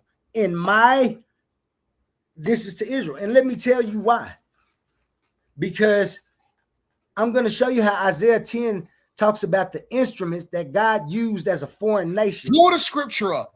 As the instrument of his judgment. No. Pull the scripture up. Pull the scripture up and show the people there. It hurt. Pull it up. If we was in a lab, I'd have to put more restraints on you if we was in a lab. Pull the scripture up and show the people there. I'd have to put more restraints on you. Brother Oli, I'm asking you respectfully. Can you pull up Isaiah 10, pull the scripture up, and show the people the context of the scripture there? You do it. Please. Pull it up on the screen. Brother. Pull I got my slides right here, man. Brother. I can't pull it up while I got my slide up. I'll pull it up after this. Slides. Pull the scripture up. That's what we're not going to do. Pull the scripture up and show the people on the screen the context. Well, guess what? If you don't want to pull it up, when it's my turn, I'm gonna pull it up. I told you I'm gonna pull it up right after I finish. You got the floor. I'm gonna mute out. You got the floor. You got the floor. Go ahead. Thank you, Omar. Thank you. And I want you to know, I know it hurt. I know it hurt. You want me to be wrong? Say I'm wrong. I disagree with you. Who cares? Because what we got is this. On the screen, it says the instrument. God uses a foreign nation as the instrument. Instead of foreign nations becoming the instrument, this is what comes for the judgment. This is how he used them. He uses Assyria, he uses Babylon, he uses Rome and other nations. See, this is why Omar jumped in and started talking before he would let me finish. You know I was going to bring it up. It's part of the slide. Let me finish because we still got to go through Jeremiah and Zechariah. Assyria, Babylon, Rome, and plenty others were used as instruments by God for the judgment of Israel. Where am I wrong at? Nowhere. Sit down. Take your shots. I got lollipops at the end of the program.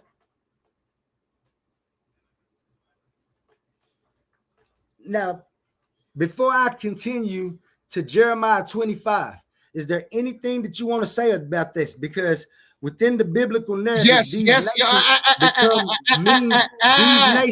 that I just mentioned become the means. Show my screen. Show my screen. Ninja. Because in the end, these nations become.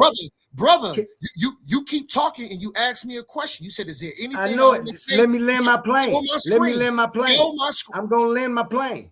That's how I asked you. Let me land my plane. I know it hurt. It's only a few words. What I'm telling you in Isaiah 10 is that within the biblical narrative, these nations become the means through which Israel experiences the covenant consequences. That's God. Bible.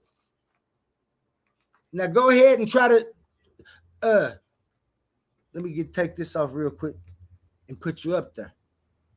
Trying to straw man my view and act like I don't know what I'm talking about. You don't know what you're talking about. You made me study it. How wouldn't I know that? Where's your screen at?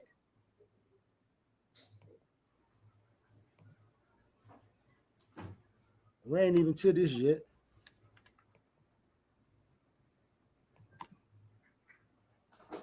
We still here. Let me make sure.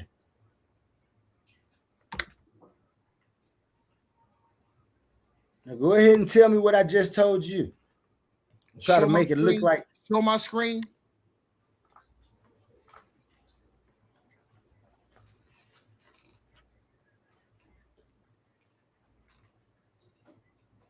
And guess what?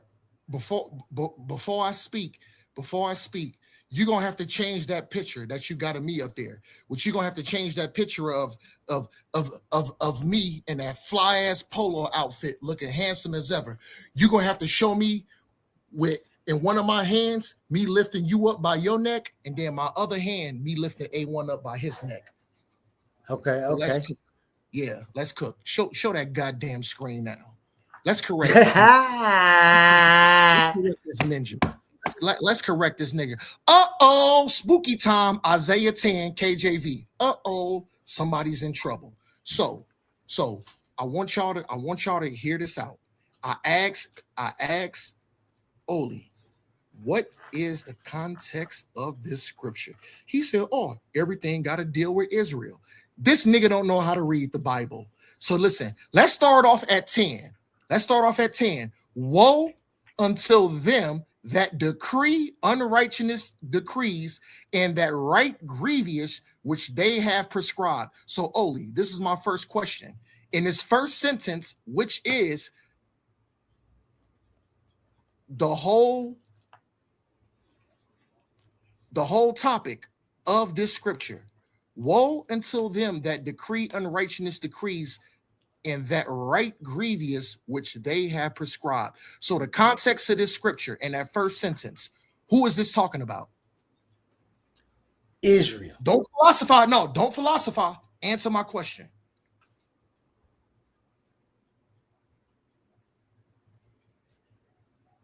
Israel. Spooky time. 2 thumbs down. This nigga don't know what the hell he talking about. It's talking about the Assyrians. Let's cook. Let's finish. That's who you wanted to talk about. No, I didn't cut you off. That's nigga. who you wanted to talk about, because you're a Hebrew Israelite. I don't so want you to wouldn't hear. want it to be to the Israelites. Brother, you're wrong. You are wrong. You don't. No, you're wrong. You're wrong, and that's why you have that belief. That's why you have that belief that you got, because you don't want to take accountability. Brother, why you scared? Why you scared of the scripture? Scared of nothing. You are your scared understanding of the is. I'm showing you your reasoning is wrong. Okay. So, crowd, chat, everybody, listen. This psychotic nigga just said that this scripture is talking about Israel. Let's go back to 10. Woe until them that decree unrighteous decrees, and that right grievousness which they have prescribed. So in the first sentence is the dialogue, and it sets the precedent of what this is all talking about. Now, does this have to do something with Israel? Yes. But the main context is this conversation is the Assyrians, and now let Brother Omar show it. So Oli already fucked up on 10. Woe until you just conceded. You just conceded when you said is it talking? Thank you for conceding. Brother, stop. You conceded. Stop, man. Brother, stop. I know it hurts, but everything's gonna be all right, like Naughty by Nature said. So close the mouth up. Let's push this information forward. Woe until them that decree unrighteous decrees.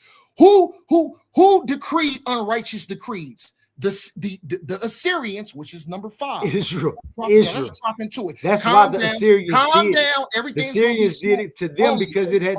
Calm they down, did it brother. to each other. Brother, it's gonna be all right, man. I know it hurts. Just calm down, brother. Let's drop down to 2. To turn aside the needy from judgment. The needy from judgment is Israel. And to take away the right from the poor of my people, Israel, that widows may be their prey, and that they may not rob the fatherless. Let's drop down to 3. And what will ye do in the day of visitation, and in the desolation which shall come from far? To whom will ye flee for help? Thank you, Omar. And where? No, stop. And where will ye leave your glory? 4. Without. Spooky time. Let's push forward. Without me, they shall bow down under the prisoners, and they shall fall under the slain, for all this is for all this, his anger is not turned away, but his hand is stretched out. Uh-oh, spooky time. More context. Oh, Assyrians. Oh, no, Israelites. Oh, Assyrians. 5. Oh, no, Israelites. Wrong answer. 2 thumbs down for Oli. Oh, no. Who else? Who else? Oh, somebody else. Another thumb down. Oh, nigga, listen. 5. Oh, Assyrians. Say it again. Oh, Assyrians. Yo, Oli, you fucked up. Hey, remember the movie? Yo, Oli, you know you done fucked up, right? 5. Oh, body bag. Oh, Assyrians. Who is this talking to again? Who is this talking to? Oli said the Israelites. 2 thumbs down. Oh, Assyrians. The rod of my anger and the staff in their hands is mine. And did you get? Spooky time. Yo, Oli, you fucked up, brother. So Oli, we are not gonna move from the scripture until you say that you was wrong. Nope. Because let me show you why you just proved exactly what I said.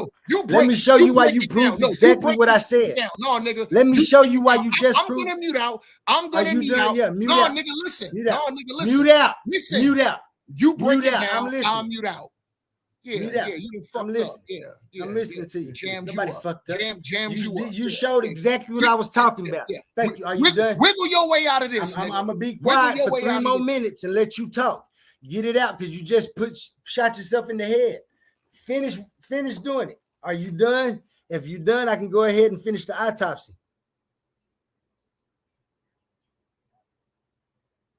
You muted out. Okay. Now, as I said, this is about Isaiah 10 and the instrument that God used. We don't have to jump far. We just got to go to 10. He say, woe unto them who decree unrighteous decrees. Talking about the Israelites, among the Israelites who do it. And that right grievousness which they have prescribed. He's talking about the Israelites doing it to the Israelites who are being faithful. To turn aside the needy from judgment and to take away the right of the poor people, my poor people. The widows may be their prey and they may rob the fatherless. He's talking to Israel. I'm going to show you how I know he's talking to Israel. And because the instrument that he used does this to Israel. And that's why he said, woe unto them, because it's fixing to tell you right here that the same thing is going to happen to them. And what will do the day of visitation in the desolation which shall come from afar? Talking about the instrument of the Assyrians and all the nations, as I stated, Babylon, Rome, and many other nations, who was going to continue to decimate the people of this covenant. Without me, they shall bow down under the prisoners, and they shall fall under the slain. You know why this is happening to those Israelites? Because they did it to the other Israelites first. So this is why this is befalling them. This is why he's calling, O Assyria, the rod of mine anger. He's telling you, I'm going to use Assyria. Assyria is going to be the rod of my anger to the Israelites who did those atrocities amongst themselves. The Assyrians are going to come do it. Your reasoning is flawed. I'm not an atheist. I'm a quantum onlyist. Father Time and Mother Nature is my God and goddess. That's a whole different argument, ain't it, Omar? Because we talking about the incoherence of this guy. Look how you trying to lead people and telling them that this ain't to Israel. Quit asking me questions because I'm going to interrupt you. You just said, ain't it, Omar? You just asked me a question. You can come in when you want to. Hold on. I got all day. Is that rhetorical? Bust your head all day. Is that rhetorical? Or is that a real question? No, it ain't rhetorical. It's real. You go. Okay, let me answer. Don't tell me to repeat the question. Don't tell me to repeat the question. Brother, just go ahead. Brother, I just asked you. I say, is that rhetorical? If you would have said yes, I would have let you keep going uninterrupted. But you said that was a real question. So This is what I noticed. Listen, everything that you pull up, I pull up and I address. I didn't bring up Isaiah. You brought it up. I pulled up the scripture and I addressed it. But this is what I noticed, what you didn't want to do. You don't want to address Isaiah 1, and you don't want to address Isaiah 5. So anybody with a first grade reading level will understand this is about the downfall of the Assyrian arrogance. That's what this scripture is about. It's about, I'll say it again, this scripture is about the downfall of the Assyrian arrogance. So what I want you to do, Oli, I want you to address Isaiah 1, and I want you to address Isaiah 5. If you can't do it, just say you can't do it. But I want you to address those specific lines. And I want you to tell me, who is that talking about?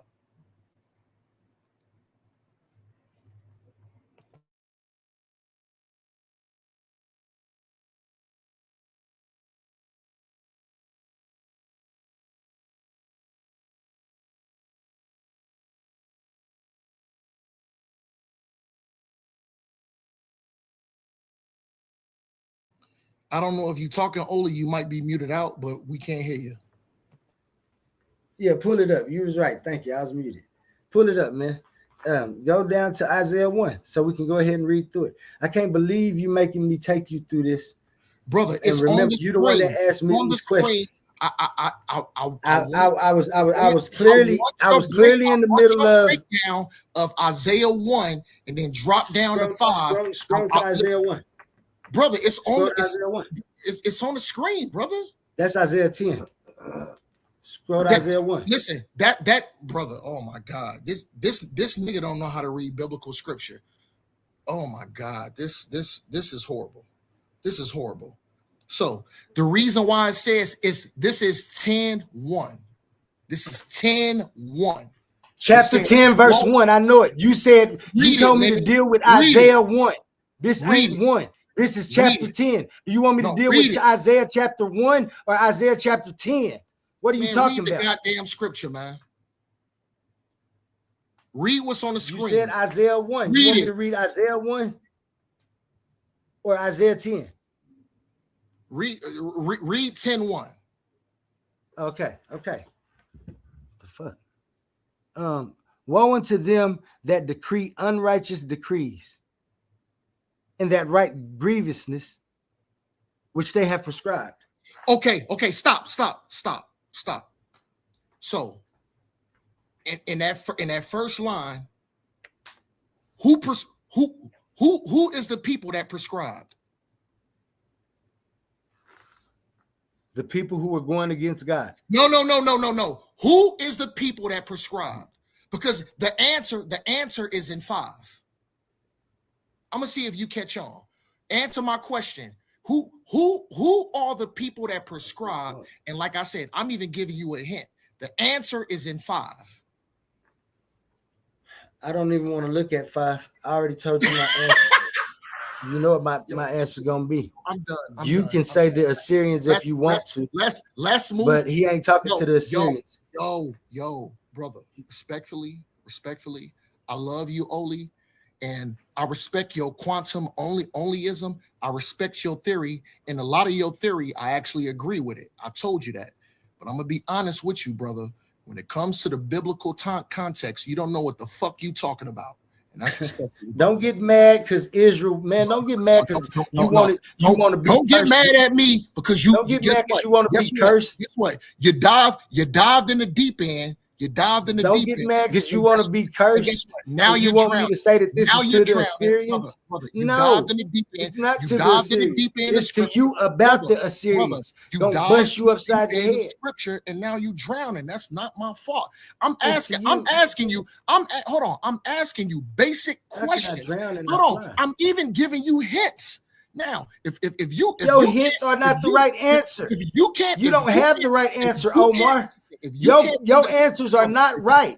Whatever you got in your head is not the right answer. If you can't understand the people, you can't listen. Which it says, which they have prescribed. I asked you a question. I said in 10:1, where it says, which they have prescribed. I asked you, I said, who are the they? I even gave you a hint. I said, all you got to do is drop down to 5. You wanted me to say the Assyrians. I told you I'm not saying the Assyrians because you're wrong. It's talking to the people who are going against God, who are within the nation of Israel. Let's move forward, man. You in deep. You're wrong. Listen, you in deep water and you drowning right now. I'm kicking your ass. So let's move on to let's move on to something else. You better get up out of here. I can't believe your reasoning is so flawed. Guess what? This is why they need me. This is why I'm going to debate. And by the end of this, you're going to see why that reasoning is flawed. I know you want to answer. We address Isaiah. Listen, I know you want to answer for having the urge to be a killer. We address Isaiah. Want to kill kids and stuff like that. We address Isaiah. Let's move on. Let's move on to Zechariah 1:15 because I'm finna unalive you again. Because I destroyed your point. You lost on this. You lost. There's no way. Sorry, Omar. No. You're not the judge of anything. Let's move your word is flawed. Let's move on to your word is flawed. Let's move on to Zechariah 1:15. Your word is flawed. No one believes you when you say those things. I took notes. Stop trying to you mad that I took notes. You mad that I took notes. I know you're upset, man. Just calm down and focus. Let's move on. Let's move on to Zechariah 1:15. Fuck out of here because you still. Let's move on to Zechariah 1:15, brother. Is not Oli, correct. Let's move. You don't want to take accountability. Zechariah. So again, I'm about to read this. You don't want to take responsibility. And you know why you don't want to take responsibility? You cooning for the goddamn white man, and you don't want to hold him responsible for the crimes, atrocity, judgment, and punishment for what they did. This is what the whole goddamn thing is about. I hold him. Every time I make with my wife. Let's move on. Let's move on. Every time I make a good move with my wife. No, nigga. Let's move on to Zechariah 1:15. Every time. No, you cook. I go out in public with my kids. I prove my point. Let's move on to Zechariah. You ain't prove nothing. But how incoherent your reasoning is, brother. You mad? And the downfall continues. It hurts. You should have never asked me. It hurts. This question. And you know why it hurts? Because guess what? You put this bullshit AI picture of me up, even though the nigga looked fly, dressed up in a Lolo gear with the motherfucking stupid Dookie 18-karat gold chain on, flying out in the goddamn Lolo, flying out in Lolo, flying out. Yeah, flied out. Yeah. But the thing is, you want me to, it was better than the one that Sinetta and them put up of you crying, huh? Well, yeah, okay, Oli, I do got to. You should appreciate this. You should have never gave me this challenge. No. What you need to do, you need to change this AI picture. You need to show me just like this, but you need to show me with my right hand up, holding you up in the air by your neck, and then in my left hand, and then in my left hand, me holding A1 up by his neck. Right. My left hand, holding both of y'all niggas up and by y'all niggas' neck. That's what you need to change the AI picture to. But let's push this information forward, nigga. Let's address Zechariah 1:15 because I cooked you on Isaiah. We're done. Move forward. Go ahead, brother. Well, I want to tell you. Go ahead. I'm sitting here. I don't know what you thought you was cooking or who you thought it was. Definitely wasn't me.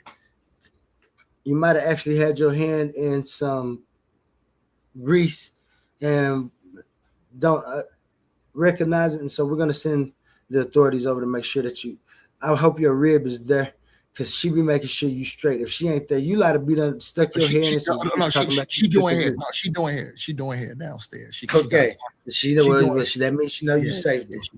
Yeah. Because listen.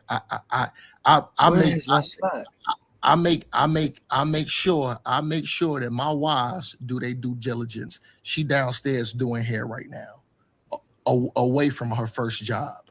She downstairs doing hair. But let's push this information forward because I'm a real nigga. Let's push this information forward. Go ahead. Now, where were we? Let me see. How many wives you get? One. We was on Jeremiah 25. Sure, it's probably talks about the agency and the foreign nation. Hold on, let me make this big again so I can see it.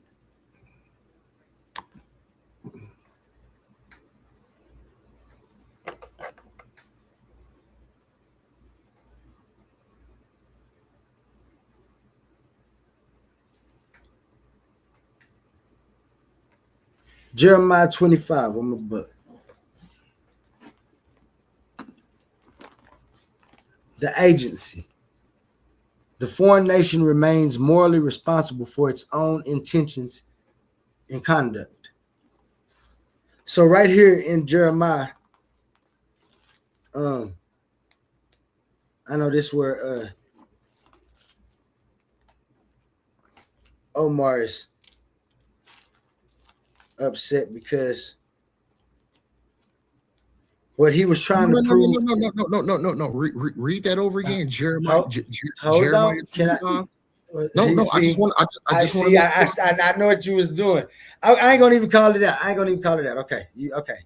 Jeremiah 25. Read it again. I ain't gonna call it out. Okay. But right here in Jeremiah 25, we're about to see where the agency, as I stated, the foreign nation remains morally responsible for its own intentions and conduct. So right here. No, stop, Oli. Stop doing that. Pull the goddamn scripture. Go. Pull up the scripture, like how I did with Isaiah. I pulled the scripture. You need listen. I don't want to see this bullshit. You need to go to Jeremiah 25 and pull the scripture. I don't care what you want to see. This ain't your presentation. This is my presentation. Well, your presentation. You want to see Jeremiah 25 on the screen? Put it on your screen. Right. And I'm gonna show it. I'm gonna show it when it's my turn to speak. I'm gonna mute out. I'm full of shit. now I'm full of shit because you can put it on there yourself and you won't. I'm finding it in my Bible first. Can I find it in my Bible? That's what I got my Bible for. I don't understand. I know it hurt. You lucky I don't read Hebrews from the New Testament. I could murder you. I could do you off right now and read Hebrews of the New Testament and show you who the real Hebrews is. But you ain't even ready for that shit. I'll prove it to you at the end. The word that came to Jeremiah concerning all the. Let's go back real quick to the beginning.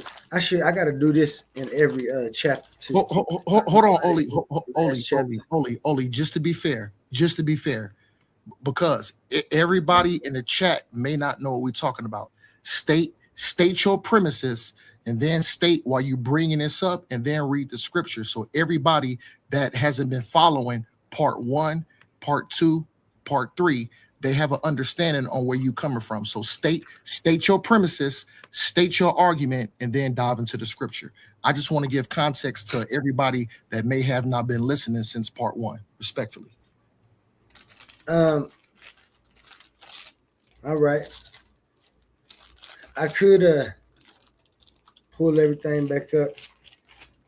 If I was you though, if I was anybody in the chat, I ain't gonna even lie to you that don't know what we're talking about. I suggest you stop right now, go get a membership, go back and watch part 1 and part 2 before you finish watching this. It's like a it's like Oli.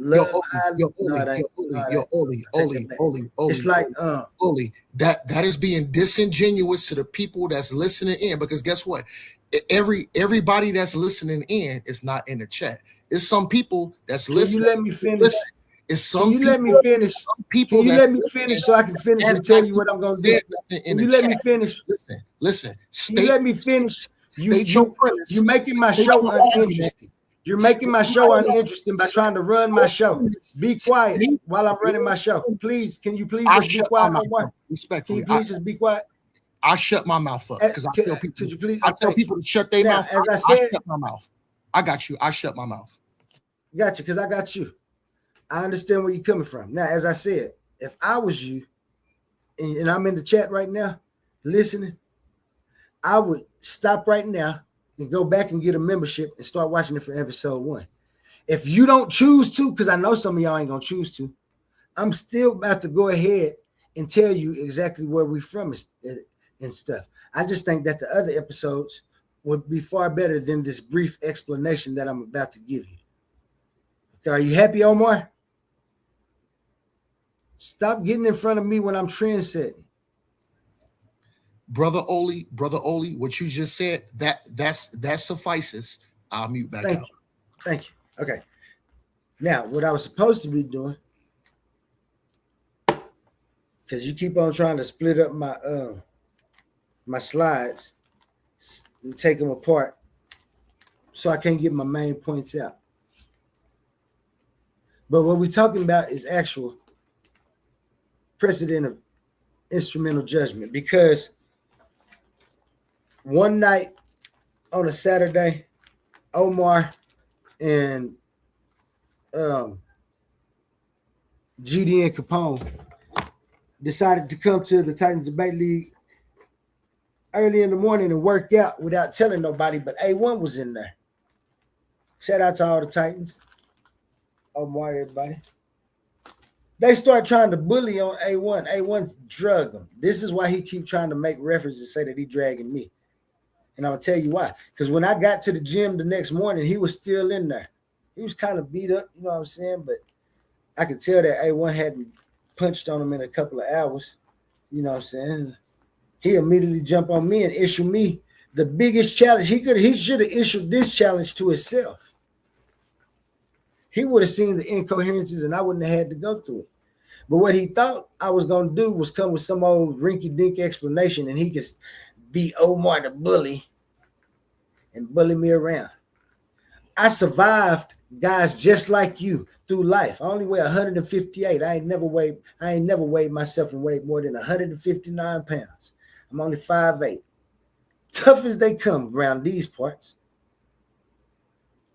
Good with all tools and accessories available. I ain't missing nowhere. As well as a mental capacity to want to be good without having to do anything to anybody. And so I asked Omar, would my mixed breed kids suffer and they mom and them have to suffer if I became the Hebrew Israelite that he knows that I am? He said it might be possible. But you all right. So I know that he wanted some good for me. But me being the man I am, just like my mom and my daddy, my mama for sure. Shout out all the father times out there. I know it get hard sometimes. But I think they'll go against God if they believe God is in the wrong. And if they don't feel like that, I do. For my kids to be happy and everybody to be happy, and me believe that there's an all-powerful God who can do as he pleases and wishes and proceeds to cause a condition of suffering, I can't rock with it. But Omar was explaining it to me, and I was telling him why.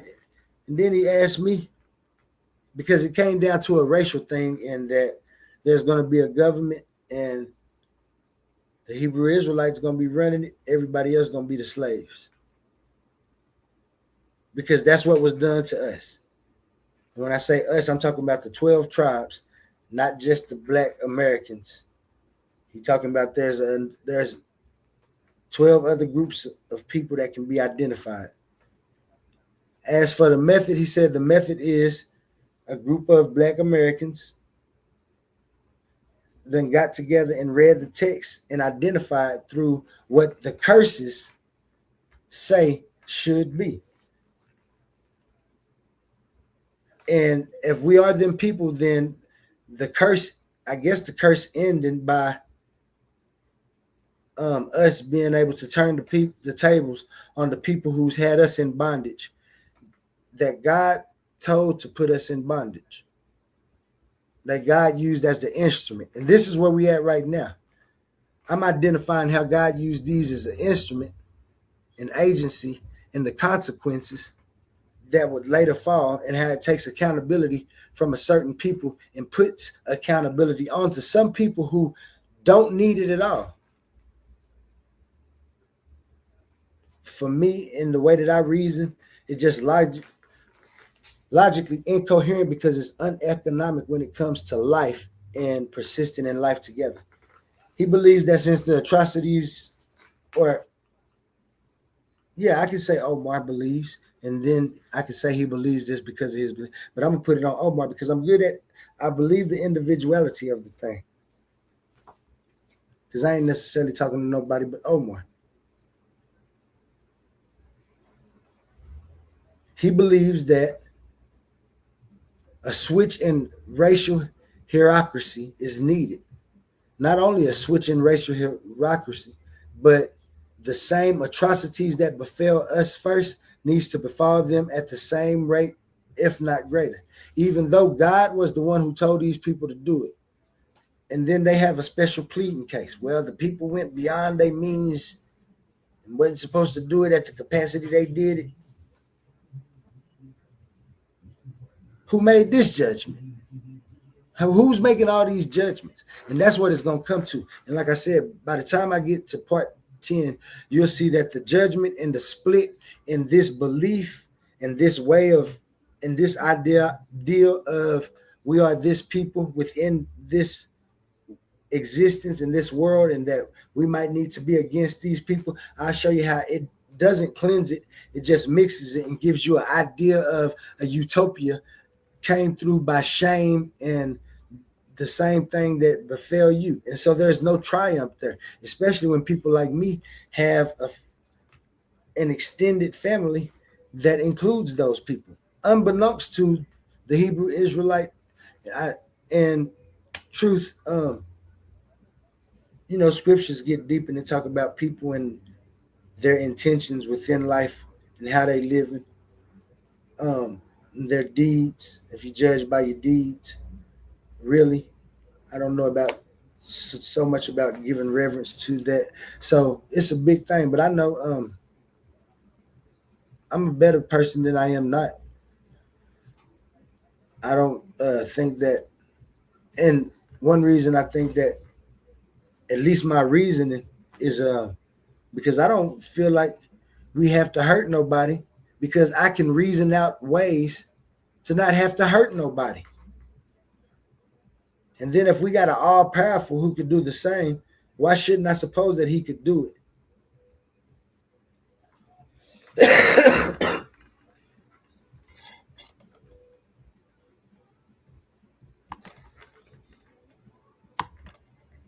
And so that's why we where we at right now.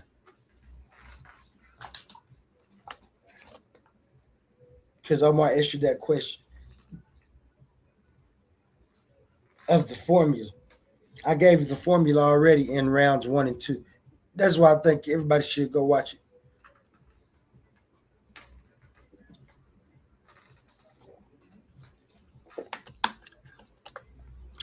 Dios Mios says there has to be another way.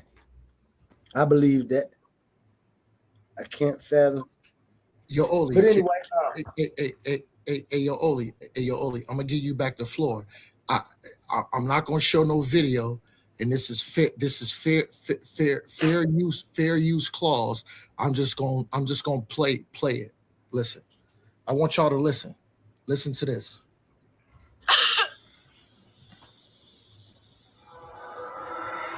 Come on, God, answer me. 'Cause years I'm asking you why. Why are the innocent dead and the guilty alive? Where is justice?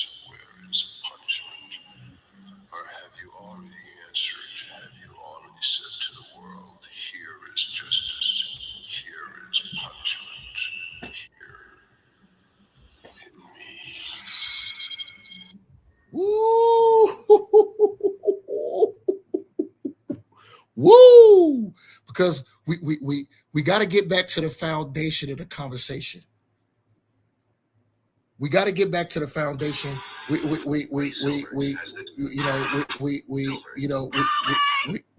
got to just start getting back to the foundation of the conversation. Listen again, people, because this is the foundation of the conversation. Listen closely.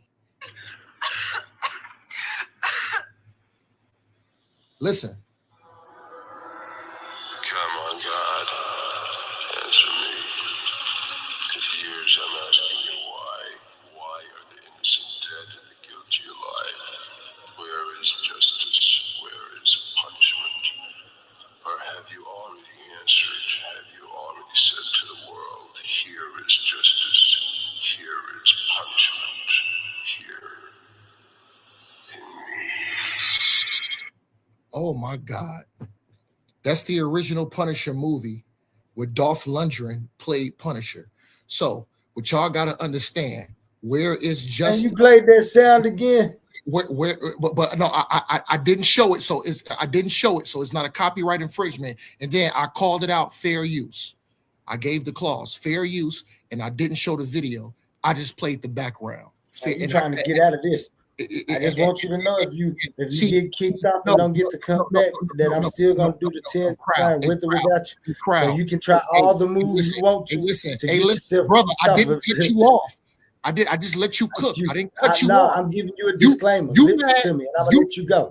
Give me 45 seconds so you can understand. Give me 45 seconds. Give me 45 seconds so you can talking about. Give me 45 seconds punishment, so I can tell you judgment and punishment. Disclaimer. No, because I know you're trying to run. I know you're trying to run. That's why you did that.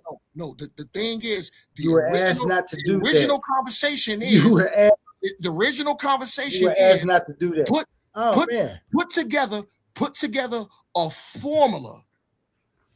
I didn't even see for judgment and punishment for the niggas who got put on a goddamn slave ship that came over here during the transatlantic of slave trade. And then what you said is the white man should be judged on an individual basis. And I said, no, they need to be judged as a nation. This was my retort to what you said. You said they should be judged as an individual. I said that they should be judged as a nation.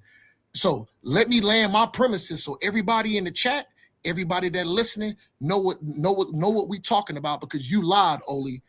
You tried to sugarcoat it and you pussyfooted your way around.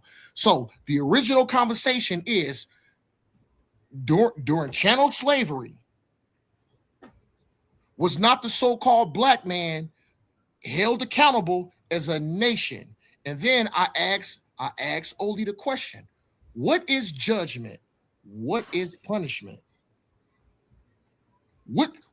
What should the punishment be? And then you know what Oli said? Oh no, the white man should be judged on an individual basis.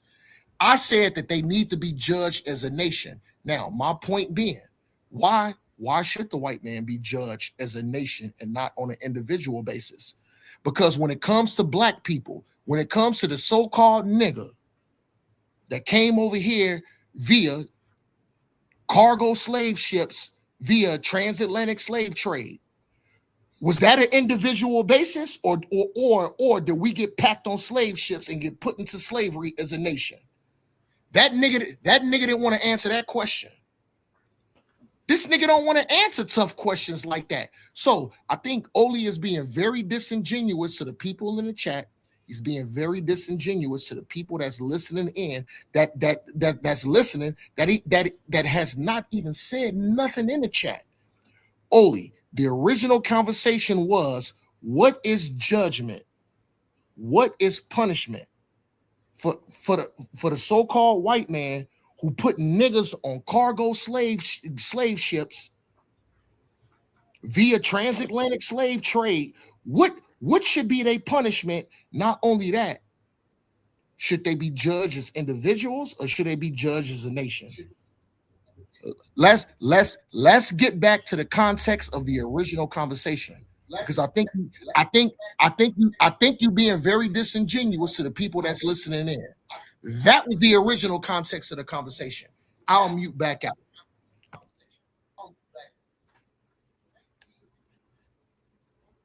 Thank you. I appreciate you so much. I know it's hard for you to shut your damn mouth, especially when it's hurting. You got to scream. So, thank you for finding the courage to be quiet, because it only gets worse for you in your reasoning. You want me to get off your ass from today and go all the way back. I know why. It's hurting from today. Those people have the right to be entertained and go watch that. I made reference to it. You gave me a challenge. I've been giving it to them. You asked me for formulas. I gave you 2 formulas. I gave you what divine justice would look like. That was in part 1. And I gave you what human justice would look like if we were to give human justice. None of them used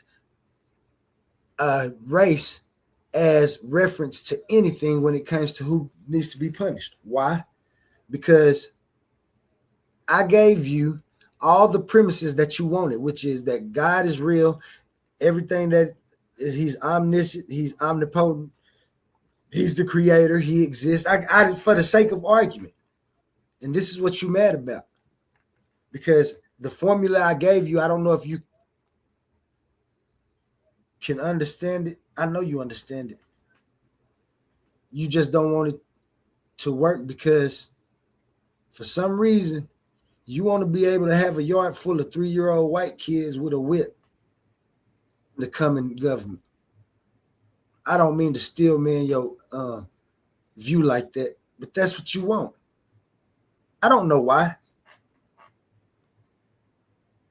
Pause there. Pause And the there. way No. Hold on, Oli. Let's be fair. Pause there.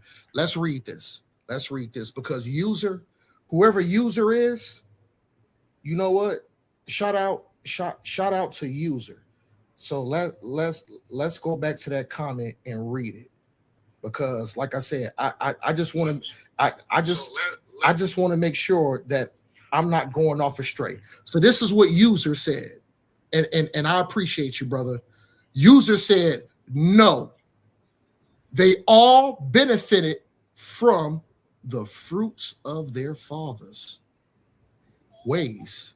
Generational wealth is real, which Black Americans was denied. So the thing is, and you know what, user, I appreciate brothers like you who stand on truth, because this is what Oli doing. Oli is trying to run away from the original point of the conversation, which was judgment and punishment for the so-called people that enslaved us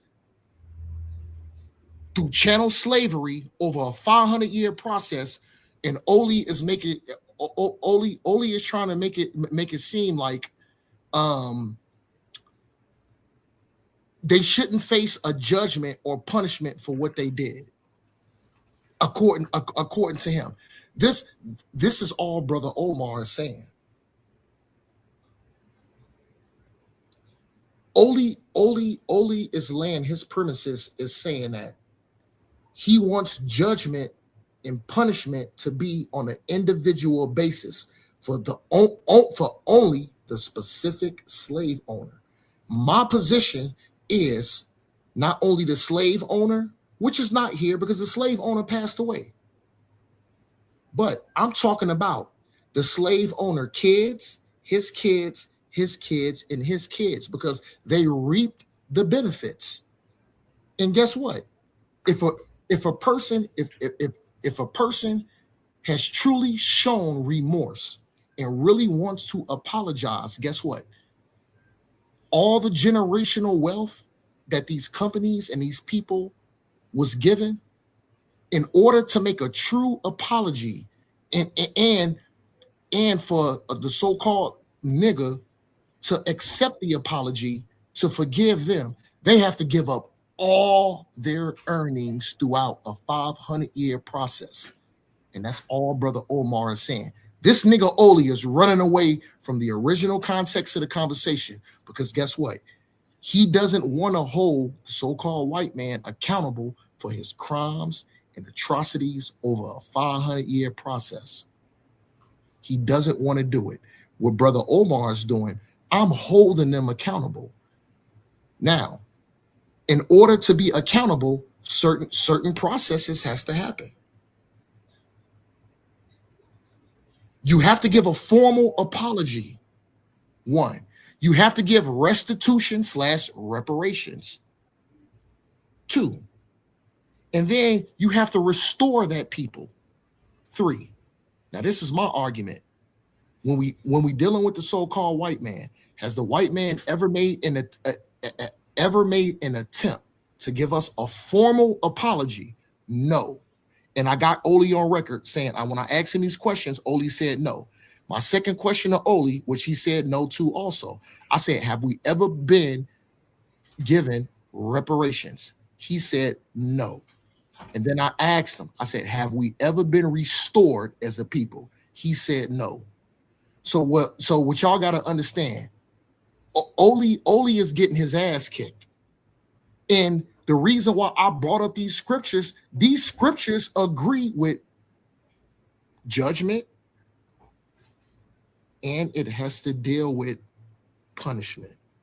So don't get mad at me because I correlate the scripture to what this goddamn devil, and all devil means. See, the thing is, when I use words like devil, y'all thinking about some red character with horns and a pitchfork. No. All devil mean is the deceiver. Who has not committed atrocities and deceived people? Who has not built a foundation off of blood? It ain't the nigga. Who has put a hole in the ozone layer? Is it the nigga? Did niggas put a hole in the ozone layer? No. So hold on. Every shore, beach, and forefront that this goddamn white man put his stinking ass feet on, did he not deceive the people, trick them, subjugate them, put them into slavery, unalive them, grape them? Yes. So, like I said, where is justice? Where is punishment? And that's why I played Frank Castle. Oh God, XY. Why? Does the innocent get punished and the guilty doesn't have to face it? What Brother Omar is doing, I'm holding these so-called people accountable for what they did. And the thing is, in order to hold them accountable, you just can't say, okay, give me this is what the white man want to do. He want to say, okay, I apologize. I want to give you a hug. I want to shake your hand. And guess what? You go your way and I go my way. Hell no. Hell no. There has to be something tangible that's linked to it. Brother, I've proven my point over and over again. Oli doesn't believe in judgment. Oli doesn't believe in punishment. Oli believes that we should just shake hands, hug each other, and just walk away. They go their way, and we go our way. No, we need something tangible, something that we can feel, something that we can actually see, something that we can actually benefit from. Because our people was put in a goddamn slavery. But you know what though? I was always fair to Oli. The reason I was fair to Oli because I looked at it from his lens and I understand where a brother like him is coming from. So where he's coming from was because, his hold on. I want to make sure that I speak respectfully and I don't disrespect my brother. So, I want to choose my words wisely. And I want y'all to understand that this is coming from an area of love and respect. So please don't take this as being disrespectful. I'm looking at it from Oli's lens. Oli told me during our first conversation, he said, yo, during high school and throughout my life, Black girls really didn't dig me. It was the white women. Okay, cool. Listen, I can look at it from that lens because guess what? I have friends I have friends that got white wives, and I understand it from that lens. I do. So the thing is, Oli got emotional because he thought that my God was gonna punish him, his kids, and his family because they have half white or so-called blood. I told him it goes through the seed of the father. So his family, his seeds is cool. And even I told him his wife is going to be cool because it's going to be his possession in the kingdom and whatever he wants. So the thing is, I'm in here. I'm ruined for my brother because I don't want nothing bad to happen to him, his kids, his wife, or the other family. But guess what? Some there is a group of people that is going to have to face judgment and punishment. Now, Oli, luckily, because he is the seed of his father, I consider him to be an Israelite. I consider his kids to be an Israelite. Now, the wifey or the so-called baby mother may not. But guess what? Because that's Oli's possession, she's gonna get fair treatment. She ain't gonna be beat down. She ain't gonna have to do hard servitude. You know what I'm saying? But the people that doesn't agree, the people that puts up a fight, yeah, they are gonna get bashed upside their head, and they're gonna have to do hard servitude. But the thing is, like I said, I came with goodwill toward my brother Oli because in order for brother Omar to be a true brother to his brother, I have to believe in something. And I told him, I would even ask the Most High, I would even pray to the Most High that the Most High show favor upon my brother Oli and not punish him and not punish the people he loved on behalf of his brother Omar. And I truly mean that. So I don't want to make it seem here like I'm trying to tear my brother Oli down off the information. But based upon this information on what I showed, Oli is getting his ass kicked. I'll mute out.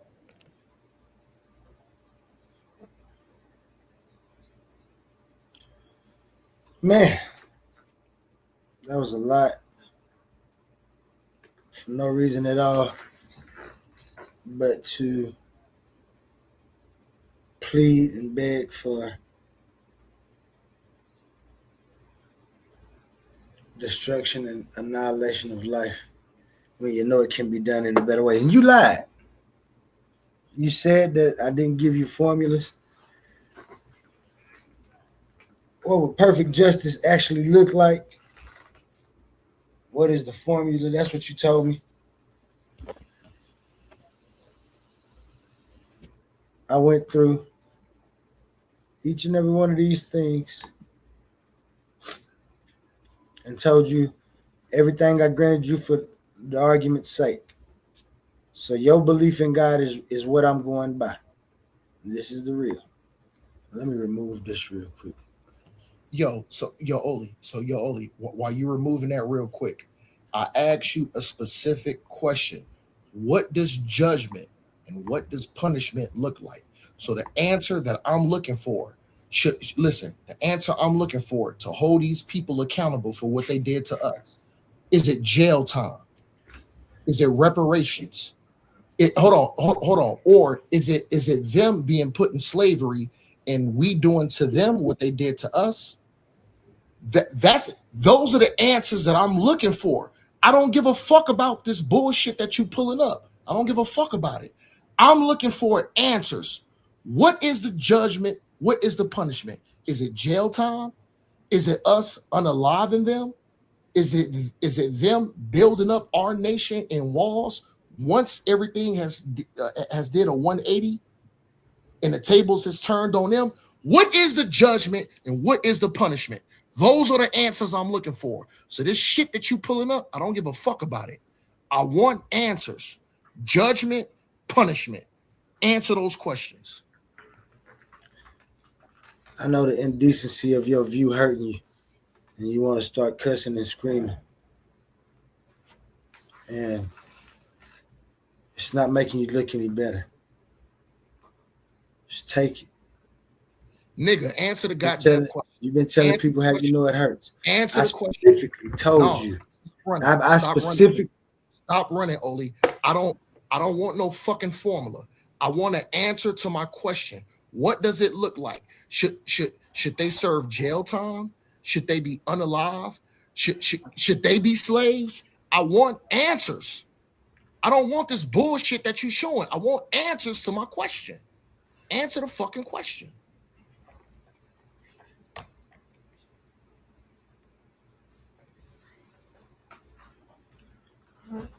Again, as I told you, I know it hurts. I answered your question.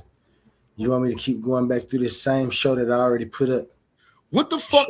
Paying attention. What the fuck you thought is it was funny the other night. What the fuck is individual moral responsibility? That's not answering my question. This is the first. This is the formula you have. Listen. I could understand if you said, you know what, knowledge, intention, action, authority, harm cause, benefit knowing, received, or boom, response after recognition equals 50 years in jail. Equals. We serve 500 years in slavery. They got to do 500 years in slavery. I don't give a fuck about individual responsibility. That is not an answer to my question. What is the judgment? What is the punishment? You promise you done now? I know it hurt. You have to take the shot.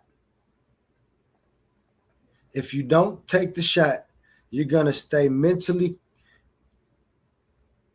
malnourished and cognitively blocked to the logic of the situation, or either answer the goddamn question and you stop philosophizing, brother. I'm asking you, stop philosophizing and answer my question. So this is what I want you to do. This is what I want you to do. Okay. If a person, let's say the speed limit is 40 miles per hour, you doing 75 in a 40. The cop pulls you over. He writes you a ticket. You know what the punishment is? You pay a fine, or you might have to do community service, or you might just have to pay a fine. I'm asking you specifically, what the fuck is the goddamn punishment, man? Stop philosophizing and answer. What is the judgment? What is the punishment? I laid it out. I can't be no more simpler than that. I want answers, brother. Give me answers. I'm giving you answers. You act like it's easy. It's not an easy answer when it comes to giving you an answer that's viable. I'm sorry you haven't been able to do this and it's making you upset. This is why this is a 10-part series, because to get to the answer, we have to get to know the ledge. I've told you this before. You asked me for the formulas. And the reason you asked me that, because you asked me about punishment and retribution and stuff. And I told you I could give you something better than that. We can go back and watch the show. And then you said, well, give it to me. I got a challenge for you, Oli. What these exact words are the exact words you used as your challenge to me. What would perfect divine justice actually look like? That's what you asked me. No, I didn't. Oh, Oli, I'm gonna call you a liar. This is why I'm gonna call you a liar. I said, what would justice actually look like? I never said perfect or divine. So I want you to erase that. I want you to erase that shit up off there. I didn't use those two words. So now you're a liar. But go ahead.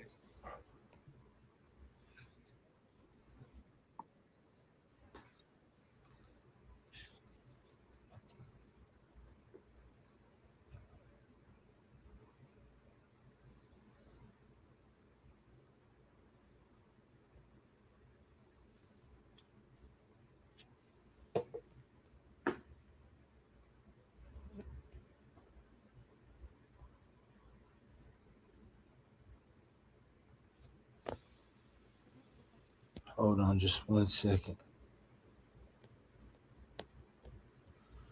Would you please?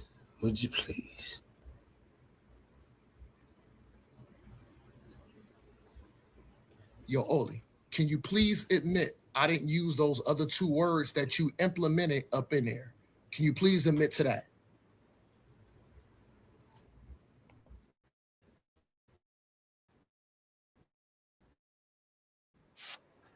Oli, I'm asking you. Oli, I'm asking you a question. I want to answer, brother. Did I use those other two words that you implied? Yes or no?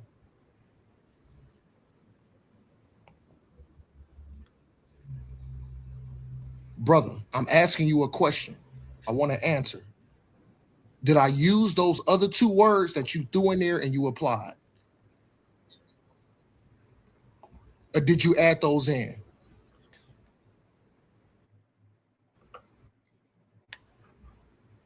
Watch this, people. Watch this. Watch this, y'all. Watch this. I already know where he going. Watch this, y'all. Watch this. Horses form the way that horses gave the formula for water and say that's how you know what I'm saying. He said that.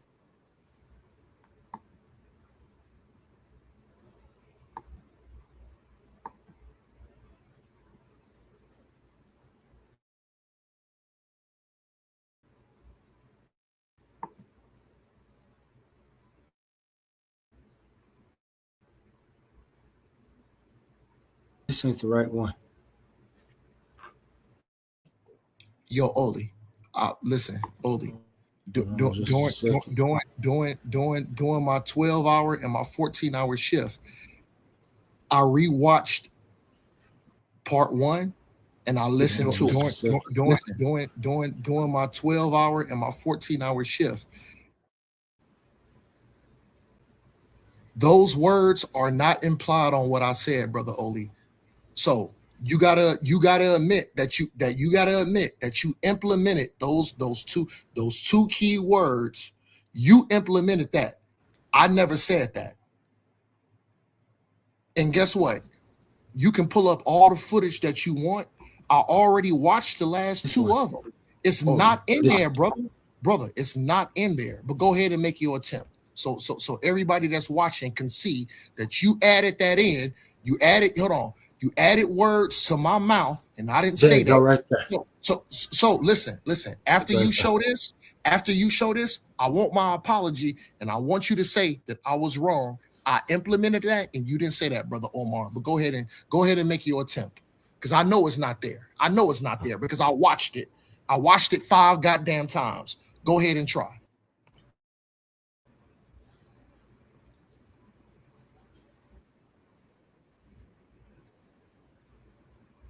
Oli, it's on part Why one, this brother. motherfucker keep on messing up, man? Brother Oli, there you go. There, no. Go back to 3 days ago. Nope. Go back to one. Go back. I see you scrolling, brother. You already passed it.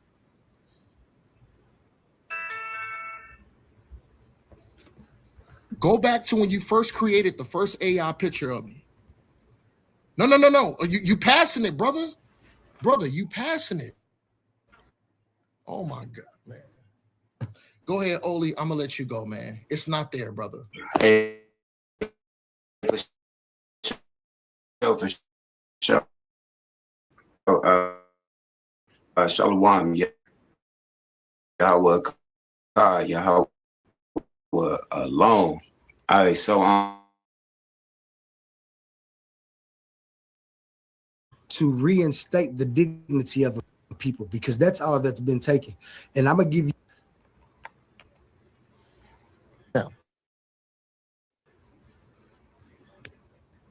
that over a certain amount of centuries. I want you to come up with a formula for retribution that you would fit, and a punishment that you would feel fit that should be handed over to them.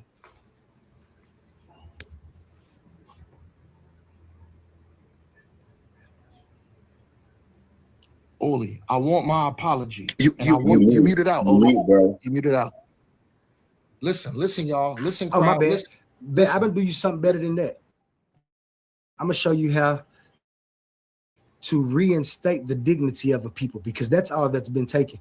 And I'm gonna give you something so grand that I don't mind if you come over here. I just told you what I was gonna give you. What did I say I was gonna give you? No, nigga, don't pause it, nigga. Let it play. No, nigga, don't do Can that. you hear me? Let it play. Let it play, nigga. Let it play. What you mean don't do that?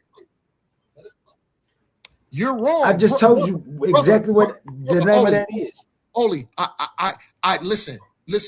My last 3 days at work. Start helping me push on this because it's my gonna last be three- my out last of 3 this. days In at fact, work, I have the my formula last 3 already. I have days to at go in my work, files and find it, and I will show you that you don't have to hurt anybody for anybody to be reinstated with their dignity. What's up, Smash? Shadow, go ahead and get with us. Hey. Oh, my bad. I'm gonna do you something better than that. I'm gonna show you.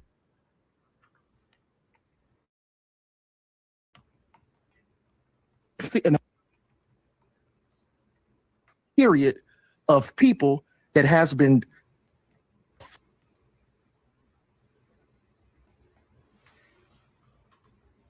and run with that. So the thing is, Oli, I understand your frustration. I understand where you looking at it. I know you're trying to get out of. We had to pay as a nation. We did. We paid as a nation. Hey, brother, can I say something after you? Yeah. You next. My bad. I didn't even get to smash it. I know. I just wanted to say that. So now, Oli. So since now, because you deal with onlyism and things like that, I want you. Listen, I got a task for you. I want you to write out a formula for retribution for a 500-year period of people that has been downtrodden, put in slavery, unalived, kids ripped from them. I want you to make a formula for retribution and justice that you think would suffice to be a proper punishment or repercussion, knowing that these people have built institutions, have redlined us, built institutions, and built wealth off of the slaves of our backs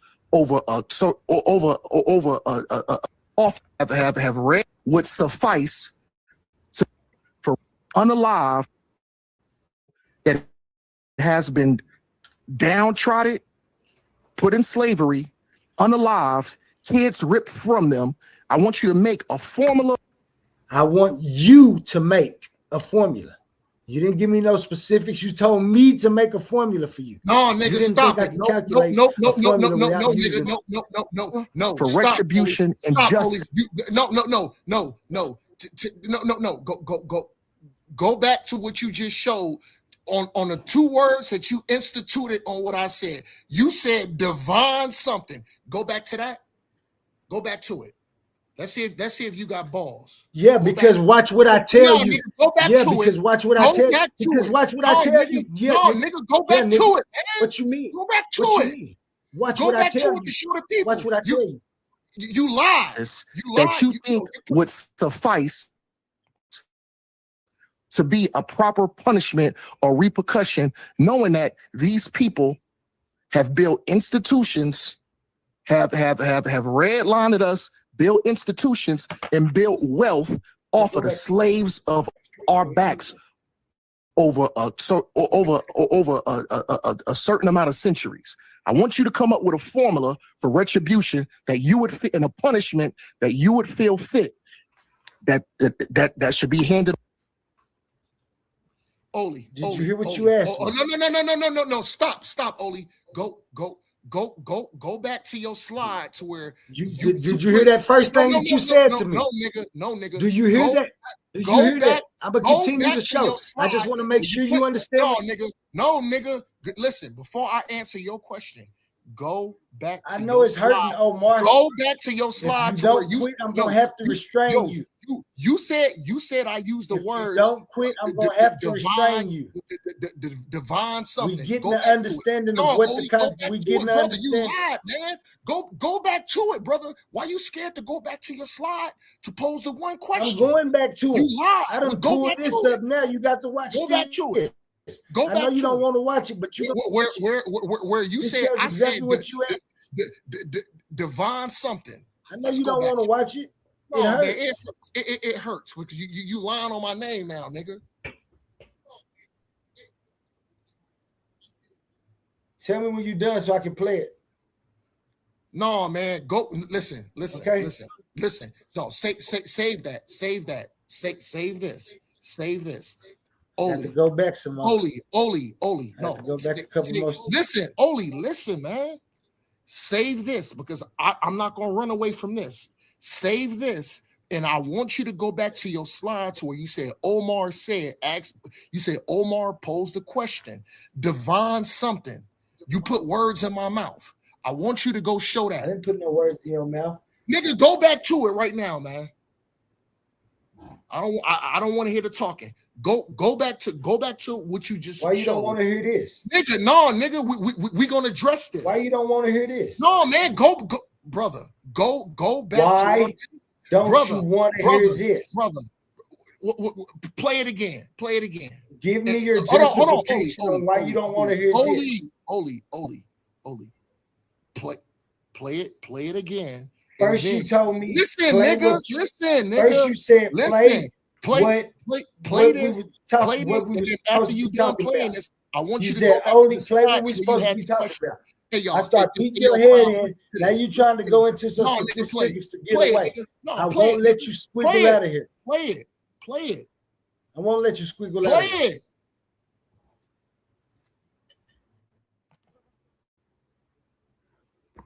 It over to them.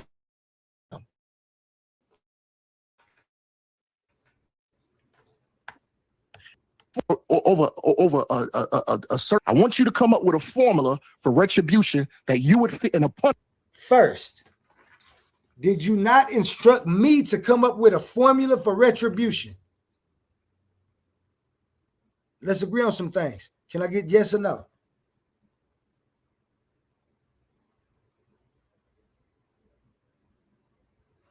I'll take that as a yes. Okay. Punishment that you would feel fit that should be handed over to them.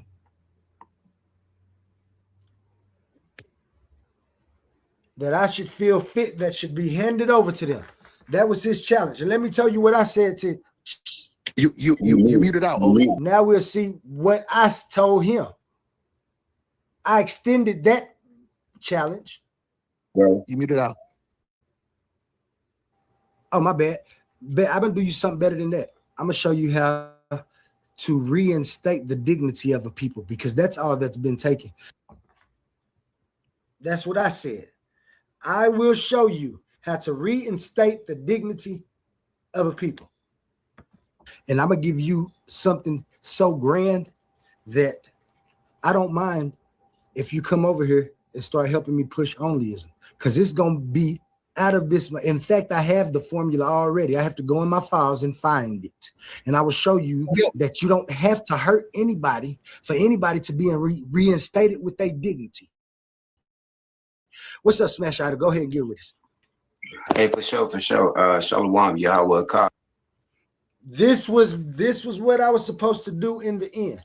He didn't say no, Oli, none of that. You muted out, Oli. You muted out. Oh, my bad. I'm gonna do you something better than that. I'm gonna show you how to reinstate the dignity of a people, because that's all that's been taken. And I'm gonna give you something so grand that I don't mind if you come over here and start helping me push onlyism, because it's gonna be out of this. In fact, I have the formula already. I have to go in my files and find it. And I will show you that you don't have to hurt anybody for anybody to be reinstated with their dignity. I am going to show you that you don't have to hurt anybody to reinstate anybody with their dignity. This is what I said I would show. What's up, Smash Idol? Go ahead and get with us. Hey. Now, what was your contention, Omar?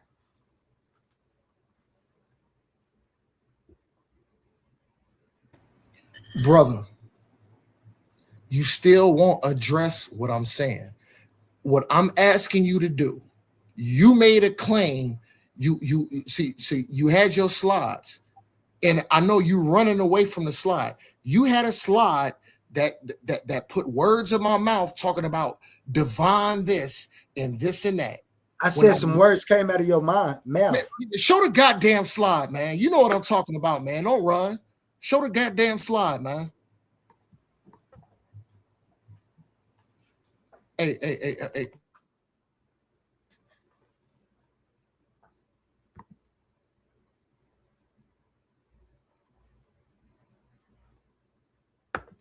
What you talking about?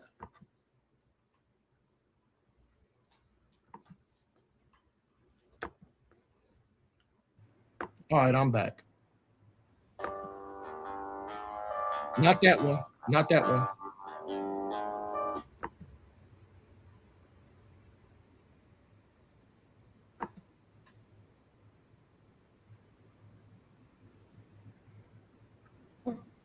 Keep going. Nope. Nope. That's the formula you asked me about. Nope. That's not it either. Nope.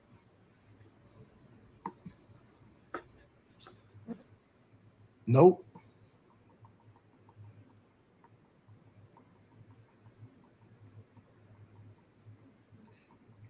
It might be in the beginning because you put words in my mouth, said something about the question that Omar. Why are you trying to scriggle out of this something challenge, about Omar? divine? Nope. Why are you trying to scriggle out of this challenge? Nope, because when you quote me, I want you to quote me verbatim. I don't want you to add words up in my mouth. So that's what I'm trying to show. Show me some words I put in your mouth, Omar. You go back. Hold on, slow down. Go back. Not forward, go back.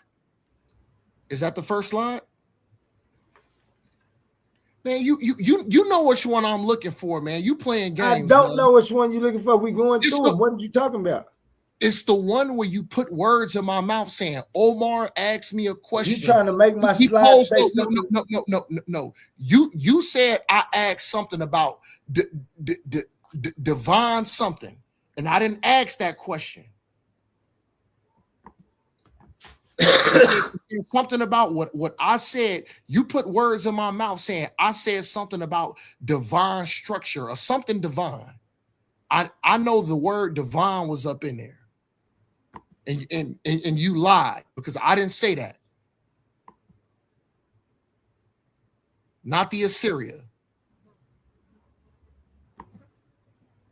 Hold on, man. Let me pull this shit up on my phone, man. You pussyfoot, man. You don't want to show it. Show what? Are you talking about? I'm going through my slides until we see it.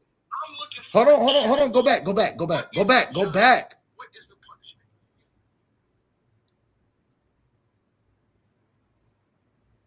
You said something about the question that Omar posed. What you said was something about divine something. I never said that. You put words in my mouth and you lied. I didn't say that. You heard the question that I asked you. You heard that. We just played it. That's what I'm saying. So what are you talking about? If you don't want to find it, if you don't want to find it, I'll find it. If you don't want to, I'll do it. I just don't want nobody lying on my name talking about Omar asked a question about you said the divine something. I never said nothing about asking. Yes, you did. I'm gonna go find it. Since you pussyfooting around and you don't want to. You acting like you don't know what the fuck. Omar, I know it hurts. You better stop calling me pussy because it ain't getting nothing accomplished. No, you put words in my mouth. You put words in my mouth. I just want the people to know I'm not a liar. I'm not a liar. And I want and listen. I never called you a liar. You trying to make a situation to get off this information. No. You trying to make an situation. I know what you're doing. I want you to apologize to me. Squirm. I'm gonna find it. I apologize. I apologize for whatever you say I did. I don't even know what I did. I apologize. Can we finish this assimilation of the information. Let's finish. Let's finish you getting your ass kicked. Let's go.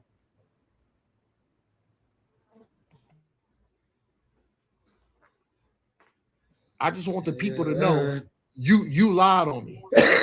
I didn't say shit. No. I knew you was trying to throw me off track. No, Divine. No, I knew you was you trying put to throw me words off in my track. mouth instead. I asked a question about. Man, Divine you just told me to exhibition. apologize. I said I apologize for whatever All it right, is. then. All right, then. You bringing it up? Okay, we Because can you know move forward. to return to this information. Okay. That's water under the bridge. Let's move forward.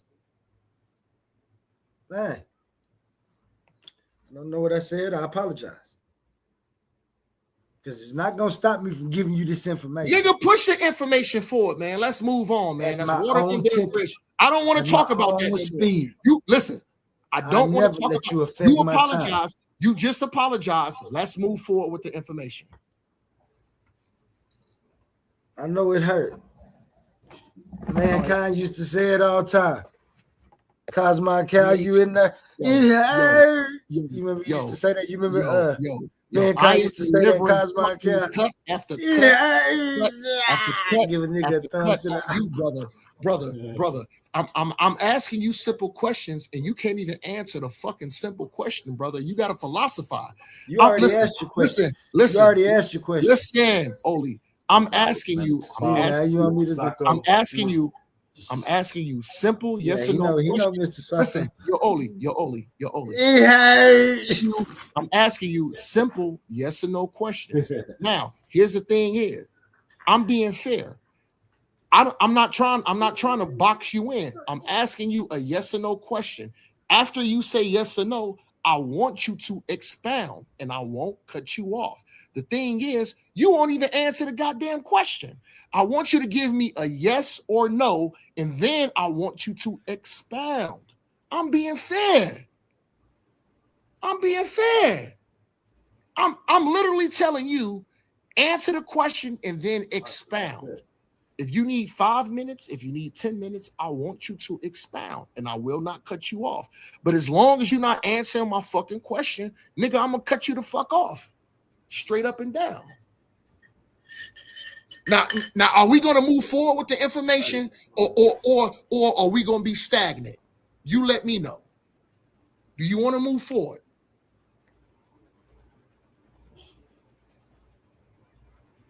Nigga, you heard me. Do you want to move forward?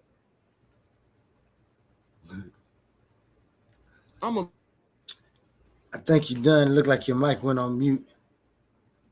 You need some water or something. Go rehydrate, nigga. I'll mute out. I think we might got a lag, and that's why it seems like I'm just sitting here when you're talking. It's just a lag. I'm just making sure you're done. Hey, I know it hurts. I used to get shots. I ain't never had brother. Anybody. Stop. I ain't never had nobody. brother. It hurts. Can you answer simple questions though? I'm answering the question. It hurts. So, it does. Okay. That's the answer to the question. It hurts. Oli, I'm gonna be fair. I'm gonna be fair to you. I'm gonna reinstate my question. So, what does judgment? What does punishment look like for the so-called white man? It looks like Frank Castle. No, nigga. I don't want you to be funny. I want a legitimate. Nah, I'm being serious. It looks like Frank Castle. So this is my next question. What did Frank Castle, aka how did the Punisher, aka Frank Castle, administer judgment and punishment? How did he administer it? He went and punished every individual that had something to do. No. How what happened to him? How did he do it? He made sure that everybody that did something to him got something done to them too. Listen, did he not unalive them?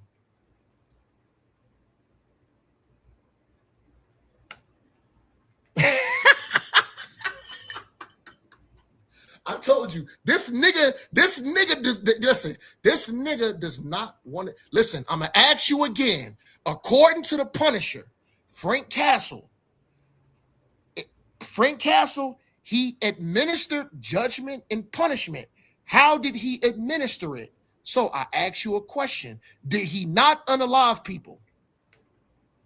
Did he unalive any innocent people? No, he didn't. Man, listen, no, nigga, answer my question. Did he not unalive? Listen, I can't hear you because you keep talking so loud and it won't come out. Frank Castle is a. Did he not listen? No. That was written by somebody. I said, listen, I got a 10-part series that I'm gonna answer that question. Don't jump the gun. You're gonna take it. You're gonna take each and every shot. I asked you a yes. Listen, I asked you. It's a 10-round. It's a 10-part series. You trying to make me jump the gun? I'm gonna give you that answer, but you gonna answer these questions that I got for you, brother. Come on, brother.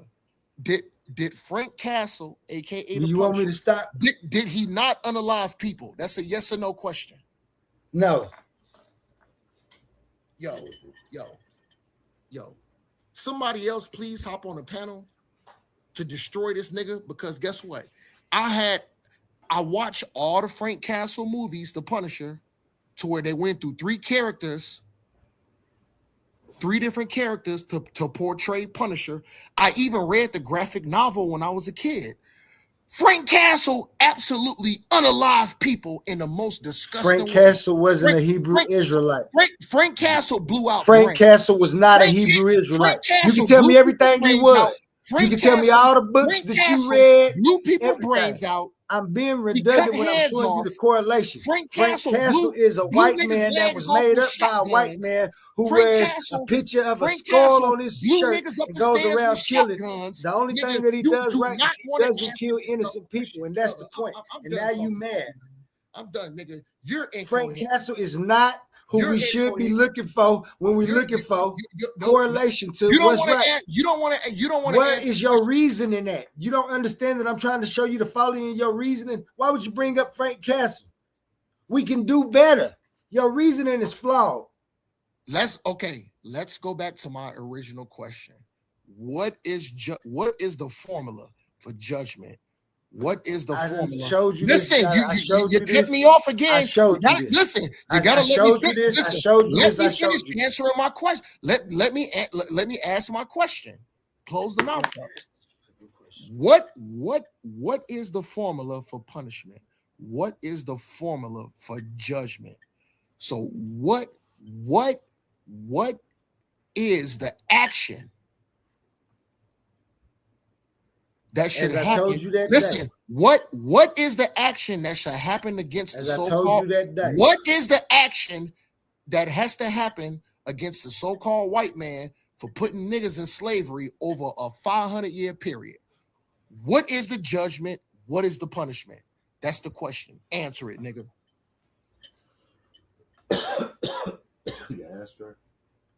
Are you done?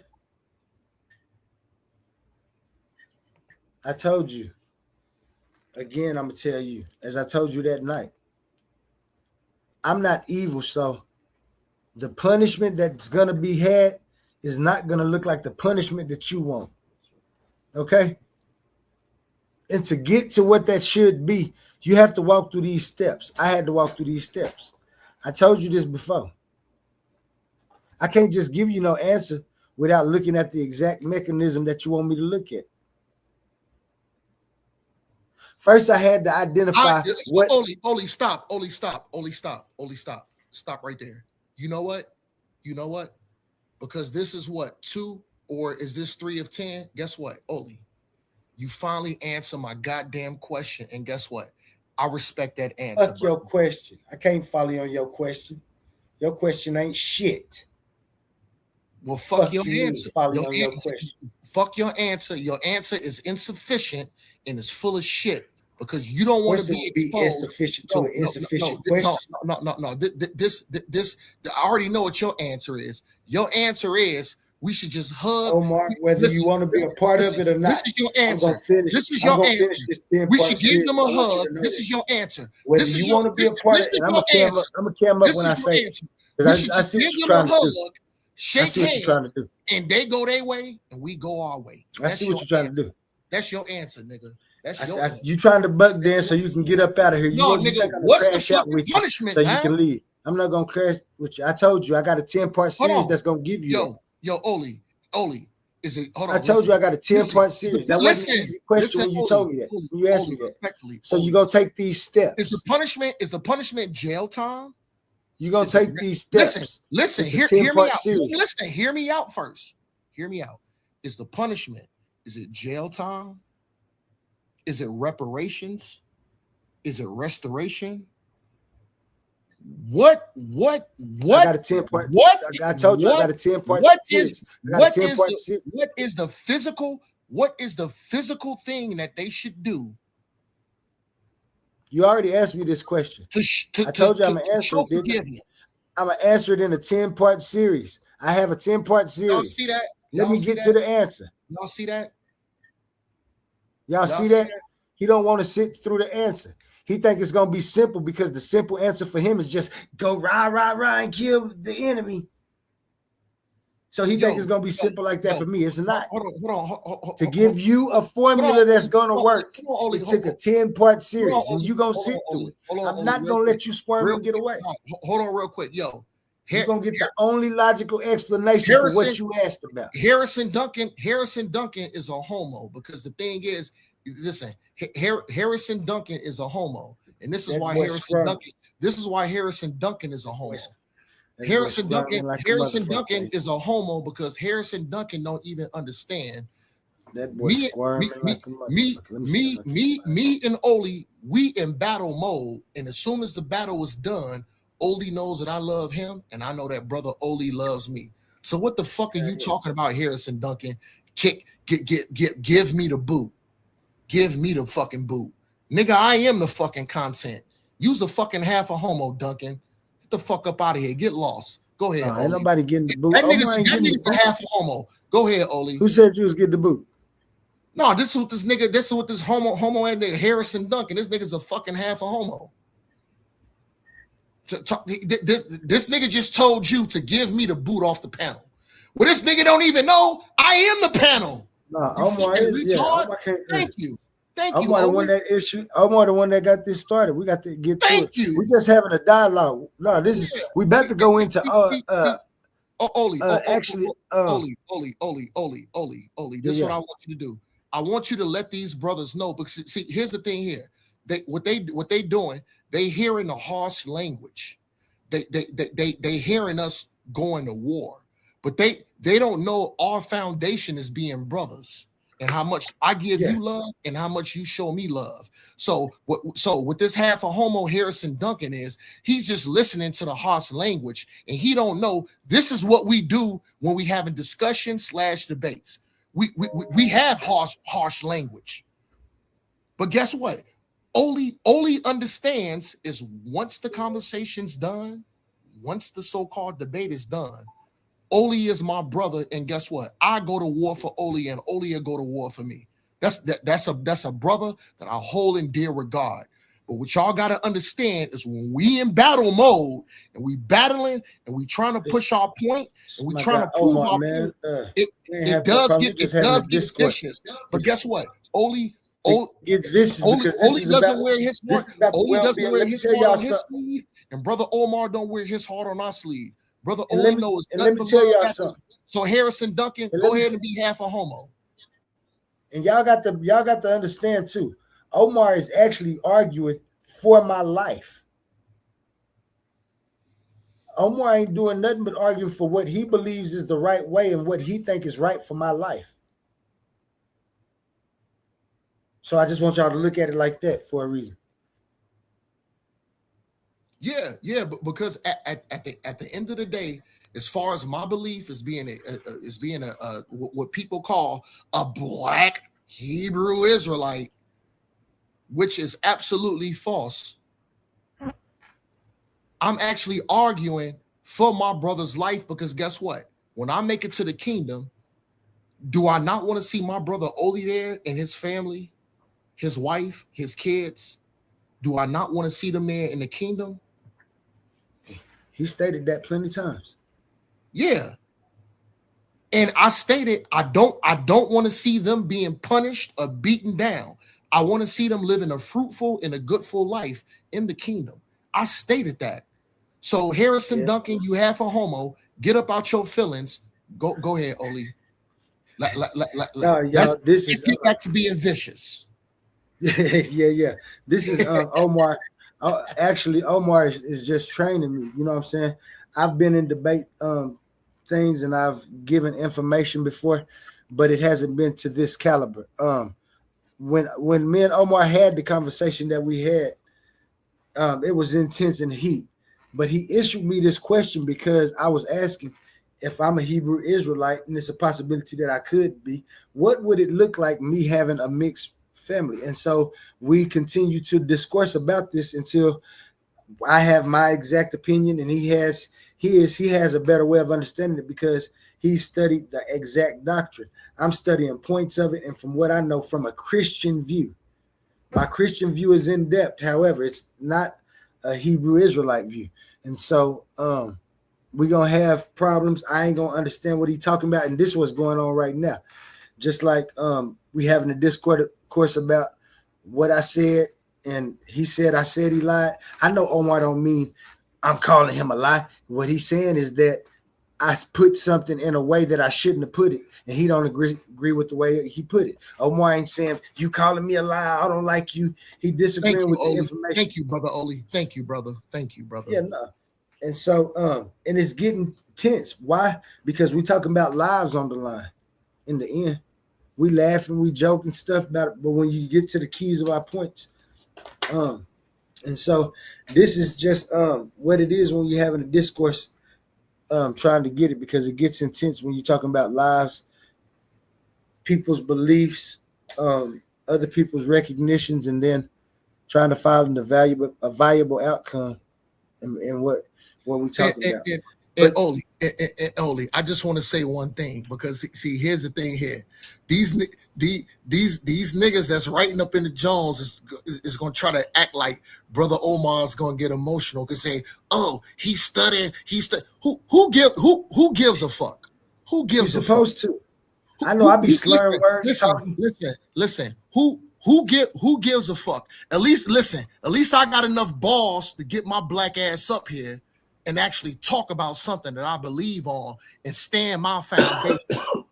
Why some of y'all other niggas is all fucking chatty patties and y'all niggas acting like a bunch of goddamn women talking shit because y'all hate the picture. Y'all handsome. A nigga's living life, a nigga's getting money, and guess what? Ain't no female that I ever talked to had anything to say about me so-called stuttering. Nigga, I get my pick of the litter. What do y'all niggas go home and jerk off, nigga? Fuck up out of here. Who gives a fuck if I stutter? Let's move on with the information. Brother, hey Omar. Oli is my brother, and I love that nigga unconditionally, regardless if we going in hard, no homo with the conversation. Let's push this information forward. Go ahead, Oli. Yeah. Man, I ain't gonna even lie. A1 is about to go live in about 4, 5, 6 minutes. And so we got to end this right here, but we're gonna start it again. I know you fist to go watch it and get you a rebuttal. Find that place that you talking about where you said that I put words in your mouth and lied to you so we can make sure we clear that up because I don't want to bypass it. And we're gonna get back to the information, like you say. I appreciate you coming up. I appreciate everybody that's watching. And remember, we'll be right back at you. I'm gonna end with this though. Different type of Pause that right quick, Oli. Well, second of all, I do got to give my brother Oli his respect too, because the thing is, because me and Oli's dialogue, not everybody. Some people are looking at it like I'm trying to tear him down. He trying to tear me down, and we like some mortal enemies when that's not the fact. The thing is, this is a heated conversation. So guess what? There's going to be harsh words. there's going to be verbiage and words that's used that might not exemplify brotherly love. Now that the conversation is over with, I want to tip my hat off to Brother A1 for allowing Brother Omar to even come up here. And I have to exclusively take my hat off and show much love and respect to my brother Oli, because my brother Oli has always showed love, has always showed respect. Oli ain't never called me no dumbass, no ignorant nigga. He say, oh, you stuttering and all that. He's never did that. Oli has nothing but invited me with open arms. And he showed me love. But what y'all got to understand, when it's a heated conversation, harsh words may be used. Oli is not fucking sentimental. Oli don't need y'all help. Oli is not a fucking woman. Oli's a fucking man that demands his respect. And I always give my brother Oli respect at the end of the conversation. Because what does he do? Oli makes good points. Oli makes excellent points. But I'ma always fight and refute. But at the end of the day, brother Oli is my brother. I go to war for this nigga. I go to bat for this nigga. and I've demonstrated that time after time. When the conversation, when the talking points is done, I could easily say, you know what, the conversation's done. F you, Oli, you a punk. I never say that to a good brother like brother Oli. When the conversation done, I always give him his fly. And guess what? Steel sharp steel. I want a brother like Oli to come harsh when we having these conversations. Just like my other brother Cosmon come harsh. Is that not my brother? It is still my brother. When the conversation done, y'all gotta learn how to throw that shit up out the door and still respect the person that you having a dialogue with. And I always give that to Oli. Oli has actually made me go back to the lab, reconfirm, and actually revalidate some things that I have said or I may have thought. I'm sure I've done that to Oli. But that's what good brothers do. And when the debate, the so-called debate or the dialogue is done, brother Omar has nothing but kind words. So y'all stop being all emotional. Yeah. But respect to the Titan Debate League, respect to A1, and most definitely respect to my brother Oli. And I love that brother to death. And like I said, I go to bat for that nigga any fucking day. Much respect, brother Oli. I love you, brother. Thank you, Omar. Same to you. You know, I respect it. I understand what we're doing here. Like you say, as soon as we finish talking, it's out the window. I'm on to the next subject. I know you don't mean nothing. You say, I know we've been through walks of life. Sometimes it gets heated. We use words that we don't even want to use, but we use them. Sometimes you say things like, that's pussy Oli. I take it in a way, but it's like you said, it's still sharpening steel. I'm supposed to be able to take that and make you see that it ain't even bothering me. And then you ain't gonna even use it to be meaning it like that anyway. You just expressing how you feel right now. And like you said, it gets heated because it comes to what people believe and how they've been pushing along. Nobody wants to have pushback on a system that's working for them. And especially when it feels that the person that's pushing back could be a beneficiary of the view. And so me and Omar understand this. We old enough to understand that. So when we get in here and we get to going and I'm telling him, calm down. I know it's hurting. It hurts. I'm bringing comedy and entertainment because really we shouldn't have to. I feel we shouldn't have to have dialogues about things that should be explainable and intelligible and coherent when it comes to answering things. And so that's what we continue to do. Omar is miles away from me, hoping that if we get off here tomorrow, he wake up and be able to engage with me. And I be the same, and I want the same thing. That's just like saying, I wish Omar stayed next door and I could go over there and talk to him face to face. It don't matter about how we acting and what's going on. You'll know when somebody calling somebody a bitch or cussing them out and really mean it. Omar ain't never got personal to me. It's always been about the information. The question's always been about information and how information can be passed. What do I think on this? It ain't about me and who we think I am. It's just information. And that's what we push over here, man. But I got to get up out of here so everyone can have room to get it started. Y'all can get y'all some drinks. Yeah, yo, Oli,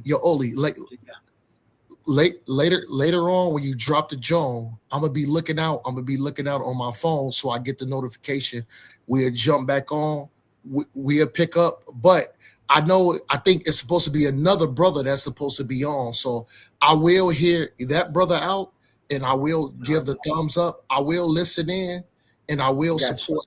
I will support whatever brothers that's gonna come up later on tonight, and that's gonna speak just to show support that I'm not biased and I support everybody, and I come in with a good heart.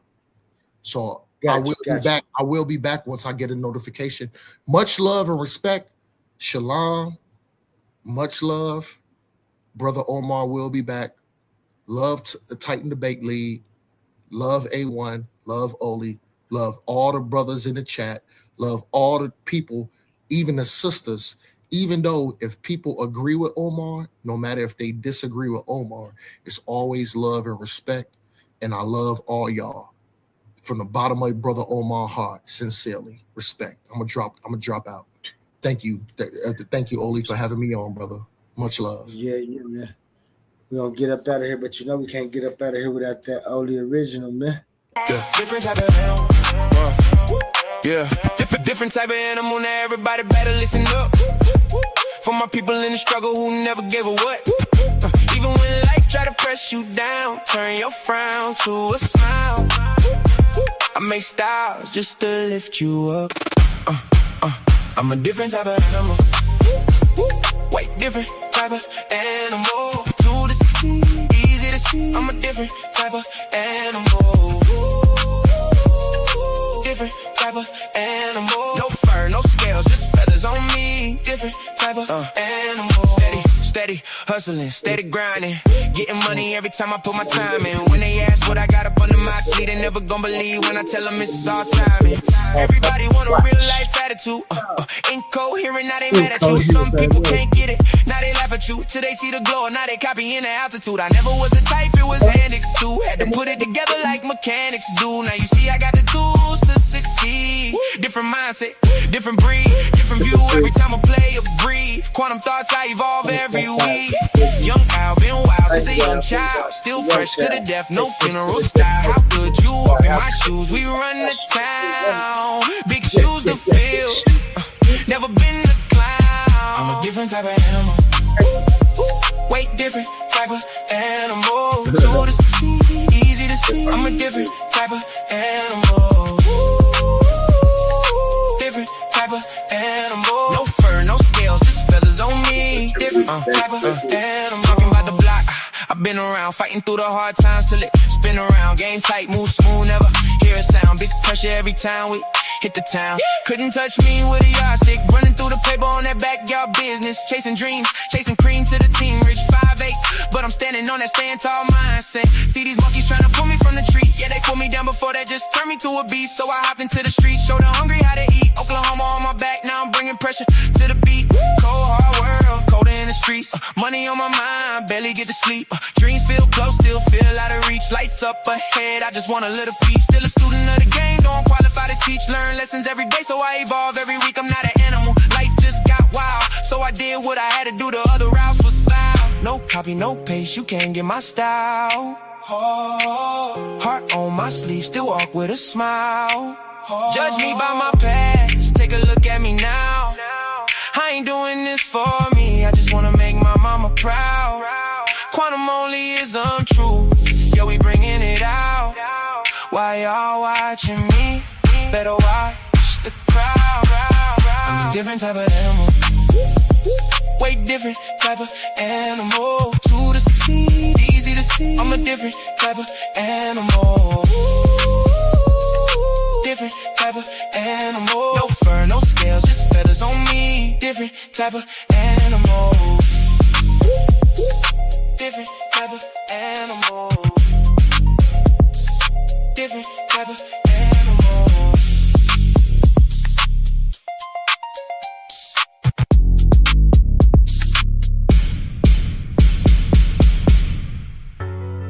Let's pause the noise for a second, because if you're still here right now, you're already different. Not everyone gets this. Not everyone understands real debate, real scholarship, real intellectual smoke. But you do. This is Coliseum of Arguments. This is Titans Debate League. And what happens here doesn't survive on algorithms. It survives on the people who believe in it. When you support through Cash App, you're not just donating. You're fueling the arena. You're the reason we can bring in high-level guests. You're the reason we keep unbiased judges. You're the reason these debates stay sharp, fair, and uncompromised. This platform is built by thinkers, sustained by supporters, protected by the ones who know value when they see it. If this show has ever sharpened your mind, has ever entertained you, or has ever challenged what you thought you knew, then Cash App is how you say, keep this going. Not everyone contributes, but the ones who do, they're part of what makes this real. Coliseum of Arguments, Titans Debate League, powered by the people who get it. My heart is bleeding in a pool of blood, I'm drowning. Yeah, my heart is bleeding in a